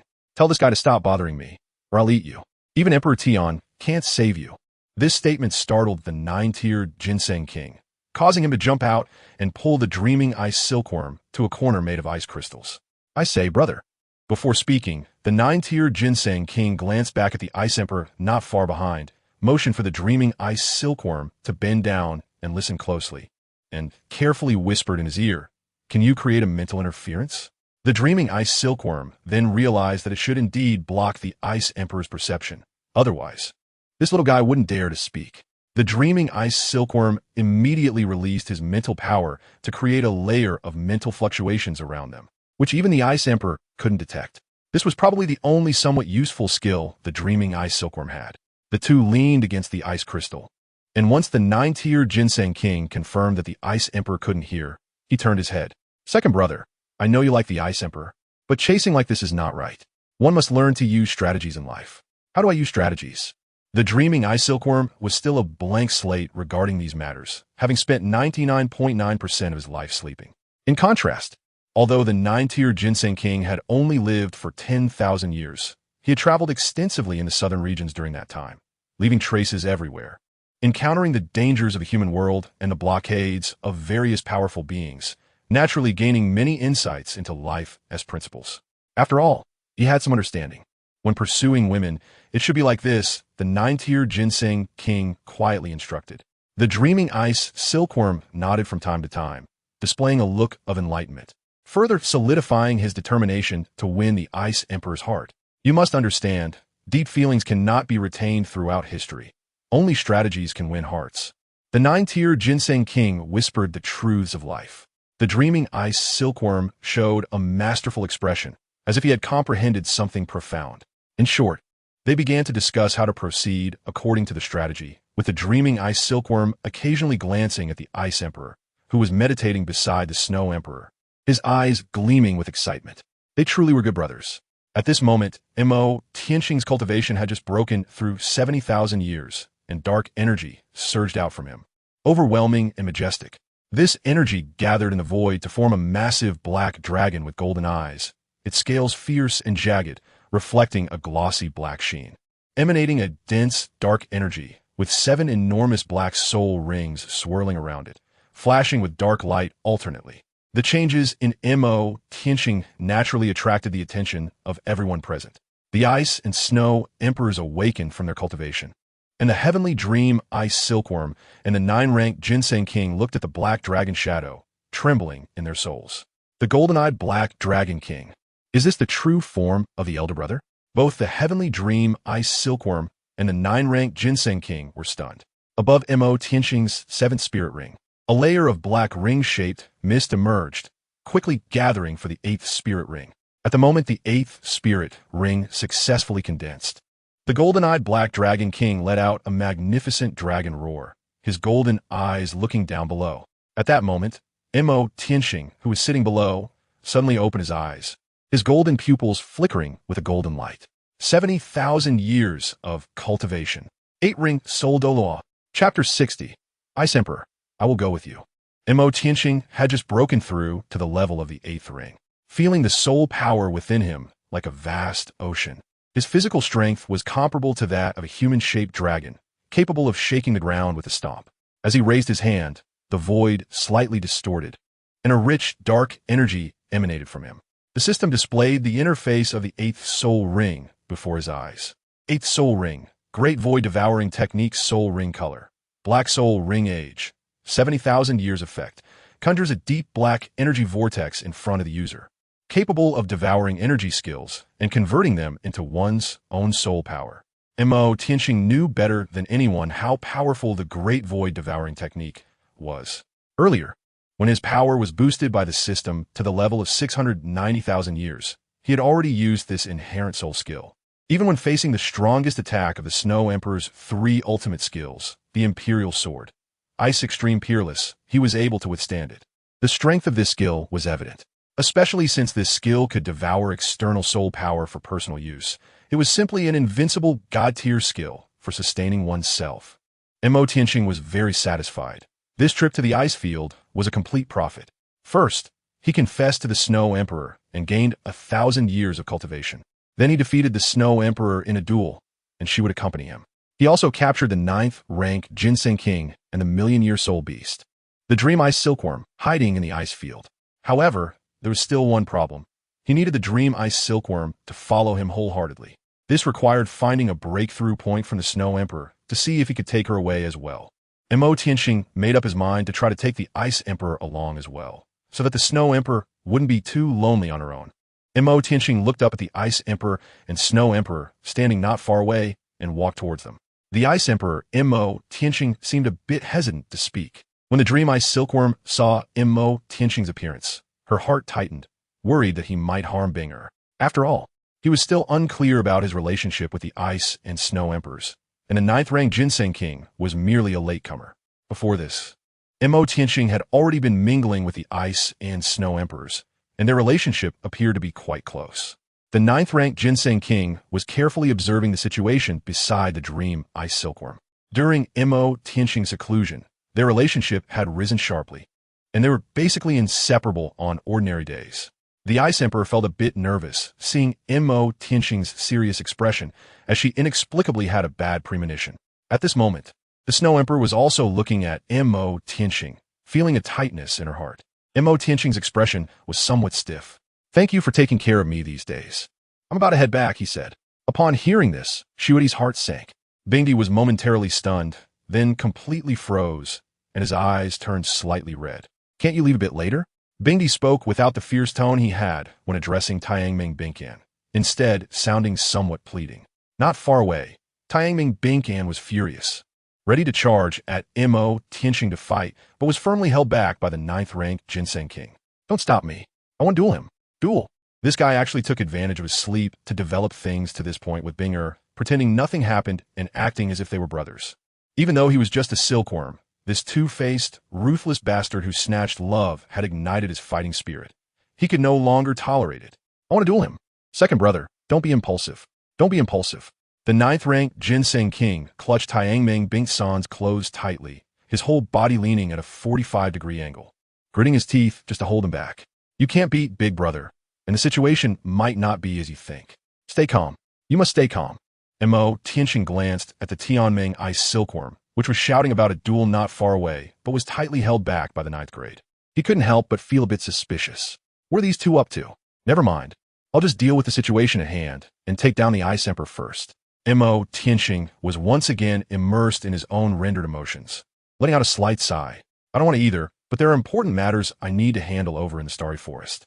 I can't stay on the ice plains with a clear conscience." Beside him, the Snow Emperor sighed lightly, casting a somewhat guilty glance at the Ice Emperor. If only he had known not to bet with him back then, they wouldn't be facing the situation of parting with Bing. The Ice Emperor lowered her eyelids. But Mo Tianxing could clearly sense her hesitation. She was obviously struggling internally. It seemed that a stronger measure was needed. Mo Tianxing was rehearsing in his mind. And before he could speak, a golden figure pounced on him like a hungry tiger, with the corner of his robe still hanging with a ninth-grade ginseng king. Mo Tianxing sensed this guy immediately and could easily dodge if he wanted to, just as he had the idea to play along. With a loud crash, Mo Tianxing was knocked several meters away by the dream ice silkworm's headbutt, landing on the icy surface. "Don't stop me. I'll bite him to death, this ungrateful man." At this moment, the dream ice silkworm's eyes were blood red, practically spitting fire, wishing to swallow Mo Tianxing alive. "Second brother, don't be impulsive. Please don't be impulsive." The ninth-ranked ginseng king desperately tried to pull the dream ice silkworm back. He was very clear that in front of the boss, second brother had no chance to fight back at all. The boss's methods and determination were the most cunning he had ever seen in his life, and anyone who dared to confront him would definitely be played to death. Mo Tianxing struggled to get up from the ice, revealing a bitter smile. "It's better to let Tianmeng stay on the ice field, so you all can have company. I will go with you."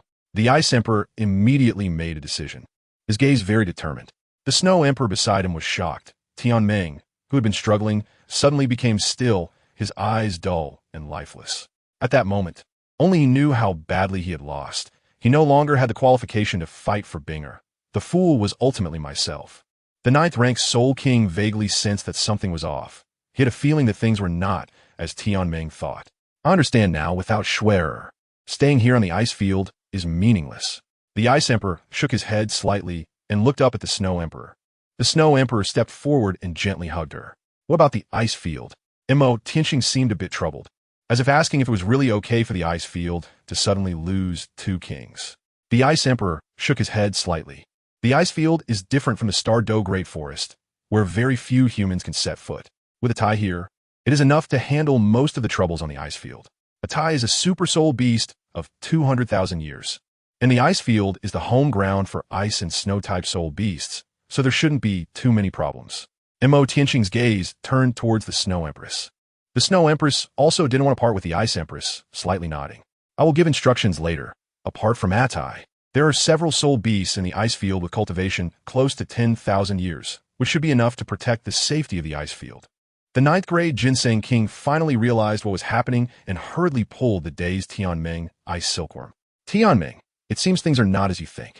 The Ice Empress seems to be because of the Snow Empress." Only then did Tianmeng Ice Silkworm come back to his senses and look up at the Ice Empress. Chapter 61. My World. First update, please subscribe. When Tianmeng Ice Silkworm understood the whole story, he learned that Binger and the boss were not in that kind of relationship, and he was immediately overjoyed.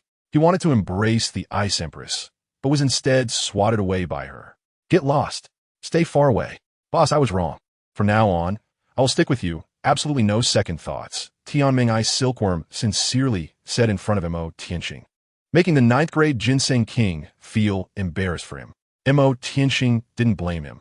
He knew that the heavenly dream ice silkworm had feelings for the Ice Emperor, and it was normal for his earlier words to cause a misunderstanding. In this way, he could not only keep the heavenly dream ice silkworm by his side, but also recruit a top-tier combat force with 400,000 years of cultivation, which could completely rival a level 98 title Douluo from the outside world. As for the Snow Emperor's strength, even a level 99 limit Douluo might not be able to withstand her. Mo Tianxing called them over, feeling that it wouldn't be a big deal to be honest about some things. Tianmeng Ice Silkworm and the 9-pin Ginseng King looked at Mo Tianxing with confusion, speculating that he might have something to announce. Mo Tianxing waved his sleeve, and a strong light flashed, accompanied by powerful spatial fluctuations that enveloped everyone. In the blink of an eye, the Ice Dream Ice Silkworm and the 9-grade Ginseng King suddenly disappeared from sight.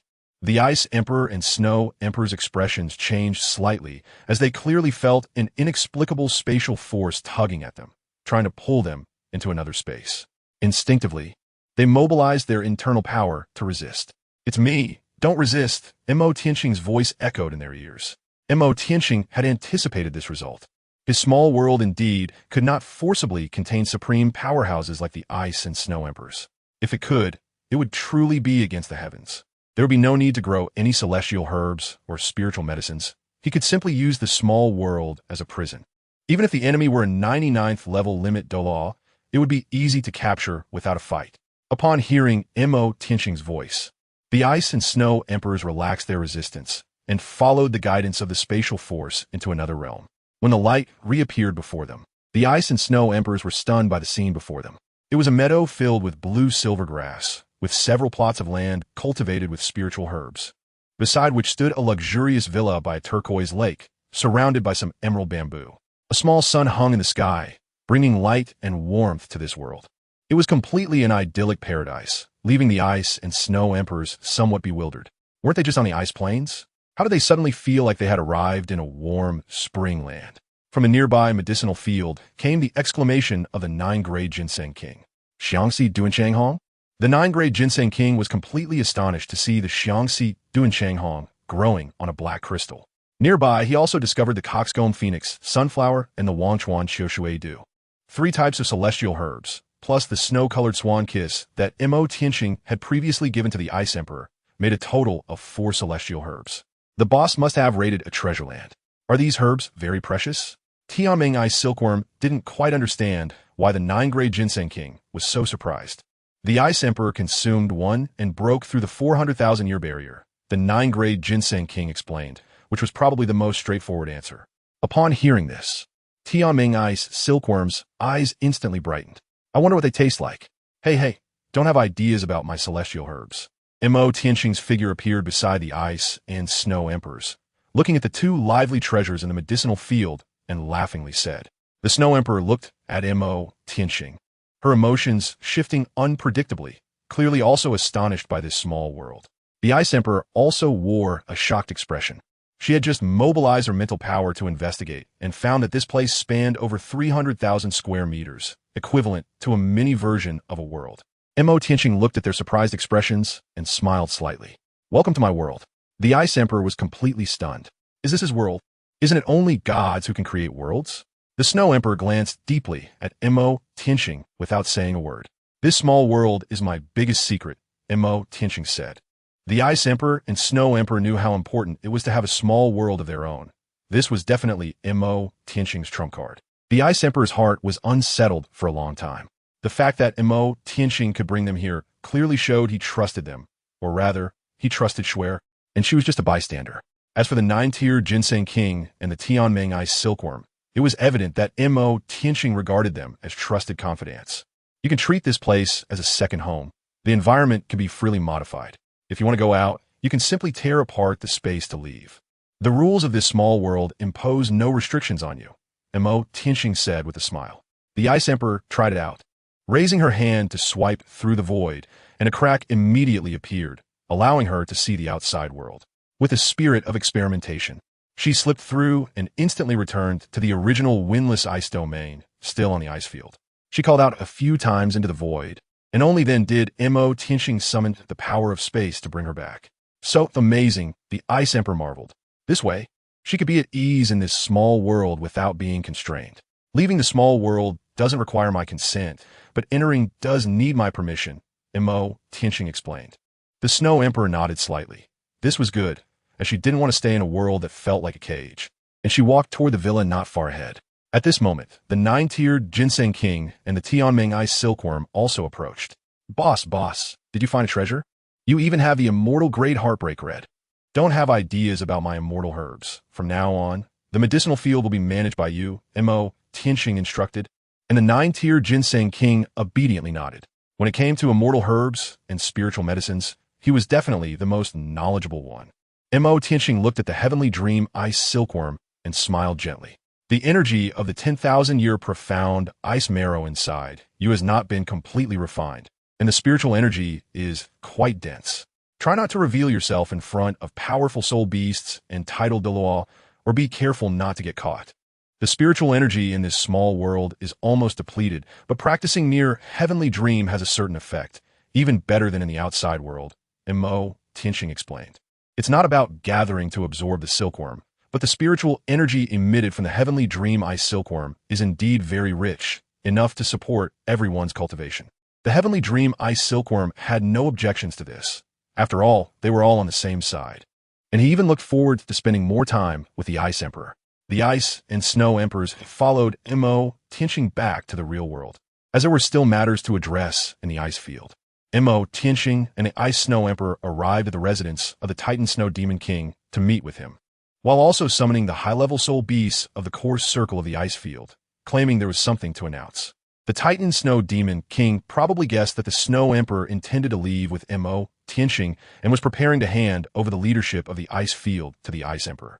The Ice Emperor's cultivation was about 200,000 years higher than his, so he naturally had no objections and immediately ordered the gathering of soul beasts over 10,000 years old from the core circle to come quickly. Chapter 62. Jealousy among rivals. The soul beasts of the core circle of the ice field rushed to the territory of the Titan Snow Demon King as soon as they received the news.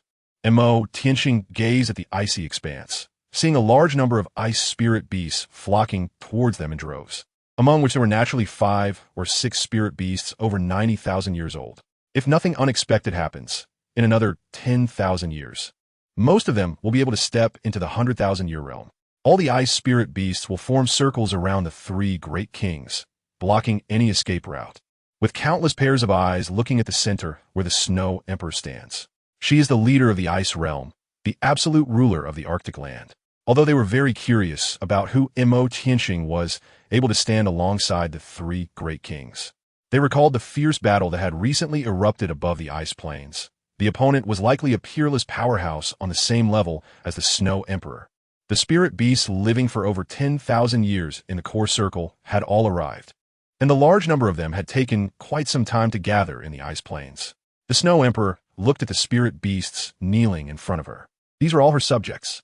Atai looked at the back of the Snow Emperor, feeling somewhat reluctant, not knowing when she would return after this farewell. I have some matters to attend to, and I need to temporarily leave the ice plains with Binger. From this day forth, Atai will become the new leader of the ice plains. The Snow Emperor's authoritative voice echoed among the spirit beasts. The spirit beasts present were stunned. They truly did not expect the Snow Emperor and the Ice Emperor to leave the ice plains. Atai was even more dumbfounded. The Ice Emperor was also going to leave with the Snow Emperor? How did he, who was just sitting back and watching, suddenly become the leader of the ice plains? The Snow Emperor and Atai were both bewildered, filled with uncertainty. It was obvious that the Ice Emperor couldn't bear to part with the Snow Emperor, hence deciding to leave together. The Snow Emperor looked at Atai. I believe you can handle the affairs of the ice plains well. Binger, and I will come back to visit everyone from time to time. The Ice Emperor remained silent beside her. Leaving their hometown for a new world beyond the ice plains indeed made her feel somewhat reluctant. As one of the 3 great kings of the ice plains, she had not fulfilled her own duties. Atai nodded slightly, knowing that they had already made up their minds about this journey, so there was no need to persuade them to stay. The countless spirit beasts present naturally had no objections, only feeling reluctant to see the Ice and Snow Emperors leave. As Atai took over as the new leader of the ice plains, when the Ice Emperor and Snow Emperor departed, the spirit beasts quickly made way for a wide path, with many spirit beasts' eyes filled with tears, feeling very reluctant. The long path opened by the spirit beasts was wide, and the Ice Emperor and Snow Emperor's expressions were quite solemn, with Mo Tianqing following closely beside them. When the Ice Emperor and Snow Emperor stepped out of the encirclement of spirit beasts, a piercing monkey cry echoed from behind, mixed with the cold winter wind and snow.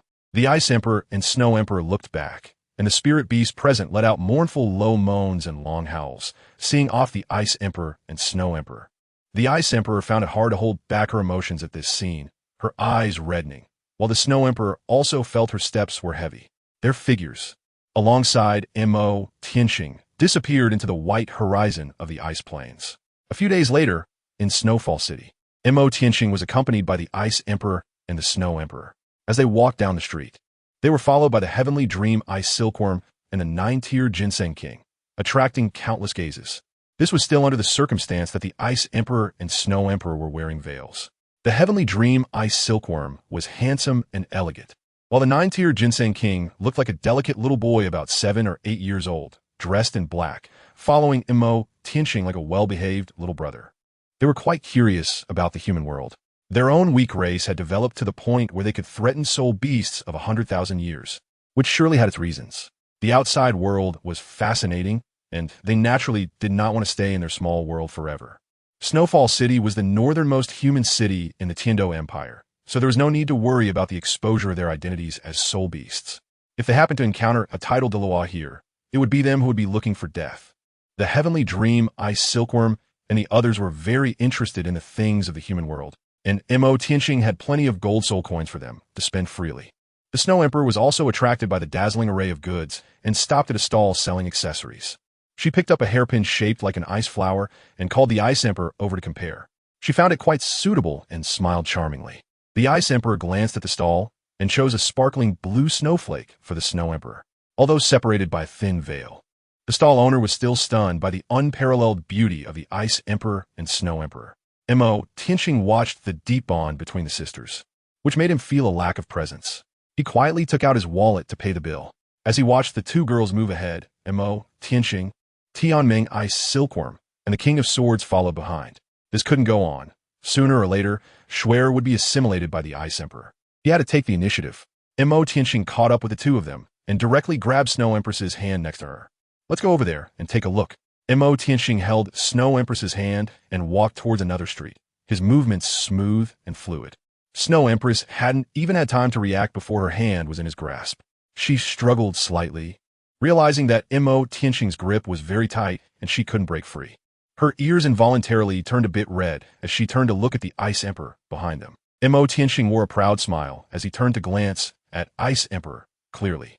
However, Xuer's hand was really soft, her palms slightly cool, which was obviously related to her physique.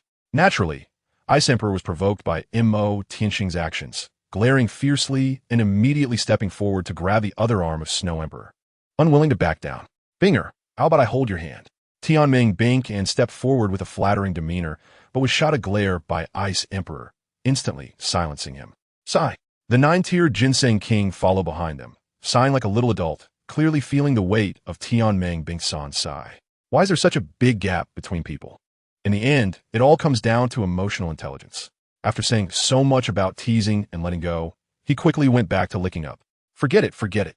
It's not worth worrying about such things. Whether it works out or not depends on fate. The 9-tier Ginseng King had a broad-minded nature. It was rare to have a big shot to protect him, so he didn't have to flee everywhere and could enjoy himself in the human world. Watching the four gradually move away, he hurriedly picked up his little short legs and chased after them, completely changing from his earlier mindset of wanting to escape. Mo Laoda can win over Shuedi and also possesses a small world, suspected to be the reincarnation of the golden-eyed Black Dragon King, clearly a strong ally. Even if we try to drive him away now, he wouldn't leave. Meanwhile, in the Heavendo Empire, in the royal palace, Qian Renxue just received a letter from her grandfather, saying he wanted to meet Mo Tianqing, which truly troubled her. Although Mo Tianqing has agreed to join the Spear Hall and can maintain her cover in front of Tidal Daw, her grandfather is very different from ordinary Tidal Daw, and her identity is likely to be discovered by him. She misses Mo Tianqing now and hopes he can return soon, but she also wishes he could quickly improve his cultivation and come back a little later. Chapter 63. Picking you up home. First update, Seeking Collections, outside Notting Junior College. After a month and a half, Mo Tianqing has finally crossed the distance between the north and south and returned to Notting Academy, accompanied by the four from the Snow Empress. Mo Tianqing asked them to wait for a moment and stepped forward to communicate with the guard uncle at the academy. Can you call Xiao Wu for me? The guard uncle was currently staring blankly at the Ice Emperor and Snow Emperor, his eyes focused solely on them. He had never seen such beautiful people in his life. Tianming Ice Silkworm noticed the guard's gaze and immediately stood in front of the Ice Emperor, giving the guard a glance. Hello. Mo Tianqing spoke again, which finally snapped the guard out of his daze.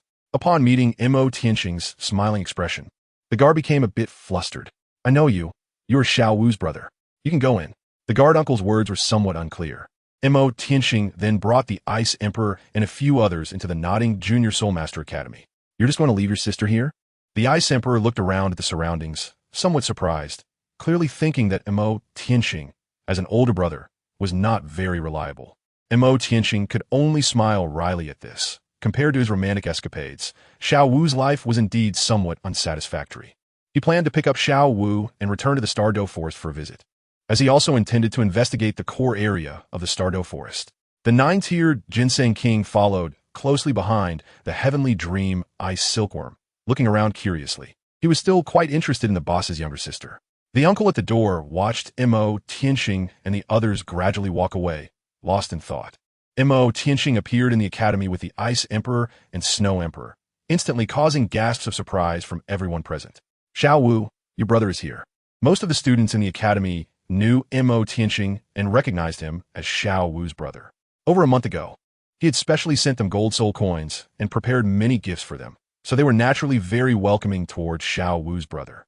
To their surprise, after more than a month, Xiao Wu's brother returned, and he was accompanied by two super beautiful older sisters. When Xiao Wu heard the news, she was overjoyed and ran out to greet him, thinking, is it true that my brother brought two super beautiful older sisters with him?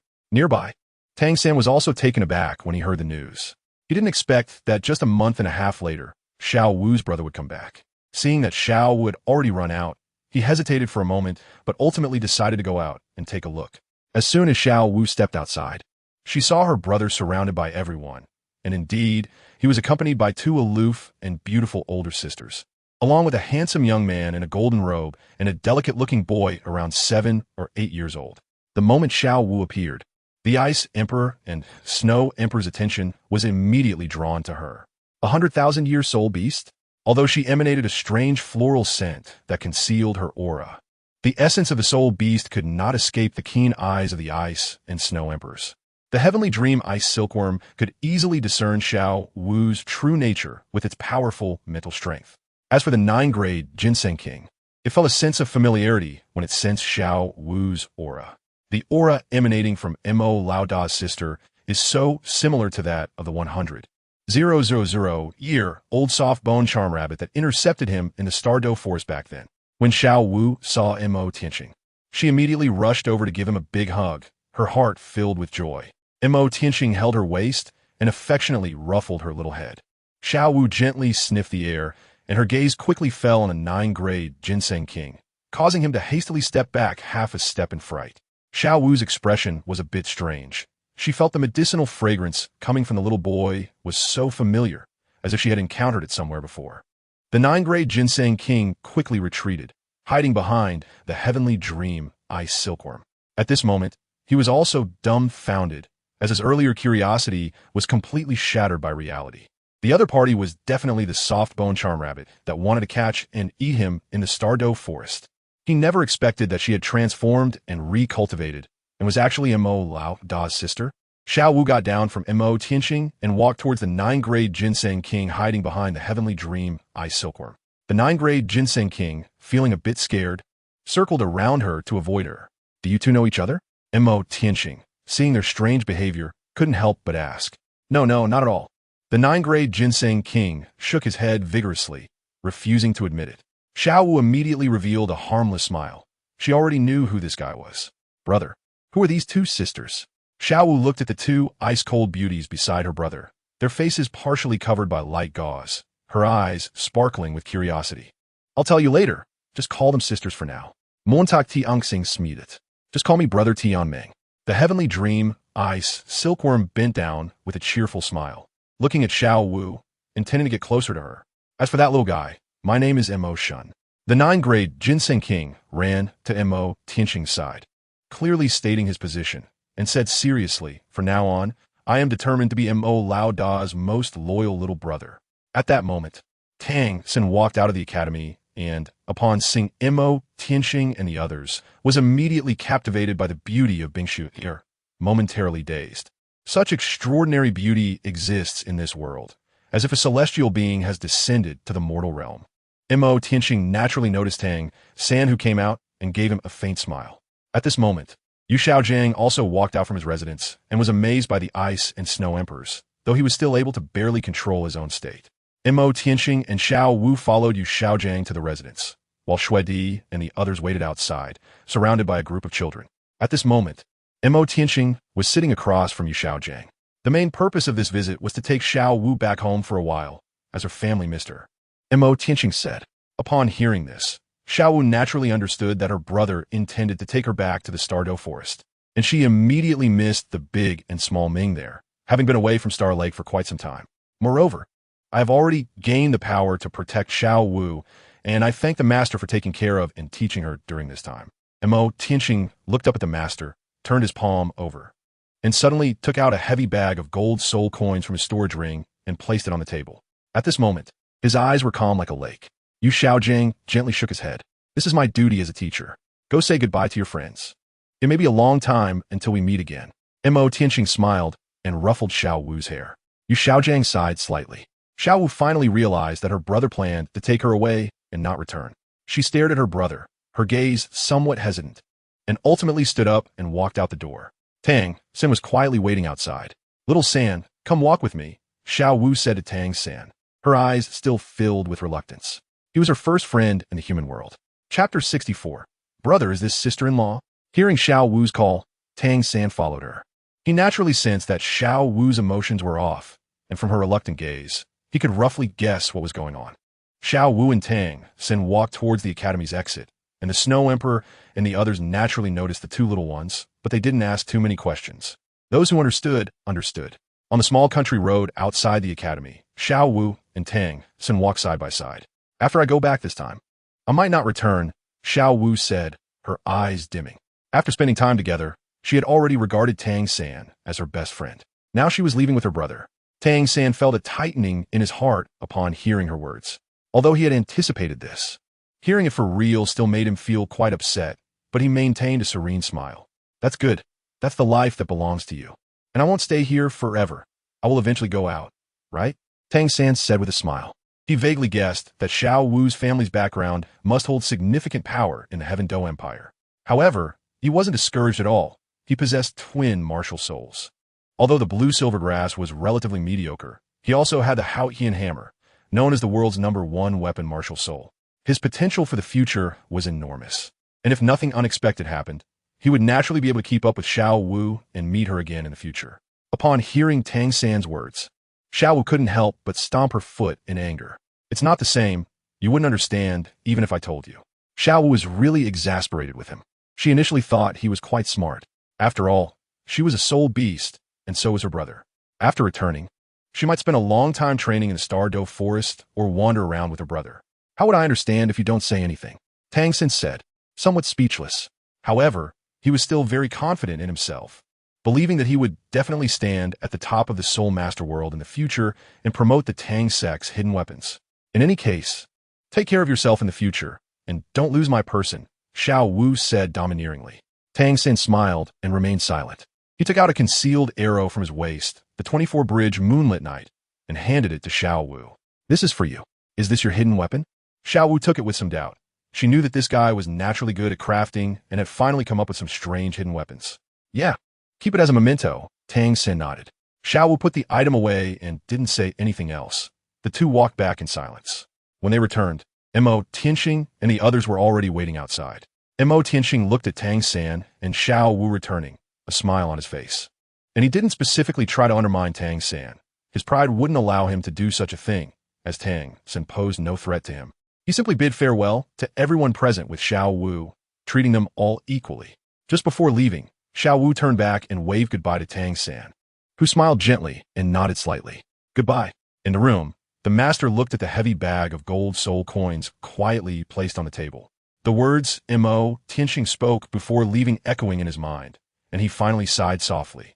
After Mo Tianqing left the Nodding Junior Academy with Xiao Wu, Xiao was still feeling a bit down. Once she adjusted her emotions slightly, she remembered that she hadn't asked about the origins of Binger and Shuer. Mo Tianqing immediately smiled. They came from the Arctic ice fields, and the Ice Emperor's true form was a 400,000-year-old ice blue Emperor Scorpion. As for Shuer, Mo Tianqing's gentle gaze fell on the Snow Emperor, the ruler of the ice fields, who had a cultivation age of 690,000 years. Xiao Wu was completely stunned. She never expected that these two beautiful older sisters were actually super soul beasts that surpassed 100,000 years. One was 400,000 years old, and the other was 690,000 years old. Her own 100,000-year cultivation foundation seemed completely inadequate in front of them. Tiandangai's silkworm chuckled. I'm the one with the highest cultivation here. My age has surpassed 1,000,000 years. When Xiao Wu heard this age, she was completely dumbfounded. Were all the people around her brother such freaks? 1,000,000 years soul beast. Did that mean they had become gods? What use was a higher cultivation age if she might not even be able to defeat their little attendant?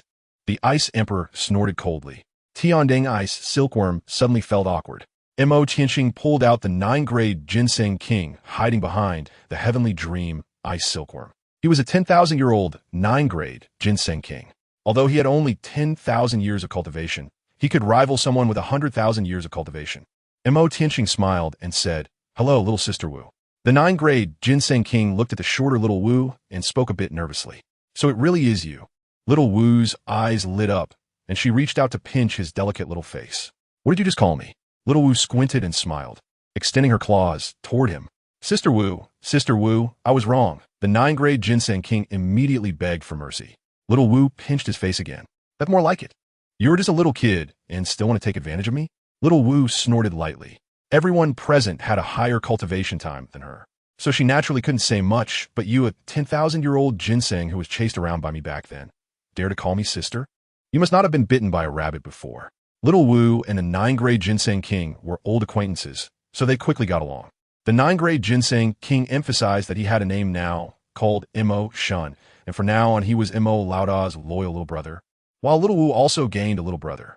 Little Wu pulled Mo Tianxing aside and mysteriously asked in his ear, "Brother, is Sister Xue my future sister-in-law?" This question naturally couldn't escape the perception of the Snow Empress. Upon hearing Little Wu's words, she appeared calm on the surface, but her slightly flushed ears revealed her inner feelings. After receiving a reply, Little Wu giggled and bounced over to the Snow Empress. "Sister Xue, is there anything fun in the Arctic ice field?" "Sister Xue, how did you meet my brother?" The Snow Empress was indeed not good at dealing with such clingy little ones and looked toward the Ice Emperor with a pleading expression. But at that moment, the Ice Emperor seemed to be angry with her and pretended not to see. Little Wu pestered the Snow Empress with questions all the way, leaving the Snow Empress dazed. "Brother, where are we going?" Little Wu returned to Mo Tianxing's side and curiously asked while holding his hand. They were still heading south. If they were going directly back to the Stardo Great Forest, they could just walk straight west. "First, we'll go to the Imperial capital of the Qian Empire," Mo Tianxing said with a smile. He planned to check in on Qian Renxue and Shui Yuxuan before returning to the Stardo Great Forest. Little Wu's eyes sparkled at the words, "Then brother will take me to play everywhere." She had heard about the Qian Empire's Imperial capital at the Nodding Junior Academy. It was said to be many times larger than the Balik Royal capital, and the level of prosperity was completely on another scale. Those who could settle in the Imperial capital were either wealthy merchants or noble families. Simply put, it was a mix of fish and dragons. "Okay," Mo Tianxing said, rubbing her little head with a smile. Chapter 65, Shura Field. First update, please bookmark, Qian Empire, Imperial capital. Mo Tianxing brought the Snow Empress and the others back to the Heaven Do Royal Academy, instantly causing a great sensation within the academy. Everyone was captivated by the stunning beauty of the Ice Empress and the Snow Empress. Xiao Wu stared in awe at this splendid academy, which covered such a vast area. Having spent so long at the Nodding Junior Academy, she never expected the gap between the academies to be so enormous. Is this really a noble academy built with funding from the royal family of Heaven Do? It's too luxurious. Let's go. Mo Tianxing led the group to find the 3 honorary teachers first. The news of Mo Tianxing's return to the academy naturally reached Shui Yuxuan immediately. When Shui Yuxuan received the news, her face lit up with joy, and just as she was about to find him, the junior who delivered the message told her that Mo Tianxing had returned with 2 stunning beauties, and he was holding the hand of a delicate girl in a pink dress. The junior's eyes were filled with admiration when mentioning the appearances of those 2 women. Upon hearing this news, Shui Yuxuan's expression slightly froze. Perhaps they were his friends. She comforted herself in her heart, feeling nervous as she prepared to welcome him. Qian Renxue also received the news. Inside the palace, a smile graced her lips as she immediately shed the disguise of Xue Qinghe, changing into a long white palace dress, letting her long golden hair flow freely and wearing a radiant, confident smile on her exquisite face as she prepared to find Mo Tianxing. She naturally knew that Mo Tianxing was accompanied by 2 exceptionally beautiful women, but her mindset remained unaffected. She understood the importance of fighting for her own happiness and would no longer retreat. Mo Tianxing was holding Xiao Wu's hand, leading Xuedi and a few others as he pushed open the grand door of the hall where the teaching seat resided. At that moment, Dream Machine was enjoying tea, Jeline was tending to the flowers and plants, and Bai Baoshan was eating pastries. Upon seeing Mo Tianxing at the entrance of the hall, holding Xiao Wu and followed by a few people, they were all taken aback. "Good kid, you finally returned." Dream Machine was overjoyed to see Mo Tianqing back. And only then did he notice the Ice Emperor Xiu beside him. Even the three old men, who had seen through the worldly affairs, were shocked. Is there really such breathtaking beauty in the world? As for the nearby Tianming Ice Silkworm and Mo Qian, they were completely ignored. Mo Tianqing had just sat down for a short while when Shui Yuxuan entered with Yi Huangying. As soon as Shui Yuxuan came in, her gaze immediately fell on Mo Tianqing, momentarily lost in thought. After a month and a half of not seeing him, he was still the same as ever. Mo Tianqing smiled faintly at the two of them. Long time no see. Yi Huangying looked at the smiling Mo Tianqing. Although he remained the same, the distance between them had become insurmountable. In response to Mo Tianqing's greeting, she merely nodded slightly, her gaze dimming. Shui Yuxuan also nodded slightly. Having already noticed the Ice Emperor and Snow Emperor, her eyes narrowing. Although they wore veils covering half their faces, it couldn't conceal their stunning beauty, exuding a unique rhythm. When the Ice Emperor looked at Shui Yuxuan, a trace of surprise flashed in his eyes. He didn't expect to see such an astonishing woman among human females. The expressions of the two girls coming here revealed deep emotions hidden in their gazes towards Mo Tianqing, indicating that he was not as straightforward as he seemed. After Shui Yuxuan greeted the three professors, she took a seat directly opposite Mo Tianqing. She had many questions to ask, but didn't know how to start. We three old men have matters to attend to, so we'll take our leave. Meng Xinji, who had long become wise with age, took the initiative to leave with Jolene and Bai Baoshan, deciding to leave such a scene to the younger generation to handle. After the three professors departed, Shui Yuxuan simply raised her head and quietly looked at Mo Tianqing, her gaze somewhat melancholic. How have you been lately? Mo Tianqing smiled slightly. Overall, he hadn't encountered much danger, and the journey was smooth. How have you been lately? Xiao Wu suddenly understood. It turned out this was her brother's confidant. Her brother really was a flirt. Xiao Wu pouted and looked up at Shui Di.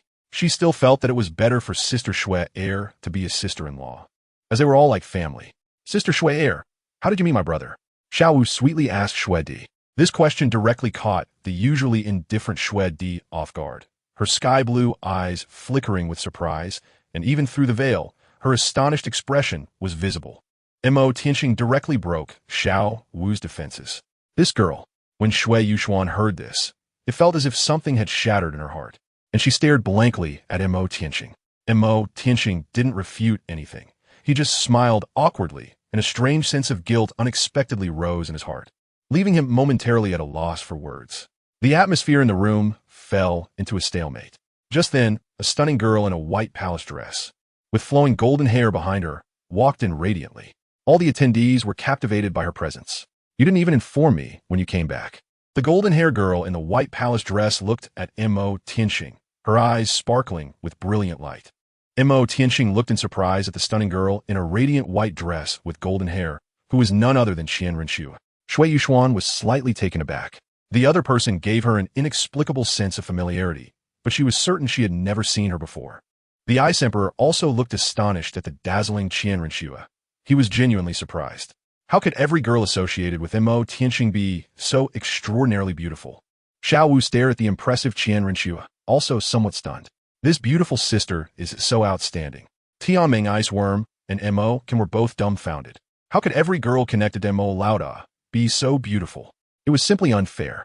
The Snow Emperor looked at Qian Renxue, sensing a strong aura of light attribute and the presence of a divine being.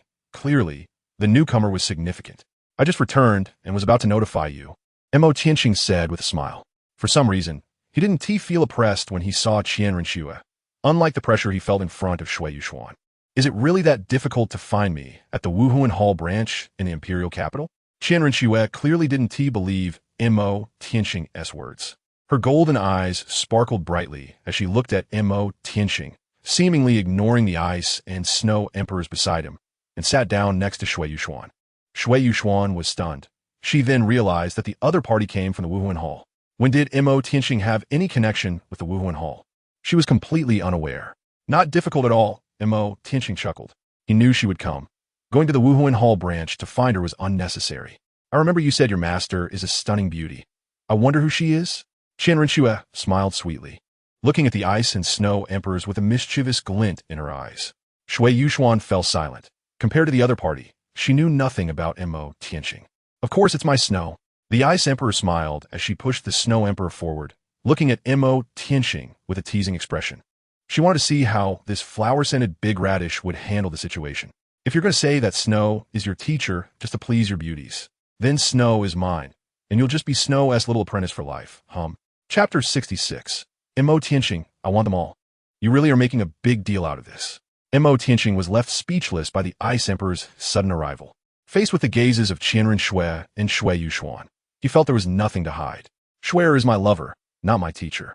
When the Ice Emperor heard this, her eyes sparkled as she looked at Mo Tianxing. Upon hearing this, Shui Yuxuan's heart sank. So, how many people do you actually like? Qian Renxue held Shui Yuxuan's hand, smiling as she looked at Mo Tianxing. For her, the most important thing in liking someone is companionship. As for other superficial titles, they are secondary. She wanted to know what he truly thought in his heart. Shui Yuxuan, upon hearing this, also looked up at Mo Tianxing. In this era, it is quite normal for men to have multiple wives and concubines, but her identity as a princess might instead become a shackle that limits her. She wanted to know what her position was in Mo Tianxing's heart. If he truly had feelings for her, she was willing to give up her identity as a princess. I don't want to let anyone down.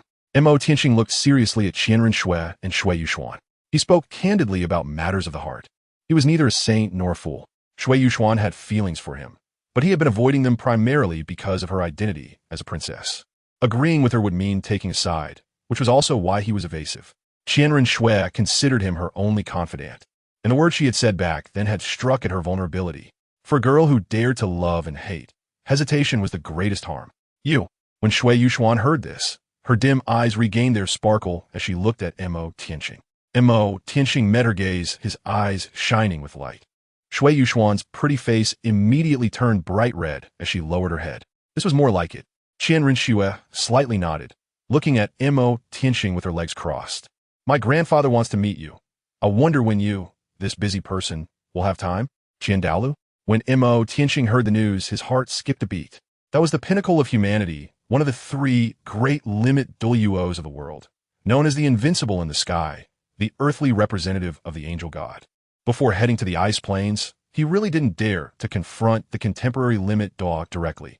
He was worried he might be seen through. And if he were mistaken for a soul beast and killed, that would be disastrous. However, now he had the Ice Emperor and the Snow Emperor, two extraordinary powerhouses, by his side, so dealing with the limit Douluo was no problem. Her grandfather? Shui Yuxuan was also somewhat surprised. Was she planning to take him to meet her family so soon?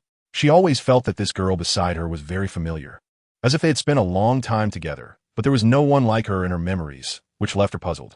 Of course, if she knew that the Qian Renxue beside her was actually the Prince Shui Qinghe who had been playing her brother for the past 10 years, she would probably have a completely different reaction. Let's do it later. I still have some things to handle in the near future. Mo Tianxing didn't refuse. Qian Renshue's eyes showed some surprise. She didn't expect this guy to really dare to agree. The last time they met, he was still accompanied by Dugu Bo, and he shouldn't have been unable to figure out her background. At least he should know what level her grandfather was. She knew Mo Tianxing wasn't stupid. He must have his own methods and means to deal with that situation. You're not going to leave again this time, are you? When Qian Renxue heard him say he had things to handle, she had an inexplicable premonition. Shui Yuxuan also looked up at Mo Tianxing at this moment. Her eyes filled with hope. I'll come back to stay for a while. It won't be so fast. And I'll take my sister to have some fun in the Imperial capital, Mo Tianxing said with a dry laugh. Being noticed by the other party made him feel that the days ahead might be a bit torturous. Your sister? Qian Renxue and Shui Yuxuan's gazes immediately fell on Xiao Wu. Although Xiao Wu was quite displeased with her brother's flirtatious behavior, she still liked the beautiful older sister.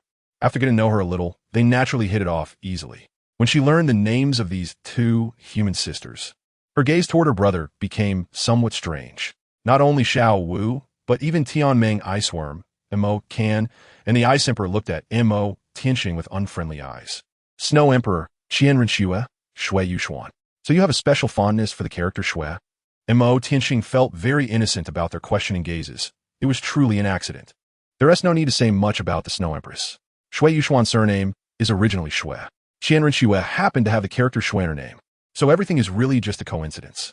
Mo Tianxing planned to stay in the Heaven Do Empire for a while, taking Xiao Wu around to have fun. As the princess of the Heaven Do Empire, Shui Yuxuan, naturally took on the role of host, responsible for planning the attractions and routes to show them around. Qian Renxue also left her duties at the Spirit Hall's branch to join them.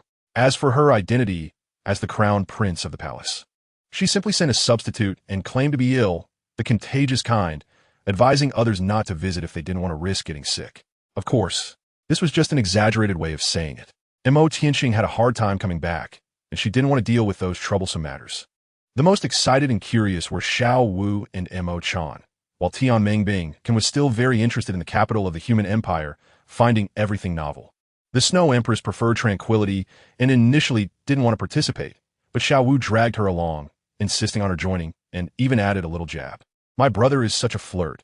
If Sister Snow doesn't go along, who knows if he will be out there chasing after other girls. Compared to the other two, Xiao was closer to Sister Snow. As for the reason, they were both soul beasts, so there was no need for pretenses. The problem was that when Xiao Wu said these words, Mo Tianxing was right there, and he couldn't help but feel speechless, realizing that Xiao Wu really enjoyed teasing her brother. Although it was somewhat flirtatious, he thought to himself that he was just making the same mistake that all men in the world would make, living life to the fullest and not letting love go to waste. In principle, it wasn't really wrong. The news of Mo Tianxing's return naturally spread quickly. The red-clothed archbishop of the Wuhuan branch of the Tiando Empire received a message from the princess Qian Renxue, instructing him not to disturb her unless necessary. This left him somewhat speechless, but he couldn't say much, as the princess held a higher status than him. Dugu Bo happened to be in the Imperial capital as well, and he decided to get together with that little rascal. Ning Rongrong from the Seven Treasure Glazed Tile School learned that Brother Mo had returned to the Imperial capital and immediately urged her father to meet him. Brother Mo had been away for more than a month, and now he was finally back. The Blue Lightning Tyrant Dragon family was even more concerned. They had tried several times to see him, but had come up empty-handed, and they still hadn't caught a glimpse of Mo Tianxing. Now that there was some movement, they certainly wouldn't miss the opportunity to encourage that child to recognize his roots. Chapter 67. Let me tell you a secret, first update. Please bookmark. Mo Tianxing and his companions appeared in the Imperial capital. Shui Yuxuan was walking in front with Xiao Wu, while Yi Huangying followed closely beside them. Xiao Wu had starry eyes the whole time, fascinated by the various peculiar things and unique delicacies of the Imperial capital, as she directly called Shui Yuxuan's sister Qian. The Ice Emperor walked in the center with the Snow Emperor, while the Heavenly Dream Ice Silkworm followed beside the Ice Emperor, also dragging along Mo Shun. Mo Tianxing and Qian Renxue walked side by side at the rear. Their group appeared on the streets of the Imperial capital, turning heads at 100% rate. Passers-by were simply stunned. They could easily recognize the Imperial princess, Her Highness Shui Yuxuan, who was walking in front, as she had recently become even more beautiful and ethereal, to the point of being breathtaking. The two veiled women exuded a cold demeanor that was even more eye-catching. The blonde girl in a white palace dress was stunningly beautiful. Each of them, if placed alone, would be a peerless beauty, yet today they clustered together in this group. Among this group of exquisite beauties, the young man stood out even more, attracting attention beyond the stunning women. Those passers-by looked at Mo Tianxing and Tianming Bangqian with envy and jealousy, speculating about their backgrounds and what kind of status they must have to make such a grand entrance. The people from the Wuhuan Hall were equally astonished. The blonde girl in the white palace dress was none other than their imperial princess. How could she be walking so closely with a stranger? They recalled the instruction given by the cardinal in red yesterday. Behave yourselves in the near future. Anyone who dares to cause trouble will face serious consequences. Could this be referring to this matter? Who exactly was this young man in the black robe? The people from the Wuhuan Hall immediately began to investigate. You're always running around. What are you up to? Qian Renxue asked curiously. Mainly to improve my cultivation. Otherwise, I'd prefer to be more at ease. Mo Tianxing could only lie and keep some things hidden in response to Qian Renxue's probing questions. However, what he said was indeed true. He primarily went to the ice plains to enhance his strength, and it was a pleasant surprise that the Ice Emperor and Snow Emperor allowed him to leave the ice plains. This would be his strongest foundation. On the other hand, Qian Renxue was involved with the Wuhuan Hall and Douluo Hall, as well as that limit Douluo grandfather of hers. He had too many secrets that he couldn't conveniently share with her for now. Although he had known the Ice Emperor and Snow Emperor the shortest time, he had fewer concerns with them and could be more straightforward. Well, okay, how do you know those two sisters? Qian Renxue asked, smiling brightly at Mo Tianxing. Her smile was radiant, but Mo Tianxing felt a hint of intimidation from it. if he tried to brush her off with vague answers. She might play a prank on him at any moment. Actually, I met them a long time ago, and their cultivation is indeed very strong. Mo Tianxing could only speak half-truths, trying to say as little as possible. Whether he knew them before or not was debatable. He had known about the Ice Emperor and Snow Emperor's existence long ago, and it seemed they regarded him as the amnesiac beast god Emperor Qian. As for their strength, even her limit Douluo grandfather would find it challenging. Upon hearing this, the Ice Emperor glanced back at him but didn't say anything, tacitly acknowledging his words. Renxue naturally noticed the Ice Emperor's action and probably guessed something. You've known them for a long time. If Mo Tianxing was indeed a 100,000-year soul beast reincarnated, then the identities of these two aloof sisters were certainly not simple. They might also be soul beasts reincarnated. Mo Tianxing said that they are very strong. Most of them have already become unparalleled powerhouses. This is rather good. At least he won't have any safety issues. Renxue smiled gently and leaned close to Mo Tianxing's ear. I'll tell you a secret. Actually, I'm the Crown Prince Xueqinghe. Mo Tianxing couldn't help but laugh upon hearing this. You already knew, didn't you? Renxue snorted softly. Montak Tianxing. I've said it long ago. I'm very sensitive to the bright aura around you. No matter how you change, I will recognize you. Then doesn't that mean I can't escape? Renxue looked at him with a smile. Mo Tianxing suddenly approached her, whispering in her ear, where do you want to run to? Damn. He actually got involved with the princess? The members of the Spirit Hall, who were secretly watching, were wide-eyed. Then they saw Mo Tianxing smiling and softly murmuring something in the princess's ear, flirting and expressing love. Don't stop me, I want to kill him. One young talent couldn't take it anymore and wanted to intervene, but was directly tackled by several companions behind him with a rag stuffed in his mouth. Everyone behave. Anyone who causes trouble will be beaten to death. The team leader coldly snorted, then continued to monitor the princess's movements. Meanwhile, he was considering whether to inform His Holiness the Pope about this. I wonder what His Holiness the Pope would look like when he finds out that the princess is in love. No, you know my secret. You have to tell me your secret too. Renxue showed a look of being at a disadvantage, wanting Mo Tianxing to confess something. I like you the moment I saw you. Mo Tianxing smiled. Was it in the Sunset Forest? Did you take a liking to me? Renxue initially intended to probe, but since Mo Tianxing brought it up, she could accept it. Aren't you also attracted to me at first sight? Mo Tianxing pinched her cheek with his other hand. The Ice Emperor completely ignored what was happening behind him, hoping that Mo Tianxing would go further, preventing Xue'er from having any thoughts. Xue'er could only belong to him. Although the Ice Emperor did not show her emotions, she could deceive everyone, but only she understood the feeling of emptiness inside her. Montakit, why did you cause such a big commotion today? A hoarse voice suddenly came from behind Mo Tianxing, strong and full of energy.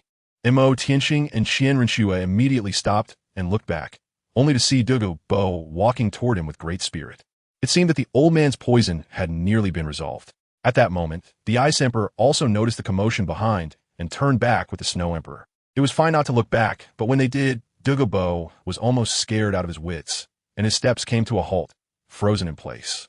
His emerald-scaled Serpent Emperor martial soul trembled, and the innate suppression from the martial soul was at its peak, greatly affecting the host, as if an unparalleled fierce beast was standing before him. Of course, if he had known that two human-like fierce beasts were truly standing ahead, he might not have used the word as if. The suppression from this martial soul was even more terrifying than when he faced the true body of that little brat's master last time. Among their group, there were individuals with extremely toxic beast martial souls, even more fearsome than his emerald-scaled Serpent Emperor. If the Ice Emperor knew his thoughts, she would probably laugh herself to death. Her poison had dissipated, yet the opponent's martial soul was still so afraid of her. Why was that? Chapter 68. Yu Yuanjin's majestic appearance. Dugu Bo stood frozen in place.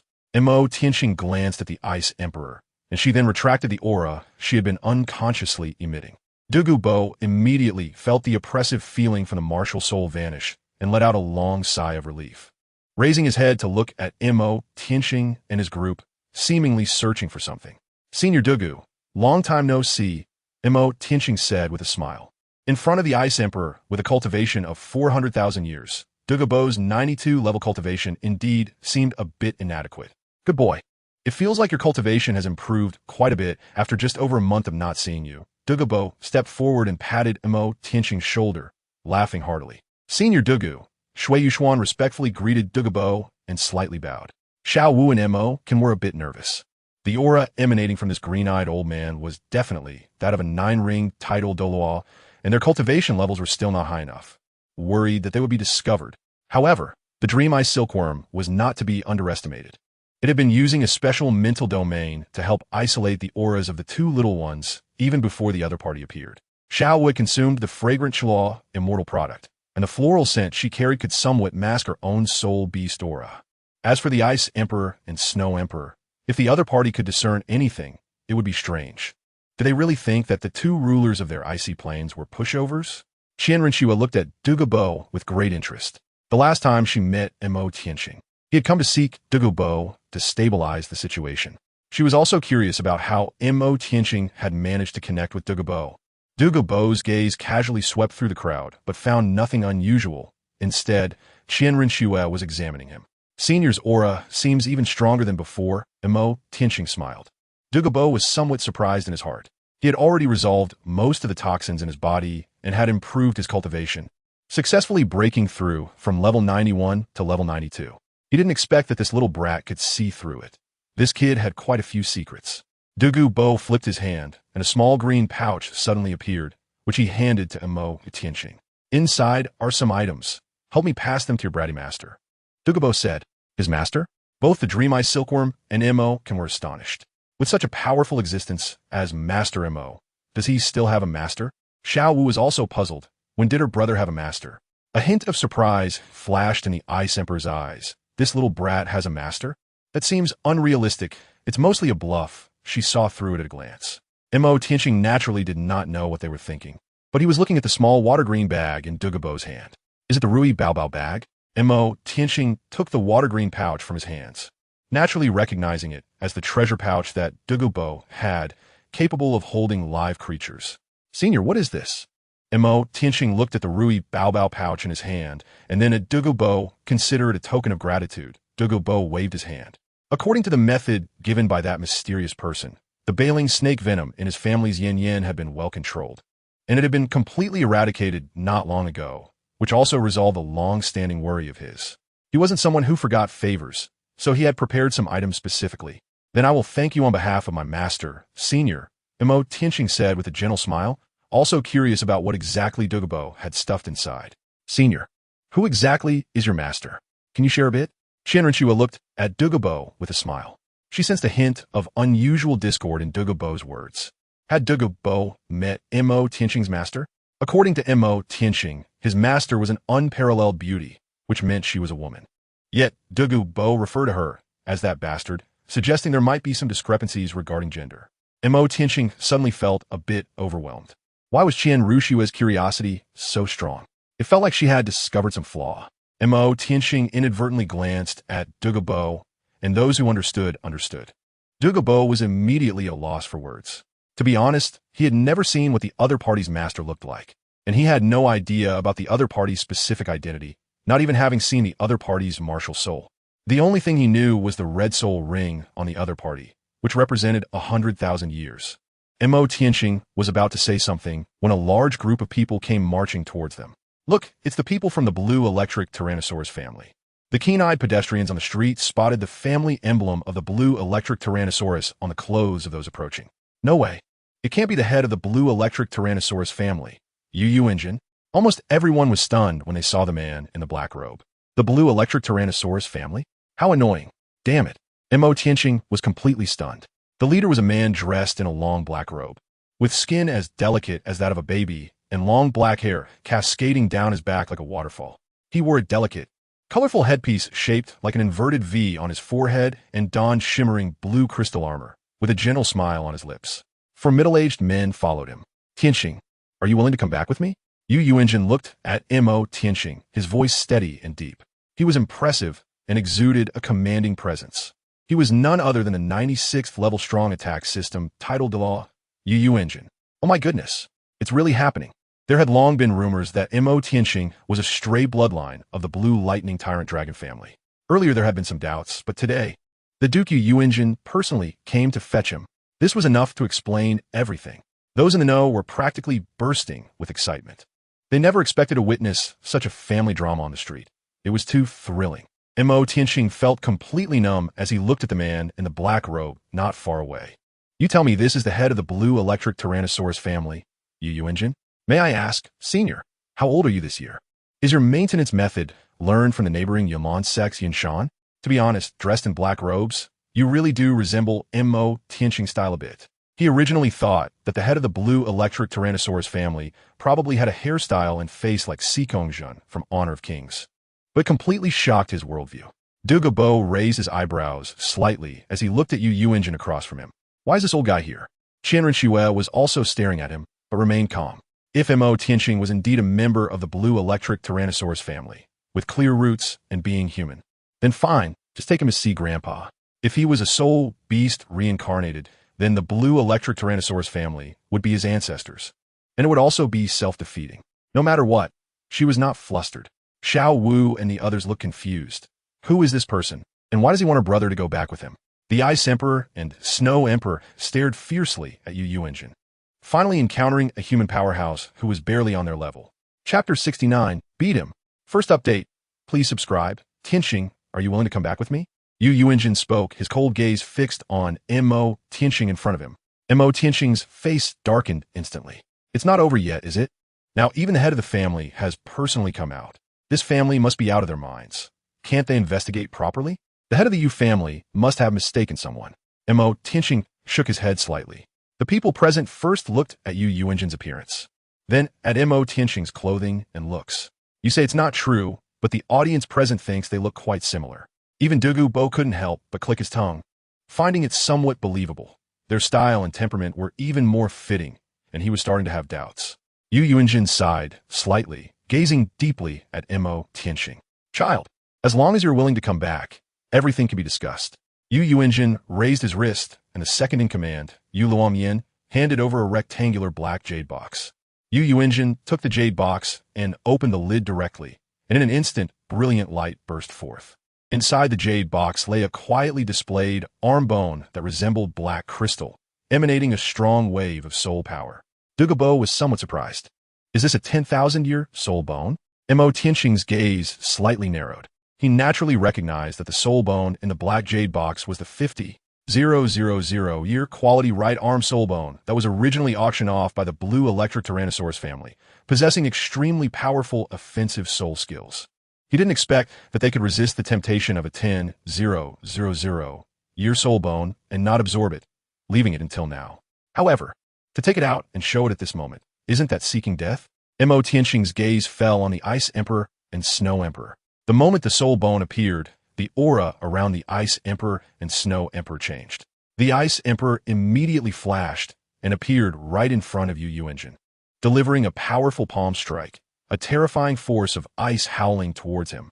Yu Yuanjin suddenly felt a great threat, and immediately retracted the soul bone with his left hand into his sleeve, instinctively transforming his right arm into a dragon claw to protect his head. The Ice Emperor's delicate jade palm slammed onto the dragon claw, causing the tiles beneath Yu Yuanjin's feet to explode, and the icy mist erupted, sending Yu Yuanjin flying backward, crashing into his clansmen behind him. Both he and his clansmen were thrown more than 10 meters away. The shattered tiles looked as if they had been ravaged by a flood or wild beast, broken into pieces, with a web of cracks and frost forming, emanating waves of cold air. The Ice Emperor stood alone in place, her emerald eyes narrowed as she stared at Yu Yuanjin, revealing strands of killing intent. The Snow Emperor had appeared beside the Ice Emperor at some point, her gaze coldly fixed on the group in front. The Dream Ice Silkworm jumped out to stand in front of the Ice Emperor. With the opportunity to protect Binger, he naturally had to come out to seek some presence. Although he was nothing in front of a level 96 title Douluo, but action was still necessary. Yu Yuanjin, who had been sent flying by the palm strike, was helped up by his 4 sons from behind. His originally dragonized hand was frozen by the ice, the entire arm encased in ice, the cold aura seeping into his veins. At this moment, Yu Yuanjin's heart was filled with shock. Ultimate ice. He never expected that a seemingly weak little girl possessed the elemental martial soul of ultimate ice and had cultivated it to perfection, becoming an unparalleled powerhouse. Mo Tianqing watched this scene and couldn't help but shake his head in exclamation. Soul bones are the remnants of soul beasts after their death. Showing off in front of the Ice Emperor and Snow Emperor is just asking for trouble, isn't it? The emotional intelligence of this family seems quite low. Otherwise, how could they keep making such foolish decisions? At this moment, Dugu Bo was already numb. What the hell is this monster? That's a level 96 assault type title Douluo, and the master of one of the top 3 sects possessing the blue lightning tyrant dragon martial soul, and he was repelled with just one glance? Qian Renxue's beautiful eyes were filled with shock. To knock back a level 96 title Douluo with a single palm strike, even among the offerings in the Douluo Palace, there are probably very few who could achieve that. Mo Tianqing had previously mentioned that the two of them were very strong. Originally, he thought the highest level they could reach was that of a title Douluo, but he didn't expect them to be this outrageous. As for Shui Yuxuan and Yi Huangying, they were even more confused. What is going on? What happened? The blue arcs of electricity jumped from the dragon claws that had been frozen, and the ice immediately exploded, with cold air rising up. Yu Yuanjin gathered the cold air from within his body and expelled it, accompanied by rolling thunder. A blue true dragon, over 10 meters long and surrounded by lightning, appeared behind Yu Yuanjin, with dragon whiskers drifting and dragon eyes illuminated by blue lightning, shining brilliantly. Soul rings began to appear beneath his feet. Yellow, yellow, purple, purple, black, black, black, black, black. At the moment the 9th soul ring appeared, wrapped in thick thunder. Yu Yuanjin's aura reached its peak, as if a thunder god had descended. His eyes emitted dazzling electrical light, firmly fixed on the Ice Emperor across from him. Who on earth are you? Do you dare to act fierce? The temperature around the Ice Emperor dropped rapidly, and the wind and snow howled. Her gaze was cold and lifeless, looking at Yu Yuanjin as if he were a dead person, and she immediately raised her palm. Mo Tianqing was startled by this scene. He was all too familiar with the starting move of one of the Snow Empress's 3 ultimate skills, the Imperial Palm, Great Cold without snow. With this slap, even a level 99 limit Douluo would struggle, let alone the level 96 Yu Yuanjin, who would probably be slapped to death by the Snow Empress. This would have a bad impact in front of so many people. Mo Tianqing immediately crossed in front of the Snow Emperor, radiating a strong aura of darkness.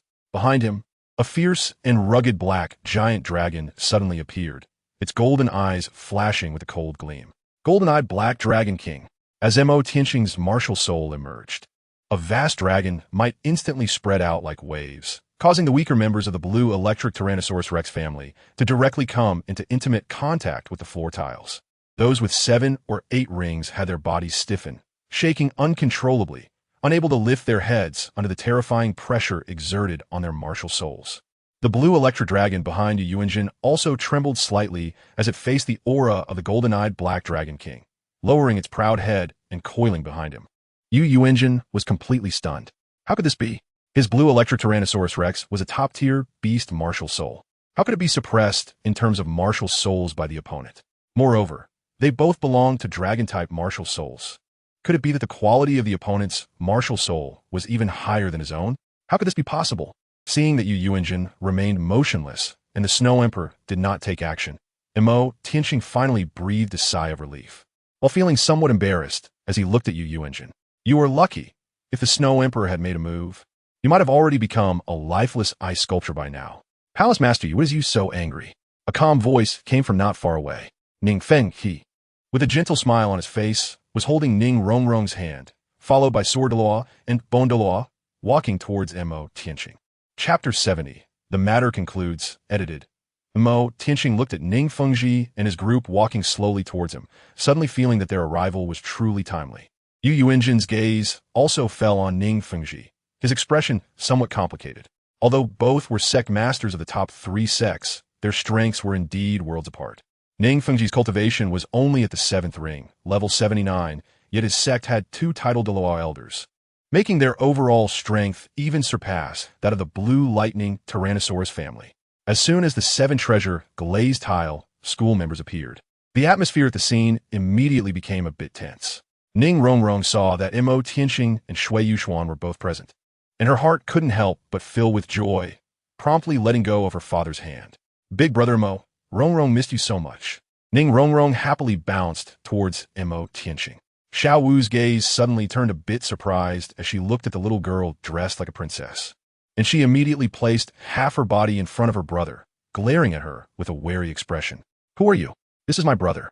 Ning Rongrong was blocked by Xiao Wu and immediately puffed up her cheeks in anger, clearly dissatisfied. Mo Tianxing didn't expect that the first meeting of these two little ones would be in such a scene, with two little ones sulking at each other. Xiao Wu, this is Renxue. Mo Tianxing smiled as he patted Xiao Wu's head and looked at Ning Renxue. This is my younger sister. Brother Mo's sister? Ning Renxue carefully observed Xiao Wu, sniffing the air and noticing a faint fragrance on her. Xiao Wu shot her a glare, clearly feeling something was off. The other party was trying to steal her brother. No way. Yu Yuanjin looked at Ning Fengji, as well as Sword Douluo and Bon Douluo, along with Dugu Bo and the two mysterious young women, truly feeling at a loss. He could only helplessly sigh and silently retract his martial soul. Mo Tianxing saw this, and finally retracted his golden-eyed Black Dragon King martial soul back into his body, turning to shield the Snow Empress. The two exchanged glances. He raised his hand to help her tidy up her messy hair, assuring her that everything was fine. The Snow Empress felt her ears turn slightly red and silently withdrew her cold, ice breath, deciding to let it go. Ning Fengji walked up to Yu Yuanjin. This isn't a place for conversation. Let's find somewhere else to talk. Yu Yuanjin glanced at the increasing number of onlookers and realized this wasn't a suitable place for discussion. He turned to Mo Tianxing before leaving with Ning Fengji and the others. In a luxurious private room, the space was quite large, with a crystal chandelier hanging from the ceiling, emitting a soft light. Mo Tianxing looked at Yu Yuanjin across from him with some helplessness. I'll reiterate once again, I really am not a member of your blue electric Tyrannosaurus family. If you truly have bloodline relatives in the outside world, you should seek them out early, rather than constantly bothering me. Mo Tianxing stated clearly, his gaze somewhat distant. This was because Yu Xiaojing had been expelled from the blue electric Tyrannosaurus family. Not to mention now, even 10 years later, he had not seen anyone from the family come to find him. Beside him, Xiao Wu looked at Yu Yuanjin with some curiosity. Brother, is the Yu surname common in the Heaven Do Empire? Xiao Wu turned her head to look at Mo Tianxing and quietly asked in his ear.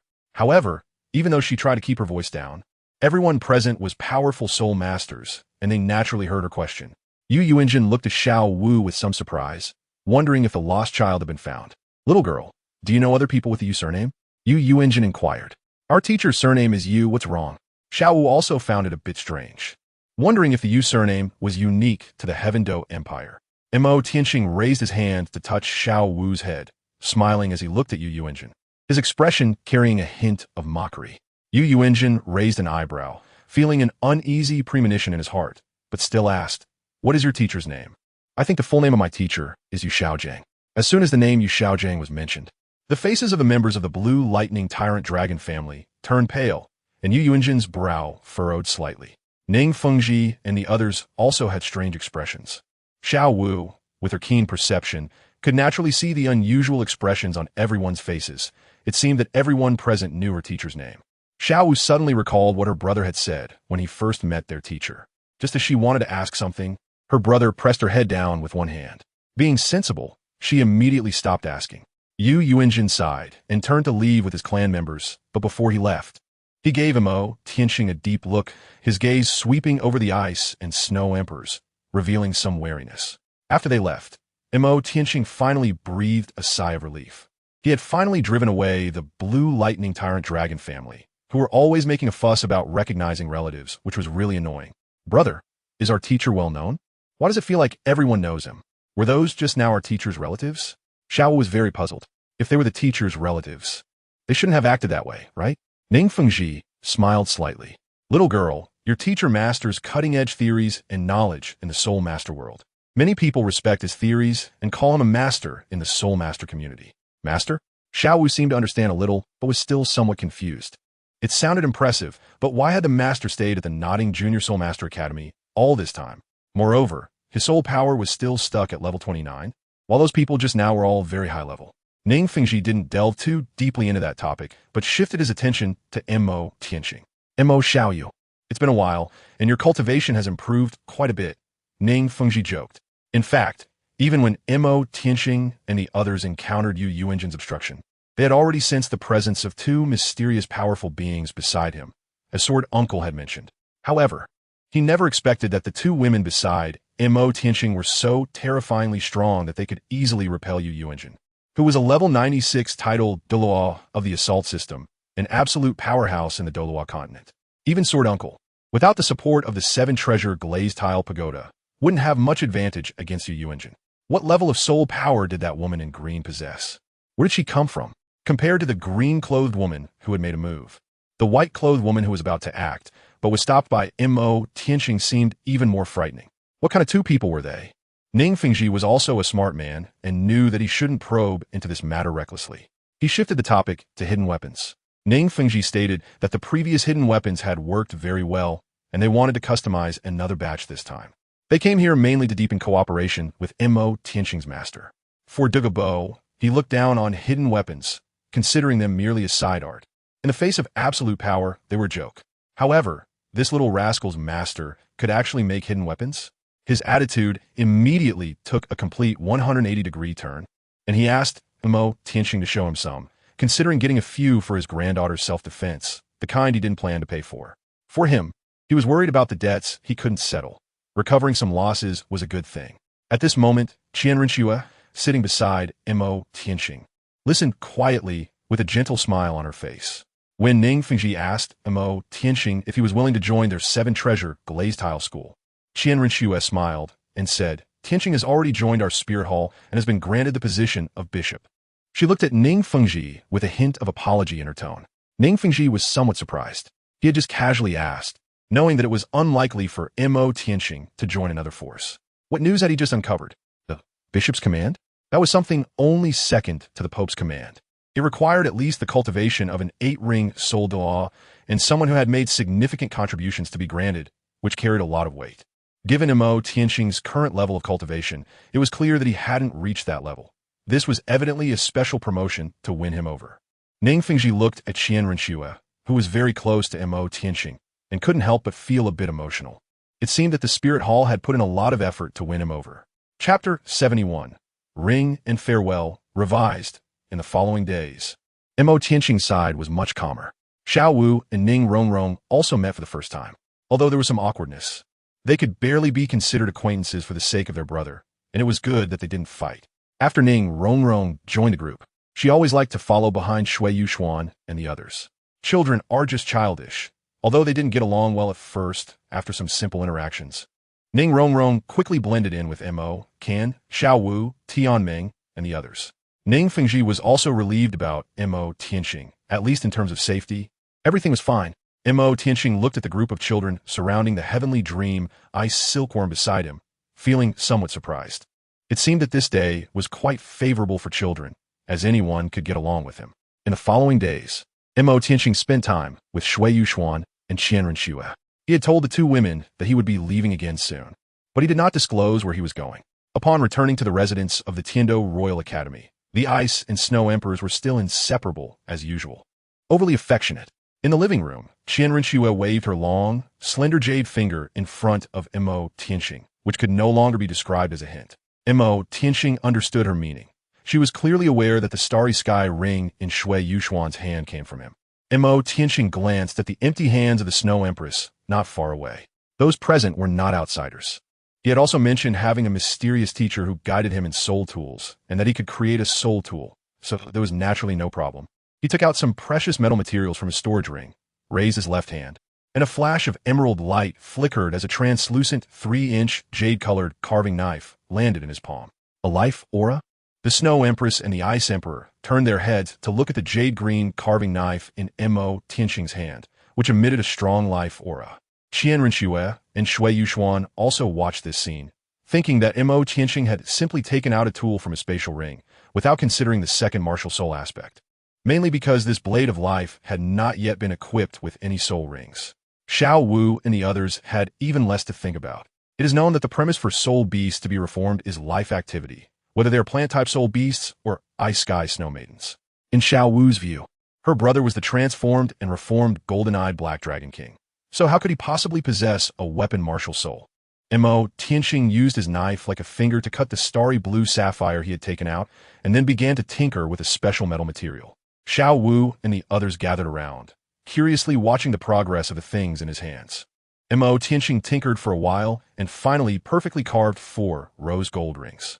The rings were engraved with hollow golden patterns and embedded with a translucent starry blue sapphire. Mo Tianqing looked up, quietly gazing at the Snow Empress. He extended his hand towards her, a gentle smile on his face, his eyes clear and pure. reflecting the figure of the Snow Empress. The gazes of everyone present instantly focused on her. Even the Snow Empress, who had endured the trials of 60,000 years, couldn't help but feel her ears turn slightly red under Mo Tianqing's actions as she raised her delicate white hand. Mo Tianqing personally put the rose gold ring on her ring finger. Seeing the envious gazes from everyone, the Snow Empress's face flushed with a hint of crimson as she retracted her hand and covered it with her long sleeve. Mo Tianqing looked at her shy appearance, feeling his heart melt completely. A serene smile adorned his face as his gaze fell on Qian Renxue and Shui Yuxuan. Mo Tianqing once again placed the heart-shaped rings on the two women. Among them, Shui Yuxuan still wore the silver ring he had given her, and he personally took it off and kept it safe, replacing it with a new ring. In the end, he placed one ring on his own ring finger. The two of them looked at the shimmering rose gold heart-shaped rings in their hands, genuinely filled with joy. Qian Renxue immediately gave Mo Tianqing a big hug and boldly kissed him on the cheek. With so many people watching, Mo Tianqing felt a bit embarrassed. Just as he wanted to retaliate, she had already quietly slipped out of his embrace and was studying the ring in her hand. Shui Yuxuan's pretty face turned slightly red, and she took a small step forward but seemed a bit timid and hesitant, turning to run away. Mo Tianqing would not let her escape so easily. He immediately reached out to wrap his arm around her slender waist, pulling her into his embrace. Shui Yuxuan let out a soft cry, looking up at Mo Tianqing. Her pretty face flushed, her eyes filled with tenderness. Xiao Wu pretended to cover her eyes with both hands, leaving a big gap, looking on in astonishment. Her eyes wide open. Beside them, Mo sighed.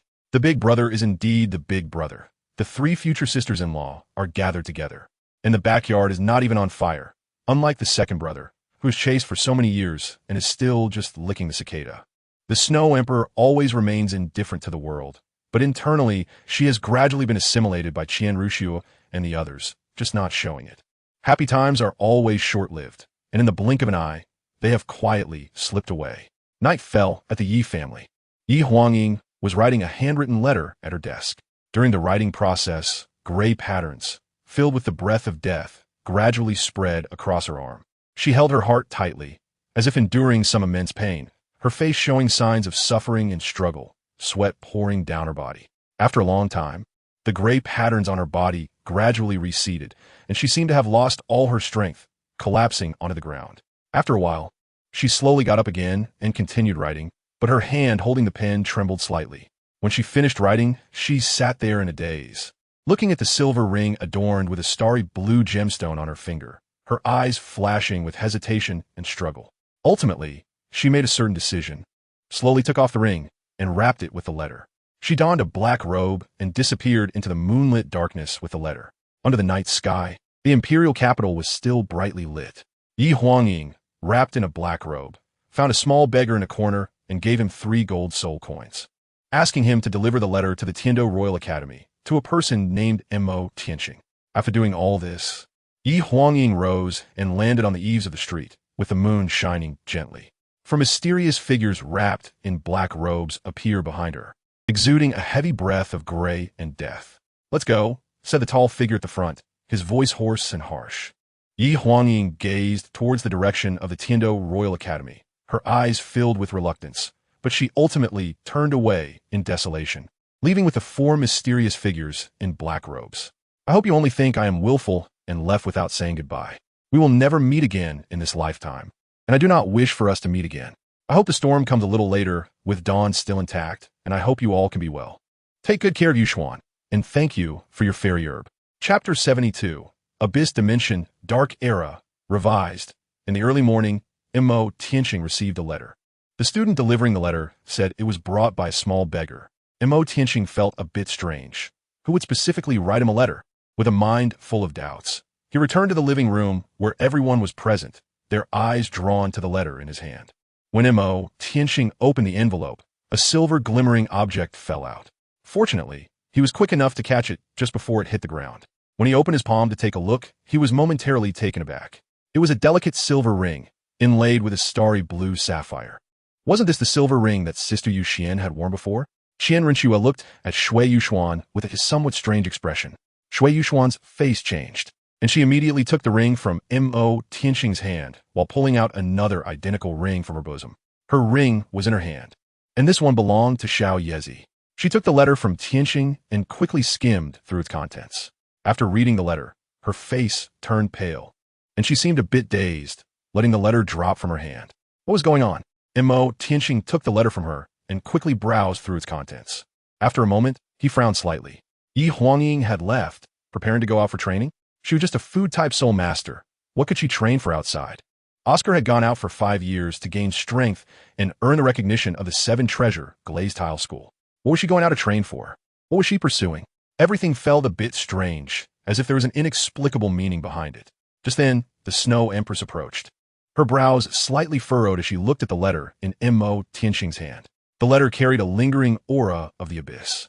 The abyss. Tianxing suddenly thought of the abyss plane that would be brought about by someone tens of thousands of years later.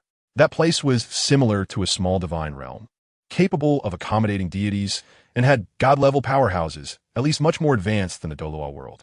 However, wasn't that a disaster that was supposed to erupt tens of thousands of years later? How could it appear in this era? Also, why would the Snow Empress know about the abyss? What connection did this have with Yi Huangying? Tianxing was also filled with doubts at this moment. When the Ice Emperor heard this news, he was instantly shocked, as if he had seen something terrible. The abyss? What kind of place was that? Renxue was somewhat bewildered and confused. The Snow Emperor's powerful mental strength immediately spread across the entire area, and he flew out of the house, following that extremely faint aura. Tianxing and the others immediately followed, while Shui Yuxuan was extremely anxious. It was clear that Xiao Yezi was in danger, and the abyss mentioned by Sister Shui was obviously not a good omen. The Snow Emperor and the Ice Emperor traced the aura and eventually found the little beggar who delivered the letter. At that moment, the little beggar was hiding in a corner, wolfing down a meat bun, clearly having been very hungry before, even though the bun was dirted by his ragged clothes. He didn't care at all when he suddenly saw a group of figures appear in front of him. He instinctively hid the remaining money and stuffed the unfinished meat bun into his mouth, desperately trying to swallow it while backing away, worried they might snatch his food. Who gave you this letter? The Snow Emperor took out the letter, her expression somewhat serious. The little beggar trembled as he recounted his experience and the location. Of course, he didn't mention anything about the 3 gold soul coins, as he was afraid they would come to demand them. The Snow Emperor, along with Tianxing and the others, suddenly disappeared from the spot, leaving behind a few shining gold soul coins. The little beggar immediately excitedly rushed over and tucked the coins into his clothes, a happy smile on his face. When the Snow Emperor and Tianxing reappeared, they were already on the edge of a narrow street, but all clues had been severed, and the aura had vanished here.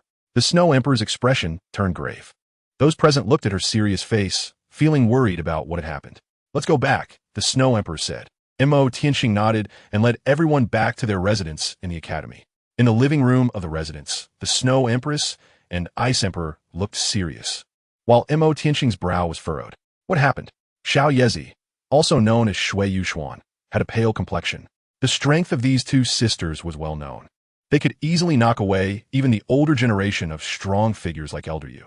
However, seeing them display such expressions regarding Xiao Yezi's situation made her anxious. The Snow Empress glanced at Tianxing and sighed softly. It should be from the abyss dimension. Something must have come out from there. A complex look flickered in the Snow Empress's eyes. When Tianxing heard her words, the speculation in his heart had already been confirmed. It really was the abyss plane.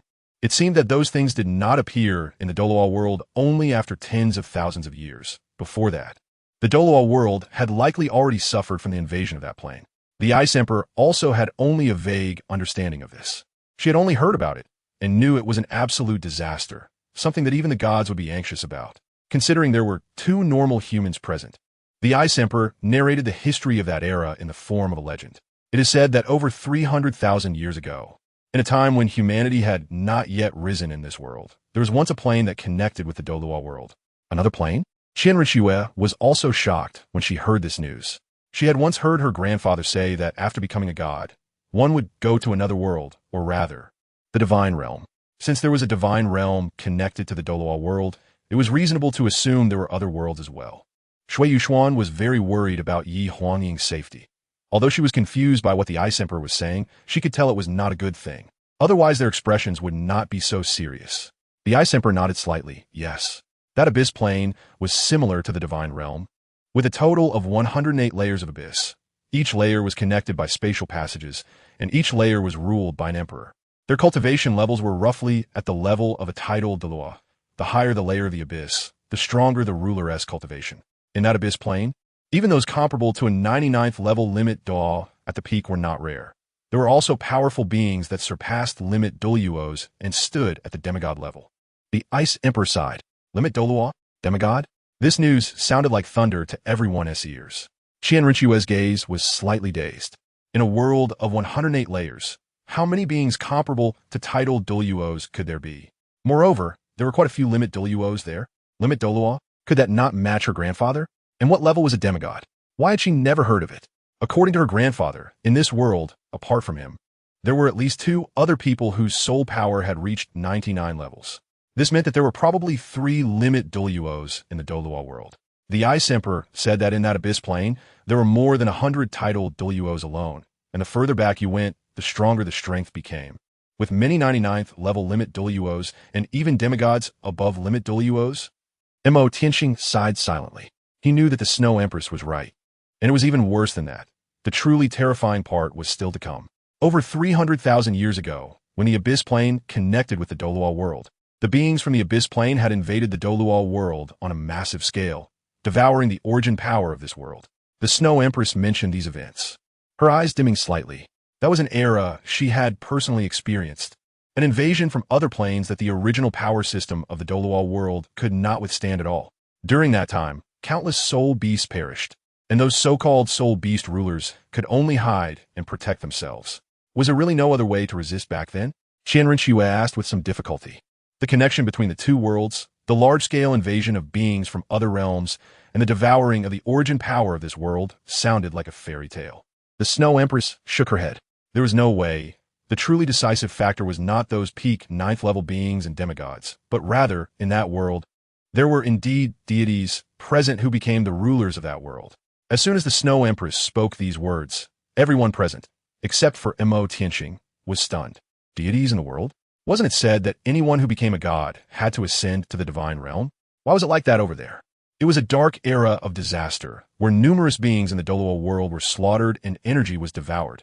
Fortunately, the dark era did not last too long, and the Douluo world gave birth to a contemporary deity who swept away the invading abyss beings, drove them back to the abyss world, and forcibly severed the bridge between the two worlds, sending the abyss plane into the boundless deep space. The Snow Empress recalled calmly. The sea god born in that era had a relatively gentle temperament. He did not target the soul beasts. After his time came, he ascended to the divine realm. How long did that disaster last? Qian Renxue asked this question with a heavy heart. The Snow Empress looked at her with solemn eyes. 1,000 years.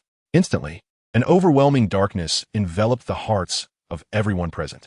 The birth of a deity in that era was what ended that dark age. What about now? If the abyss plane were to invade again, how would they respond? Shui Yuxuan felt darkness closing in before her eyes. Little leaf. She believed that Yi Huangying should be safe for now, likely taken away by certain individuals.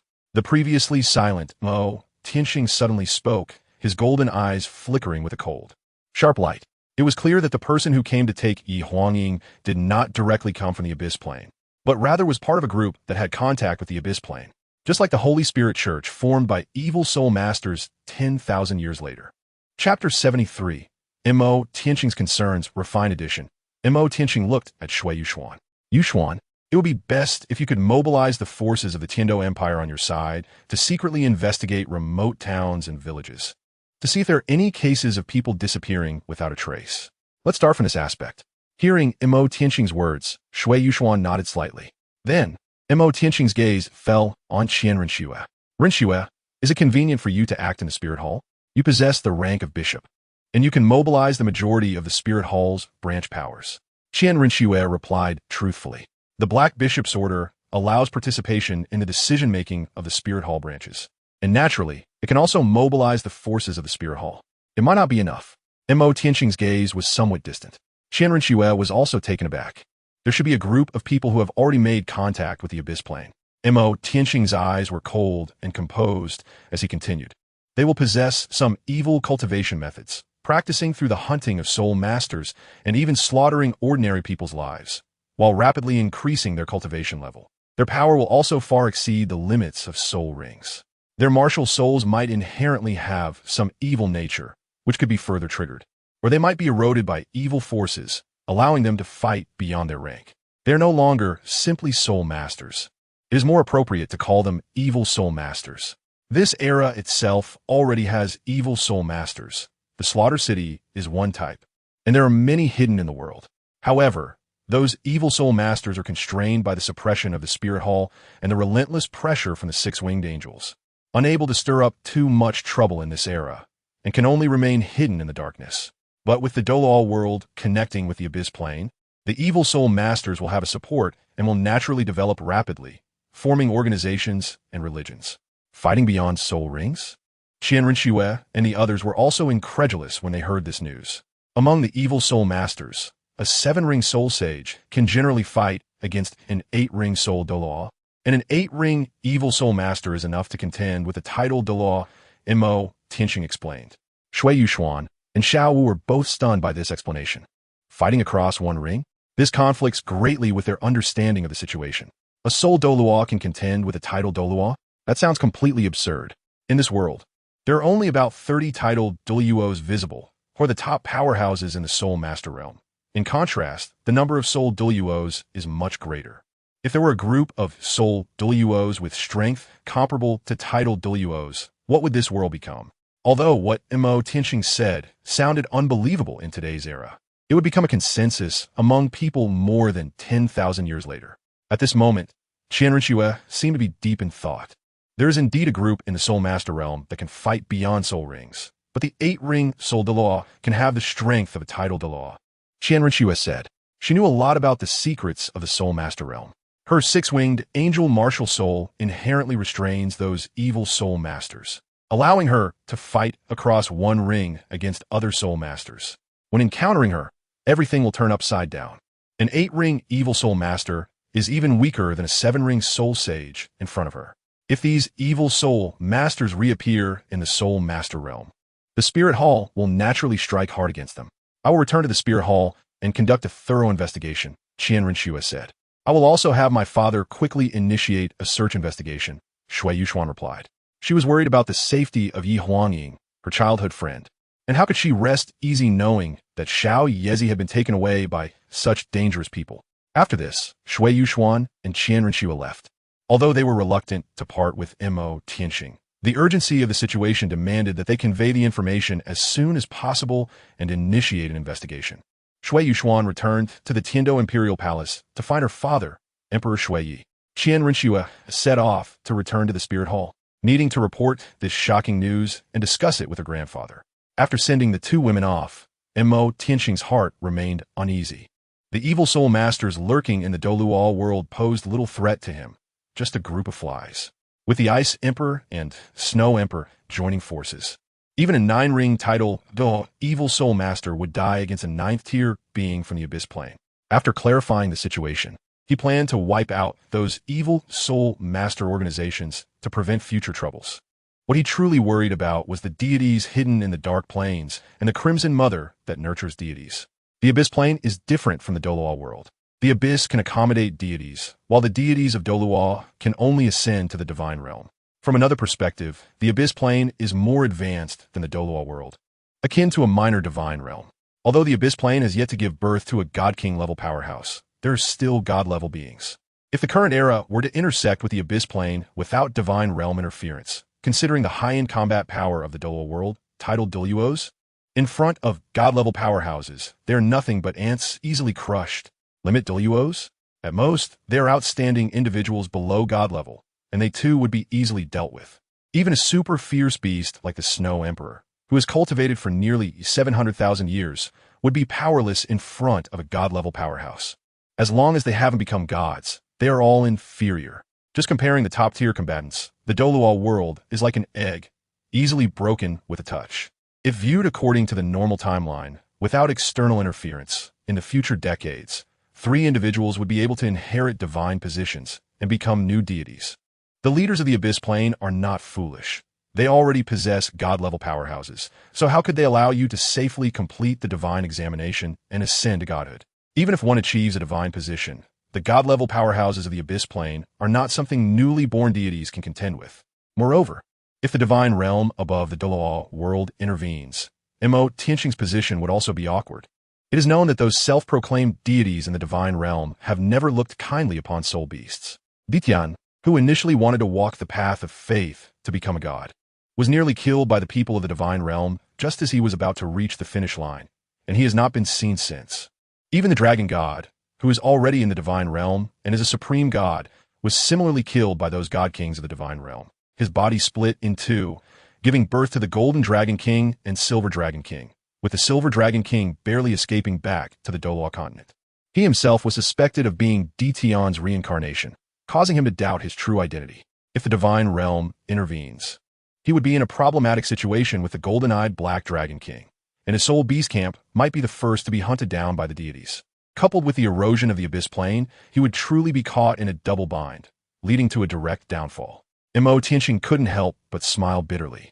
This world had truly set him on a hell mode. If he couldn't rise quickly, he wouldn't be able to protect anyone around him. All of this was due to the appearance of the abyssal dimension, which had turned the originally favorable situation of the Douluo world into a complete mess. Tianqing took a deep breath, forcing himself to calm down. Perhaps there is still a way. The Douluo world is not without hidden cards to counterbalance. The first thing that Tianqing thought of was the Silver Dragon King that he had retrieved from the divine realm. At this moment, the Silver Dragon King should still be deep in slumber within the Douluo forest. Although she was gravely injured, if they could harness her divine power, there might still be a glimmer of hope against the abyss. At the same time, he needed to quickly improve his cultivation.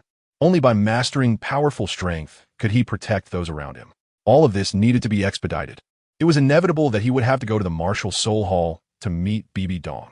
Meanwhile, he also needed to direct some of his efforts to strike against the evil Soul Master organization and bring Yi Huangying back. Tianqing took a deep breath. All these things piled up made his scalp tingle. Brother? Xiao Wu slightly tugged at his sleeve, looking at him with a worried expression. Tianqing finally came to his senses as everyone was looking at him. He raised his hand and gently placed it on Xiao Wu's head, smiling warmly. Don't worry. Even if the sky falls, your brother will protect you. Let's head back to the Douluo forest first. Xiao Wu nodded slightly. Okay. Chapter 74. Returning to the Douluo forest. Revised. Heaven Do Palace. Emperor Shui summoned Tianqing and held a grand evening banquet in the palace to entertain him, with Shui Yuxuan following closely beside the emperor, shining like a bright pearl. After the banquet, Emperor Shui personally confirmed the matter of the evil soul master with him. As for the Abyss Plane, Tianqing had not mentioned it to him yet. Bringing it up now would only make people think it was a tall tale. And since he had no evidence, it was better to remain silent. When Emperor Shui received Tianqing's affirmative answer, his brow furrowed. He immediately ordered an undercover investigation within the empire, but to achieve results would inevitably take some time. This matter concerns the safety of the common people. If we only limit ourselves to the territory of the Heaven Do Empire, there will inevitably be oversights, said Emperor Shui. I will personally visit the Douluo Empire when the time comes, Tianqing replied. He had yet to set foot in the Douluo Empire. But given the gravity of the situation, he could not afford to overlook it. That's very good, Emperor Shui nodded. Then the two discussed other matters, during which the topic of Shui Yuxuan's lifelong affairs came up. Emperor Shui personally placed Shui Yuxuan's hand in Tianqing's, looking at him with a smile. I hope you can take good care of this girl in the future. Shui Yuxuan did not expect her father to suddenly do this, and her face immediately turned red. Tianqing held Shui Yuxuan's hand and nodded solemnly. Your Majesty, please rest assured, I will treat Yuxuan sincerely. The Snow Knight Emperor nodded in satisfaction. He could see that Tianqing had great potential. Although he had already allied with the Spear Hall, it was not absolute. At present, his daughter had developed feelings for him, so he decided to go with the flow and lend a helping hand. He hoped that after Tianqing took charge of the Spirit Hall in the future, he would show more consideration and mercy towards the Heaven Do Empire. The next morning, Tianqing, along with the Snow Empress and the others, prepared to return to the Douluo forest, and Shui Yuxuan personally saw them off outside the city of Tiando. In front of the city gate of the Imperial capital, Tianqing gently embraced Shui Yuxuan to say goodbye. I will be back soon. Wait for me. Although Shui Yuxuan felt a bit reluctant, she still gently released her embrace, wiped away the tears at the corner of her eyes, and forced a smile. I will wait for you to come back. Montag Tianxing nodded silently. This feeling held great weight in his heart. This promise, no matter what, he would fulfill it. In the spirit hall of Wuhuan City, Pope Bibidong looked at the news returned from the Tianzhou branch, noting that the relationship between the princess and Mo Tianxing was very close. As for how close, the letter didn't dare to elaborate too clearly. The letter emphasized the two mysterious young women by Mo Tianxing's side, whose strength was extraordinary, capable of easily sending the blue Tyrannosaurus family head, Yu engine, flying, leaving him unsteady on his feet.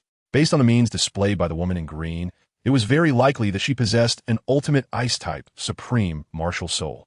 This news caused Bibidong to feel a bit alarmed. Even among the entire Douluo continent, Yu engine strength was among the top, extraordinary. To easily repel him, the opponent's cultivation level was likely at the level of a super Douluo, possibly at level 97 or even 98. And this was just the woman who had made a move. The other woman in white had not made a move from beginning to end. But from a situation of protecting the woman in green from behind, it was evident that their strengths were likely not far apart, probably close, or even superior. Where did they come from? Why were they by Mo Tianxing's side? What was Mo Tianxing's background? Bibidong was puzzled.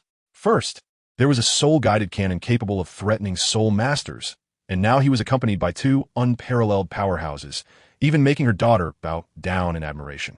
What secrets were hidden behind Mo Tianxing? It seemed she needed to find a time to meet him. At that moment, a knight hurriedly entered the hall, kneeling on one knee in the center of the red carpet.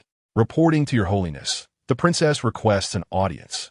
A glimmer of surprise flashed in Bibidong's eyes, and she immediately ordered for the princess to be summoned. Moments later, Qian Renxue arrived at the center of the Pope's hall. She looked at her biological mother, the current Pope of the Spirit Hall. With a wave of her hand, Bibidong signaled the knights on both sides of the hall to exit in an orderly manner. After a moment, the vast Pope's hall was left with only Bibidong and Qian Renxue. I need to mobilize the power of the Spirit Hall to investigate some matters, Qian Renxue said in a somewhat cold tone, even though she was facing her biological mother. She needed to leverage the power of the Spirit Hall. Such matters couldn't be resolved by seeking her grandfather. The highest authority of the Spirit Hall was the Pope. And the Spirit Hall and Douluo Hall did not interfere with each other. What is it? Bibidong responded somewhat indifferently. The evil soul masters have reappeared in the soul master world. I need to investigate this as soon as possible, Qian Renxue stated, not wanting to elaborate further. Upon hearing evil soul masters, Bibidong's expression suddenly tightened. Meanwhile, on the other side, deep in the Stardew forest at Star Lake, the originally calm emerald lake surface suddenly stirred up great waves as a massive blue serpent emerged from the water, its lantern-sized eyes fixed intently on the western direction. It was the sky blue bull python, a soul beast with over 100,000 years of cultivation from the Stardew forest. At this moment, a titan giant ape, as tall as a small mountain, raised its head to gaze at the western forest. Sister Xiao Wu? It's actually Sister Xiao Wu who has returned. The titan giant ape sensed Xiao Wu's aura and immediately rushed toward the western forest. Not only was it Sister Xiao Wu, but it also sensed the presence of its elder brother, Mo Tianxing and his companions, who were about to reach Star Lake. Vaguely saw a pitch-black figure dashing through the forest, heading towards their direction. It's Erming. Erming has come to pick us up? Xiao Wu exclaimed excitedly upon seeing the black figure. The titan giant ape swiftly traversed the ancient forest and soon arrived. Sister Xiao Wu, elder brother. The titan giant ape smiled happily upon seeing Xiao Wu safe and sound. Erming, long time no see. Xiao Wu excitedly leaped onto the titan giant ape's outstretched massive hand, which gently placed her on its shoulder. Only then did the titan giant ape turn its gaze towards Mo Tianxing below. Elder brother, you have returned. Mo Tianxing nodded slightly. The Ice Emperor looked at the titan giant ape in front of him, feeling a bit skeptical. He was comparing it to the titan snow demon king from the extreme north and felt it was somewhat shorter and smaller. In terms of size, the titan giant ape was indeed smaller than the 200,000-year-old titan snow demon king. The titan giant ape naturally noticed the Ice Empress and the Snow Empress, faintly sensing the powerful spirit beast aura and cold atmosphere emanating from them. Undoubtedly, they were not to be trifled with. Its gaze shifted to Tianming Iceworm and Mo Shun. The aura around Tianming Iceworm was very rich, while the presence of the boy in black clothes felt somewhat familiar. Mo Shinden immediately glared at the titan giant ape. What are you looking at? Be careful, or I'll call my big brother to beat you up. After saying this, he quickly ran behind Mo Tianxing to hide. clearly lacking confidence. Xiao Wu couldn't help but giggle upon hearing this. He was the one who was chased by us to that 1,000-year-old 9th grade ginseng king. The Titan giant ape recalled this and nodded slightly, realizing that it had already allied with the big brother, so it naturally didn't dare to act against him.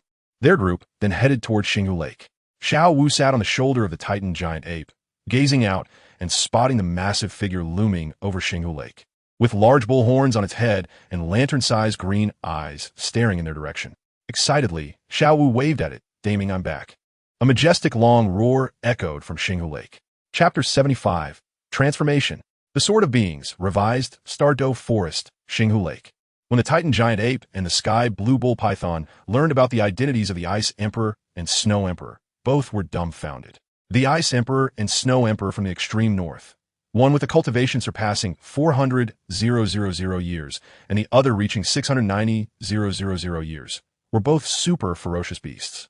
From the Ice and Snow Emperors, they learned that even if they initially chose not to take the path of transformation and recultivation, once their cultivation reached a certain level, soul beasts could also transform into human forms.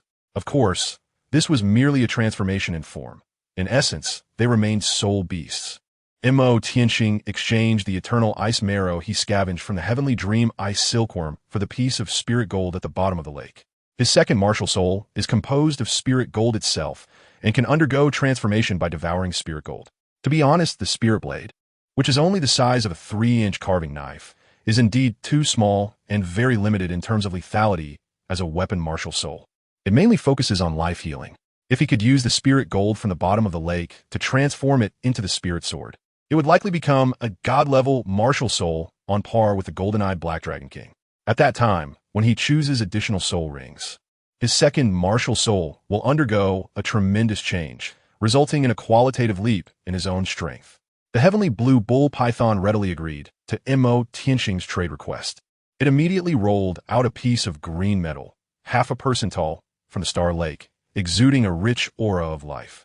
With a green halo illuminating the surroundings of the star lake, the spirit gold emitted a green glow, slowly floating in front of Mo Tianxing.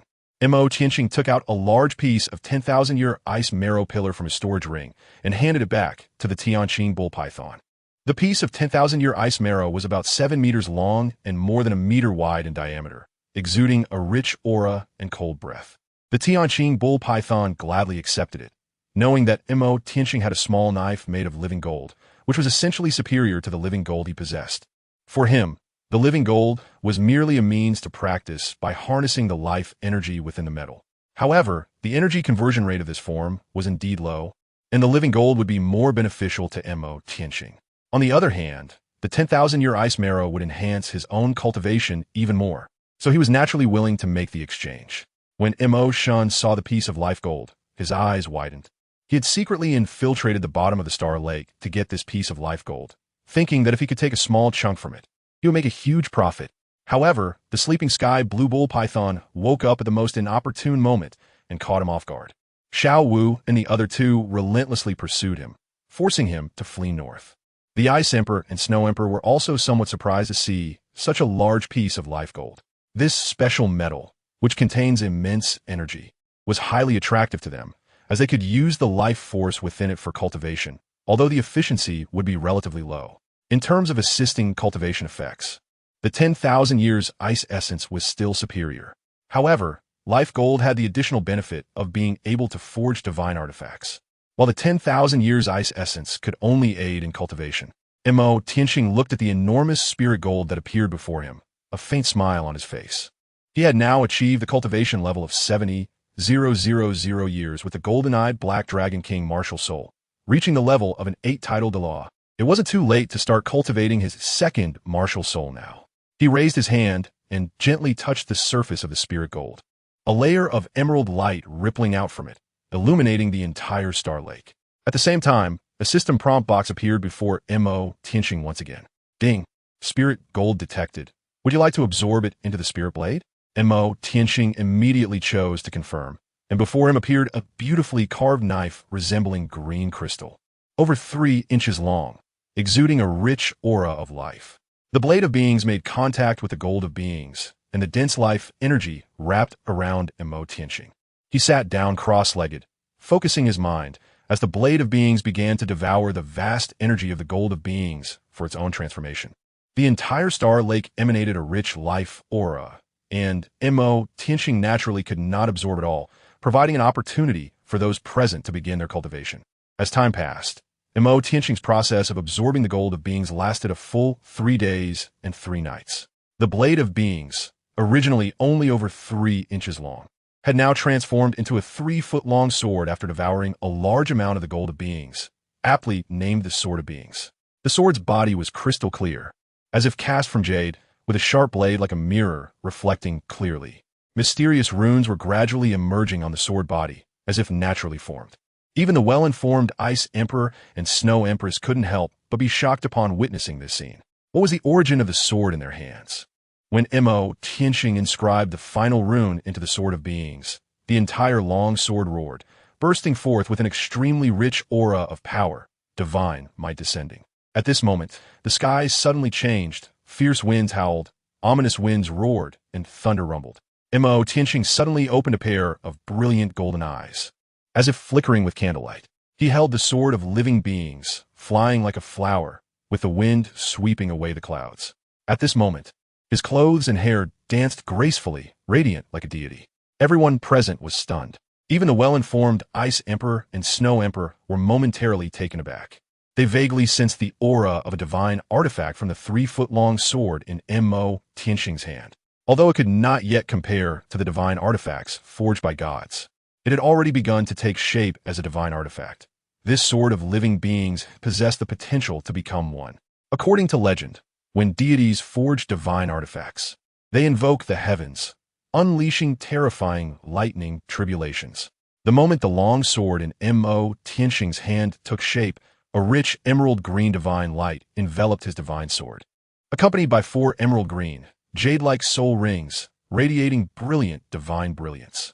At the moment the 4 soul rings appeared, the colors of heaven and earth changed dramatically. Although there was no true heavenly tribulation, it was definitely the initial form of a divine artifact, just that its quality had not yet reached the level of a divine artifact. Had he forged a semi-divine artifact? Ding! Your second martial soul, Blade of Beings, has successfully transformed into the Sword of Beings. The dark clouds and ominous winds of the heavens gradually dissipated, and Mo Tianqing held the 3-foot-long sword, which resembled one forged from jade. Initial form of divine artifact, Sword of Beings. His second martial soul successfully transformed from a top-tier martial soul to a true divine-level weapon martial soul. At the same time, he immediately sensed the 4 emerald green special soul rings that came with the transformation of the Sword of Beings. The Sword of Beings governs life. Although it did not grant him killing-type soul rings, it automatically bestowed upon him 4 divine skills: Life Deprivation, Life Curse, Healing Divine Light, and Life Domain. Life Deprivation can directly strip the life force from all living beings to replenish his own life energy. Life Curse imposes a negative effect on enemies, causing a continuous drain of vitality and weakness. Healing Divine Light can regrow severed limbs and replenish the life force of others. Life Domain allows him to control all living beings, harnessing and mobilizing their life force for his own use. The effects of Life Domain are extremely powerful. The control beings are not limited to plants, animals, soul beasts, or humans. Clearly a divine skill that governs life attributes.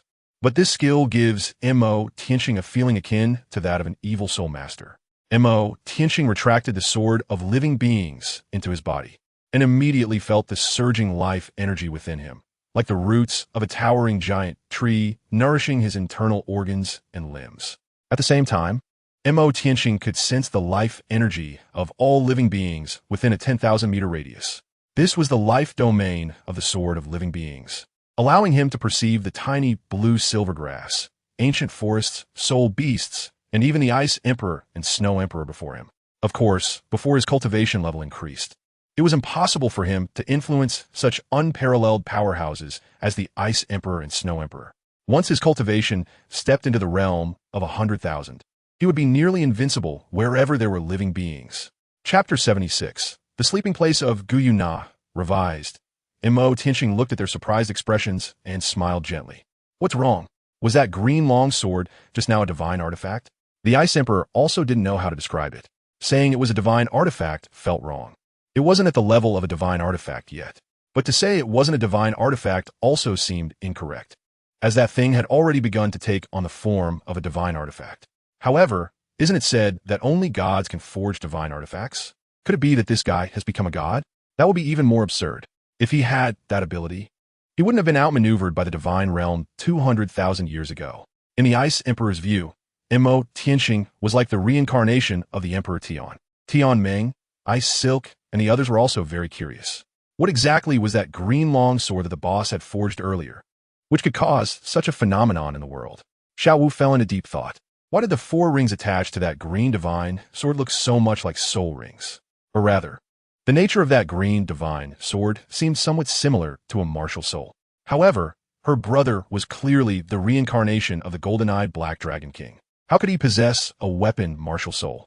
Xiao was also puzzled. That is my martial soul.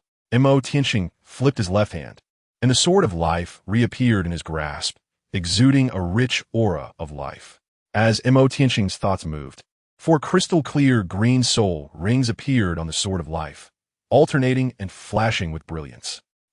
Not only Xiao Wu, but even the Ice Emperor, Snow Emperor, and Tianqing Niupong felt somewhat astonished. Martial soul? Just a twin martial soul, but this second martial soul is not innate, Mo Tianxing explained with a smile. It seemed that the master hadn't told Xiao Wu that there exist twin martial souls in this world.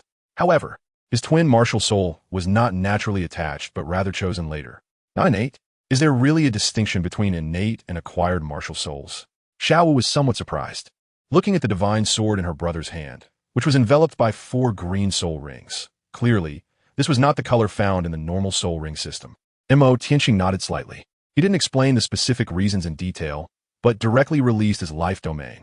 The blue-silver grass on the ground grew rapidly under his control, entangling Xiao Wu's ankles. Xiao Wu was surprised and lifted her foot, only to find that the blue-silver grass was extremely resilient, seemingly enhanced in some way. Can my brother control the blue-silver grass? Logically, only those with blue-silver grass martial souls can do so, but my brother clearly has a weapon martial soul, not just the blue-silver grass.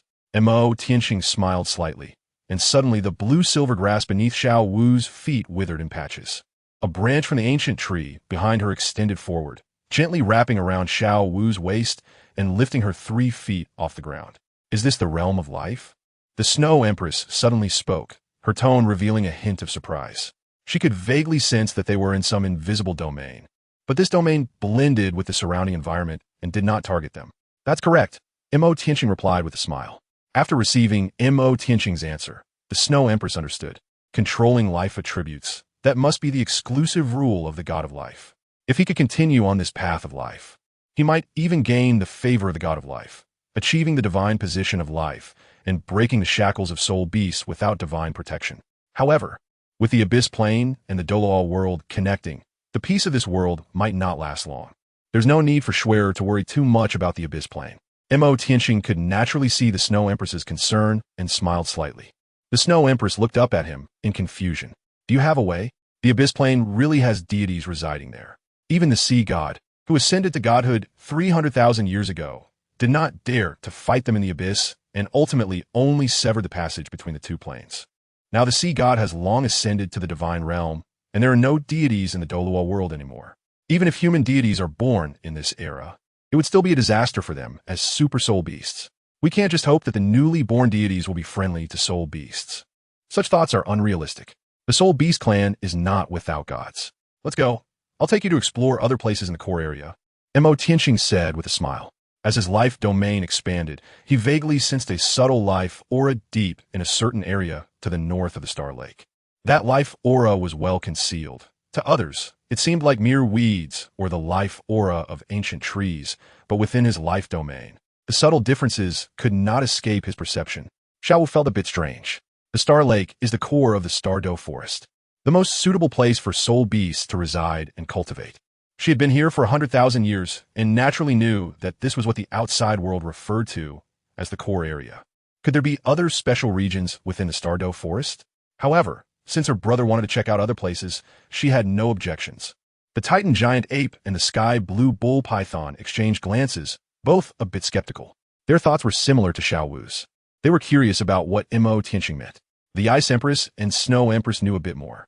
It had been nearly 200,000 years since Qian disappeared, and there were some geographical differences between the past core area and the current core area.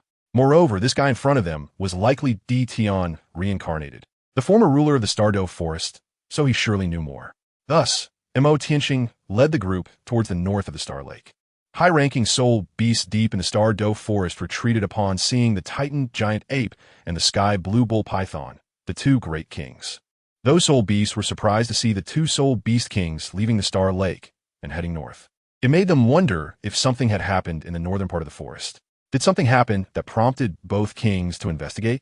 The Titan giant ape and the sky blue bull python obediently followed behind Mo Tianqing, accompanied by Xiao Wu, the Snow Empress, and the others. Mo Tianqing has been mingling in the core area of the Douluo forest for several years. The high-level soul beasts in the northern region are naturally familiar with him. After all, he is not someone these little creatures can provoke. They can only hide far away and sneak a peek. Mo Tianqing led everyone along the northern shore of Star Lake for about 20 kilometers until they stopped deep in a dense forest. The Titan giant ape and the sky blue bull python were somewhat puzzled. Have we arrived? Is there a problem here? The Ice Emperor and the Snow Emperor also released their domains to sense everything around them, but still found nothing. Of course, if one had to say there was something special about this place, it might be that from a high altitude, one could vaguely see that the trees in this entire area were taller, forming an extremely large circular ring, with this being the center of that ring. Mo Tianqing's life domain enveloped this area and continually expanded downwards. When delving about 1,000 meters underground, his life domain vanished, or rather, it was eroded by the surrounding silver element below. Beneath this area, there exists a special silver space, shaped like a silvery dragon cocoon, isolating all external perception and exploration. Mo Tianqing knew that he had found the Silver Dragon King, Guyu, who was healing and sleeping deep in the Douluo forest. Chapter 77, Challenging Guyu, Refined Edition. Mo Tianqing leveraged the characteristics of the life domain as a bridge to transmit information to the Silver Dragon Cocoon underground. The information was like a stone falling into a lake, instantly stirring a reaction from the silver giant cocoon, causing ripples to appear on its surface. Subsequently, a brilliant silver light surged from deep underground, breaking through the surface in an instant and shooting up into the sky. Everyone felt an unparalleled aura and immense pressure, retreating rapidly. Even the Snow Empress, with her 690,000 years of cultivation, sensed a great threat and retreated alongside the Ice Emperor. Only Mo Tianqing remained standing in place, emanating a rich, dark aura, his eyes shimmering with golden light, his face as stern as an emperor. The silver energy directly pierced the 9 heavens, stirring up winds and clouds for thousands of miles, forming a blue vacuum belt in the sky. Within the silver light column appeared a massive, robust silver dragon, with a pair of enormous dragon wings spreading out to block the sun. Its body was covered in semicircular scales, shimmering with a silver luster. With a long neck and majestic horns, its eyes like dazzling daylight. At the moment it descended, the extreme dragon might suddenly spread out, sweeping through all directions like a hurricane. The Titan giant ape and the sky blue bull python felt as if they were facing a deity, their souls trembling. The overwhelming and terrifying dragon might force them to kneel on the ground. The Ice Emperor and the Snow Empress had already shielded Xiao Wu, Tianming, and Mo came behind them while retreating, looking gravely at the hundreds of meters tall silver dragon. The dark energy behind Mo Tianqing gathered on its own, and the phantom of the golden-eyed black dragon king emerged, lowering its proud head in front of the silver giant dragon. "Welcome, my lord." Mo Tianqing's expression changed suddenly, and he turned to look at the self-moving golden-eyed black dragon king behind him, his pupils contracting sharply. "Qian, I have said that unless there is something important, do not disturb me while I am healing." The silver dragon king looked down at the crowd below, its massive dragon body causing the surrounding void to twist, with 9 great elements swirling around it, resembling brilliant divine rings. Mo Tianqing instantly realized what was happening. His golden-eyed black dragon king martial soul turned out to be the beast god Emperor Qian he had been searching for. The Ice and Snow Emperors were stunned by this scene. For them, even if Mo Tianqing was not Emperor Qian, he had countless connections with him. What was going on now? Also, when did Emperor Qian have a master? Emperor Tian's true form, the golden-eyed black dragon king, was already a pure-blooded true dragon. It was bowing down and submitting to the silver giant dragon before it.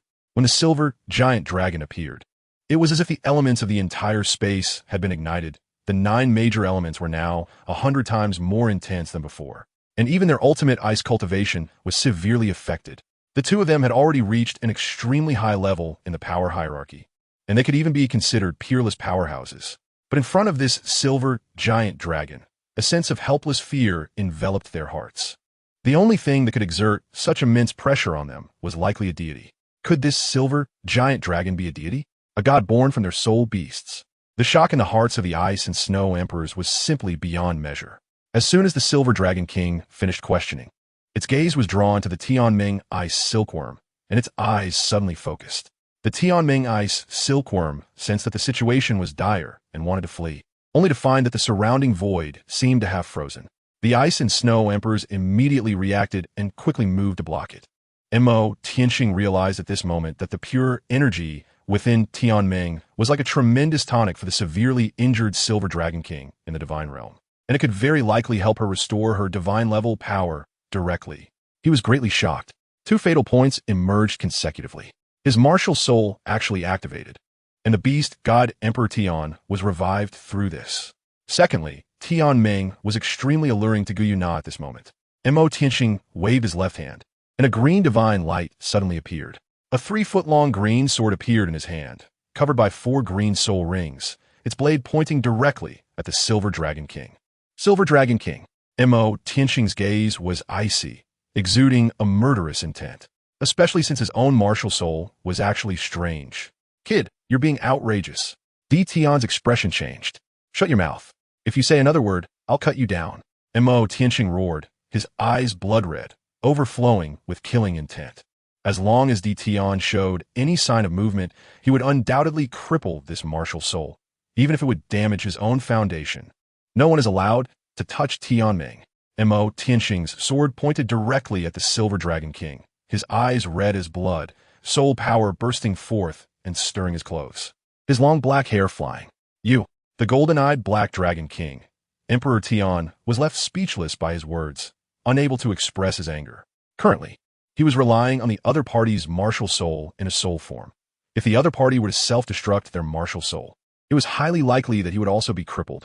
Hearing Mo Tianxing's words, the Ice Emperor was so moved that she nearly cried. She never expected her big brother to be so righteous.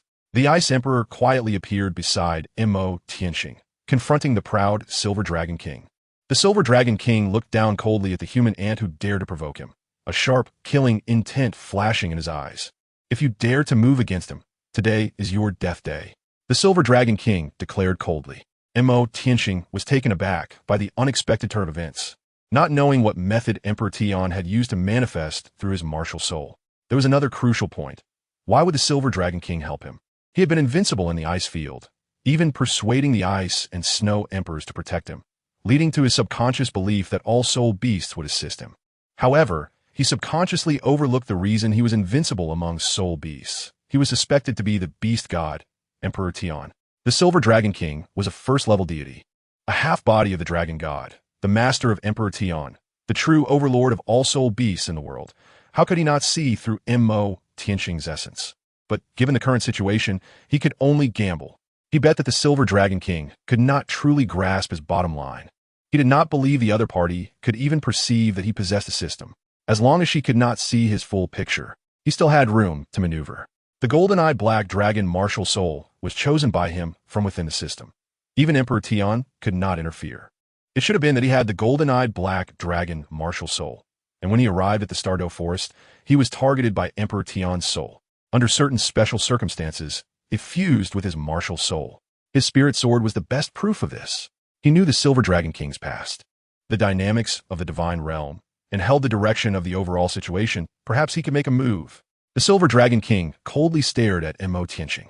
She indeed could not see through this insignificant human. The other party actually possessed a prototype of a powerful artifact containing strong life attributes and could directly call out her true identity. It was evident that the other party had intricate connections with the divine realm. This human before her was very likely under the life goddess or had received her favor. If she were to directly eliminate him now, it would almost certainly lead to being locked down by the divine realm, revealing her hiding place. At present, even if the divine realm sent a first-level deity, it would be enough to eliminate her. The Silver Dragon King's eyes flickered uncertainly. Then she decisively made her move. Is this king someone you, a mere human, can threaten? Chapter 78. Violently beating the Silver Dragon King. Revised. Guyuna decisively made her move. Is this king someone you, a mere human, can threaten? The gigantic silver dragon claw, infused with elemental power, tore through the void, freezing the space around Mo Tianqing and the Ice Emperor in an instant. The sharp dragon claw aimed directly at Mo Tianqing, clearly intended to kill. The Ice Emperor's sky-blue eyes erupted with fierce light. Under her full power, the space around her produced the sound of shattering mirrors, directly breaking free from the spatial shackles. The moment she broke free, the Ice Emperor crossed in front of Mo Tianqing, a layer of cold breath erupting from her body and rapidly expanding outward. The flowers, plants, and trees touched by the cold breath were instantly covered in frost, and mottled snowflakes slowly fell from the sky, crystal clear, shining even brighter than the sun in the sky. That was the Ice Emperor's exclusive domain. Emperor Han Tian's Snow Dance Radiant Sunday. Within the Ice Emperor's domain, she moved gracefully like a snow elf, her hair dancing, her palms as white as jade, wrapped in an extremely cold frost power. That was one of her 3 ultimate skills, capable of freezing everything, the great snow without cold. Even a 700,000-year-old Emperor Tian would find it hard to escape the fate of being frozen. The great snow without cold directly struck toward the massive dragon claw. The Ice Emperor's great cold without snow collided with the Silver Dragon King's dragon claw, and at the moment of impact, an extremely cold force directly eroded her claw, rapidly freezing it and continuously spreading up her arm. The collision between the two sides erupted with terrifying energy, whipping up a storm in the surrounding area.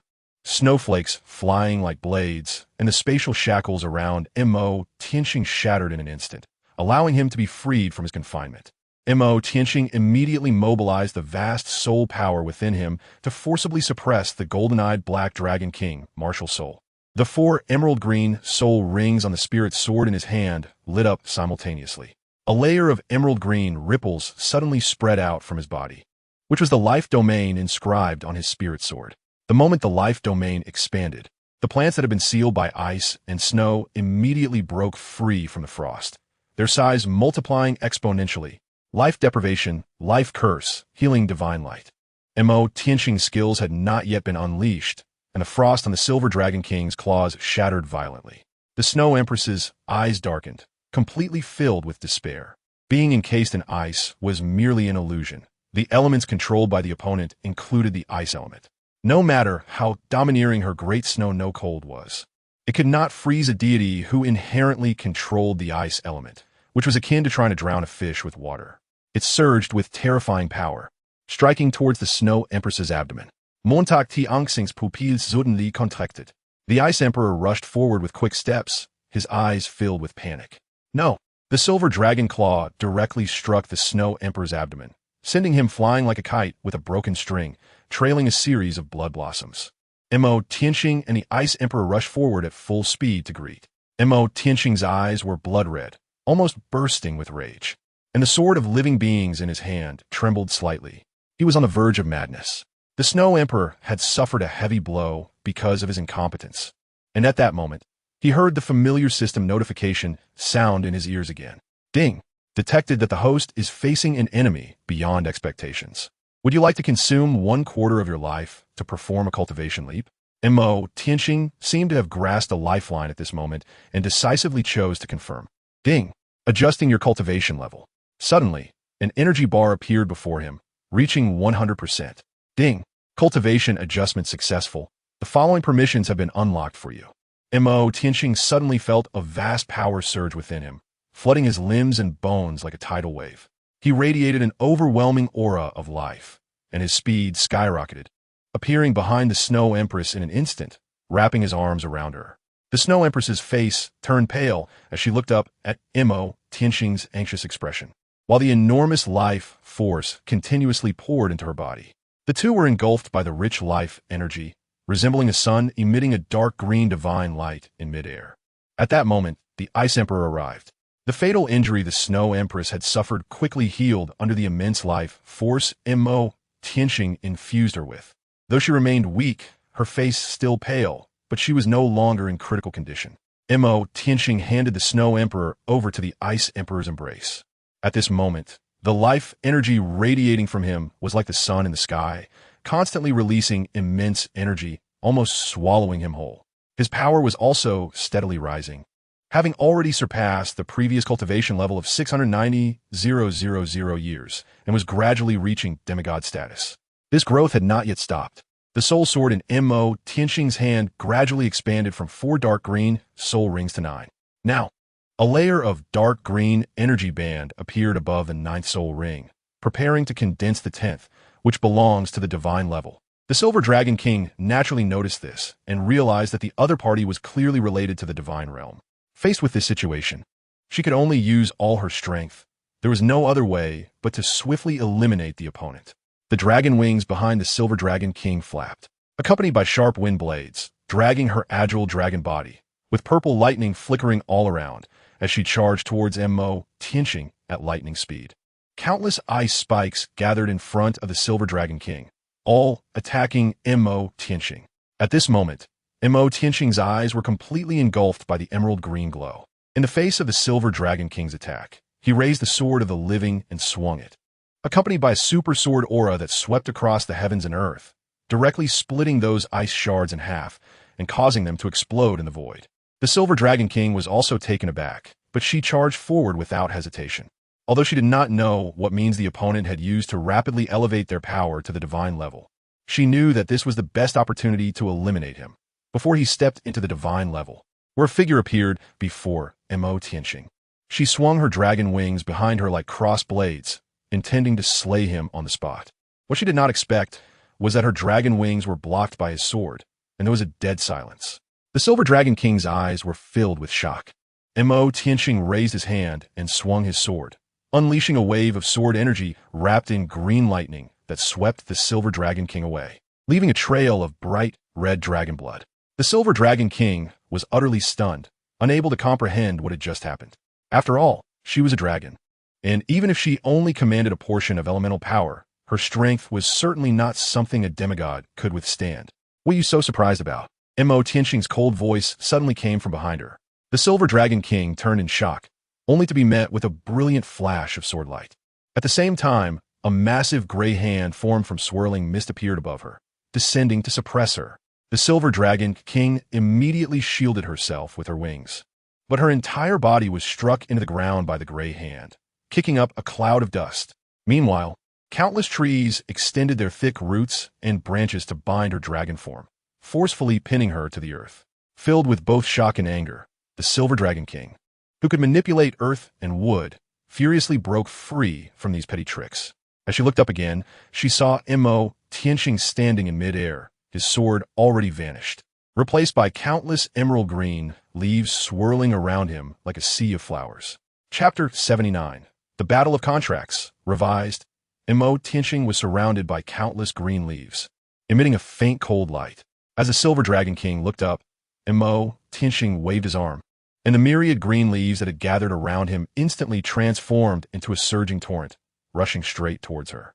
The Silver Dragon King also noticed the anomaly of these green leaves, her sharpness restrained, sensing the strangeness. She immediately wrapped her body with her wings, creating a dazzling silver energy shield around herself, seemingly intending to withstand it head-on. Each green leaf shooting through the void was like a cold blade. Under the assault of such a massive torrent of leaves, the silver energy shield created by the Silver Dragon King was instantly shattered. The once gigantic Silver Dragon King vanished without a trace, but a silver streak shot out from the side, bypassing the blade-like green leaves. Within the streak was a silver-haired girl dressed in white, with a pair of silver dragon wings behind her, her purple eyes flashing with sharpness, embodying the human form of the Silver Dragon King. Mo Tianxing locked onto her the moment she appeared, immediately transforming into a green long rainbow to intercept her head-on. Guyuna was also furious, who was afraid of whom in a direct confrontation. She charged forward recklessly. As a result, it proved that she was indeed reckless. At the moment when Mo Tianxing collided with her, her body transformed into a flurry of green leaves, causing Gu Yuna to miss her target and reassemble behind her. Gu Yuna turned back in shock, only to have a strong arm grasp her throat and violently slam her down to the ground, causing an explosion below. At the bottom of the deep pit in the earth, Gu Yuna's mouth bled, her throat clutched tightly by Mo Tianxing's right hand, suppressing her fiercely. At the same time, a greenish-blue sword of living beings reappeared in Mo Tianxing's left hand, pressing against her forehead, his golden eyes cold and mechanical. If it weren't for the fact that she had injured her origin, causing her physical strength to plummet, how could she allow this ant before her to suppress her? Don't move. Moving means death. Gu Yuna's face turned red, gritting her teeth as she stared fiercely at Mo Tianxing. Get away from me. Mo Tianxing's oppressive force advanced further, his cold gaze looking down at her. Silver Dragon King, if you think this time was a fluke, then next time I will make you wish you were dead. Mo Tianxing slowly relaxed his grip on her throat, seemingly intending to let her go. This is your own death wish. Gu Yuna was just about to give Mo Tianxing a sharp counterattack when a brilliant light of divine soul suddenly burst forth from his brow, directly breaking into her sea of consciousness at such a close distance. The terrifying mental power directly invaded. Sea of Consciousness world. Mo Tianxing descended with a domineering force of dark green, directly targeting the ancient Yuna at the center of the world, rushing forward to attack. No matter how tyrannical his power was in the outside world, it was only temporary. Once his power receded, the Emperor Qian, merely attached to his golden-eyed Black Dragon King martial soul, would be enough to make him suffer.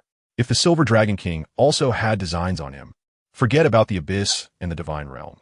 Just the pursuit of the Silver Dragon King could directly ruin his good days. The opponent was the true ruler of soul beasts. If he let the Silver Dragon King go, this false king would face a backlash from the Soul Beast faction. Even if the Ice Plane still listened to the Snow Emperor, it would not be able to stop it. By then, he would have to confront the combined forces of the Abyss, the Divine Realm, and the Soul Beasts, essentially ruining the good hand he was dealt. Note, against the Divine Realm, everyone around him, including the Snow Emperor, Xiao Wu, and Tian Ming, would suffer, making it almost impossible to choose to join the Divine Realm faction. Therefore, he had to control the Silver Dragon King and master the Soul Beast lineage at all costs. Suddenly, Gu Yuna, who had been silent in the sea of consciousness, opened her eyes, faced with the sudden attack on her consciousness by Mo Tianxing. She was both shocked and angry, immediately engaging him in a fierce battle in the world of the sea of consciousness. Mo Tianxing was willing to burn his soul power to control Gu Yuna. The sword of living beings he possessed granted him a special spell that allowed him to make contracts with other beings, and he would not stop until she submitted. Only absolute violence could make the enemy yield. The power of rule runes around Mo Tianxing condensed into a dozen chains of order that shot out, entangling Gu Yuna in the void. At the same time, a contract made of initial runes was outlined in the void, with each character radiating mysterious laws. Either submit or die, Mo Tianxing said coldly. What a joke. A mere ant dares to think a dragon will submit. Gu Yuna sneered, determined to fight to the death with her opponent. Even if she dies, she will never become a servant. This is not up to you. Mo Tianxing's eyes seemed to ignite. The main body of Mo Tianxing outside made some outrageous moves, and Gu Yuna in the sea of consciousness naturally felt it, directly breaking her defenses, causing her mind to collapse in an instant. Mo Tianxing suddenly appeared in front of Gu Yuna, and a mysterious order divine chain extended from the contract, serving as a bridge to connect Mo Tianxing and Gu Yuna, forcibly binding the contract. Even though he knew that the probability of success was not high, he had no other choice. The other party would never willingly contract with him, and while he could still suppress her, the more forceful he was, the better. The contract runes gradually lit up, and when Gu Yuna regained consciousness, she was furious. Tian, if you don't act now, when will you? As Mo Tianxing stood, dark energy surged and coalesced behind him into a cold, stern man draped in a black robe, with long black horns on his head. His golden dragon eyes shone brilliantly. It was none other than the golden-eyed Black Dragon King, Emperor Qian. He had entered alongside Mo Tianxing's soul. Emperor Tian's claws transformed into dragon-like appendages, radiating a terrifying dark divine power. One of his ultimate skills, the Dragon God Claw, it shot directly towards Mo Tianxing's head. With the full power of his 700,000 years of cultivation, the golden-eyed Black Dragon King aimed to catch Mo Tianxing off guard, just as he had been waiting for. Mo Tianxing's eyes were fierce and sharp, and he slapped his hand directly in response. With such an old monster attached to the golden-eyed Black Dragon King martial soul, how could he not have any vigilance? Mo Tianxing's palm was like jade, and with a single strike, it collided head-on with Emperor Tian's Dragon God Claw. When the two clashed, a terrifying energy field erupted, rendering the entire sea of consciousness world in a shades of black and green. Emperor Tian was directly blasted away. Mo Tianxing sneered coldly. In front of the god-level power system. What is you, Emperor Tian? At the same time, he had been continuously locking and suppressing Gu Yuna. Now that the contract was nearing its end, you might as well accept your fate. Mo Tianxing suddenly noticed that Gu Yuna was looking at him with a cold smile. He felt a sudden tightness in his heart, sensing that something was wrong, but the other party did not struggle anymore. It was then that he realized that the master-servant contract had been unknowingly altered and reversed between the two parties. In other words, once the contract was established, he would instead be restrained by the other party. Gu Yuna coldly stared at Mo Tianxing. She was a deity who controlled elements and order, so for her, altering the master-servant contract was not difficult. Chapter 80. The best strategy is to attack the heart, revised. Mo Tianxing looked at the master-servant contract that had been altered and was about to be finalized, and he directly tore it up and threw it away. Gu Yuna watched the contract turn to ashes and realized that the other party was not so easy to control. Mo Tianxing, after realizing that this method was ineffective, decided to resort to brute force until the opponent submitted. His aggressive attacks split the void, and even Gu Yuna could not completely withstand them. At this moment, she was in a severely injured state, and her soul had also suffered heavy damage in the divine realm and had yet to recover. The moment she was unable to decisively end the battle, it was destined for her to fall into a disadvantage. As Gu Yuna retreated step by step, the dark power behind Mo Tianxing surged uncontrollably, quickly condensing into a massive golden-eyed Black Dragon King, its eyes flashing with fierce light. That was none other than the beast god Emperor Tian, who had entered the realm of consciousness along with Mo Tianxing's martial soul. Mo Tianxing's cold glance revealed the sword of living beings in his palm, and with a swift slash, the emerald sword light shattered the void. Emperor Tian, horrified, unleashed the Dragon God Claw in an attempt to resist. The emerald sword light swept past, directly severing his right arm that was executing the Dragon God Claw, causing it to dissipate in his soul power. Emperor Tian quickly supported his severed arm and retreated to create distance, staring at Mo Tianxing in shock. Mo Tianxing held the sword of living beings, coldly looking down at him. Tian was housed within his martial soul. How could he not be vigilant? Or rather, he had been waiting for a long time. Just as Tian was catching his breath, he suddenly saw 3 strands of swirling green sword energy, like windmills, rapidly approaching, directly sealing off the space around him. They were going to cut him down. Gu Yuna immediately utilized the power of space, appearing behind Tian to pull him back, while simultaneously creating an elemental storm to clash with Mo Tianxing's sword flowers. Unfortunately, her actions were still half a beat too slow. The 3 intersecting strands of green sword energy directly sliced a deep wound into Tian's waist, exposing bone and causing blood to pour out. Gu Yuna, carrying the heavily injured Tian, retreated repeatedly. At this moment, Tian's face was pale. How could the power disparity between the two sides be so great? Mo Tianxing no longer wasted words and charged forward again, clearly intending to slay both of them. The battle between the two sides reignited, and even though Emperor Tian was a demigod, he couldn't be of any help in this fight.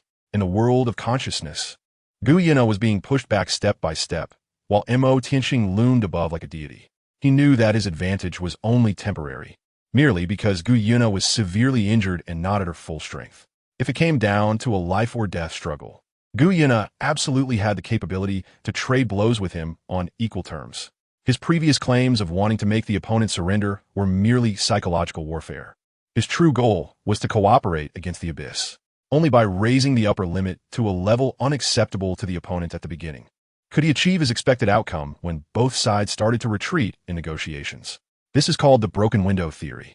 If you want to continue fighting, I will accompany you to the end, even if it means burning my soul. At worst, we'll perish together. Mo Tianxing said coldly while hovering high in the world of consciousness, holding the sword of living beings. Below, Gu Yuna was gritting her teeth, her fists cracking, and the fire of anger burning fiercely in her eyes. However, her current state did not allow her to continue fighting unless she truly aimed for mutual destruction. What do you mean? Guyana stared at him coldly. If we keep fighting like this, it will only lead to mutual destruction. The divine realm would applaud. Having eliminated 2 threats without lifting a finger, Mo Tianxing sneered. Guyana's heart stirred. 2 threats? Could it be that he was also targeted by the divine realm? Moreover, why did he know her true identity, that she was the Silver Dragon King, and that she was hiding here? These were all extremely critical doubts. The fact that he knew about the divine realm, but also knew about her hiding place was contradictory. If the divine realm knew her whereabouts, they would have sent deities to descend long ago. How could they allow a mere human to face it alone? This was clearly illogical. There must be a link that she had not seen clearly. Guyana's eyes were filled with suspicion. Mo Tianxing knew that the other party had imagined enough. The conflict between us, I am afraid, has not yet reached the point of life and death, right? If it weren't for you attacking Tianming from the very beginning, and if it weren't for Tian always residing on my martial soul, Mo Tianxing said coldly, casting a cold glance at Tian behind her. If you want to continue fighting, you can certainly try and see if you can replace me, Mo Tianxing sneered. A flicker of cold light flashed in Guyuna's eyes. Chapter 81. Tian and Mo Tianxing, revised, in the real world. At the bottom of the deep pit, Mo Tianxing's soul, which had originally suppressed Guyuna, returned. He immediately flashed towards the direction of the Snow Empress, distancing himself from Guyuna, holding the Sword of Beings, and standing in mid-air, protecting Xiao Wu, the Snow Empress, and the others behind him. Just as he retreated, a brilliant silver pillar of light shot up from the bottom of the deep pit. The human-shaped Silver Dragon King Guyu Na stood within the pillar of light, her clothes and hair fluttering, her cold gaze fixed on Mo Tianxing across the sky, but this time she did not launch another attack. Do you think there is still a need to talk at this point? Guyu Na said coldly. If it weren't for you attacking my friends first, how would things have come to this? I was merely defending myself. Mo Tianxing said coldly, staring at Guyu Na in the void. Guyu Na snorted coldly. Not responding. Tian, come out, Mo Tianxing said coldly. As his voice fell, a thick, dark energy surged behind him, quickly gathering and finally transforming into a middle-aged man clad in black robe armor, with a stern face and a pair of pitch-black dragon horns growing from his forehead. At this time, his right hand still hung limply. His soul state had been severed by Mo Tianxing, and it would take at least several months to recover in reality. You've been plotting against me from the very beginning. You really have good calculations, Mo Tianxing said coldly, looking at Tian with an extremely cold tone. He had always wondered why his golden-eyed black dragon martial soul would naturally emit an extreme dragon's might, allowing him to thrive in the soul beast realm, where powerful soul beasts respected and feared him, not needing to fight to establish his might. The Ice and Snow Emperors also mistakenly believed he was Tian reincarnated, only having lost his original memory. Only Mo Tianxing himself knew that he was human. Tian had disappeared without a trace in the world, yet he appeared in the form of replacing the other. He always found it strange and never stopped investigating.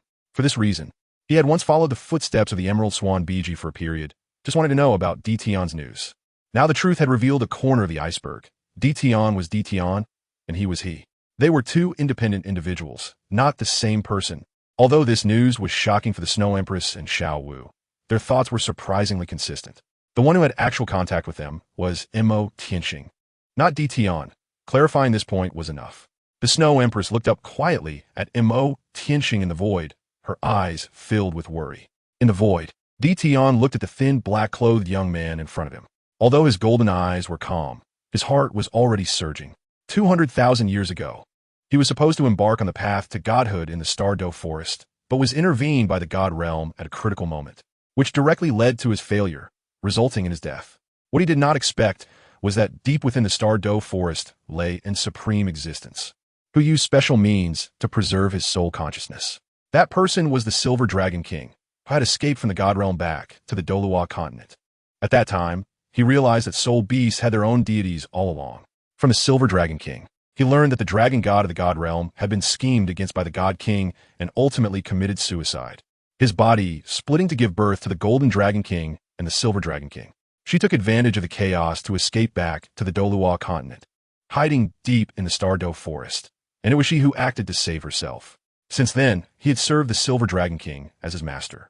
The Silver Dragon King told him that one day she would lead the soul beast to counterattack the God Realm and reclaim the glory that belonged to the dragon god. At that time, He also secretly resolved that he would follow his master to the god realm and restore the glory of the dragon race. Since then, he fell into a long sleep. The reason he awakened early was mainly due to sensing the presence of his kin in the Douluo forest. When he followed the aura to find the Star Lake, he discovered it was a human boy who had intruded into the Douluo forest, and the other party actually possessed the golden-eyed black dragon martial soul. At that moment, he thought of the path of soul beasts reincarnating, intending to merge with the other party's martial soul in a soul form.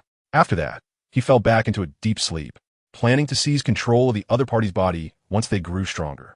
However, he never expected that the other party would rise so astonishingly fast.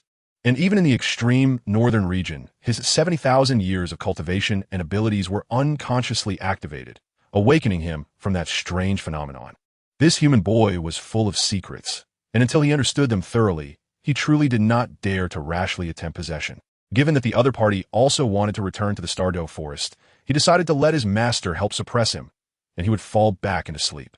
What he never expected was that this boy was completely like a devil, with cultivation that seemed to be on a cheat, his strength skyrocketing in an instant, exploding with god-level power, fighting fiercely with his master, where his demigod-level power could hardly help at all.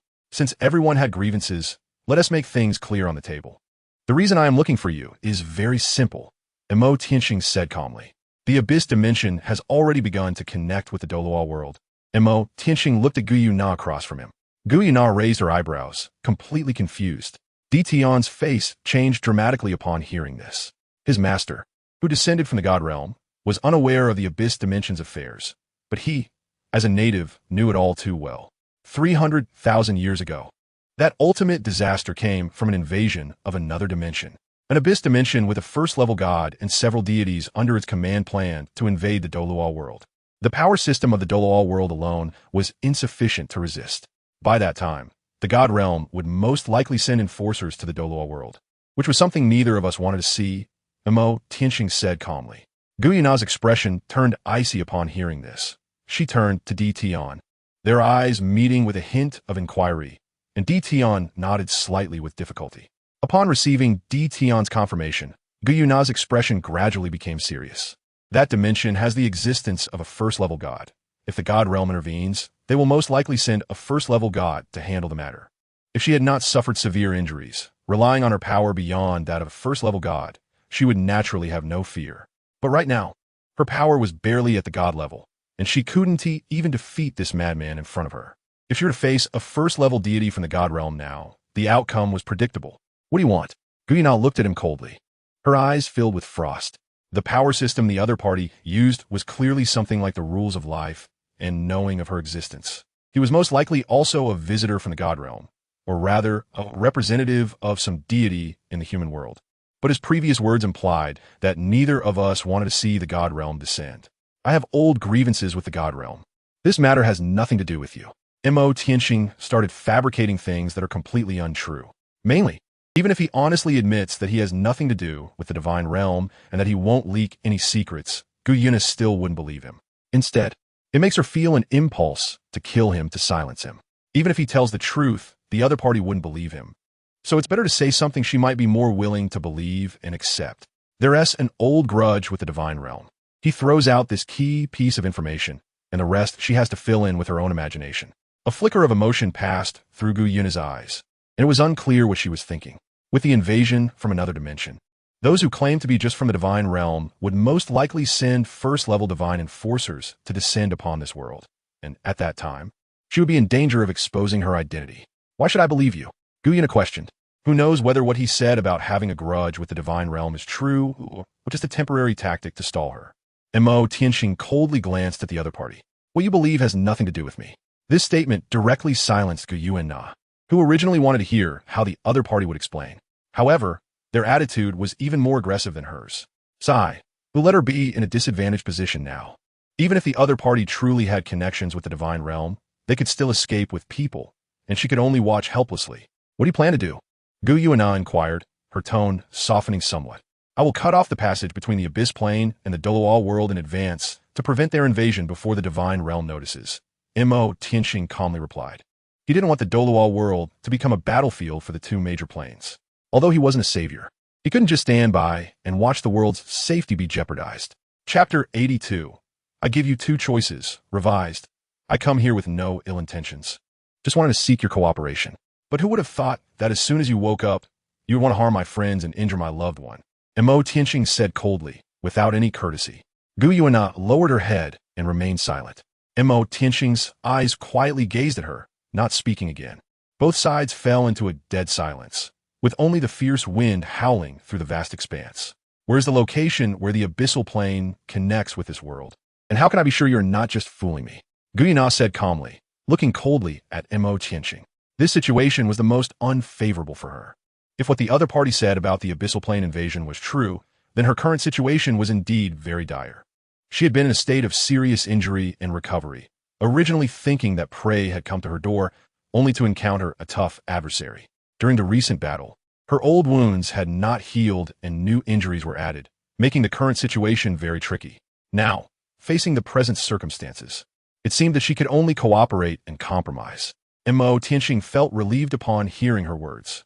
He was genuinely worried that Gu Yuana would stubbornly insist on fighting him to the end, but it seemed there was hope for cooperation. It's simple to confirm. Just follow us to investigate, Mo Tianqing said. However, Gu Yuana fell silent again. She was currently in a weakened state, and the decision to leave with them did not seem like something a normal person would do. For your injuries, I happen to have a celestial herb here that might provide you with some help. Mo Tianqing said as he took a vibrant red celestial herb from his small world and tossed it to Gu Yuana. Gu Yuana watched the mysterious herb flying towards her and immediately raised her hand to use her wind flow power to catch it, suspending it in her palm. It was a completely red celestial herb, filled with a rich fire elemental aura, quivering and soft, composed of red grass leaves, with the top of the leaves resembling a coxcomb and the leaf veins being a reddish-golden color. This was a celestial herb phoenix coxcomb sunflower that Mo Tianqing had planted in his small world. The phoenix coxcomb sunflower has the effect of greatly replenishing vitality and is rich in fire elements, making it especially suitable for flame-type martial souls. Since her birth, Gu Yuana had mastered the 9 elements, including the fire element. At this moment, in her weakened state, this phoenix coxcomb sunflower was just right for her. This was also the celestial herb that Mo Tianqing had initially selected to help her heal, but he hadn't expected that they would end up fighting upon their first meeting. Gu Yuana could feel the vast and pure fire elemental energy contained within the herb in her hand, which was indeed very useful for her at this moment. Mo Tianqing looked at the situation with Gu Yuana temporarily resolved, then turned his gaze to Qian. Although I do not know how you fuse with my first martial soul, you now have 2 paths to choose from, Mo Tianqing said coldly to Qian.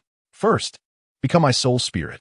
I will guarantee that you will have complete self-awareness, and our lives will be intertwined, sharing life and death.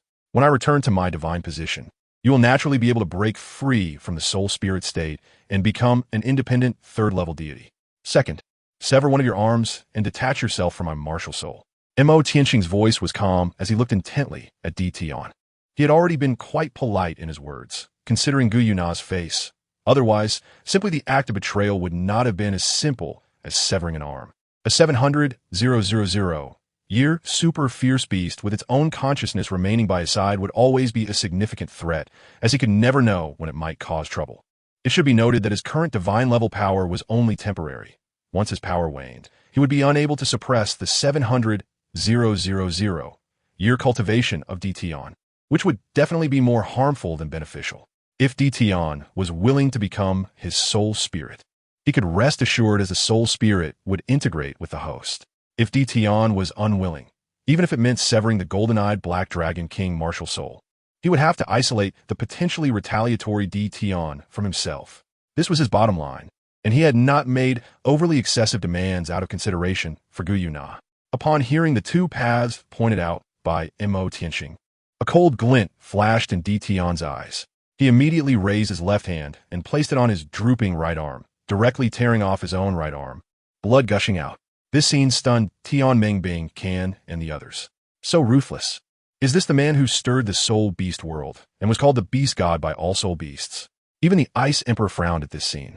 A person who could be so ruthless to himself would only employ more terrifying methods against his enemies. At the same time, Tian transformed into a one-armed, golden-eyed black dragon king, towering 100 meters high. The fierce, jagged black scales, a robust body, and a long neck extended up, with a pair of pitch-black horns growing on its head. Its eyes lit up with golden pupils like candle flames, and its dragon wings spread out, blocking out the sky. At this moment, strands of dark energy surged around the golden-eyed Black Dragon King, belonging to an extremely special soul power. Those soul materials reassembled in the void, ultimately transforming into a semi-transparent, occasionally visible human form of Qian, with a cold expression and an empty right arm.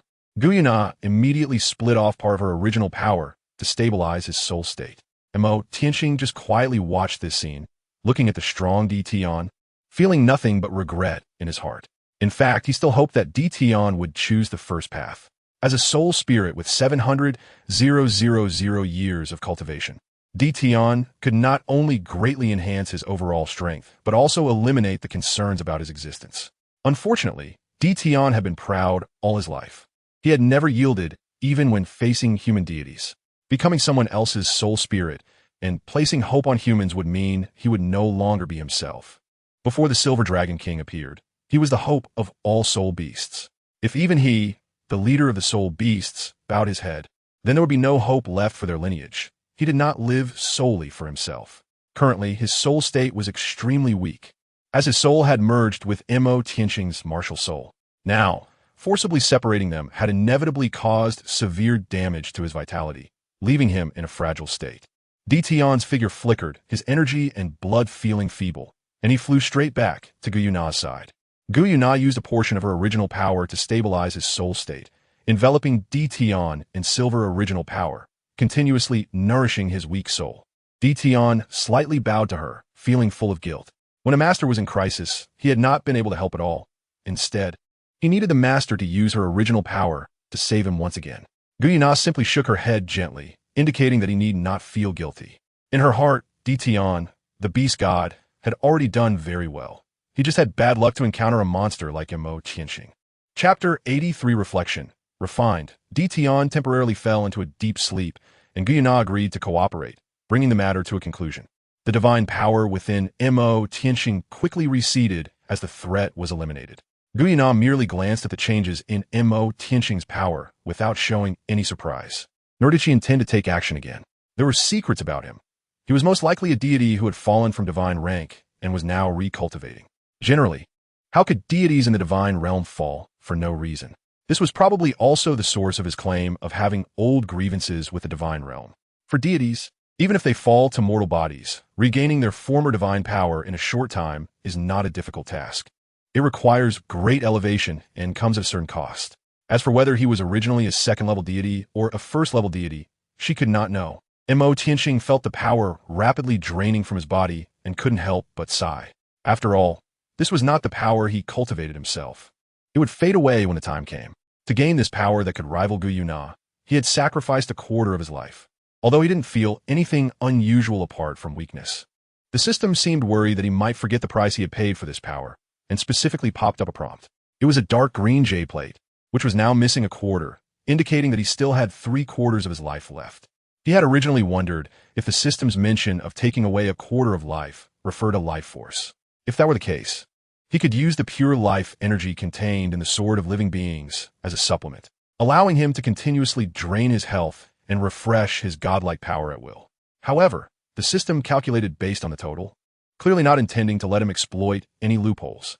Once the 4 chances were used up, his life would most likely be taken directly by the system or sent away from the Douluo world, leaving only this body behind in this world.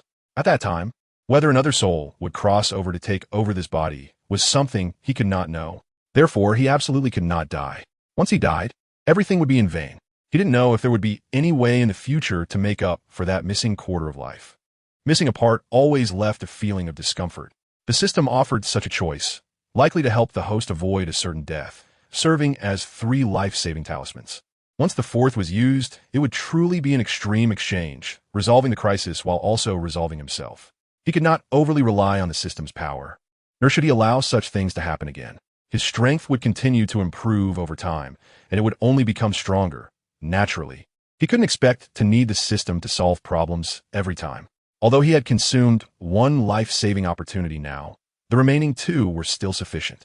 As for what was happening on Guyuna's side, Mo Tianxing made an appointment with her, saying that after he figured out the specific situation of the Abyss Plane invasion, he would come to the Stardo Great Forest to find her. Guiyunan naturally had no objections to this.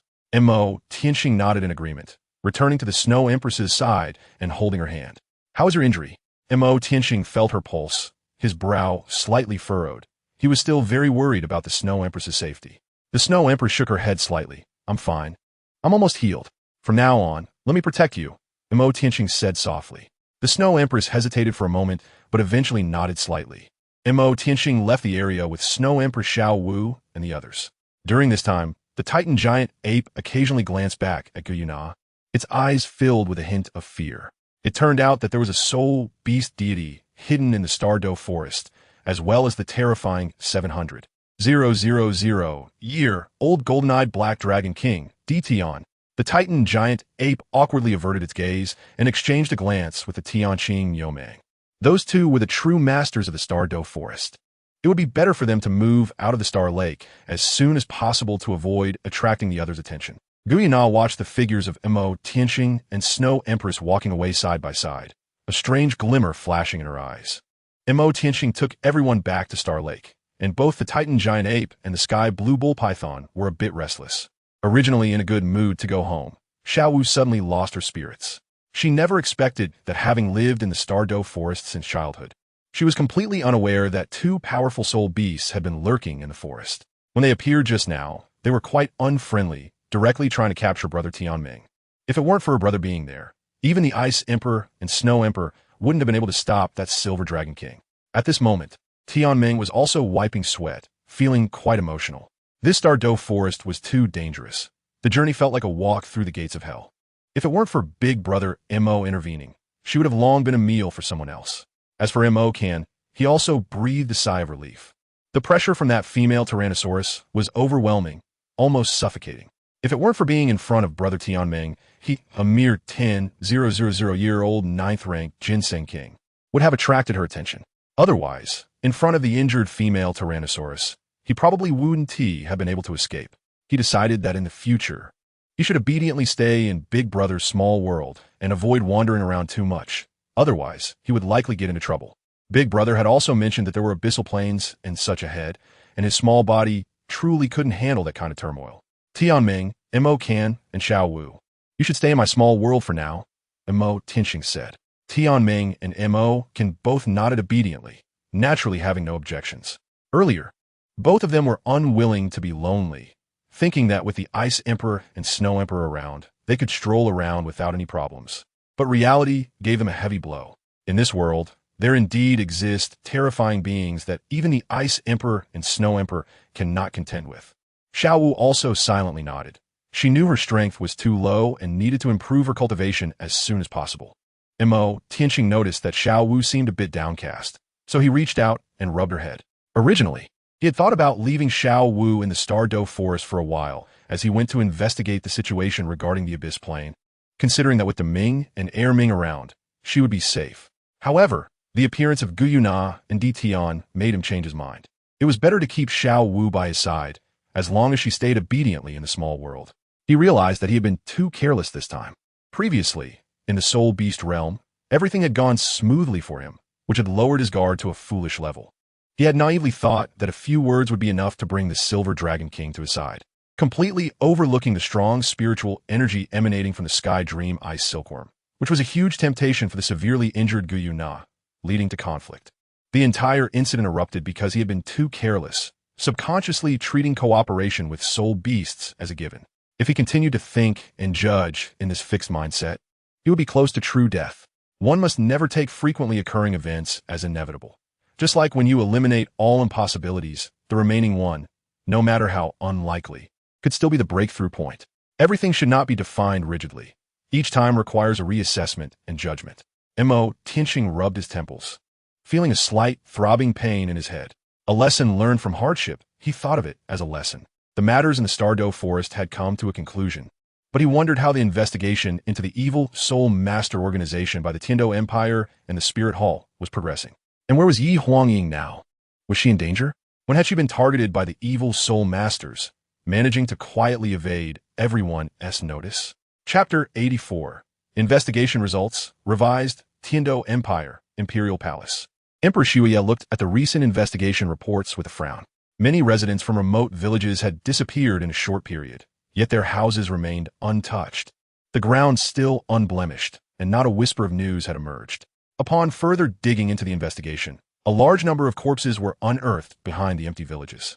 The faces of the slain were filled with terror, their life force drained, as if they had suffered immense pain before their deaths, their essence completely absorbed.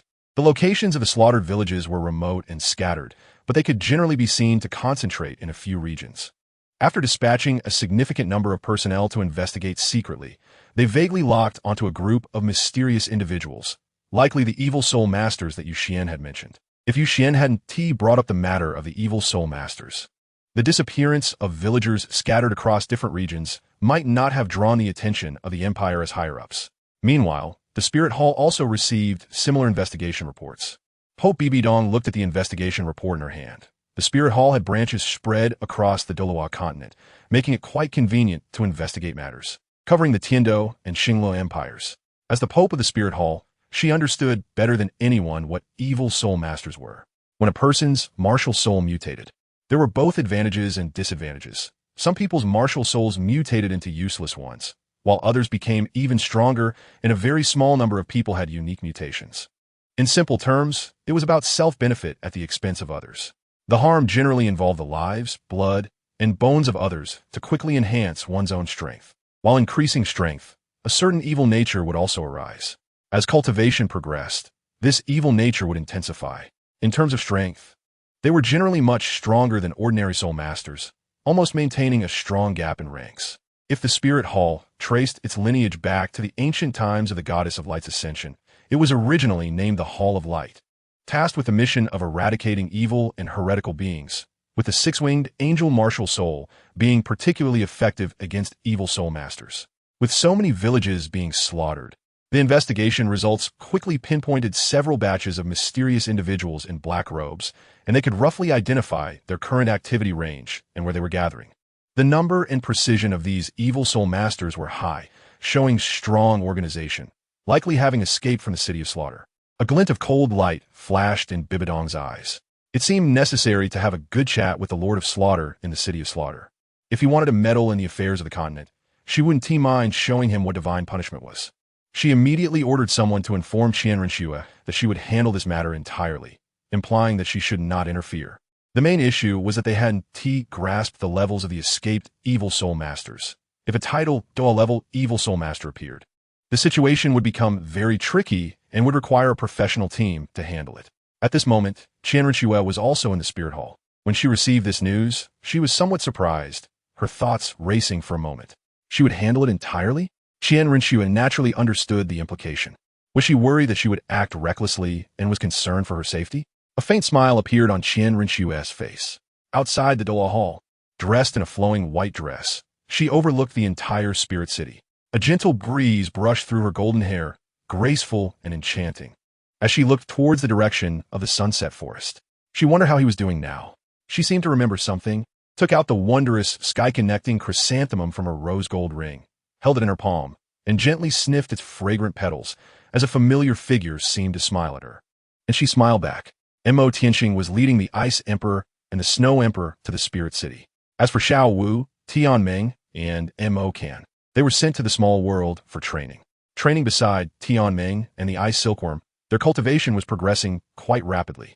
The reason was simple. The Spirit Hall and the Douluo Hall were the highest sacred places on Douluo continent, and within the Douluo Hall there was the 99th level limit Douluo, Qian Douluo, overseeing things. With their level of cultivation, it would be difficult for them not to be seen through. As for the Ice Emperor, Mo Tianxing actually wanted her to stay in the small world as well. In terms of strength, he believed the Ice Emperor could match the limit Douluo evenly, and even have the upper hand in physical strength. However, when it came to concealing her aura, the terrifying insight of the six-winged angel martial soul could potentially see through the essence of her spirit beast. But when Mo Tianxing mentioned it, the Ice Emperor refused to go in, saying, "Do you think you're funny?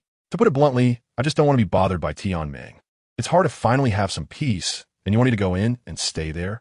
The Ice Emperor's aura concealment ability was still quite good. The Snow Emperor intervened, saying, "To be honest, Any spirit beast that is cultivated for 400,000 years is not simple. The six-winged angel martial soul is a top-tier divine martial soul among human martial souls, and they're also the emperors of their bloodline among spirit beasts. Since the Snow Emperor spoke, Mo Tianqing had nothing more to say and naturally agreed. Compared to the injured first-level deity, the Silver Dragon King, Qian Douluo, the 99th level limit Douluo was clearly much weaker. If they were really seen through, they could just give him a beating. The Snow Emperor possessed strength surpassing that of a limit Douluo, and the Ice Emperor's strength could also approach that level, so they were secure on that front. In fact, the main reason was that the Ice Emperor fell aggrieved in the Stardow Forest. If that so-called human limit Douluo dared to chatter at her, she wouldn't mind letting him experience what it meant to have 1,000 miles of ice sealed and 10,000 miles of snow drifting. After several days of travel, Mo Tianqing and his group finally arrived at the Spirit City. Mo Tianqing held the Black Bishop's order given by Qian Renxue, showing it to the Knights of the Spirit Hall, informing them that he was looking for Qian Renxue. The entire knight group knelt on one knee in unison, calling out to welcome the bishop. The Ice Emperor was somewhat surprised. Just a token, and it made such a large group kneel, bowing to someone whose background was unknown. In her eyes, these items were completely insignificant. However, if someone waved the black scales of the Emperor Qian in their extreme northern land, soul beasts that knew the origin of the black dragon scales would probably kneel as well. The knight group immediately sent out 2 knights, who released their flying martial souls and rushed to report to the Spirit Hall that someone was holding a bishop's order looking for the princess. When Qian Renxue received this news, she was overjoyed and immediately spread her 6 golden wings behind her, soaring into the sky towards Spirit City. The young man in the black robe holding the Black Bishop's order, accompanied by 2 stunning young women, was undoubtedly Tianqing. At this moment, she just wanted to see him as soon as possible. She remembered the promise made back then and knew he had come to the Spirit Hall to find her. Chapter 85. The Lord of Slaughter and Bibi Dong, revised, in the City of Slaughter, the Upper Court. In a magnificent hall, a cold and stern man with white hair and red eyes sat on a blood-bone forged scarlet throne. He wore a long robe as red as blood, exuding a strong aura of slaughter and bloodshed, making him appear like a Shura in the world. A crisp knock on the door interrupted him, and the silver-haired man suddenly opened his blood-red eyes, looking at the door. Gumein. As soon as he finished speaking, a girl dressed in a black maid outfit pushed the door open, followed by an exquisite woman dressed in luxurious clothing, wearing a crown and holding a crystal scepter. The man on the blood throne propped his face up with one hand, raising his eyes to look at the elegantly approaching woman. "You're here. It seems you guessed I would come," the woman with the crystal scepter said coldly. The blood-robed man slightly gestured, and the black maid voluntarily exited, leaving only the 2 of them in the room. "What brings the Pope here personally?" The Lord of Slaughter looked at the noble woman before him with great interest. This person was none other than Bibi Dong, the current Pope of the Spirit Hall. He sensed her presence the moment she arrived in the City of Slaughter. After all, there was a certain awareness among the possessors of the domain of the God of Slaughter. Bibi Dong, an absolute powerhouse who had completed 100 battles over the past 20 years and was granted the title of God of Slaughter, was a distinguished guest in the City of Slaughter. She had successfully navigated the Hell Road back in the day and obtained the domain of the God of Slaughter, allowing her to come and go freely in the City of Slaughter. However, he was also somewhat puzzled. The City of Slaughter and the Spirit Hall had always kept their distance. Now that she was coming to the City of Slaughter with such aggression, could it be because that kid from the Spirit Hall was killed here, and she specifically came to demand an explanation? However, the City of Slaughter was his territory, and anyone daring to enter must be prepared to be killed. Did this Pope think she could play around? "I believe you already know why I am here," Bibi Dong said coldly. The Lord of Slaughter looked at Bibi Dong's fluctuating expression and felt somewhat annoyed by her accusatory tone. Is it really necessary? This remark entered Bibi Dong's ears, tightening her grip on the crystal scepter, a hint of fierce light flashing in her eyes. This Lord of Slaughter is becoming increasingly audacious, even daring to reach into the outside world. Do you take the contract we signed back then as a joke? Or do you think the Spirit Hall under my command is incapable? Are they all released by your consent? Bibi Dong said coldly, daring to brazenly unleash bloodthirsty maniacs from the City of Slaughter into the outside world for slaughter. This has crossed the line. The Lord of Slaughter frowned slightly, feeling that something was amiss, as if something was off. However, the participants in the slaughter were indeed arranged by him. As the master of the City of Slaughter, he naturally did not wish for another God of Slaughter to appear. Thus, during those 100 battles, he specifically arranged for higher-level powerhouses to suppress them midway. The kid from a spirit hall was not strong enough and couldn't hold on, resulting in his death. If he were to be held accountable, it was indeed a scheme of his. I arranged it. Are you provoking the authority of my city of slaughter? The Lord of Slaughter said coldly, his blood-red eyes locking onto Bibi Dong, the domain of the god of slaughter being silently released and his aura climbing steadily. This is the city of slaughter. It is not up to an outsider to point fingers here. Do you really think the spirit hall is easy to bully? Bibidong's scepter slammed down, and terrifying energy fluctuations instantly spread out from it. Her eyes were tinged with blood, and her entire body radiated the same scarlet domain of the god of slaughter. The auras of both sides rose steadily, the tension between the Pope of the Spirit Hall and the Master of the City of Slaughter reaching a boiling point, ready to erupt into violence. Both sides felt that the other had overstepped their bounds and showed no signs of backing down. Therefore, there was no need for further discussion. They would directly engage in battle. Since he refused to recall them, don't blame me for being merciless. Anyone who crosses the line will be killed without mercy. Bibidong's voice was icy and piercing, like a verdict. The Lord of Slaughter felt increasingly uneasy. Are those who killed your people in the City of Slaughter considered crossing the line? Recall? Recall what? Wait a minute. The Lord of Slaughter frowned, sensing that something was off. Is there a misunderstanding here? Besides your City of Slaughter, where else could there be such organized and disciplined evil soul masters? Only your authority can allow those desperate individuals to wreak havoc on the world. Bibidong looked at him coldly and said frostily, Evil soul masters? The Lord of Slaughter was also confused, not understanding what she was talking about. Do you still need to argue? Either you recall them yourself, or I will bring the title Douluo from the Elder Hall to deal with them and eliminate them all. Bibidong said coldly. She had figured out the headquarters of that group of evil soul masters, but had yet to take action, mainly because evil soul masters were indeed special. An 8-ring soul Douluo could contend with a title Douluo. If she could intimidate them directly from the source, it would naturally be best to avoid slaughter and chaos, thus preventing damage to the Spirit Hall's strength. The title Douluo from the Elder Hall were the core strength of her Spirit Hall, so she naturally did not want any accidents. The Lord of Slaughter seemed to understand. You came here because a group of evil soul masters appeared in the outside world, not because of that kid from your Spirit Hall. The Lord of Slaughter confirmed with some surprise. Hearing this, Bibidong also felt something was off and nodded slightly. A group of evil soul masters appeared outside. Do you think I released them? The Lord of Slaughter asked again. Bibidong tacitly agreed. Besides the City of Slaughter, she really couldn't think of anywhere else that had such capabilities. The Lord of Slaughter shrugged, leaning back against the throne.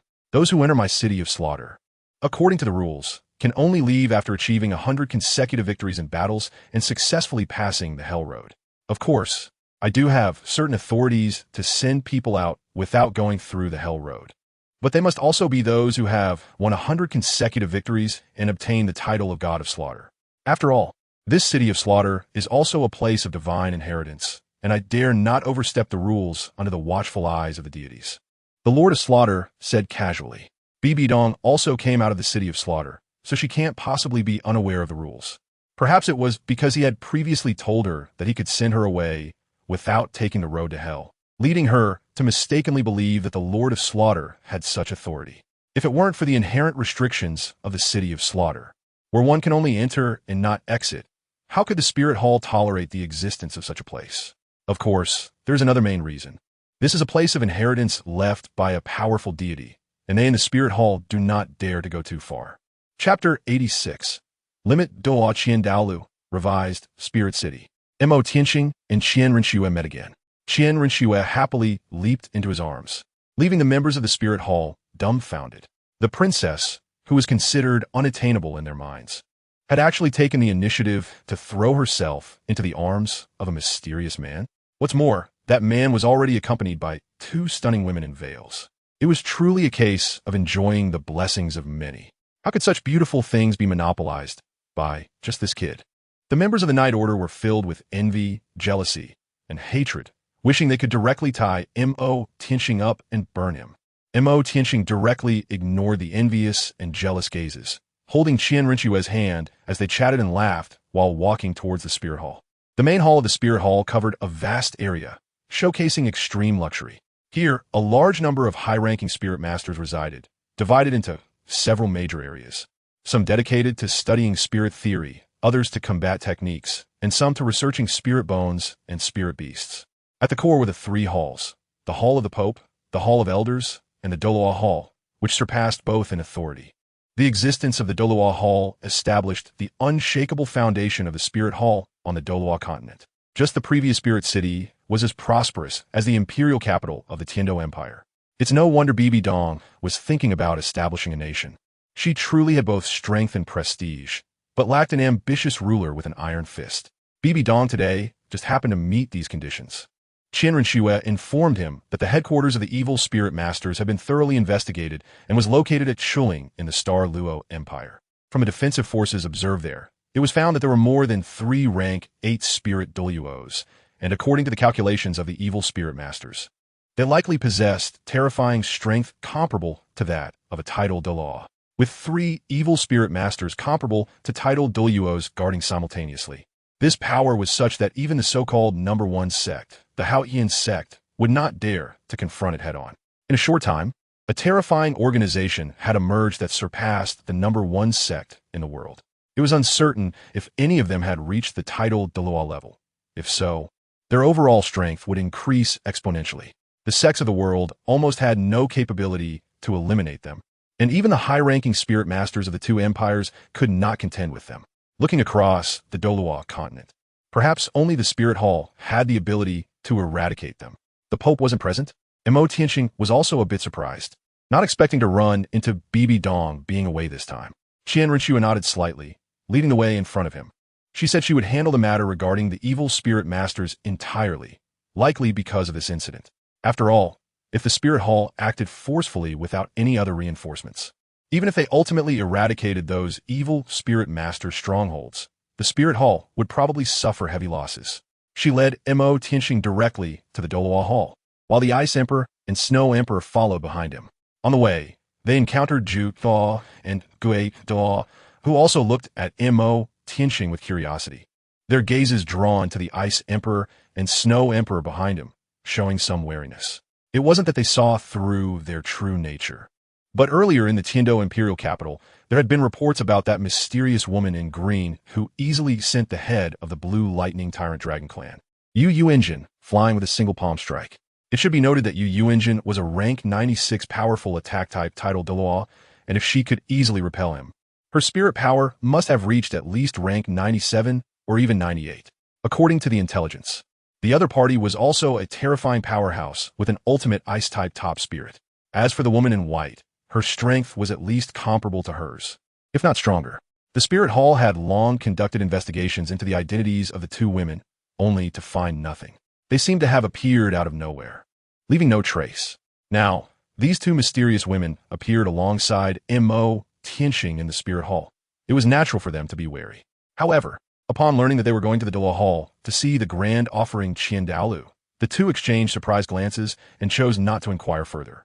Although they didn't like to interact with the grand offering, they were very confident in his absolute strength, which was nearly invincible in this world. Renxue led Mo Tianxing around the Hall of the Pope, taking the side mountain path to the Douluo Hall atop the mountain. Mo Tianxing looked at the Douluo Palace carved out of the mountain rock, feeling somewhat shocked. The moment he stepped into the Douluo Palace, he immediately sensed a powerful mental force enveloping him. At the same time, Snow Empress and Ice Empress also sensed the strong aura within the palace, as well as the towering 6-winged angel statue in the center of the hall, which contained a hint of the aura of ancient deities. "Grandpa, I brought Tianxing here." Renxue excitedly led Mo Tianxing deeper into the palace. At the end of the hall, beneath the 6-winged angel statue, stood an elderly man. He wore a white robe embroidered with golden patterns, had long white hair and beard, a kind face, and a spirited demeanor with a benevolent smile. He was the high priest of the Douluo Palace, the pinnacle of human combat power, the limit Qian Daolu, who had reached the soul power limit of level 99. "Shuer is here." Qian Daolu smiled peacefully upon seeing Renxue and the others. His gaze then fell on the 3 outsiders. The young man in the black robe, clearly held by his granddaughter, was the Mo Tianxing she often mentioned. As for the 2 mysterious women following him, their auras suggested that their cultivation was not simple, reaching at least level 98, or perhaps like him, the limit of level 99. Moreover, both of them were on the path of ultimate ice. In this world, any human who could reach this level must have spent a significant amount of time and effort to reach such heights. Not only had they managed to cultivate to this extent, but they also maintained youthful appearances. This reminded him of the high priest of Sea God Island, who had retained her youthful looks for a long time. These two women were likely divine envoys, perhaps inheritors of an unseen frost deity. Interesting. Qian Douluo looked at the two women, merely smiling faintly without showing any malice. Although they had the advantage in numbers, this place was not just the Douluo Palace. It was also a place of inheritance for the angelic deities. Within the Douluo Palace, he held absolute control and naturally did not fear outsiders. Tianxing, this is my grandpa that I mentioned to you. Renxue brought Mo Tianxing in front of Qian Douluo, wearing a serene smile. Greetings, senior. Mo Tianxing slightly bowed to Qian Douluo upon seeing him. Qian Douluo looked at him and nodded in satisfaction. At such a young age, you have achieved so much. Indeed, talents emerge in every generation, each leading the way for hundreds of years. The future world belongs to you young people. Chapter 87. Qian Douluo's Test. Revised. While praising Mo Tianxing, Qian Douluo gently patted his shoulder, releasing a wave of soul power that spread across his shoulder. Mo Tianxing suddenly felt a pressure descending upon him. Do these old men all like to play this game? He felt a bit speechless in his heart, wondering why the older generation always liked to test others. The pressure released by Qian Douluo was not very strong, roughly within the range that a six-ring soul emperor could withstand. The force was quite gentle, more of a probe, testing the limits of his endurance. Mo Tianxing turned a blind eye to this. Renxue could naturally see that her grandfather was testing Tianxing. She had praised Tianxing a bit too much back then, which made her grandfather curious about his potential, and now that they met, it was inevitable that he wanted to test him a bit. However, she believed that her grandfather had a sense of propriety and wouldn't make things difficult for him on purpose. Qian Douluo found that the soul power pressure he released had no effect on Mo Tianxing at all. It should be known that the pressure he had just released was enough to make a six-ring soul emperor struggle to bear it. He remembered that Schweder said this kid was only a five-ring soul king, yet he could withstand such pressure. It seemed he had underestimated this kid, which was quite interesting. He quickly raised his power to the limit that a soul emperor could withstand, but Mo Tianxing remained indifferent. Not to mention the soul rings and martial souls. Even the fluctuations of soul power showed no signs of disturbance. Good kid. Qian Douluo suddenly increased the pressure to the level of a seven-ring soul sage. Under such oppressive force, even a soul sage would find it difficult to control themselves. The body would naturally be forced to release their martial soul and soul rings due to the pressure.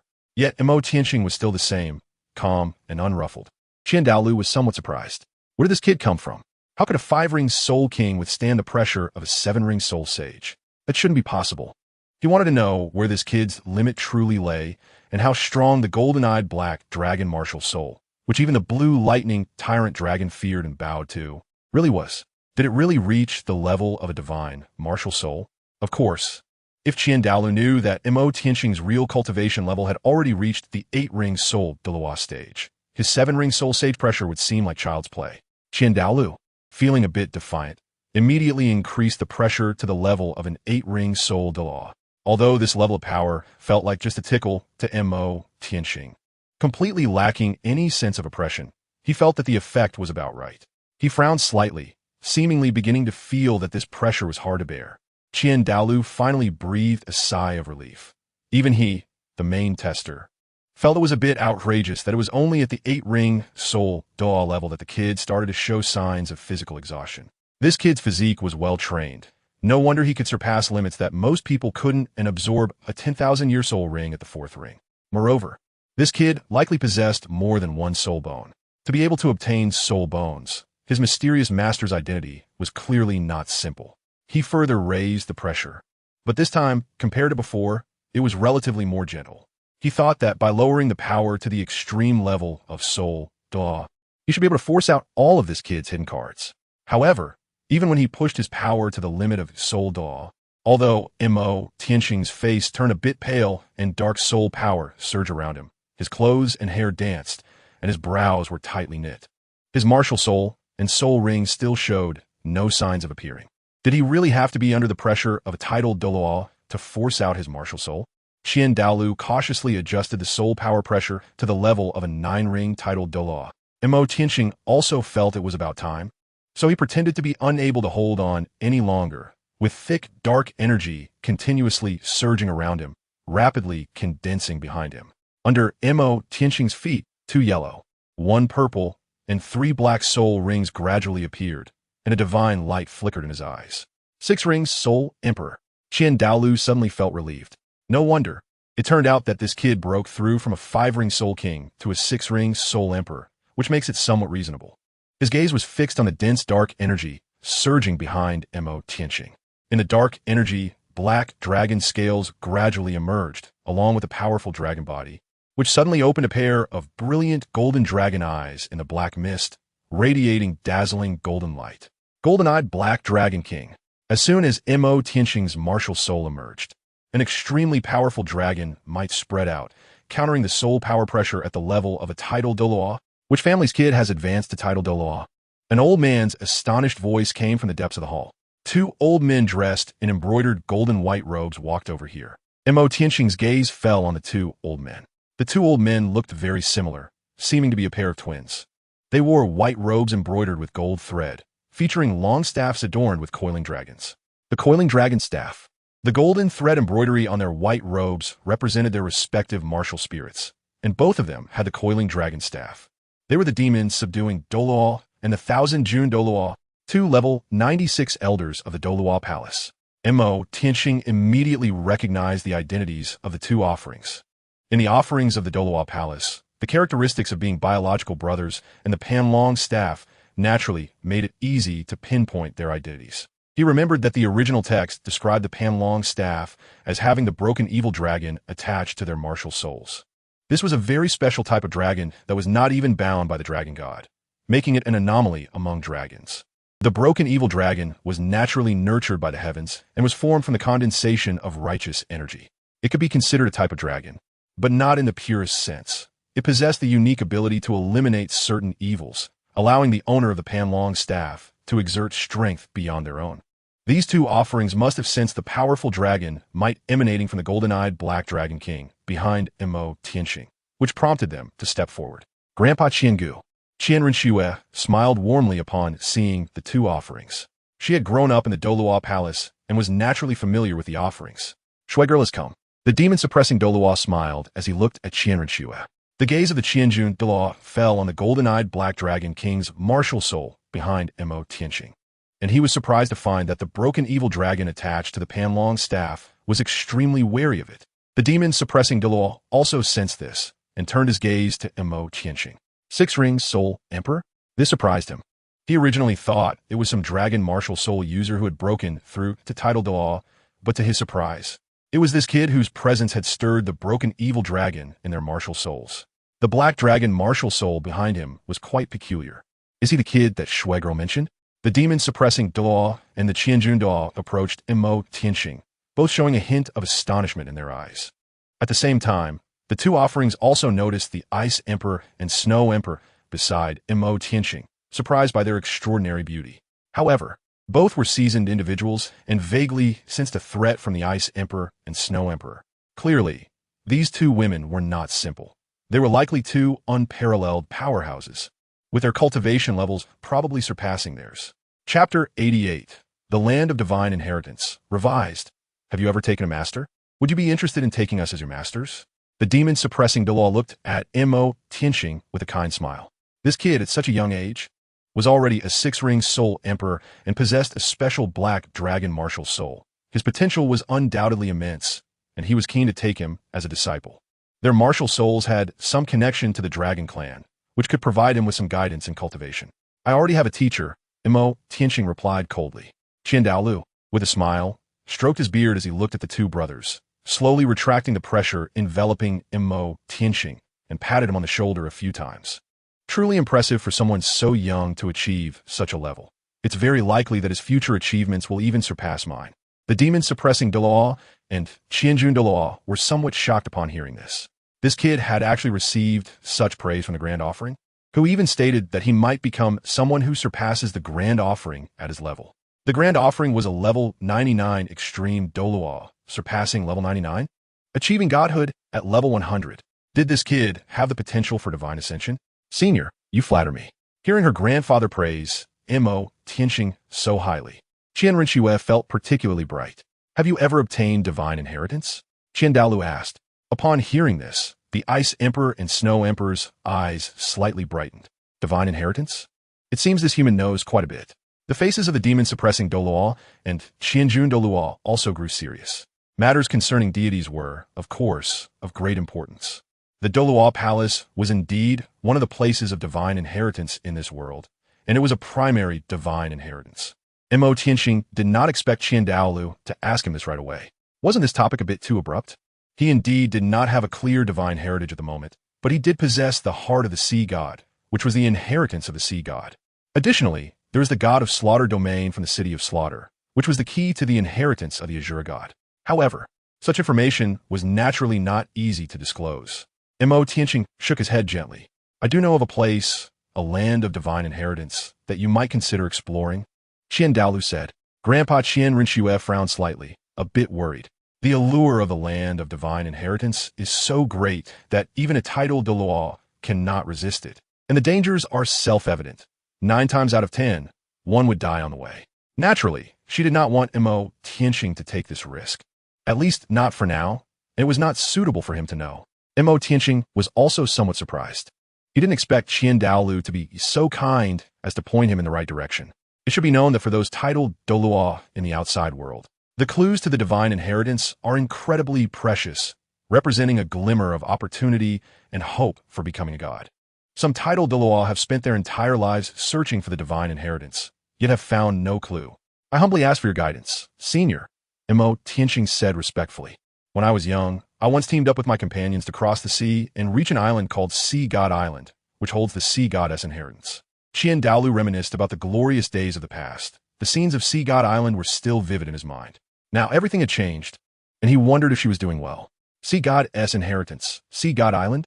The Ice Emperor and Snow Emperor exchanged glances, a hint of doubt flashing in their eyes.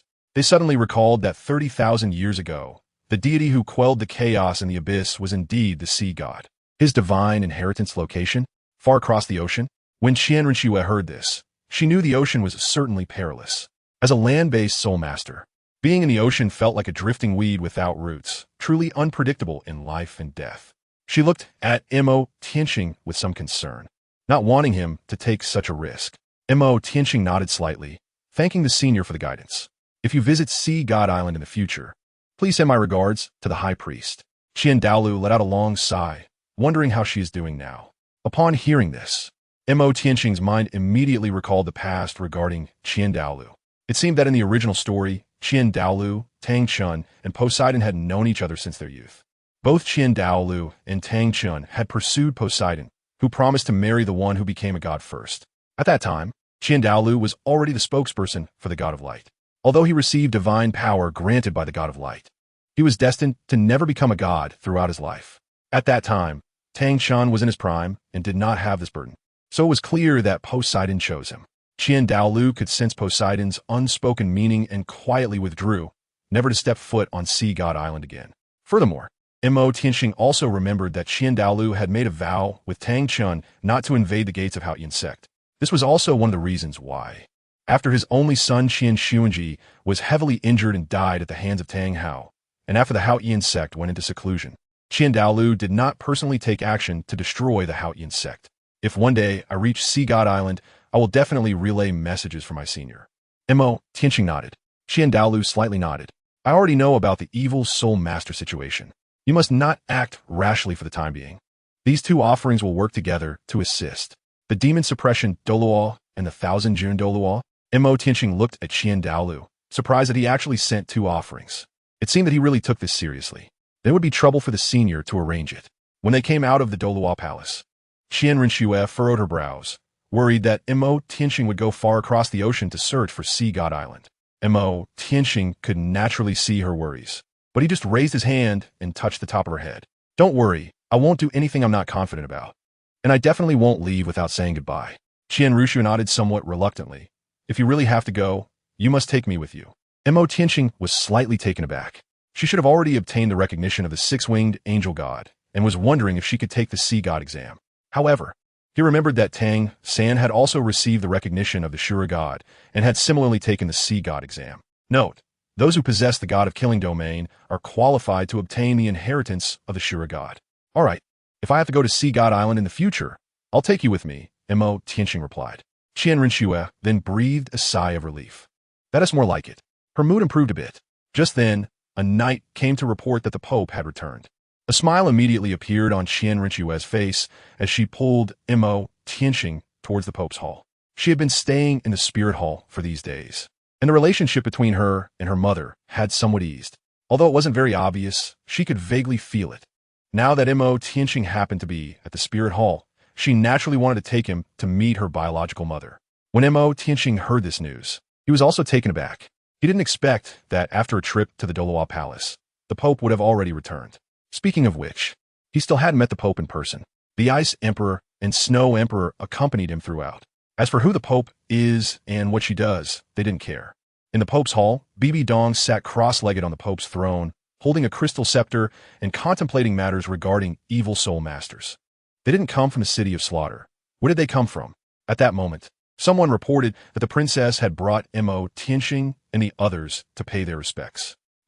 Bibi Dong nodded slightly. Then, the heavy doors of the Pope's hall slowly opened, and 4 figures were illuminated as they entered. Bibi Dong looked up. Chapter 89. A secret letter from the Spirit Hall. Pope's Hall. Mo Tianxing looked at Bibi Dong, who was sitting on the Pope's throne with her legs crossed. A hint of intrigue flashed in his eyes. Bibi Dong was indeed unparalleled in beauty. As the Pope, she exuded the authority of a ruler, combining nobility and elegance with the charm and passion of a woman. Her skin was fair and firm, making her appear to be in her late 20s. Bibi Dong looked up at Mo Tianxing. Was he the young man who auctioned the soul guide device back then? She couldn't discern his specific cultivation level from his aura, suggesting he might be carrying something that concealed his soul power. Her gaze then shifted to the Ice Emperor and Snow Emperor, where she could faintly sense a strong, icy aura. Bibi Dong had some understanding of the Ice Emperor, who was dressed in a green dress and had her hair tied in twin ponytails. In fact, when she attacked Yu Yunjin in the capital of the Tiando Empire, she had already been targeted by major forces. They all speculated that she possessed at least a soul power of over level 97, making her a super Douluo with ultimate ice abilities. Even within the Spirit Hall, she would be considered an extraordinary existence at the offering level. The white-clad woman beside her likely had a cultivation level comparable to hers. This meant that Mo Tianxing was accompanied by 2 superpowers exceeding level 97. Thus, Mo Tianxing's background became quite intriguing. She had also investigated Mo Tianxing's identity, but apart from knowing that he possessed a special dark attribute Black Dragon Martial Soul, she knew nothing else. Could it be a reclusive family? Having met His Holiness the Pope, Mo Tianxing spoke, while the Ice Emperor and Snow Emperor behind him remained silent. Mo Tianxing negotiated with Bibi Dong about how to handle the headquarters of the evil soul masters in the Douluo Empire and several other strongholds. There are not just one stronghold for the evil soul masters. Within the Heaven Do Empire's territory alone, there are multiple strongholds, and the Douluo Empire occupies 3 major ones.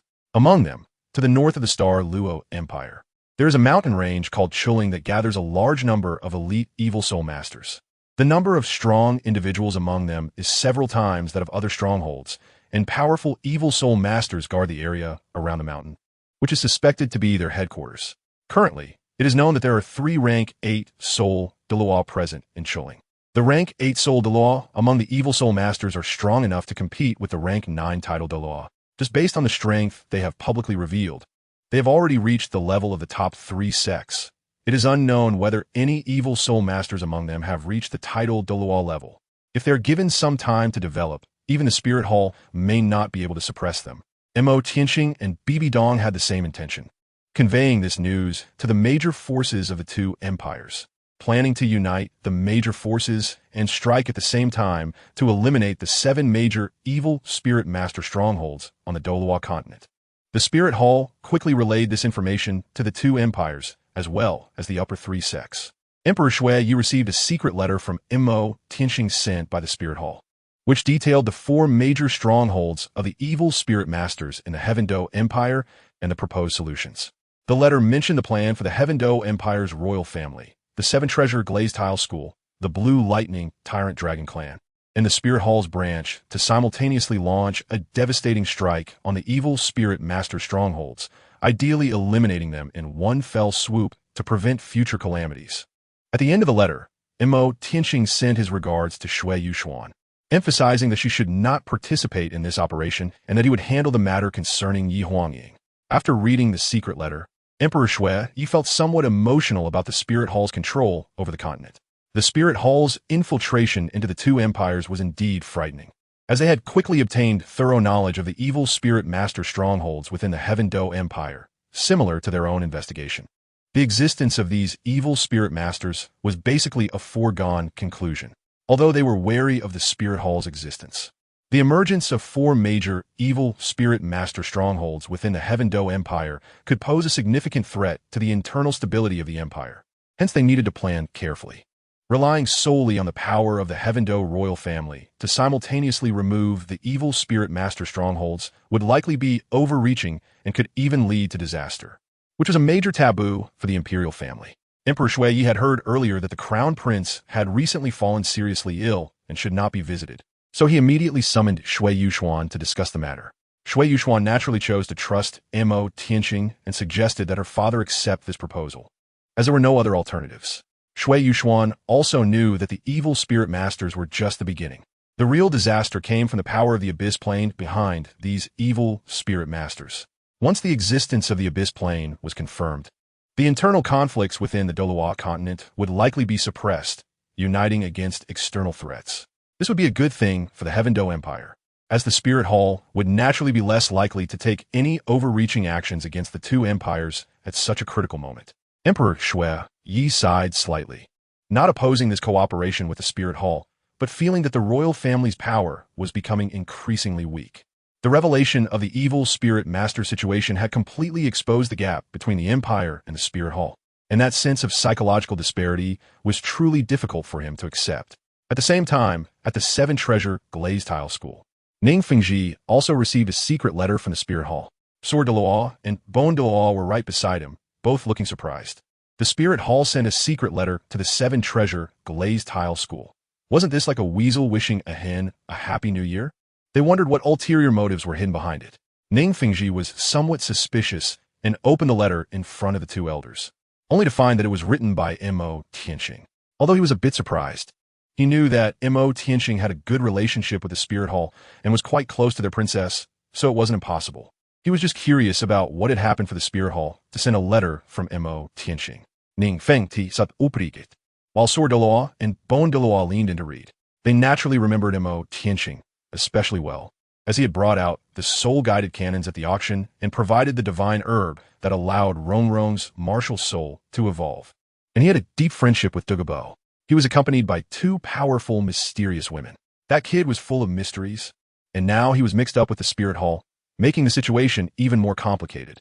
In a letter, Mo Tianqing detailed the existence of the evil Spirit Masters within the Heaven Do Empire and the 4 strongholds they had gathered. The more they read, the tighter Ning Fengji's frown became. Although he had heard of the existence of evil Spirit Masters, some people had transformed into evil Spirit Masters due to the special nature of their martial souls, but those were extremely rare. How could so many strongholds be gathered in such a short time? There must be some hidden schemes involved. Sectmaster, how credible is what this kid says in the letter? Is it possible that this is a plot specifically to trap our upper 3 sects? Bone Douluo frowned and said, clearly worried. After all, human hearts are hard to measure. Who could say for sure what his true intentions were? Sectmaster, how credible is what this kid says in the letter? Is it possible that this is a plot specifically to trap our upper 3 sects? Bone Douluo spoke up, clearly expressing his concerns. Sword Douluo echoed his sentiment. At this moment, it did seem too strange and sudden. An 8-ring Soul Douluo could rival a 9-ring title Douluo? This news impacted him greatly, and he was deeply skeptical. It should be noted that there are no more than 20 title Douluos visible on the Douluo continent, and none who have reached the title Douluo level is weak. They are all top existences in the Soul Master world. The reason the 7 Treasure Glazed Tile School is regarded as one of the top forces on the continent is primarily due to having 2 titled Douluos residing within the sect, which demonstrates the immense influence of titled Douluo level experts. Now, they were being told that someone could reach the 8-ring Soul Douluo level and compete with them? Wasn't that too ridiculous? He could barely believe that evil Spirit Masters could fight across a rank in the early stages.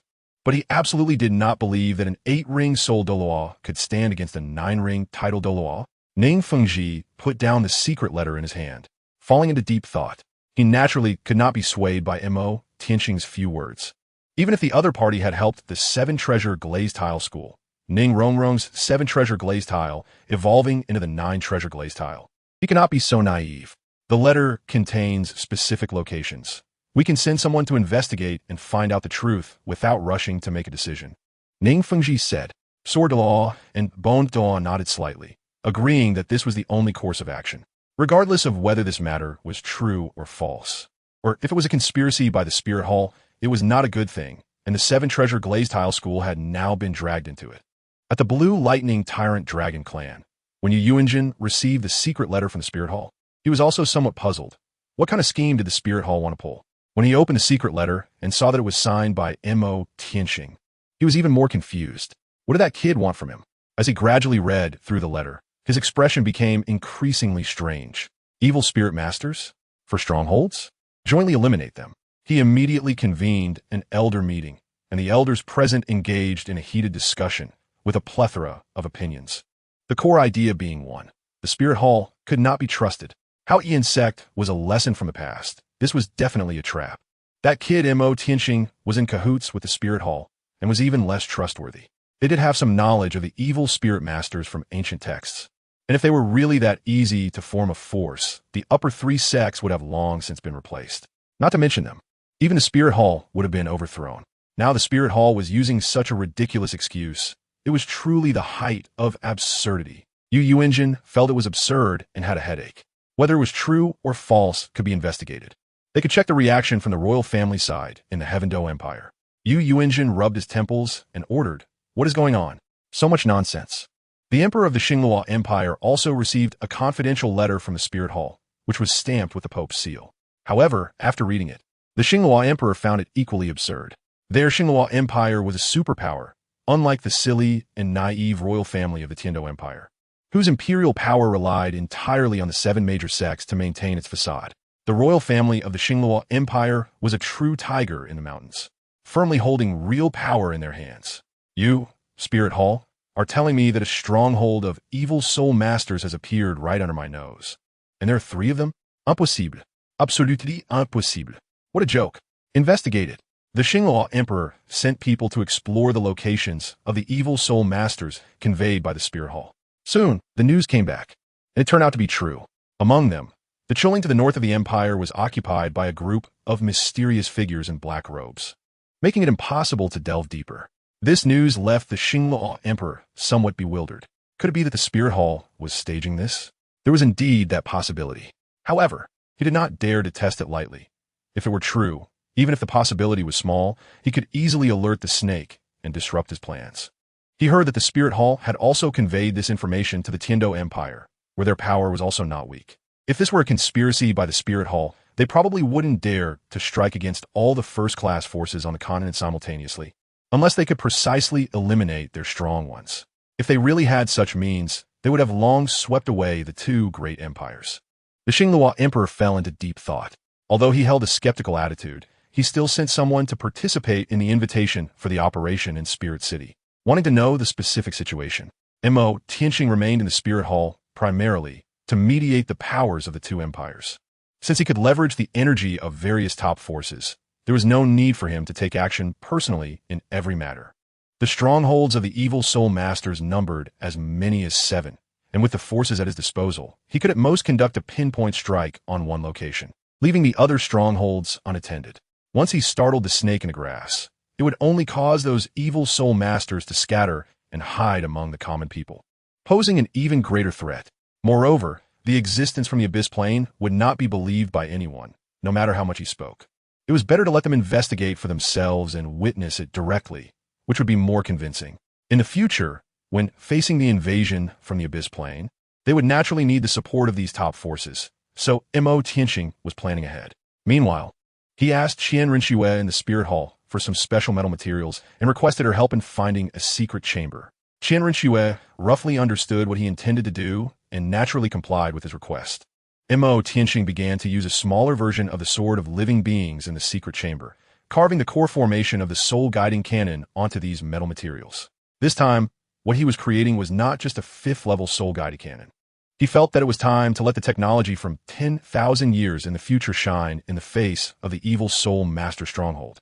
If this thing were to be implemented well, it would play an excellent role in combating the abyssal plane in the future. His current strength and influence were enough to protect himself, and he would not be restricted by the Spirit Hall. In the Douluo Empire, at Chuling, 3 mysterious figures in black robes patrolled the surrounding mountains. It was said that the group that went out had completed a blood soul orb, and they could gain the power granted by their master, perhaps allowing them to directly advance to Soul Emperor this time. Yes, it's a pity that we still cannot expose ourselves. We must be cautious whenever we take action. If we could conduct large-scale slaughter, the process of refining the blood soul orb would definitely be faster, and then we could present it to our master and quickly enhance our own cultivation with the power granted by him. I really want to become a Soul Emperor quickly. At that time, even facing a Soul Sage would be a possibility. Unfortunately, our ability to bear the power of our master is too weak. Unlike the Lady Saint brought back by the elders from the Tiando Empire, whose speed of enhancing cultivation is truly terrifying. In less than half a month, she had advanced from a 4-ring soul master to a 6-ring soul emperor. The black-robed figures were discussing among themselves. However, they did not notice that not far away, on a tree branch, there was a pitch-black crow listening intently, its eyes flashing with unusual brilliance, before it flapped its wings and flew away. Chapter 91. Combat Plan in the Spirit Hall. Within the conference hall, the big shots who control the winds and clouds of the continent gathered. Ning Feng He, the master of the 7 treasure glazed tile school. The sword Douluo stood protectively beside him. Yu Engine, the head of the blue electric Tyrannosaurus family. The red-clad archbishop of the Tiando Empire's Spirit Hall. Prince Shui, representing the Tiando royal family. Duke Baihu, representing the Star Luo Empire royal family. These were all supergiants on the Douluo continent, whose stomps could shake the world of soul masters. Now, they had gathered together due to a secret letter. Their faces were somewhat serious. In the past, when they were called together, it was mostly to participate in formulating world rules. But today, it was because of a group of mysterious black-robed figures who had formed a stronghold on the Douluo continent. When they received the secret letter from the Spirit Hall, they initially did not believe in its authenticity, but they had the ability to investigate. The results of their investigation indeed shocked them. The matters stated by the Spirit Hall were true. Just as they were waiting, the door to the conference hall was pushed open by heavily armored knights, revealing 7 figures, drawing the attention of everyone present. Bibi Dong, regal and splendid, held a crystal scepter, with Qian Renxue on her left and the Snow Emperor on her right, while the Ice Emperor followed beside the Snow Emperor. Alongside them were 2 elders dressed in embroidered golden white robes, namely the 6th offering, the demon-slaying Douluo, and the 7th offering, the Thousand Jin Douluo. They were appointed by the Grand Offering, Qian Douluo, to assist the Pope in eliminating evil soul masters. Their martial soul, the dragon-slaying staff, carried a magic-breaking attribute, making their actions against evil soul masters nearly foolproof. As the 7 appeared, they immediately attracted the attention of everyone present. Greetings to your holiness the Pope, and greetings to the 2 offerings. The red-clad archbishop stood up and bowed as Bibi Dong made her entrance. Those present held high statuses, representing either sects or empires, and even when meeting the Pope or offerings, there was no need for special greetings. Their gazes fell upon the demon-slaying Douluo and the Thousand Jin Douluo, and their hearts were somewhat shaken. The demon-slaying Douluo and the Thousand Jin Douluo had gained fame in their early years, renowned as title Douluo of a 96th rank in the attack system, holding a prestigious position among the offerings. Unexpectedly, the Spirit Hall's action this time had received strong support from the Douluo Hall, specifically dispatching 2 offerings to assist. Tianqing had met several seniors. Mo Tianqing looked at everyone present. Ning Fengji smiled and slightly nodded at Mo Tianqing, as he quite liked him. The red-clad archbishop from the Tiando Empire's Spirit Hall showed a friendly smile to Mo Tianqing. He naturally knew that Mo Tianqing had already joined the Spirit Hall and had been exceptionally granted the Black Archbishop's Order, holding equal status with him. This young man had achieved so much at a young age and was so close to the princess. If nothing went wrong, he and the princess would likely become a couple, and in the future, he would surely achieve great things. So he needed to establish a good relationship with him in advance. Having lived so many years, his vision was still sharp. No one who could reach the position of archbishop was simple. When Yu Engine saw Mo Tianqing, His expression became somewhat strange. Especially when he saw the Ice Emperor beside him, his face stiffened even more. Renxue only cast a cold glance at him without speaking. Regarding the person who bullied his grandson, his bad impression was naturally preconceived. He didn't know what kind of nonsense this kid had poured into Qian and his elder brother's ears, making him side with him. Dugu Bo was a handsome and tall middle-aged man, dressed in white fur, with long golden hair cascading behind him, his face stern. His gaze fell on Mo Tianqing. Somewhat puzzled, none of those seated here were simple. The members of the Tiando Empire's camp seemed to pay a lot of attention to this young man named Tianqing, who appeared alongside the Pope. Could he be a new disciple of the Pope? Dugu Bo had also heard that a dazzling genius had recently emerged from the Tiando Empire, seemingly named Tianqing Mo Tianqing. The Douluo Empire had naturally investigated this, and he had looked at the other party's information, vaguely remembering that this kid's fourth ring seemed to be at the 10,000-year level. It was said to be a bloodline of the blue electric Tyrannosaurus family that had fallen outside, which had attracted various forces to vie for him. How had he suddenly gotten involved with the Spirit Hall? Of course, if Mo Tianqing knew what he was thinking, he might just want to shoot him with a volley from his soul-guiding cannon. Although the Douluo Empire's intelligence network was strong, it was mostly focused within its own territory, with some insights into the Tiando Empire, knowing some key information. However, due to the vast distances, the transmission of news was relatively closed off, and compared to the top forces within the Tiando Empire, the information about the Tiando Empire's hidden secrets was still relatively lagging. After everyone present took their seats, they began to discuss the plan regarding the Evil Soul Master Stronghold. Naturally, the strongholds of the Evil Soul Masters would be eliminated simultaneously, while also deciding how to arrange personnel for the Evil Soul Masters headquarters at Chiu. The emergence of the Evil Soul Master organization had actually led to the major forces on the Douluo continent joining forces to respond, a situation that was rarely seen in 100 years. The 4 strongholds of the Tiando Empire were each assigned to the 7 treasure glazed tile school, the blue electric Tyrannosaurus family, the Tiando royal family, and the Tiando Spirit Hall, with soul masters being mobilized to form a surrounding encirclement before the operation.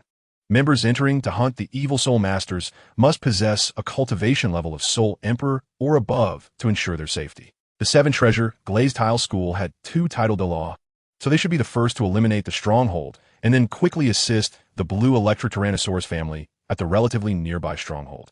The 3 major sects naturally collaborate more with each other, although the Heaven Do Spirit Hall is presided over by the red-clothed Archbishop. Bibi Dong will also mobilize the title Douluo, Juthuo, and Ghost Douluo to quickly resolve the strongholds and assist the Heaven Do royal family on the battlefield.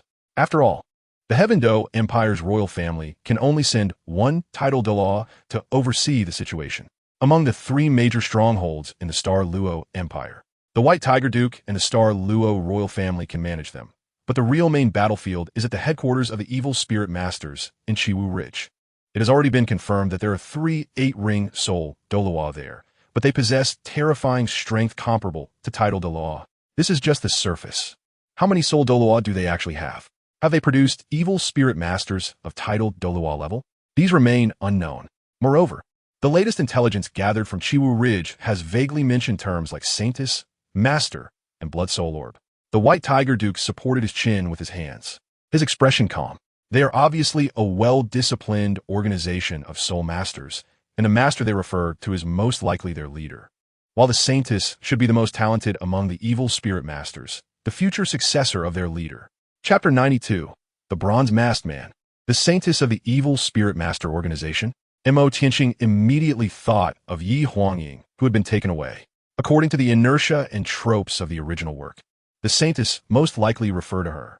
She had absorbed the immortal herb, and although she was a food-type soul master, her cultivation speed was definitely among the fastest of many soul masters. However, Mo Tianqing couldn't understand how Yi Huangying's orange martial soul, no matter how mutated, should have no connection to the mutated martial souls of evil soul masters.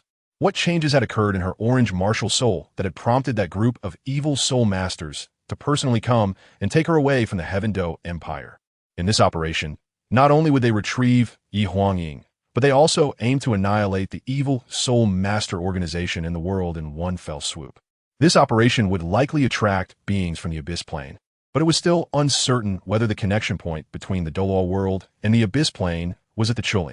In the operation against Chiu, Pope Bibi Dong would personally lead the team, with Demon Slayer Douluo and Thousand Jun Douluo following, and in addition, the Star Luo Empire indicated that they could also dispatch another titled Douluo for assistance. Mo Tianxing naturally had to go to Chuling as well. With his own cultivation of 70,000 years and being an 8-ring soul Douluo, he could easily contend with a title Douluo under the explosive power of the golden-eyed Black Dragon King spirit. His second martial spirit transformed from the Blade of Beasts to the Sword of Beasts, adding 4 dark green life soul rings and granting him a life domain, making him essentially an invincible cockroach. His overall strength absolutely surpassed that of an ordinary title Douluo. This was just Mo Tianxing's own capabilities.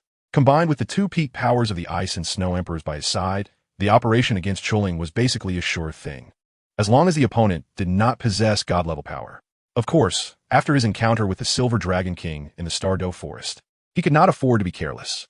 He had prepared some things in advance, intending to expose their trump cards before making a move. Naturally, this would be in a physical sense. In the Star Luo Empire at Chuling, the stones within the mountains were hollowed out, creating a long stone corridor. With guards stationed outside, candle lights illuminated both sides of the corridor, where a sturdy middle-aged man was accompanied by 3 mysterious figures in black robes as they entered the corridor, the flickering candlelight casting shadows ahead. At the end of the corridor stood a heavy stone door. The 2 black-robed guards at the door respectfully referred to the middle-aged man as Left Protector. The middle-aged man made no response. He simply took out a special black token from his pocket and pressed it into a groove on the stone door. A beam of light immediately illuminated the seam of the door, and it slowly opened. The black-robed men followed their leader inside. Behind the stone door was a bright underground world, a spacious platform embedded with numerous glowing stones, illuminating the area as if it were daytime. Upon closer inspection, the wide platform was engraved with patterns resembling formation lines, extremely unique. The Left Protector walked deeper into the brightly lit platform, while the 3 black-robed figures stayed behind a guard. Deep within the bright platform stood a figure in black. The Left Protector immediately knelt on one knee. Master. The black-robed figure slowly turned around, revealing a bronze mask on his face. How did the task go? Reporting to the Master. We have gathered 124 blood soul orbs. Additionally, I have something extremely important to report, the Left Protector replied. Oh. The man with the bronze mask appeared somewhat surprised. Speak. According to internal news from the Star Luo Empire, our headquarters has been exposed, the Left Protector stated. The black-robed man with the bronze mask paused momentarily before bursting into loud laughter, seemingly amused by the news, laughing wildly and recklessly. After a long while, he looked down at the Left Protector, who was still kneeling. Do you think the royal family of the Star Luo Empire can stop us? No. The Left Protector's voice trembled. He was merely stating facts. The exposure of their location was indeed a serious matter. Then how do you think the Star Luo Empire would fare if they really tried to act against us? Were their chances of success? The bronze-masked man sneered. 3-7, the Left Protector swallowed hard. The bronze-masked man bent down and lightly patted the Left Protector's shoulder. Then you underestimate our own strength too much. Remember, our power is not just ours. There was a meaningful smile beneath the mask. The Left Protector felt a bit fearful of the Master before him. He had conveyed the message, and how the Master decided was beyond his control. Since the Star Luo royal family already knows of our existence and our headquarters, we need not hide any longer. During this time, instruct people to fill the Blood Soul orb shells. Tell them that any team able to collect 5 Blood Soul orbs will receive special rewards from the Master, the bronze-masked man commanded. Understood. The Left Protector quickly took his leave after receiving the order. Watching the departing Left Protector, the bronze-masked man could not help but curse him as useless. However, it was currently a time when people were needed and he could not find a suitable replacement. The Star Luo royal family? As long as you dare to come, I will take as many as you send. The corpses of titled Douluos, he wondered what they would taste like.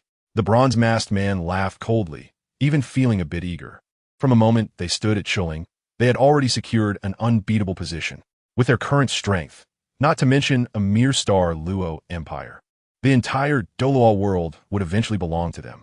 He would execute the Master's will and rule this world. Even with the addition of the Heaven Do Empire, he wouldn't bat an eye, unless all 7 offerings of the Douluo Palace came out. But is that even possible? Could the Star Luo Empire possess such capability? Therefore, it was crucial to continue filling the Blood Soul, orb shells, and usher in the Master's avatar as soon as possible. The bronze-masked man immediately walked toward a concealed secret chamber, where a black-haired girl sat cross-legged, gray demonic patterns emerging on her body, enveloped in dense black mist. She seemed to sense something and immediately opened her gray, desolate eyes. What does the master command? If Mo Tianxing were present, he would instantly recognize that this was the missing Yi Huangying, now appearing deep within the evil soul master domain of Chuling. The master plans to send you to that plane for cultivation. There, your power can be better developed, the bronze-masked man said. To leave this world and go to that abyssal plane? Yi Huangying frowned slightly. Chapter 93. The action begins on a peak 5,000 meters away from Chuling. At this moment, Mo Tianxing was setting up a level 9 fixed soul guiding cannon at the top of the mountain, using a metal platform to secure the nearly human-sized level 9 soul guiding cannon. The power of the level 9 fixed soul guiding cannon was astonishing. A single shot could level the entire Chiu ridge, with an explosive force that could cover a radius of 100 miles. Once this thing was fired, not to mention soul masters, even titled Douluos would perish. Even extreme Douluos would be heavily injured from a hit. This was definitely the best means for targeted elimination. Mo Tianxing was mainly concerned about capturing the leader of the evil soul masters to clarify matters regarding the Abyss realm, while also worrying about Yi Huangying's safety. He kept this 9th-level fixed soul guiding cannon as a backup, and was determined not to use it unless absolutely necessary. Although the Ice Emperor and Snow Emperor didn't know what this thing was for, they were somewhat curious and knew that Mo Tianxing had spent quite some time tinkering with this iron lump. Qian Renxue had seen the 5th-level soul guiding cannon that Mo Tianxing had made before, which had enough power to take away an ordinary soul king. That one was only palm-sized and had such power. Now this soul guiding cannon was at least half a person tall, and its power was surely even more astonishing. At that moment, the demon slayer Douluo and the 1,000 catastrophes Douluo descended from the sky, curiously looking at the precision iron frame that Mo Tianxing had set up, with a half-person tall iron lump in the middle, resembling an egg, but with a tail similar to the end of an arrow, made of iron plates. Kid, what are you tinkering with? The demon slayer Douluo stepped forward, curiously examining this iron lump, unable to understand what it was, having never seen anything like it before. He raised his hand and slapped the iron shell, producing a dull echo. Seeing this, Qian Renxue was almost scared and hurriedly stepped forward to stop him. You can't just slap this thing. It might explode. Mo Tianxing smiled and said it was not a problem. This level 9 fixed soul-guided cannon is equipped with an anti-misfire device, so it definitely won't explode just because the other party taps it a few times. This is my backup plan. Mo Tianxing only smiled mysteriously. There are many powerful individuals involved in the eradication of the evil Soul Master headquarters, and the weakest among them is a 6-ring Soul Emperor. Among the main forces in this operation are 6 titled Douluos: the Demon Suppression Douluo, the 1,000 Jun Douluo, the Pope Bibi Dong, the Duke of the White Tiger, the Ice Emperor, and the Snow Emperor. This operation will be personally led by Pope Bibi Dong, who will coordinate everything. Mo Tianxing proposed to Pope Bibi Dong that he, along with the Ice Emperor and Snow Emperor, would infiltrate the depths of the evil Soul Master headquarters and open a breach from the inside, while being attacked from the outside. The main reason was that Yi Huangying was likely the so-called Saintess within the headquarters of Chuling, and he needed to rescue her first before launching a cleansing operation to avoid friendly fire. Duke White Tiger frowned upon hearing this, feeling it was inappropriate and completely reckless, possibly even risking the lives of 2 titled Douluo. It was simply absurd. How could he agree to it? At such a critical moment in the operation against the evil soul masters, how could he allow him to act freely? Even if those 2 titled Douluo came to protect him, it was not permissible to disrupt the original plan. If this were in the Star Luo Empire army, he would have already dealt with Mo Tianxing according to military law. Of course, he would say this without knowing the cultivation levels of the Ice Emperor and Snow Emperor, merely considering them as ordinary titled Douluo and guessing that they were likely sent to specifically protect Mo Tianxing as elders from his backing force. Mo Tianxing did not speak, just looked at Pope Bibi Dong. He understood the gravity of the situation. If he wasn't sure, he naturally wouldn't act recklessly. Pope Bibi Dong nodded slightly, as a sign of consent. Duke White Tiger was immediately filled with anger. Qian Renxue also wanted to follow him, but was stopped by Mo Tianxing. He couldn't predict what they would encounter deep in Chiu Ridge, so he couldn't let her take that risk. Moreover, the Pope wouldn't allow her to participate in this operation, even though she had already become a 6-title Soul Emperor at that moment. Watching the backs of Mo Tianxing and the other 2 leave, Qian Renxue's eyes dimmed a bit. hoping for his safe return. Duke White Tiger, on the other hand, looked on with a cold expression, clearly displeased with that kid. Outside Chiu Ridge. Since the location of the headquarters was exposed, the surrounding defenses had increased several times, with patrols constantly roaming the outer edges of Chiu Ridge. The strength of those patrolling evil soul masters had also transformed from ordinary 5-title soul kings to a group of 6-title soul emperors, always organized in teams of 3, with 3 teams forming a larger squad. Every day, a large squad patrolled in a crisscross manner around the mountains. Boss, internal news says our headquarters has been exposed. Why aren't we relocating? Why are we still staying here? A patrolling figure in a black cloak asked the team leader, clearly confused. Hey, why are you worrying? We have a plethora of powerful fighters here. What is the Douluo royal family even worth? You must know that those guardians are likely comparable to titled Douluos. And with our leader's unfathomable strength, even if the Douluo Empire is cautious and sends titled Douluos over, they'll still die. One of his subordinates teased. Most likely, the leader wants to lure them into a trap and take out some big shots, the team leader said solemnly. They indeed possess the strength to contend with the Douluo royal family. Even if they held their ground here, they had nothing to fear. The leader remained unmoved even after knowing the headquarters had been exposed, likely intending to take down big fish like titled Douluos. We just need to guard our positions well, the team leader said, just as he and 2 subordinates took off into the air. The flowers and grass beneath them silently extended vines, wrapping around their ankles and quickly spreading up their bodies, effectively immobilizing them. Enemy attack? The 3 soul emperors immediately reacted, trying to break free from the vines and release a signal flare. In the darkness, 3 shadowy figures appeared, striking their necks with one hand, instantly eliminating them. The vines quickly retreated. The 3 figures revealed themselves, with Mo Tianxing holding the Sword of Life, followed by the Ice and Snow Emperors. Mo Tianxing searched the black-robed men and found special identity tokens. The 3 of them immediately changed into black robes. At the same time, they activated their first soul skill, Mirror Flower, Water Moon. He simulated the appearance of the Ice and Snow Emperors to resemble the little brother who was just knocked out, while he disguised himself as the squad leader. The aura emanating from the 3 of them was identical to that of the original 3 evil soul masters. Remember to coordinate with my actions, Mo Tianxing said. The Ice and Snow Emperors nodded slightly, and Mo Tianxing led the 2 women towards the entrance of Chiu Ridge. Chapter 94. Right, Protector? Mo Tianxing brought the Ice Emperor and Snow Emperor to the entrance of Chiu Ridge, where 2 men in black robes were stationed. He directly took out his black iron token. Long live the Master. This was how Mo Tianxing, upon arriving at this location, used his life domain to figure out their code and procedures, having secretly observed the patrol team's movements earlier. The 2 black robe guards, upon seeing the identity token and the corresponding code, naturally allowed the 3 of them to pass through. Mo Tianxing immediately led the Ice and Snow Emperors into the narrow stone wall passage, walking deeper into the mountain along the dim candlelight. The 3 of them ventured further in, eventually arriving at the end of the passage. There, 2 men in black robes stood tall, and from their aura, they were 2 7-ringed soul saints. The 7-ringed soul saints of the evil soul master are powerful enough to rival an ordinary 8-ringed soul Douluo.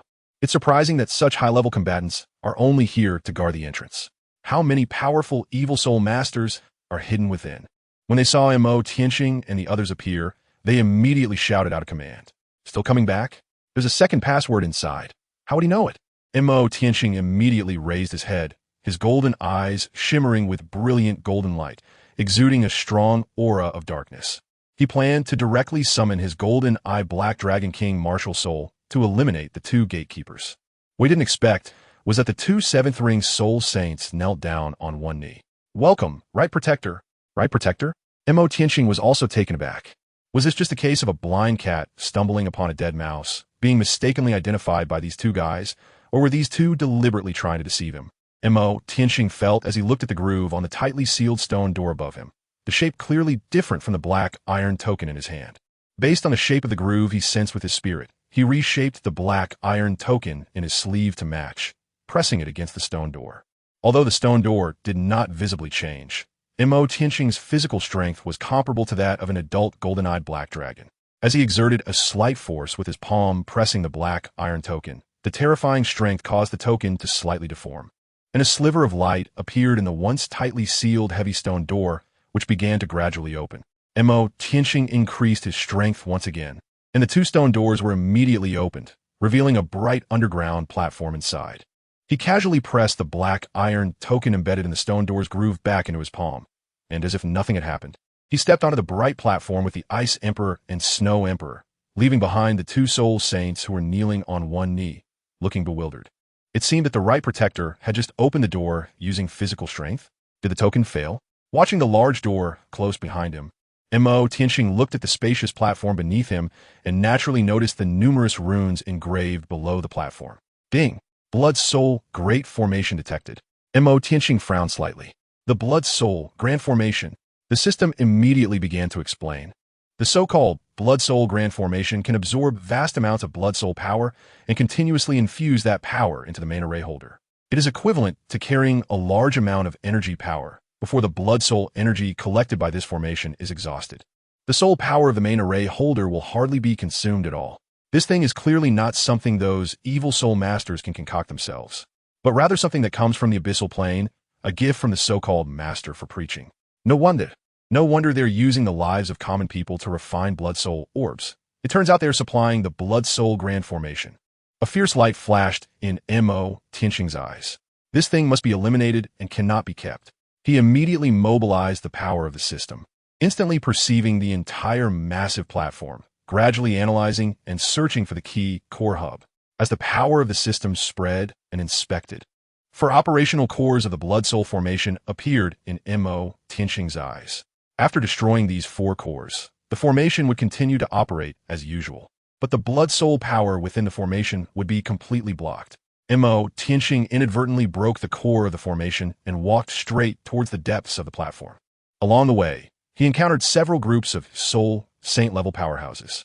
Upon seeing Mo Tianxing's golden eyes, they all bowed and greeted him as the right protector. This caused a hint of confusion in Mo Tianxing's heart. Who exactly was the right protector among the evil soul masters? Why did these people mistake him for the right protector? Where was the Saintess? Mo Tianxing directly asked, wanting to test them as well. The two soul saints he questioned had no doubts, as the right protector had been away for a long time and the Saintess was not in her original palace. They immediately pointed the way for Mo Tianxing, saying that the Saintess was summoned by the Lord of the Teachings and should be in the Lord's Hall. Upon hearing this, Mo Tianxing led the Ice and Snow Emperors towards the hall of the Evil Soul Master. The leader of the Evil Soul Masters? I want to see what kind of guy he really is. As Mo Tianxing followed the guidance of those people and arrived at the leader's hall, he pushed the large door open directly. Inside the hall stood a figure dressed in black, hands clasped behind his back, with long, thick black hair cascading down like a waterfall behind his head. He seemed to sense Mo Tianxing's arrival, slowly turning to the side, his face concealed by a bronze mask that bore a half-smile, half-frown expression. Mo Tianxing entered the hall with the Ice Emperor and Snow Emperor. The large door behind them closed with a bang, and a series of candles ignited on both sides of the hall. Right, Guardian, long time no see. The man in the bronze mask had his hands tucked into the loose sleeves of his robe, and the bronze mask on his face bore a smile that seemed neither here nor there. This statement left Mo Tianxing even more puzzled. If the evil spirit masters before had mistaken him for someone else, he could understand, but if even their leader made a mistake, that would be very strange. Either this guy in front of them already knew they were imposters and was deliberately teasing him, or their right guardian had never shown his face. Not even to their leader, which seemed unlikely. However, since he was pretending to be ignorant, there was no need for Mo Tianxing to expose him. Where's the Saintess? Mo Tianxing asked coldly. You should be the one asking that, the man in the bronze mask replied. After all, you have been teaching her cultivation all this time. Montakti Angxing va Zulmavat Pazit. In the perception of those outside, the right guardian should have been away from red wooling for a long time. But this guy in front of him said that the right guardian had been teaching the Saintess all along. Mo Tianxing was too lazy to waste words with him. A rich, dark energy surged around him, spreading a layer of black energy in the void centered on Mo Tianxing himself. This black energy devoured all light and quickly enveloped the bronze mask. This was Mo Tianxing's domain skill, Black Domain. The man in the bronze mask with black hair surprisingly stood still, allowing the Black Domain to engulf him, his eyes like stars in the dark, quietly watching Mo Tianxing and his group. Chapter 95, Golden Ghost Butterfly. The Black Domain spread and enveloped everything, plunging the entire hall into a deathly silence. with Mo Tianqing and the man in the bronze mask confronting each other from distance. Mo Tianqing exuded a strong aura of darkness, and beneath his feet, 8 pitch-black soul rings rose, each as dark as ink and ancient as time. Behind him, the golden-eyed black dragon, King Martial Soul, emerged, its golden eyes flowing with dazzling light, the only brightness in this darkness. Accompanied by the manifestation of his martial soul, black dragon scales appeared on Mo Tianqing's body. His arms bulged and transformed into gigantic dragon claws. The dragon-like paws easily crushed the floor tiles, and a pair of pitch-black dragon wings unfurled behind him. Behind Mo Tianqing, the dragon wings shook, stirring up a whirlwind at the spot, and he shot forward like a cannonball towards the man in the bronze mask. First, he would capture their leader and then inquire about Yi Huangying's whereabouts. Mo Tianqing, a titled Douluo with 70,000 years of experience and 8 rings, had long surpassed the average titled Douluo in strength. He was comparable to a 95th level titled Douluo. The man in the bronze mask was in the dark realm, unable to see his opponent, but he could still feel the terrifying gale howling, a great terror rushing towards him. He no longer concealed himself. A massive skull appeared behind him, and the empty eye sockets suddenly lit up with a crimson glow. A golden halo displayed itself in the darkness, flowing from the enormous golden butterfly wings. It was a giant golden butterfly, but its head was a stark white skull, with its eyes glowing a bright crimson. Mo Tianqing's pupils narrowed slightly. What kind of martial soul is this? As the martial soul emerged, the bronze-masked man's waterfall-like black hair floated, quickly turning golden from the roots, like golden threads dispersing in the void. A pair of massive golden butterfly wings spread behind him, tearing his shirt and revealing a strong physique with nails long as blades.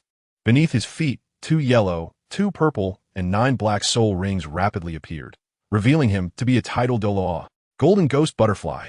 Ghost Butterfly, Douluo. The bronze-masked man's mask glowed with a scarlet bloodlight, and his wings gently flapped. A circular cyclone rose beneath him, allowing him to stand silently in mid-air without a sound. Mo Tianqing's right hand, with its dragon claw, was filled with dark energy flowing and emitting a terrifying aura of destruction. Third soul skill, Dragon King Claw. The man in the bronze mask raised his hand and directly clashed palms with Mo Tianqing, seeking death. Mo Tianqing's eyes shimmered with a brilliant golden light as the Dragon King's claw clashed against his opponent's palm. At the moment of contact, a terrifying energy storm erupted. The man in the bronze mask was sent flying by Mo Tianqing's strike, instantly crashing through the towering stone pillars in the hall, over 100 meters away, and smashing into the stone wall, which immediately showed numerous cracks and fissures. However, the bronze-masked man did not suffer too severe an injury, as most of the force was dissipated by the opponent's flapping wings. Striking a butterfly with the power of a true dragon was powerful yet ineffective. The bronze-masked man raised his arm, and the 7th soul ring on his body lit up. A massive golden magic circle appeared behind him, and a golden ghost butterfly, over 10 meters in size, slowly emerged from the layer of golden ripples, gently flapping its gigantic golden wings. The true form of the martial soul, the ghost butterfly, had descended. At the same time, as the massive golden ghost butterfly flapped its wings, countless golden light spots appeared in the void, suddenly bursting forth into beams of golden rainbows, piercing through the emptiness. These were golden threads shooting out like light, seemingly gentle but harder than any metal, easily penetrating the stone pillars as if a needle were piercing through tofu. The golden threads spanned the void, rapidly attacking in the direction of Mo Tianqing, blocking his path. The 8th soul ring on Mo Tianqing's body lit up, and a huge black vortex suddenly appeared before him, shimmering with cold starlight, swallowing and shattering all the golden threads that shot towards him with overwhelming dominance. The bronze-masked man's palm suddenly clenched, and the golden threads that had not been consumed were abruptly altered in their trajectory, forming an exaggerated curved arc in the void, weaving into a golden spherical net that enveloped him, and then quickly tightened. It aimed to chop him into pieces. Mo Tianqing's eyes suddenly flashed with a golden light, and the 7th spirit ring on his body burst into brilliance. A massive black ripple immediately appeared beneath his feet, resembling a surging black tide. Deep within the black tide lurked a huge black shadow, and a colossal creature swiftly emerged from beneath, gradually revealing its form from the black tide's ripples. Long, jet black. Bony dragon horns adorned a fearsome and jagged head, where a pair of brilliant golden pupils shone, flickering like bright candle flames in the dark domain. Its long and robust neck was covered in black dragon scales that glimmered with a dark light, with a single left arm. The towering dragon body stood at least 100 meters tall, reaching directly to the rock ceiling of the hall, its eyes flickering like candle flames. Locking onto the frail golden ghost butterfly ahead, it opened its mouth and let out a deafening dragon roar, shaking the void. The true form of the martial soul, golden-eyed Black Dragon King. The moment the golden-eyed Black Dragon King descended, a terrifying dragon might spread out, and the dragon wings on its back suddenly unfurled, instantly tearing apart the golden light sphere net, transforming it into countless broken golden threads that fell down. Mo Tianxing stood atop the head of the golden-eyed Black Dragon King. The dragon's wings suddenly trembled, leaving a black shadow in the void. It opened its mouth and unleashed a stream of black flame dragon breath, heading straight towards the golden ghost butterfly ahead. The ninth soul ring on the bronze-masked man suddenly illuminated, and he raised his hand, pointing at Mo Tianxing. His golden hair flew wildly behind him, while the golden ghost butterfly behind him floated in the air. Golden energy gathered in front of its abdomen, radiating golden divine light like octopus tentacles, stirring the void. Mo Tianxing frowned slightly, clearly feeling a strong sense of crisis from the gathering golden divine light. The aura emitted by the opponent's ninth soul skill was extremely strange, enveloped in golden divine light, accompanied by an obscure power that was difficult to articulate, even hard to define. From the confrontation between both sides, the opponent's martial soul was peculiar, seemingly a unique product that blended light and death, two attributes mixed together. The opponent frequently unleashed golden light, which, compared to the dark energy he wielded, made him appear more like an evil soul master. When the Ice Emperor and Snow Emperor saw the special energy contained in the opponent's ninth soul skill, their expressions changed slightly. They immediately clasped each other's hands and released their own domains. As the Eternal Freeze domain and Snow Dance Radiance domain expanded simultaneously, the two domains merged directly. Snow Dance Extreme, Ice domain. The terrifying breath of ice rapidly spread from beneath the feet of the Ice and Snow Emperors, instantly covering the entire hall in ice and snow, with snowflakes drifting down. The bronze-masked man saw translucent snowflakes appearing before him, silently falling from the air. His entire being, along with the golden ghost butterfly behind him, was enveloped in a layer of ice, freezing even the gathering golden divine light. The area, now filled with drifting snow, instantly transformed into a forbidden zone on Earth. Chapter 96. The arrival behind the scenes. The Snow Dance Extreme Ice Domain released its effects not only within the hall. The headquarters of Chiu Ridge beneath the main seat was frozen in an instant by this icy breath. Those evil soul masters, whether they were soul emperors or soul Douluos, were all directly frozen by this terrifying domain. Originally, those watching from the peak of a mountain 3,000 meters away from Chiu Ridge suddenly saw the entire Chiu Ridge being covered in frost. The vegetation on the mountains frozen, exuding a heavy breath of cold. The White Tiger Duke, who was still carefully observing Chiu Ridge, was dumbfounded at this scene, swallowing hard. What happened? Did those three guys who went in earlier cause this commotion? Even Bibi Dong couldn't hide the shock in her eyes upon witnessing this scene. The direct area covered by the frost was probably 10,000 meters wide. What kind of soul skill could spread over such a vast area and freeze an entire mountain? Is this really a level that human power can achieve? What exactly are those two women? The Demon Slayer Douluo and the 1,000 June Douluo were also stunned. The might of changing heaven and earth. Could it be that the two women earlier reached the level of 99 rank ultimate Douluo, comparable to the Grand Offering? Where do they come from? And what is that kid's background? At this moment, Qian Renxue was also numb. She had some guesses in her heart. Having witnessed Sister Binger easily knock away the 96th rank Yuan Jun, knowing how powerful these two sisters were. However, she never expected it to reach such an exaggerated level. This power was too terrifying. Bibi Dong immediately stood in midair, two yellow, two purple for black, and one red massive soul rings gradually appearing beneath her feet. All troops, listen to my command, kill. Bibi Dong's voice echoed in the void as she transformed into a long rainbow, flying towards Chiu Ridge. The Demon Slayer Douluo, the 1,000 June Douluo, and the White Tiger Duke followed closely behind, with the Soul Emperors and Soul Saints behind them following the Pope and titled Douluos, transforming into a long rainbow heading towards Chiu Ridge. Deep beneath Chiu Ridge, in the main hall of the cult leader, the bronze-masked man's pupils froze at the last moment. He never expected that the little minion he had overlooked all along could unleash such power, directly sealing him with one move, freezing even his soul power. There was no time for him to think. The black-eyed golden dragon king beneath Mo Tianqing engulfed him in a breath of black flame. At the same time, Mo Tianqing flew close and struck again with his dragon king's claw, shattering the ice on the bronze-masked man's face. The bronze mask on his face exploded, sending bronze shards flying and revealing a pale face. The golden-eyed black dragon king directly smashed the martial soul body behind him into fragments of light rain, and Mo Tianqing seized the opponent's neck with one hand. The golden long hair behind the bronze-masked man quickly dimmed, the gold fading and turning back to black hair. Falling down, his eyes dull and lifeless. "Where is Yi Huangying?" Mo Tianqing's golden eyes fixed on him, his voice cold as ice. The soul power within the evil soul master cult leader's body, including his limbs and internal organs, was completely frozen by the ice, yet he was still not dead.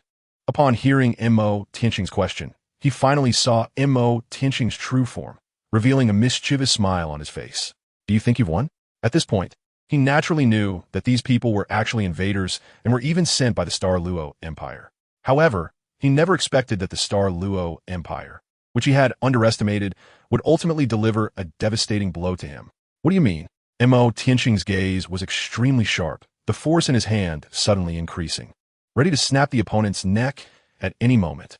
Behind Mo Tianqing stood the true form of the golden-eyed Black Dragon King, and at this moment, the Ice and Snow Emperors also shed their disguises, revealing their true forms, appearing behind Mo Tianqing. Mo Tianqing became even more wary upon hearing the other party's words. He had never let his guard down for a moment. The stronghold of the evil soul master was never his concern. What he truly feared was the infiltration from the abyssal plane. "You will know soon enough. And there's also the right protector that you have overlooked, ha ha ha." The bronze-masked man laughed wildly, and his entire body radiated a faint golden glow. Mo Tianqing acted decisively, directly twisting the opponent's neck, and the opponent's body instantly transformed into streams of light and rose into the sky. The Snow Emperor immediately took action, with icy winds howling past, but could not stop those rays of light.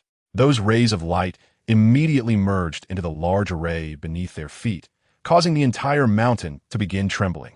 Mo Tianqing's expression changed. If this mountain were to collapse, wouldn't he be buried alive? He quickly decided to leave. With a powerful flap of his dragon wings, Mo Tianqing transformed into a streak of light, taking the Ice and Snow Emperors with him as they flew rapidly towards the exit. Massive rocks fell from the sky, but Mo Tianqing easily shattered them with one hand as he pulled the Snow Emperor along, escaping quickly. When they rushed out from the depths of the platform, they saw that the original blood soul great array in the center of the platform had been shattered into pieces. But standing in the middle of the array was a figure in a black robe. The figure's face was concealed by black cloth, revealing only a pair of golden eyes that quietly watched Mo Tianqing and the other two as they fled to this place. Mo Tianqing was stunned when he saw the other person's golden eyes. The right protector? The other party also had golden eyes and exuded A. Is this the reason why those evil soul masters mistook him for someone else? Mo Tianqing's palm transformed into a dragon and struck fiercely, intending to directly crush the opponent. "Be careful," the Snow Emperor said, once again casting the Snow Dance eternal freezing domain with the Ice Emperor. The terrifying breath of ice enveloped the black-robed man at the center of the altar. Anyone affected by this domain, as long as they were not a divine being, would face significant restrictions. Mo Tianqing took the first move, while the Snow Emperor was ready to unleash the Imperial sword, Ice Extreme unmatched at any moment. When Mo Tianqing struck with his palm, a dense blood-colored energy shield naturally formed around the opponent, blocking Mo Tianqing outside.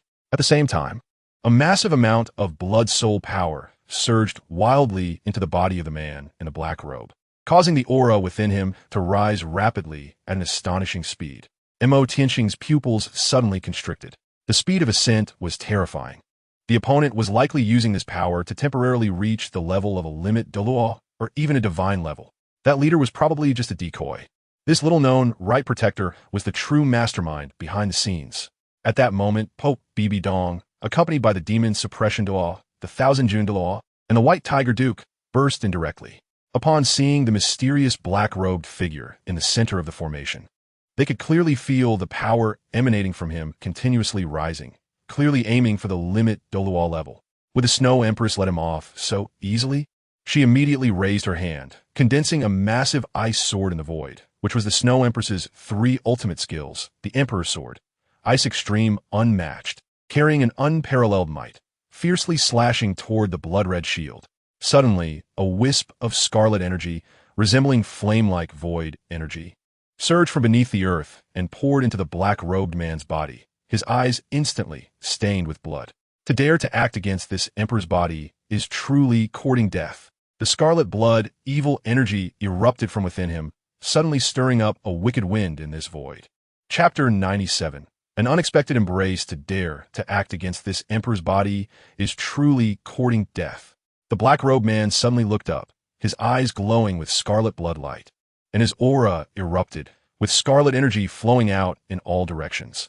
The Emperor's sword, suspended in mid-air, emitted an extremely terrifying pressure, seemingly capable of splitting heaven and earth, rushing toward him with overwhelming icy power. The crimson-eyed man in the center of the altar immediately raised his hand into a claw, conjuring a massive blood hand formed from dense blood mist in mid-air, directly colliding with the incoming Emperor's sword. The breath of cold ice and the scarlet energy intertwined, and the terrifying energy from the collision of the red and white forces turned this place into a dead zone, with chaotic energy currents wreaking havoc in the void, tearing apart the earth and mountains. As soon as the tidal Douluo led by Pope Bibi Dong entered this area, they immediately witnessed the tumultuous waves caused by the clash between the Snow Empress and the mysterious man. The 2 powerful forces of white and red directly tore through the mountains, with 2 beams of light piercing through Chiu Ridge, breaking through the mountaintop and penetrating the sky. The Ice Emperor summoned the icy power within, his entire being radiating coldness, his eyes flashing with emerald green cold light. He instantly unleashed the Ice Emperor's fury, raising his hand and wrapping it with ice blue energy, attacking the black-robed man to relieve Snow's worries. The entire Chiu Ridge trembled on the verge of collapse due to their battle. Faced with the current situation, those soul masters who had reached the 7th ring and above immediately activated their martial soul true forms and quickly fled outside the mountain. If they did not leave now, they would surely be buried alive on the spot. Even if their cultivation reached levels 70 or 80, the power of their physical bodies was still limited. Although they would not directly perish, they could very likely be crushed to pieces by falling rocks.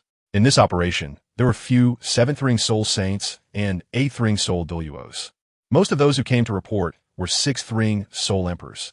In the close-range confrontation between the 2 limit Douluo levels, they were as fragile as ants, easily blown away by the aftermath of the battle. Faced with the impending collapse of the mountains, it was almost certain they could not escape, but they still retreated repeatedly, their eyes filled with horror. Mo Tianxing stepped on the towering 100-meter golden-eyed Black Dragon King, which suddenly appeared beside them. "I'll hold the rear. You all hurry and evacuate." During Mo Tianxing's speech, he simultaneously spread his dragon wings of the sky, bringing down the falling rocks from the heavens. The Soul Masters stared blankly at the black giant dragon coiled around Mo Tianxing, and immediately rushed towards the exit under his protection. With Mo Tianxing's shelter, those 6-ring soul emperors suddenly saw hope and quickly retreated in the direction of Mo Tianxing. Hope Bibi Dong looked at the mysterious figure in a black robe shrouded in crimson blood energy at the center of the altar, who was currently engaged in a fierce battle with the Snow Emperor, with the 2 Ice and Snow Emperors working together against their foes, both sides evenly matched. This mountain cannot hold out much longer. It is not suitable to stay here. Even if their cultivation levels reached the 96th level title Douluo, they could not escape unscathed in the face of a mountain collapse. "We should leave this place first," Bibi Dong said, and immediately led the demon-suppressing Douluo, Qianjun Douluo, and Duke White Tiger to fly towards Mo Tianxing's direction. In midair, Bibi Dong intended to take Mo Tianxing with her, but ended up grasping at nothing in front of him, which surprised her somewhat. "You all go first." Mo Tianxing's figure quickly coalesced from the state of dark energy, clearly having used special means to evade Bibi Dong's grasp earlier. Mo Tianxing stared intently at the central altar, where the Ice and Snow Emperors were battling against the blood-red figure. He activated his breath simulation while also accumulating strength, preparing to charge forward for a fight once these people retreated. The Ice Emperor and Snow Emperor were not incapable of suppressing each other. It was just that in their human forms, they could not exert their true power. Mo Tianxing was only thinking about waiting for Bibi Dong and the others to leave so that the Ice and Snow Emperors could unleash their full strength and quickly suppress their opponent. Bibi Dong was truly infuriated by Mo Tianxing. How could there be such a reckless and irritating person? A mere six-ringed soul emperor like you should have long hidden away in such a battle. What are you doing here, meddling? Bibi Dong immediately ordered the demon sling Douluo and the others to retreat outside the mountain, while she flew towards Mo Tianxing. If it weren't for the fact that this guy was someone her daughter liked, she would have long since disregarded him. I'll take you away from here first, Bibi Dong said as she approached Mo Tianxing. Mo Tianxing was about to make a move when he noticed Bibi Dong flying towards him from behind. Why did she turn back again? Mo Tianxing was stunned by this scene. Your Holiness, what are you doing? You just need to step back obediently. Why are you here? If you don't leave, how can the Ice Emperor and Renxue unleash their full power? The soul avatar from the abyss was also furious. It had descended from the abyss plane into this body, using the power of 128 blood soul beads to reach the strength of a limit Douluo. Logically, as long as it avoided the world's divine priests, it could sweep through the powerful enemies of this world. However, it never expected that as soon as its consciousness descended into this body, it would be firmly suppressed by the two women before it, unable to escape at all. Since it couldn't defeat these two women, it decided to kill the two smaller ones. A pair of enormous blood-red bone wings sprouted from behind the crimson deity, and with a flap, it transformed into a bolt of blood-red lightning heading towards Mo Tianxing. Even though the Ice and Snow Emperors reacted immediately and transformed into streams of light rushing towards Mo Tianxing, this place was collapsing, and it was too narrow. They couldn't catch up in time. Bibidong's heart tightened even more at this scene. If Mo Tianxing were to be harmed by the power of this limit Douluo, wouldn't he directly perish? Looking at the crimson deity charging towards him, a glint of cold light flashed in Mo Tianxing's eyes. Did they really think he was a soft persimmon? Mo Tianxing, while utilizing breath simulation, simultaneously unleashed the Black Domain and the Life Domain, while maintaining the true form of the golden-eyed Black Dragon King martial soul. His left palm radiated a verdant life light, and the sword of living beings quietly appeared in his hand, with its emerald blade surrounded by 4 green soul rings. The twin martial souls appeared at the same time. At the same time, Mo Tianxing's 8th soul ring suddenly lit up, and a deep vortex black hole with a diameter of over 10 meters appeared before him, emitting a chilling gleam. All of this was hidden under the divine skill of breath simulation, making it invisible to outsiders.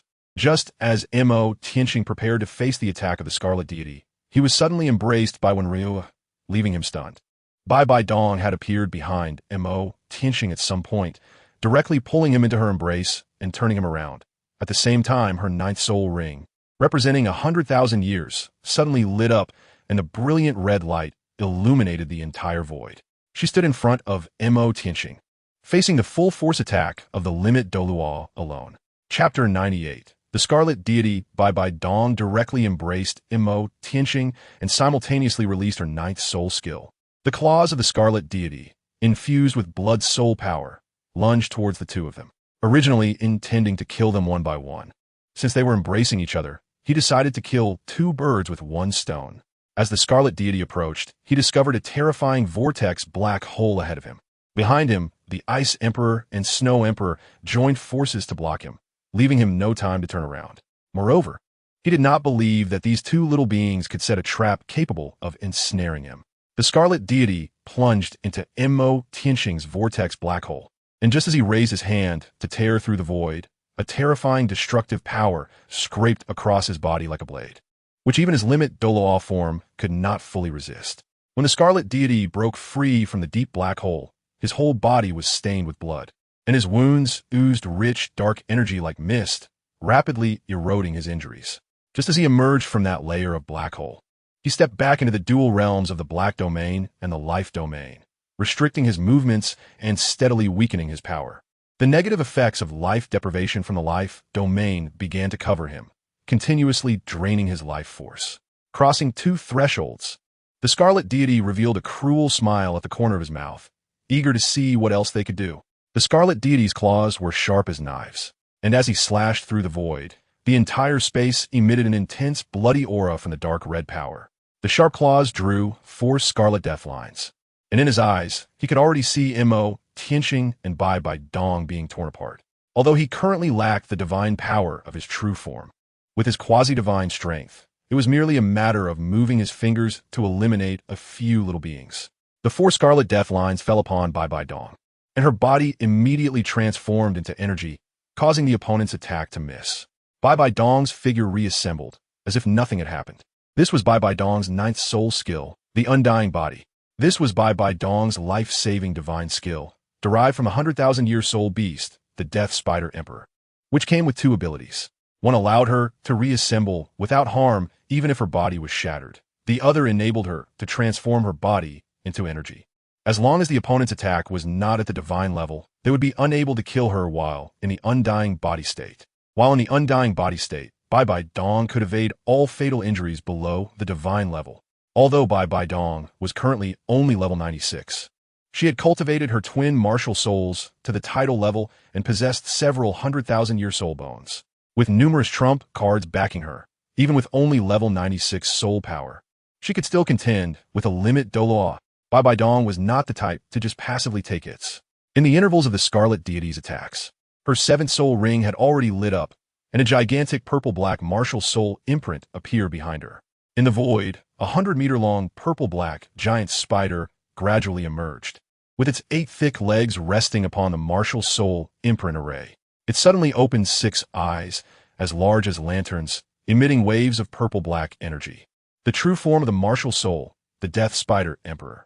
A trace of scarlet blood flashed in Bai Dong's eyes, and the blood-red aura of the killing god suddenly erupted from her body. The cold and piercing aura of the killing god enveloped the Scarlet Deity. At that moment, Bai Dong appeared like a high and mighty killing god, pronouncing death upon the rebellious deity.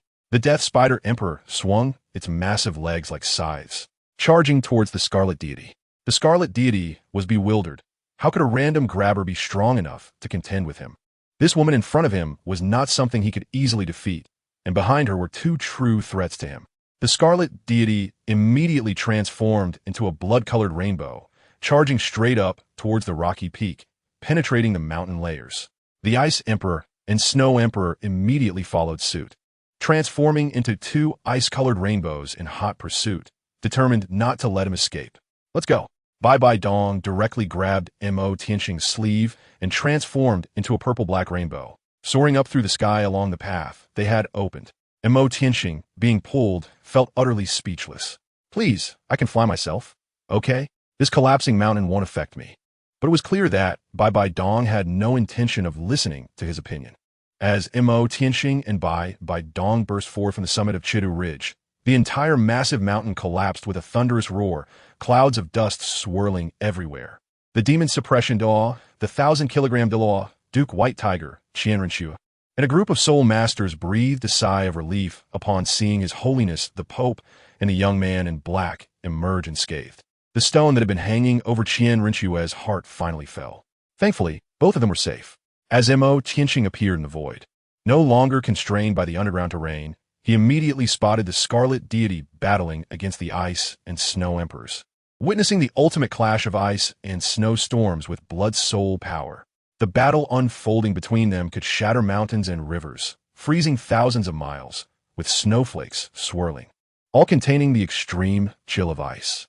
Even the Demon Suppression Douluo and the 1,000-kilogram Douluo dared not approach too closely in the face of such a terrifying battle. In the fierce clashes between such unparalleled powerhouses as the Limit Douluo, the 2 level 96 attack-type title Douluos were simply insignificant. Moreover, on their side, the 2 mysterious women were overpowering that evil soul master, who was determined to escape. After Bai Dong placed Mo Tianxing in the void, she said, "Go stay with Shuer." After speaking, Bai Dong immediately turned to support the Ice and Snow Emperors. Qian Renxue manifested 6 golden wings behind her and flew into the sky, worriedly approaching Mo Tianxing. Mo Tianxing gently hugged her and then let go. "You stay close to a few seniors, don't move around. Leave that side to us, trust me." As Mo Tianxing spoke, he directly revealed the 8 enormous soul rings on his body. Yellow, yellow, purple, black, black, black, black, black. This scene stunned Qian Renxue, and the people below were even more dumbfounded. Didn't he just have 6 rings of cultivation before? How did he suddenly become an 8-ring soul Douluo? It was already extraordinary to reach 6-ring soul emperor before the age of 20. Yet this guy actually became an 8-ring soul Douluo before turning 20? How is that possible?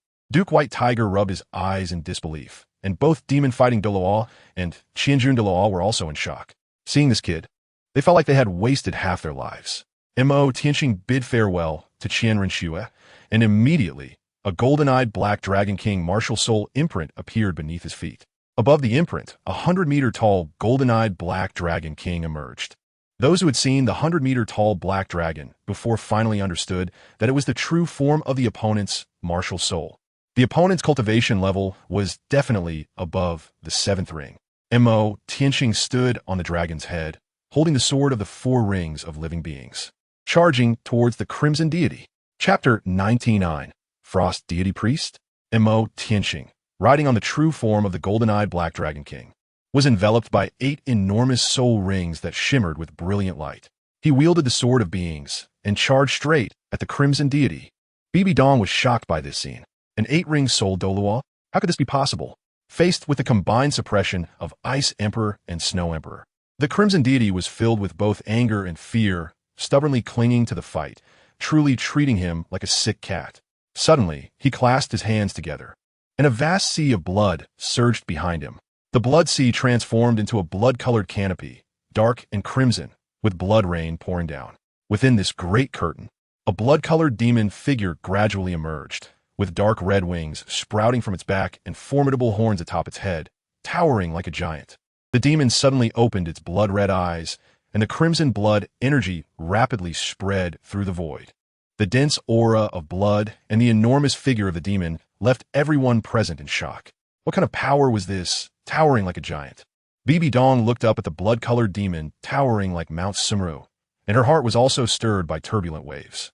The opponent had no visible soul rings, which didn't resemble a martial soul's true form, yet possessed terrifying strength capable of destroying the heavens and the earth, comparable to a level 99 limit Douluo. Where did he come from? Seeing this scene, the Snow Emperor's eyes flashed with a hint of cold light, and a blizzard swept through the air, with glistening snowflakes falling with the icy wind. The Snow Emperor transformed into a towering figure 100 meters tall. As she descended, snowflakes danced across the entire region, and the cold wind howled. She stood like a deity descended from the heavens, protecting Mo Tianxing and others behind her. Her white hair flowed in the void, and her sky-blue eyes seemed to see through everything. Her white dress fluttered, resembling a spirit in the wind and snow. That was truly the Snow Emperor's true form. In human form, she could not unleash her full strength. Although this place was not an ice field, the eternal snow domain created in conjunction with the Ice Emperor was sufficient to form the environmental conditions of an ice field. In front of the towering blood-colored demon, the Snow Emperor's 100-meter-tall figure looked like an ordinary human standing before a giant. Mo Tianxing felt a stir in his heart and immediately simulated his aura to envelop the Snow Emperor. Under the Snow Emperor's feet rose 9 massive soul rings, 8 black and 1 red. At this moment, the 7th soul ring was flashing with a pitch-black luster, resembling a black sun. Everyone present was completely stunned by the tall figure of the Snow Emperor, bringing immense shock to their hearts. It was as if the frost goddess had descended, and the impact was utterly unparalleled. Qian Renxue stared blankly at the Snow Emperor's back, her gaze vacant, hardly able to believe it. When Bibi Dong saw this scene, even she couldn't conceal her inner shock. The configuration of 8 black and 1 red soul rings. She knew much more than others. There were only 2 possibilities for achieving such a soul ring configuration in this world. One was to possess twin martial souls like her, where this person's second martial soul could naturally have the first 4 rings enhanced with 10,000-year soul rings, which could be absorbed by hunting 100,000-year soul beasts. How rare are twin martial souls? Throughout history, there has only been one example, which ultimately ended in self-destruction due to unable to bear too many soul rings. She should be the pioneer of twin martial souls, which are nearly unique in the world. The other possibility is that of a divine priest serving a deity. Divine priests can enhance the age of soul rings in divine trials and possess the more mysterious divine given soul rings. Qian Douluo of the Douluo Hall is precisely a divine priest, also possessing the configuration of 8 black and 1 red soul rings. a level 99 ultimate Douluo. The strength displayed by the white-haired woman before them was undoubtedly at the level of a 99 ultimate Douluo, with her powerful cultivation starkly contrasting her youthful appearance. If she were a divine priest, then everything made sense. Her ageless appearance, the ultimate power of ice and snow, and the terrifying strength of an ultimate Douluo. All the evidence pointed to the fact that she was a divine priest. Moreover, she was a divine priest serving the frost goddess. Bibi Dong's gaze towards the snow emperor changed. Divine priests cannot inherit divine positions. Her appearance was likely to seek out the inheritor of the frost goddess in the world. As for why she followed Mo Tianqing, the secret remained unknown. Naturally, the Ice Emperor would not let the Snow Emperor face a formidable enemy alone, and she immediately transformed back into her true form. On the ice and snow-covered ground, there suddenly appeared an ice-blue Emperor Scorpion, whose size was over 100 meters. Mo Tianqing immediately simulated the same configuration of 8 black and 1 red spirit rings for her. The 7th black 10,000-year spirit ring flickered with a dark luster, disguising it as her true martial spirit. The people present were already numb upon seeing the Ice Emperor's spirit ring configuration. They indeed regarded the ice-blue Emperor Scorpion, which emitted a terrifying icy aura, as her true martial spirit. The ice-blue Emperor Scorpion radiated a dreadful, icy presence, reminiscent of an ancient ferocious beast that spanned across time. 8 black and 1 red, once again challenging people's perception of spirit ring configurations. The Demon Suppression Douluo and the 1,000 Jun Douluo, being offerings of the Spirit Hall, naturally knew the spirit ring configuration of the grand offering Qian Douluo, and understood that it was obtained by those who accepted and successfully passed the divine examination. No wonder these 2 women possessed the strength of ultimate Douluo at such a young age. If it involved deities, then everything made sense. The previously aloof, white-haired woman should be a deity priestess, while the green-clad woman should be some kind of mountain guardian beast. Oh no, she was more like an offering similar to a guardian beast. After all, she was human. But the aura of that ferocious beast always unintentionally led them to think of guardian beasts, which they couldn't be blamed for. If the Ice Emperor knew their thoughts, she would definitely turn around and kill those 2 old geezers first. Although Bibi Dong was equally shocked at this scene, the current situation did not allow for any slack. She immediately used her 7th soul skill, True Body of Martial Spirit. Behind her, a massive Death Spider Emperor, 100 meters in size, emerged from the purple-black martial spirit imprint. Her Death Spider Emperor was known as the king among insect-type martial spirits. And after absorbing a 100,000-year Death Spider Emperor spirit ring and spirit bone, her martial spirit was further enhanced, exhibiting tremendous oppression against other insect-type martial spirits. As a result, her Death Spider Emperor true form actually showed signs of fear when facing the ice-blue Emperor Scorpion that the Ice Emperor had transformed into, even wanting to submit. The suppression from the martial spirit transmitted through to Bibi Dong's own perception, causing her to feel a chill down her back. How could this be? Bibi Dong was also greatly astonished. Her Death Spider Emperor was already a top-tier martial spirit, a kingly existence among insect-type martial spirits, having absorbed the terrifying pressure from the 100,000-year Death Spider Queen. Under such circumstances, how could anyone's true martial spirit exert such great pressure on her? Even if the opponent had also absorbed a 100,000-year Ice-Blue Emperor Scorpion, they should at most be wary of each other. Bibi Dong looked down at the transforming Ice Emperor, her eyes flickering, not knowing what she was thinking. Chapter 100. Art is Explosion. The Ice Emperor and Snow Emperor teamed up to battle the Blood Demon God. With the energy waves generated from the clash of icy storms and blood soul power sweeping across the 9 heavens, snowstorms ravaging the mountains. Even though the opponent was a deity's avatar and possessed immense powers, under the joint suppression of the Ice and Snow Emperors, they were continuously pushed back, suffering severe injuries. And behind them, Bibi Dong and Mo Tianqing were coordinating to provide auxiliary attacks. Although Bibi Dong only had a soul power of level 96 in a full explosive state, she could reach the level of a 98 ultimate Douluo, still able to contend with the level of ultimate Douluo. Although Mo Tianqing is only an 8-ring soul Douluo, with the support of his twin martial souls and 2 major domains, wielding the semi-divine life sword, he can still inflict some damage on the Scarlet Deity's body, which is at the level of a limit Douluo. The Scarlet Deity, in a state of utter disarray, looked at the 4 people attacking him with eyes filled with rage. He summoned the blood-colored demon behind him to raise its gigantic hand, instantly sealing off the void. Even the Ice Emperor, who also possesses the strength of a limit Douluo, was temporarily confined, let alone Mo Tianxing and Bibi Dong, who were both immobilized in an instant. The Scarlet Deity had no time to deal with the three of them.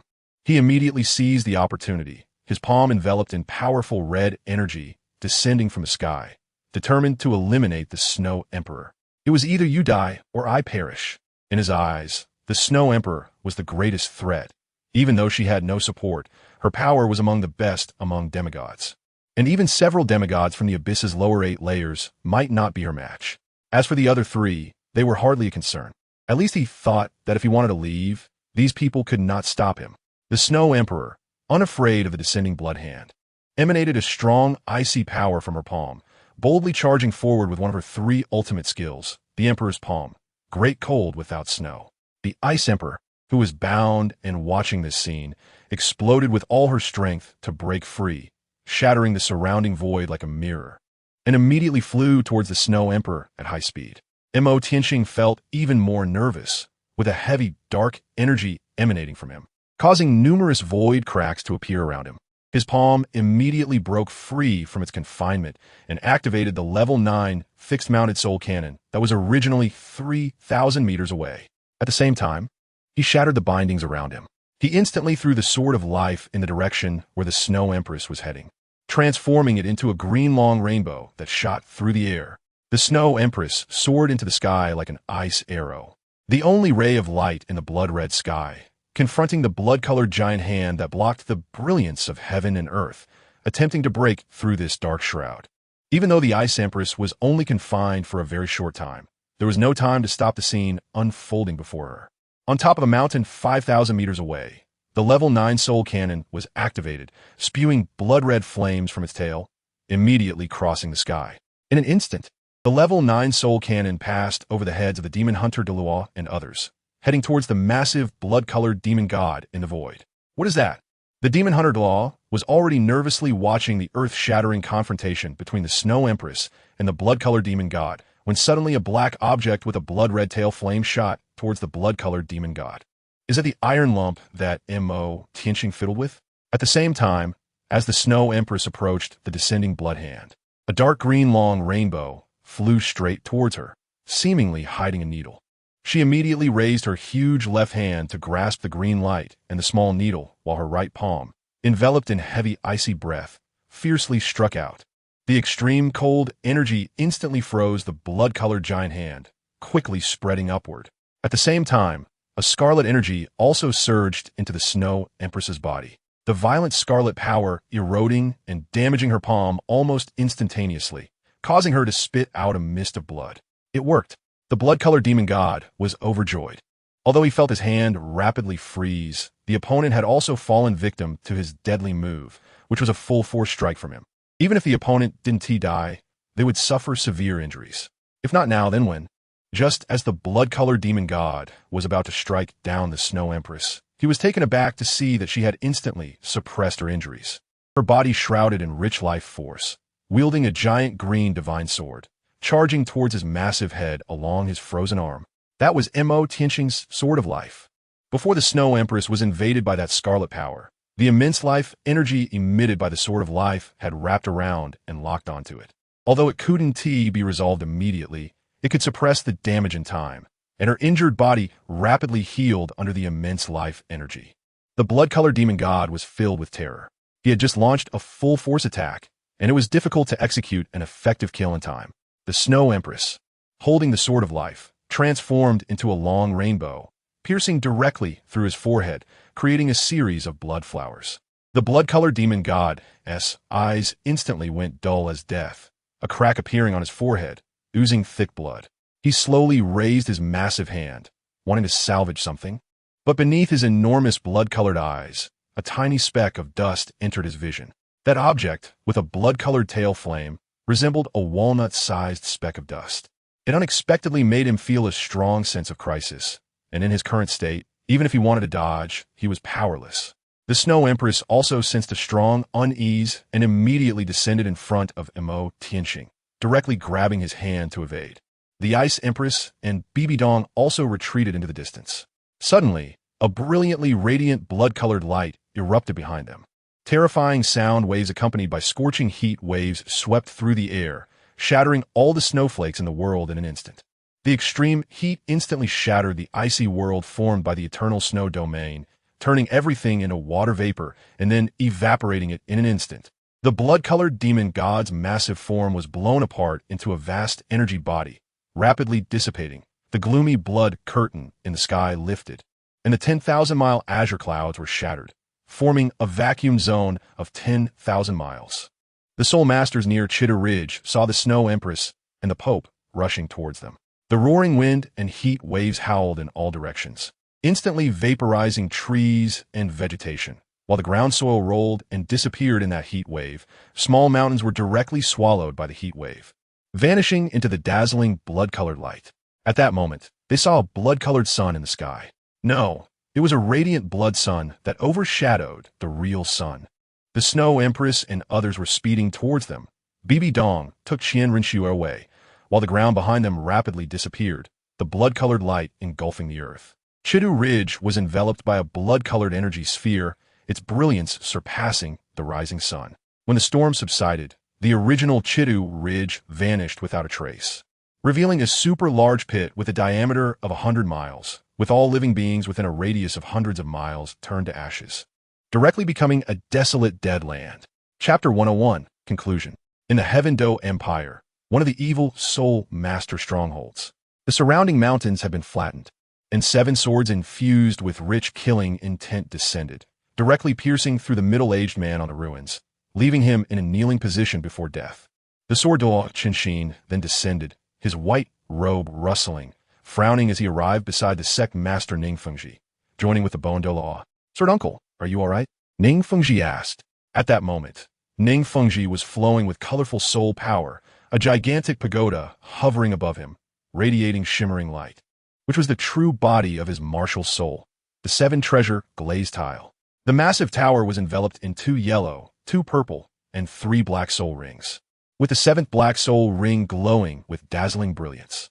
He had witnessed the previous battle.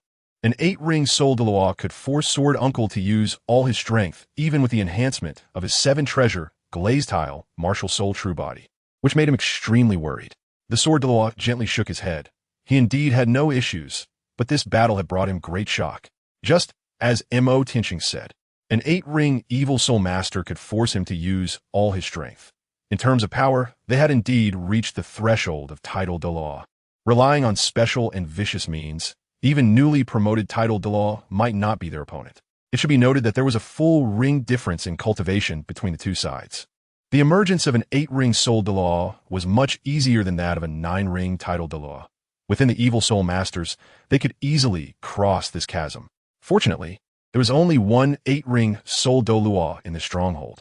If a 9-ring title evil soul master appeared, one could only imagine how terrifying their strength would be. Thinking of this, the Sword Douluo couldn't help but feel some trepidation. I wonder how the Blue Lightning Tyrant Dragon family is faring. Ning Fengji looked up towards the distance. The intelligence on their side did not specify the appearance of an 8-ring evil soul master, but it had still emerged. The other strongholds were likely facing similar situations.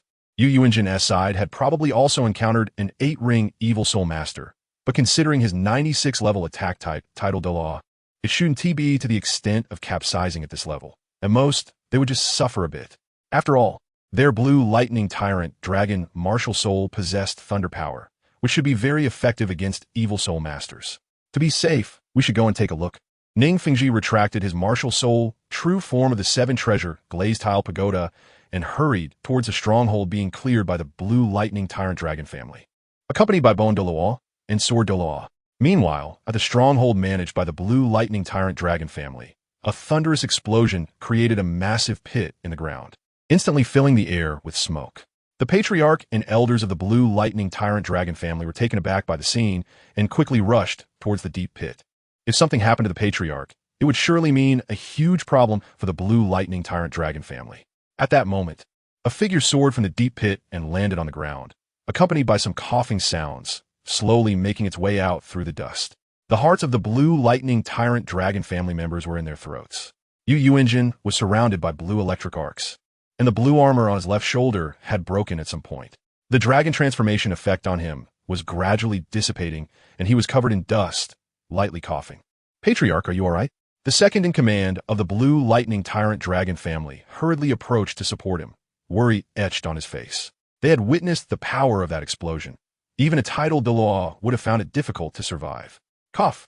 I'm fine. Yu engine waved his hand, indicating that he wasn't that fragile. Damn it, what kind of monsters are these? 8 rings can contend with me, and when they realize they can't win, they drag me down with them and self-destruct. They're completely insane. If such a group continues to wreak havoc on Douluo continent, it will surely lead to chaos and suffering for the people. It's good to eliminate them in time. I wonder how the others are faring. Fortunately, Qian had mobilized everyone to ensure there was at least one titled Douluo at each stronghold. He had initially thought it was excessive and unnecessary. Now it seemed that it was indeed the most correct approach. If a group of soul Douluo had handled this stronghold, it would have likely resulted in total annihilation, with no return. The titled Douluo under the Tiando royal family was somewhat weaker, with only 94th level soul power, and their martial soul was not top tier, being the title Douluo Maniub. Although Maniub Douluo couldn't kill the 8-ring evil soul master in a short time, he could at least hold them off. Before long, he was joined by 2 titled Douluo reinforcements from the Spirit Hall, namely Ju Douluo Yuan and Ghost Douluo Gue Mei. Under the combined efforts of the 3 titled Douluo, the 8-ring evil soul master was quickly overwhelmed and ultimately crushed by Maniub Douluo's martial soul true form with a powerful move. Maniub Douluo expressed his gratitude to Ju Douluo and Ghost Douluo. Of course, he was unaware that these 2 titled Douluo from the Spirit Hall had arrived much earlier and had been watching the unfolding drama for some time. When they realized that the 8-ring evil soul master had no chance of defeating Maniub Douluo in a short time, mainly due to his thick skin, they could only step in to clean up the mess. After all, the task assigned by the Pope was to eliminate the evil soul master's stronghold without leaving any loose ends. I wonder how things are going on the Pope's side. Ju Douluo pondered, one hand on his waist and the other supporting his chin. Meanwhile, within the territory of the Star Luo Empire, Mo Tianxing and his group retreated to the lakeside forest more than 100 miles away, while battling the blood-colored demon god. The Snow Emperor was invaded by the Crimson Power and sustained serious injuries. Mo Tianxing was healing Shui Di using the soul skill and domain of the Sword of Living Beings after she swallowed the ice essence of 10,000 years. Ice Emperor stood by her side. The once dignified Pope Bibi Dong now had her dress edges slightly scorched, but fortunately, Qian Renxue, whom she protected, was mostly unharmed. As for the demon spirit Douluo and the Qianjun Douluo, they were naturally fine, and they had also brought those soul masters up with them to avoid suffering from the aftermath of that explosion. That scene left a profound impression on them. Even more shocking than the battle between Shui Di and the colossal blood-red demon god, Duke White Tiger would never forget the terrifying red sun that rose. The explosion's power posed a significant threat even to him, a titled Douluo. Had it been close enough, he might have perished instantly. If that explosion had occurred in the imperial capital of their Star Luo Empire, could they really have stopped it? Chapter 102, Son of Fortune, Son of God, Abyss Plane, Level 108. Towering palaces stood atop the clouds, dominating the sky. Beneath the throne of the palace, a deity knelt on one knee, while atop the supreme throne sat a magnificent emperor. The Black Emperor was draped in a black robe covering his entire body, with broad shoulders flaring out. Translucent white hair cascading down, a face like a crown jade, handsome in appearance, and his pure black eyes seemed to gaze into the abyss. The terrifying pressure emanating from the Black Emperor on the throne could distort the void, making the deity below not dare to raise their head. This was the Lord of the Abyss Plane, the Abyss Saint Lord, a first-level deity. The deity kneeling below to report was the Crimson Deity who had used the gap connecting the Abyss Plane and the Douluo world to send a soul avatar to the Douluo world at Chitta Ridge. His true identity was the Demon Emperor, master of the 4th level of the Abyss Plane, the Abyssal Demon Kue. Now, the first powerful avatar sent to the Douluo world had not yet established a stable interdimensional passage before being killed by the inhabitants of that world upon arrival. He would truthfully report his encounters in the Douluo world. It seemed that the people of the Douluo world had sensed their presence beforehand. Before he had truly descended into the Douluo world, they had launched a devastating strike against their headquarters, even directly mobilizing 299 level limit Douluo divine priests. If it weren't for facing the siege of 2 limit Douluo and his soul not yet fully adapting to the cultivation of that body, Even if one limit Douluo were absent, he could have easily escaped from that white-haired woman, Xiu. The Abyss Saint Lord pondered for a moment about the ice goddess priest. He was uncertain if the Douluo world was being watched by deities from the god realm. The ice god was at most a second-level deity in the god realm, as long as it was a divine, king-level existence. Even a first-level deity would only pose a threat, and his own strength far exceeded that of an ordinary first-level deity. The sea god from back then could summon the power of the ocean in the Douluo continent, but that only severed the connection between the two worlds. It didn't mean he was inferior. The fact that the divine priest could arrive in time didn't necessarily mean those beings from the god realm were watching. It was too coincidental that he was targeted right after connecting with the Douluo world, regardless of whether it was possible or not. Even if it were true that he was being watched by the god realm, he still intended to swallow the Douluo world. That world had produced several first-level deities and left behind various divine legacies. It was a treasure trove, especially during a period without deities stationed there. And he certainly wouldn't give it up. I understand. You may withdraw, said the Abyss Saint Lord. The Demon Emperor immediately breathed a sigh of relief and hurriedly exited the temple, secretly thankful that the Saint Lord had not imposed punishment. However, he truly did his best that time. Even if other deities had come to lay out plans, they would likely have met the same outcome. Watching the Demon Emperor leave, the Abyss Saint Lord supported his chin with one hand. The base previously constructed had been uprooted, and further infiltration into the Douluo world needed to be reconsidered. These deities from the Abyss Plane could not invade the Douluo world before the interdimensional passage was fully opened. Otherwise, he would have struck with thunderous force long ago. Fortunately, a batch of native seedlings had been sent from the Douluo world earlier. Those natives would not be constrained by the rules of the Douluo world. Cultivating them might prove useful. With that thought, the Abyss Saint Lord rose from the supreme throne and turned to walk into the deep, dark palace. This Douluo world, I will swallow it. Douluo world, Star Luo Empire. Mo Tianxing helped the Snow Empress remove the crimson power within her, and from then on, he fell into seclusion. During this time, Mo Tianxing and his companions received news from various forces that they had successfully swept through strongholds. At the same time, a piece of information about the evil Soul Masters quickly swept through the top forces in the Soul Master world. Major forces obtained a terrifying piece of news from the captured evil Soul Masters. The power that granted these evil Soul Masters their martial soul mutations comes from another world. Beyond the Douluo world, there is a realm of the Abyss, which has now established contact with the Douluo world. It won't be long before the Master of the Abyss realm descends, and when that happens, it will surely invade the entire world. Those captured evil Soul Masters appeared almost mad, fervently worshipping the unknown Master of the Abyss, firmly believing that their master would come to save them. At the same time, they revered Chiu Ridge as a holy place, expecting a deity to manifest. A deity manifesting? This sounded a bit far-fetched, but for those Soul Masters who experienced that ultimate battle in Douluo, it was a sight they witnessed firsthand, a miracle manifesting. The blood-colored demon god that obscured the sky unleashed a storm of bloodshed, ultimately being slain by two frost deities priests, the Pope and Mo Tianxing working together. After that divine battle, the Soul Masters who participated in the battle at Chiu Ridge almost regarded the Snow Empress as the Frost Goddess. News about the Ice and Snow Emperors quickly spread to the major forces. The configuration of 8 black and 1 red soul rings is truly terrifying. It can almost be certain that the 2 of them come from the land of the Frost deity's inheritance. No wonder they could easily repel the 96th level assault type Blue Lightning Tyrant Dragon sect Master Yu Engine. Yu Engine became popular again. Whenever people talked about the Ice and Snow Emperors, they would mention his defeat. Yu Engine expressed his frustration. The battle of that ultimate naturally spread from the demon-slaying Douluo and the 1,000 June Douluo to Qian Douluo's ears.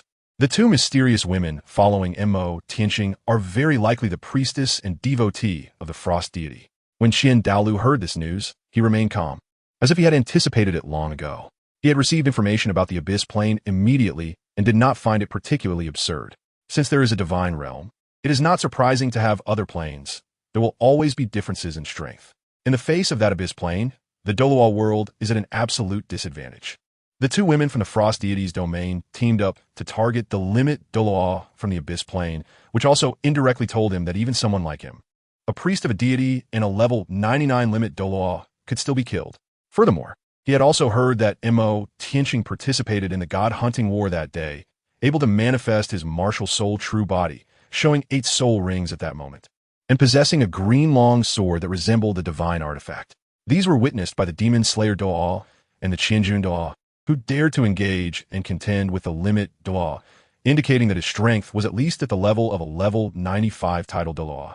What exactly is his background that allows the two priestesses of the frost deity to protect him closely? And how could he reach the 8th ring cultivation before the age of 20 while also possessing something akin to a divine artifact? No one in the Douluo world could achieve this. Is he the child of destiny born to counter disasters, or the son of a deity from the divine realm? Chapter 103. Promotion and Titles. The high-ranking officials of the Soul Master world are overwhelmed by the situation in the Abyss Plane. The more information they gather, the more anxious they become, and they feel increasingly desperate about the current situation. The Abyss Plane has living deities, and the number and quality of title level powerhouses far exceed those of the Douluo continent. In the face of such an invasion, the power of the Douluo world cannot compete at all. Where exactly is that so-called two-realm passage, and what level has it reached? Can it be blocked? They have no idea. They can only place their hopes on Mo Tianqing. They all know that the priestess of the frost deity is incredibly strong, almost invincible beneath the level of a deity. Mo Tianqing surprisingly had two extreme Douluo's divine priests following him. This raised widespread discussions across various circles about his origins. As for the matter of the level 9 soul guidance cannon set up outside Chiu Ridge, it was suppressed by the Pope and the royal family of the Douluo Empire. They did not want the outside world to know about the existence of such a devastating weapon. Bibi Dong was deeply shocked by the power of the soul guidance cannon. She had experienced its power up close, and it was more terrifying than the 9th spirit skill of most title Douluo. At a close enough distance, it could definitely deliver a fatal blow to title Douluo below level 95. Even title Douluo above level 95 would be severely injured if hit at close range, if not killed. Since she saw the soul guidance cannon that could threaten a 5-ring soul king, she had worried whether the other party could develop a cannon that could threaten a 6-ring soul emperor or a 7-ring soul saint. That was just a guess. Even if it could be manufactured, it would most likely require a lot of time for research and development. No matter how much effort was put in, there had to be a gradual process. A soul guidance cannon that could threaten a 6-ring soul emperor or a 7-ring soul saint would probably take a long time to achieve. What surprised her was that Mo Tianqing directly jumped over the targets of the 6-ring and 7-ring and managed to create something that could harm title Douluo. It was difficult to say which was more dangerous in comparison, the evil soul masters or this weapon. However, if this technology is applied well, it will play a crucial role in resisting the invasion of the Abyss Plane in the future. Meanwhile, the main character of this incident, Mo Tianqing, was attending a celebratory banquet in the Douluo Empire's royal palace. The Snow Empress's injury had almost healed, and he, along with the Ice and Snow Emperors, Qian and Renxue, temporarily stayed in the Douluo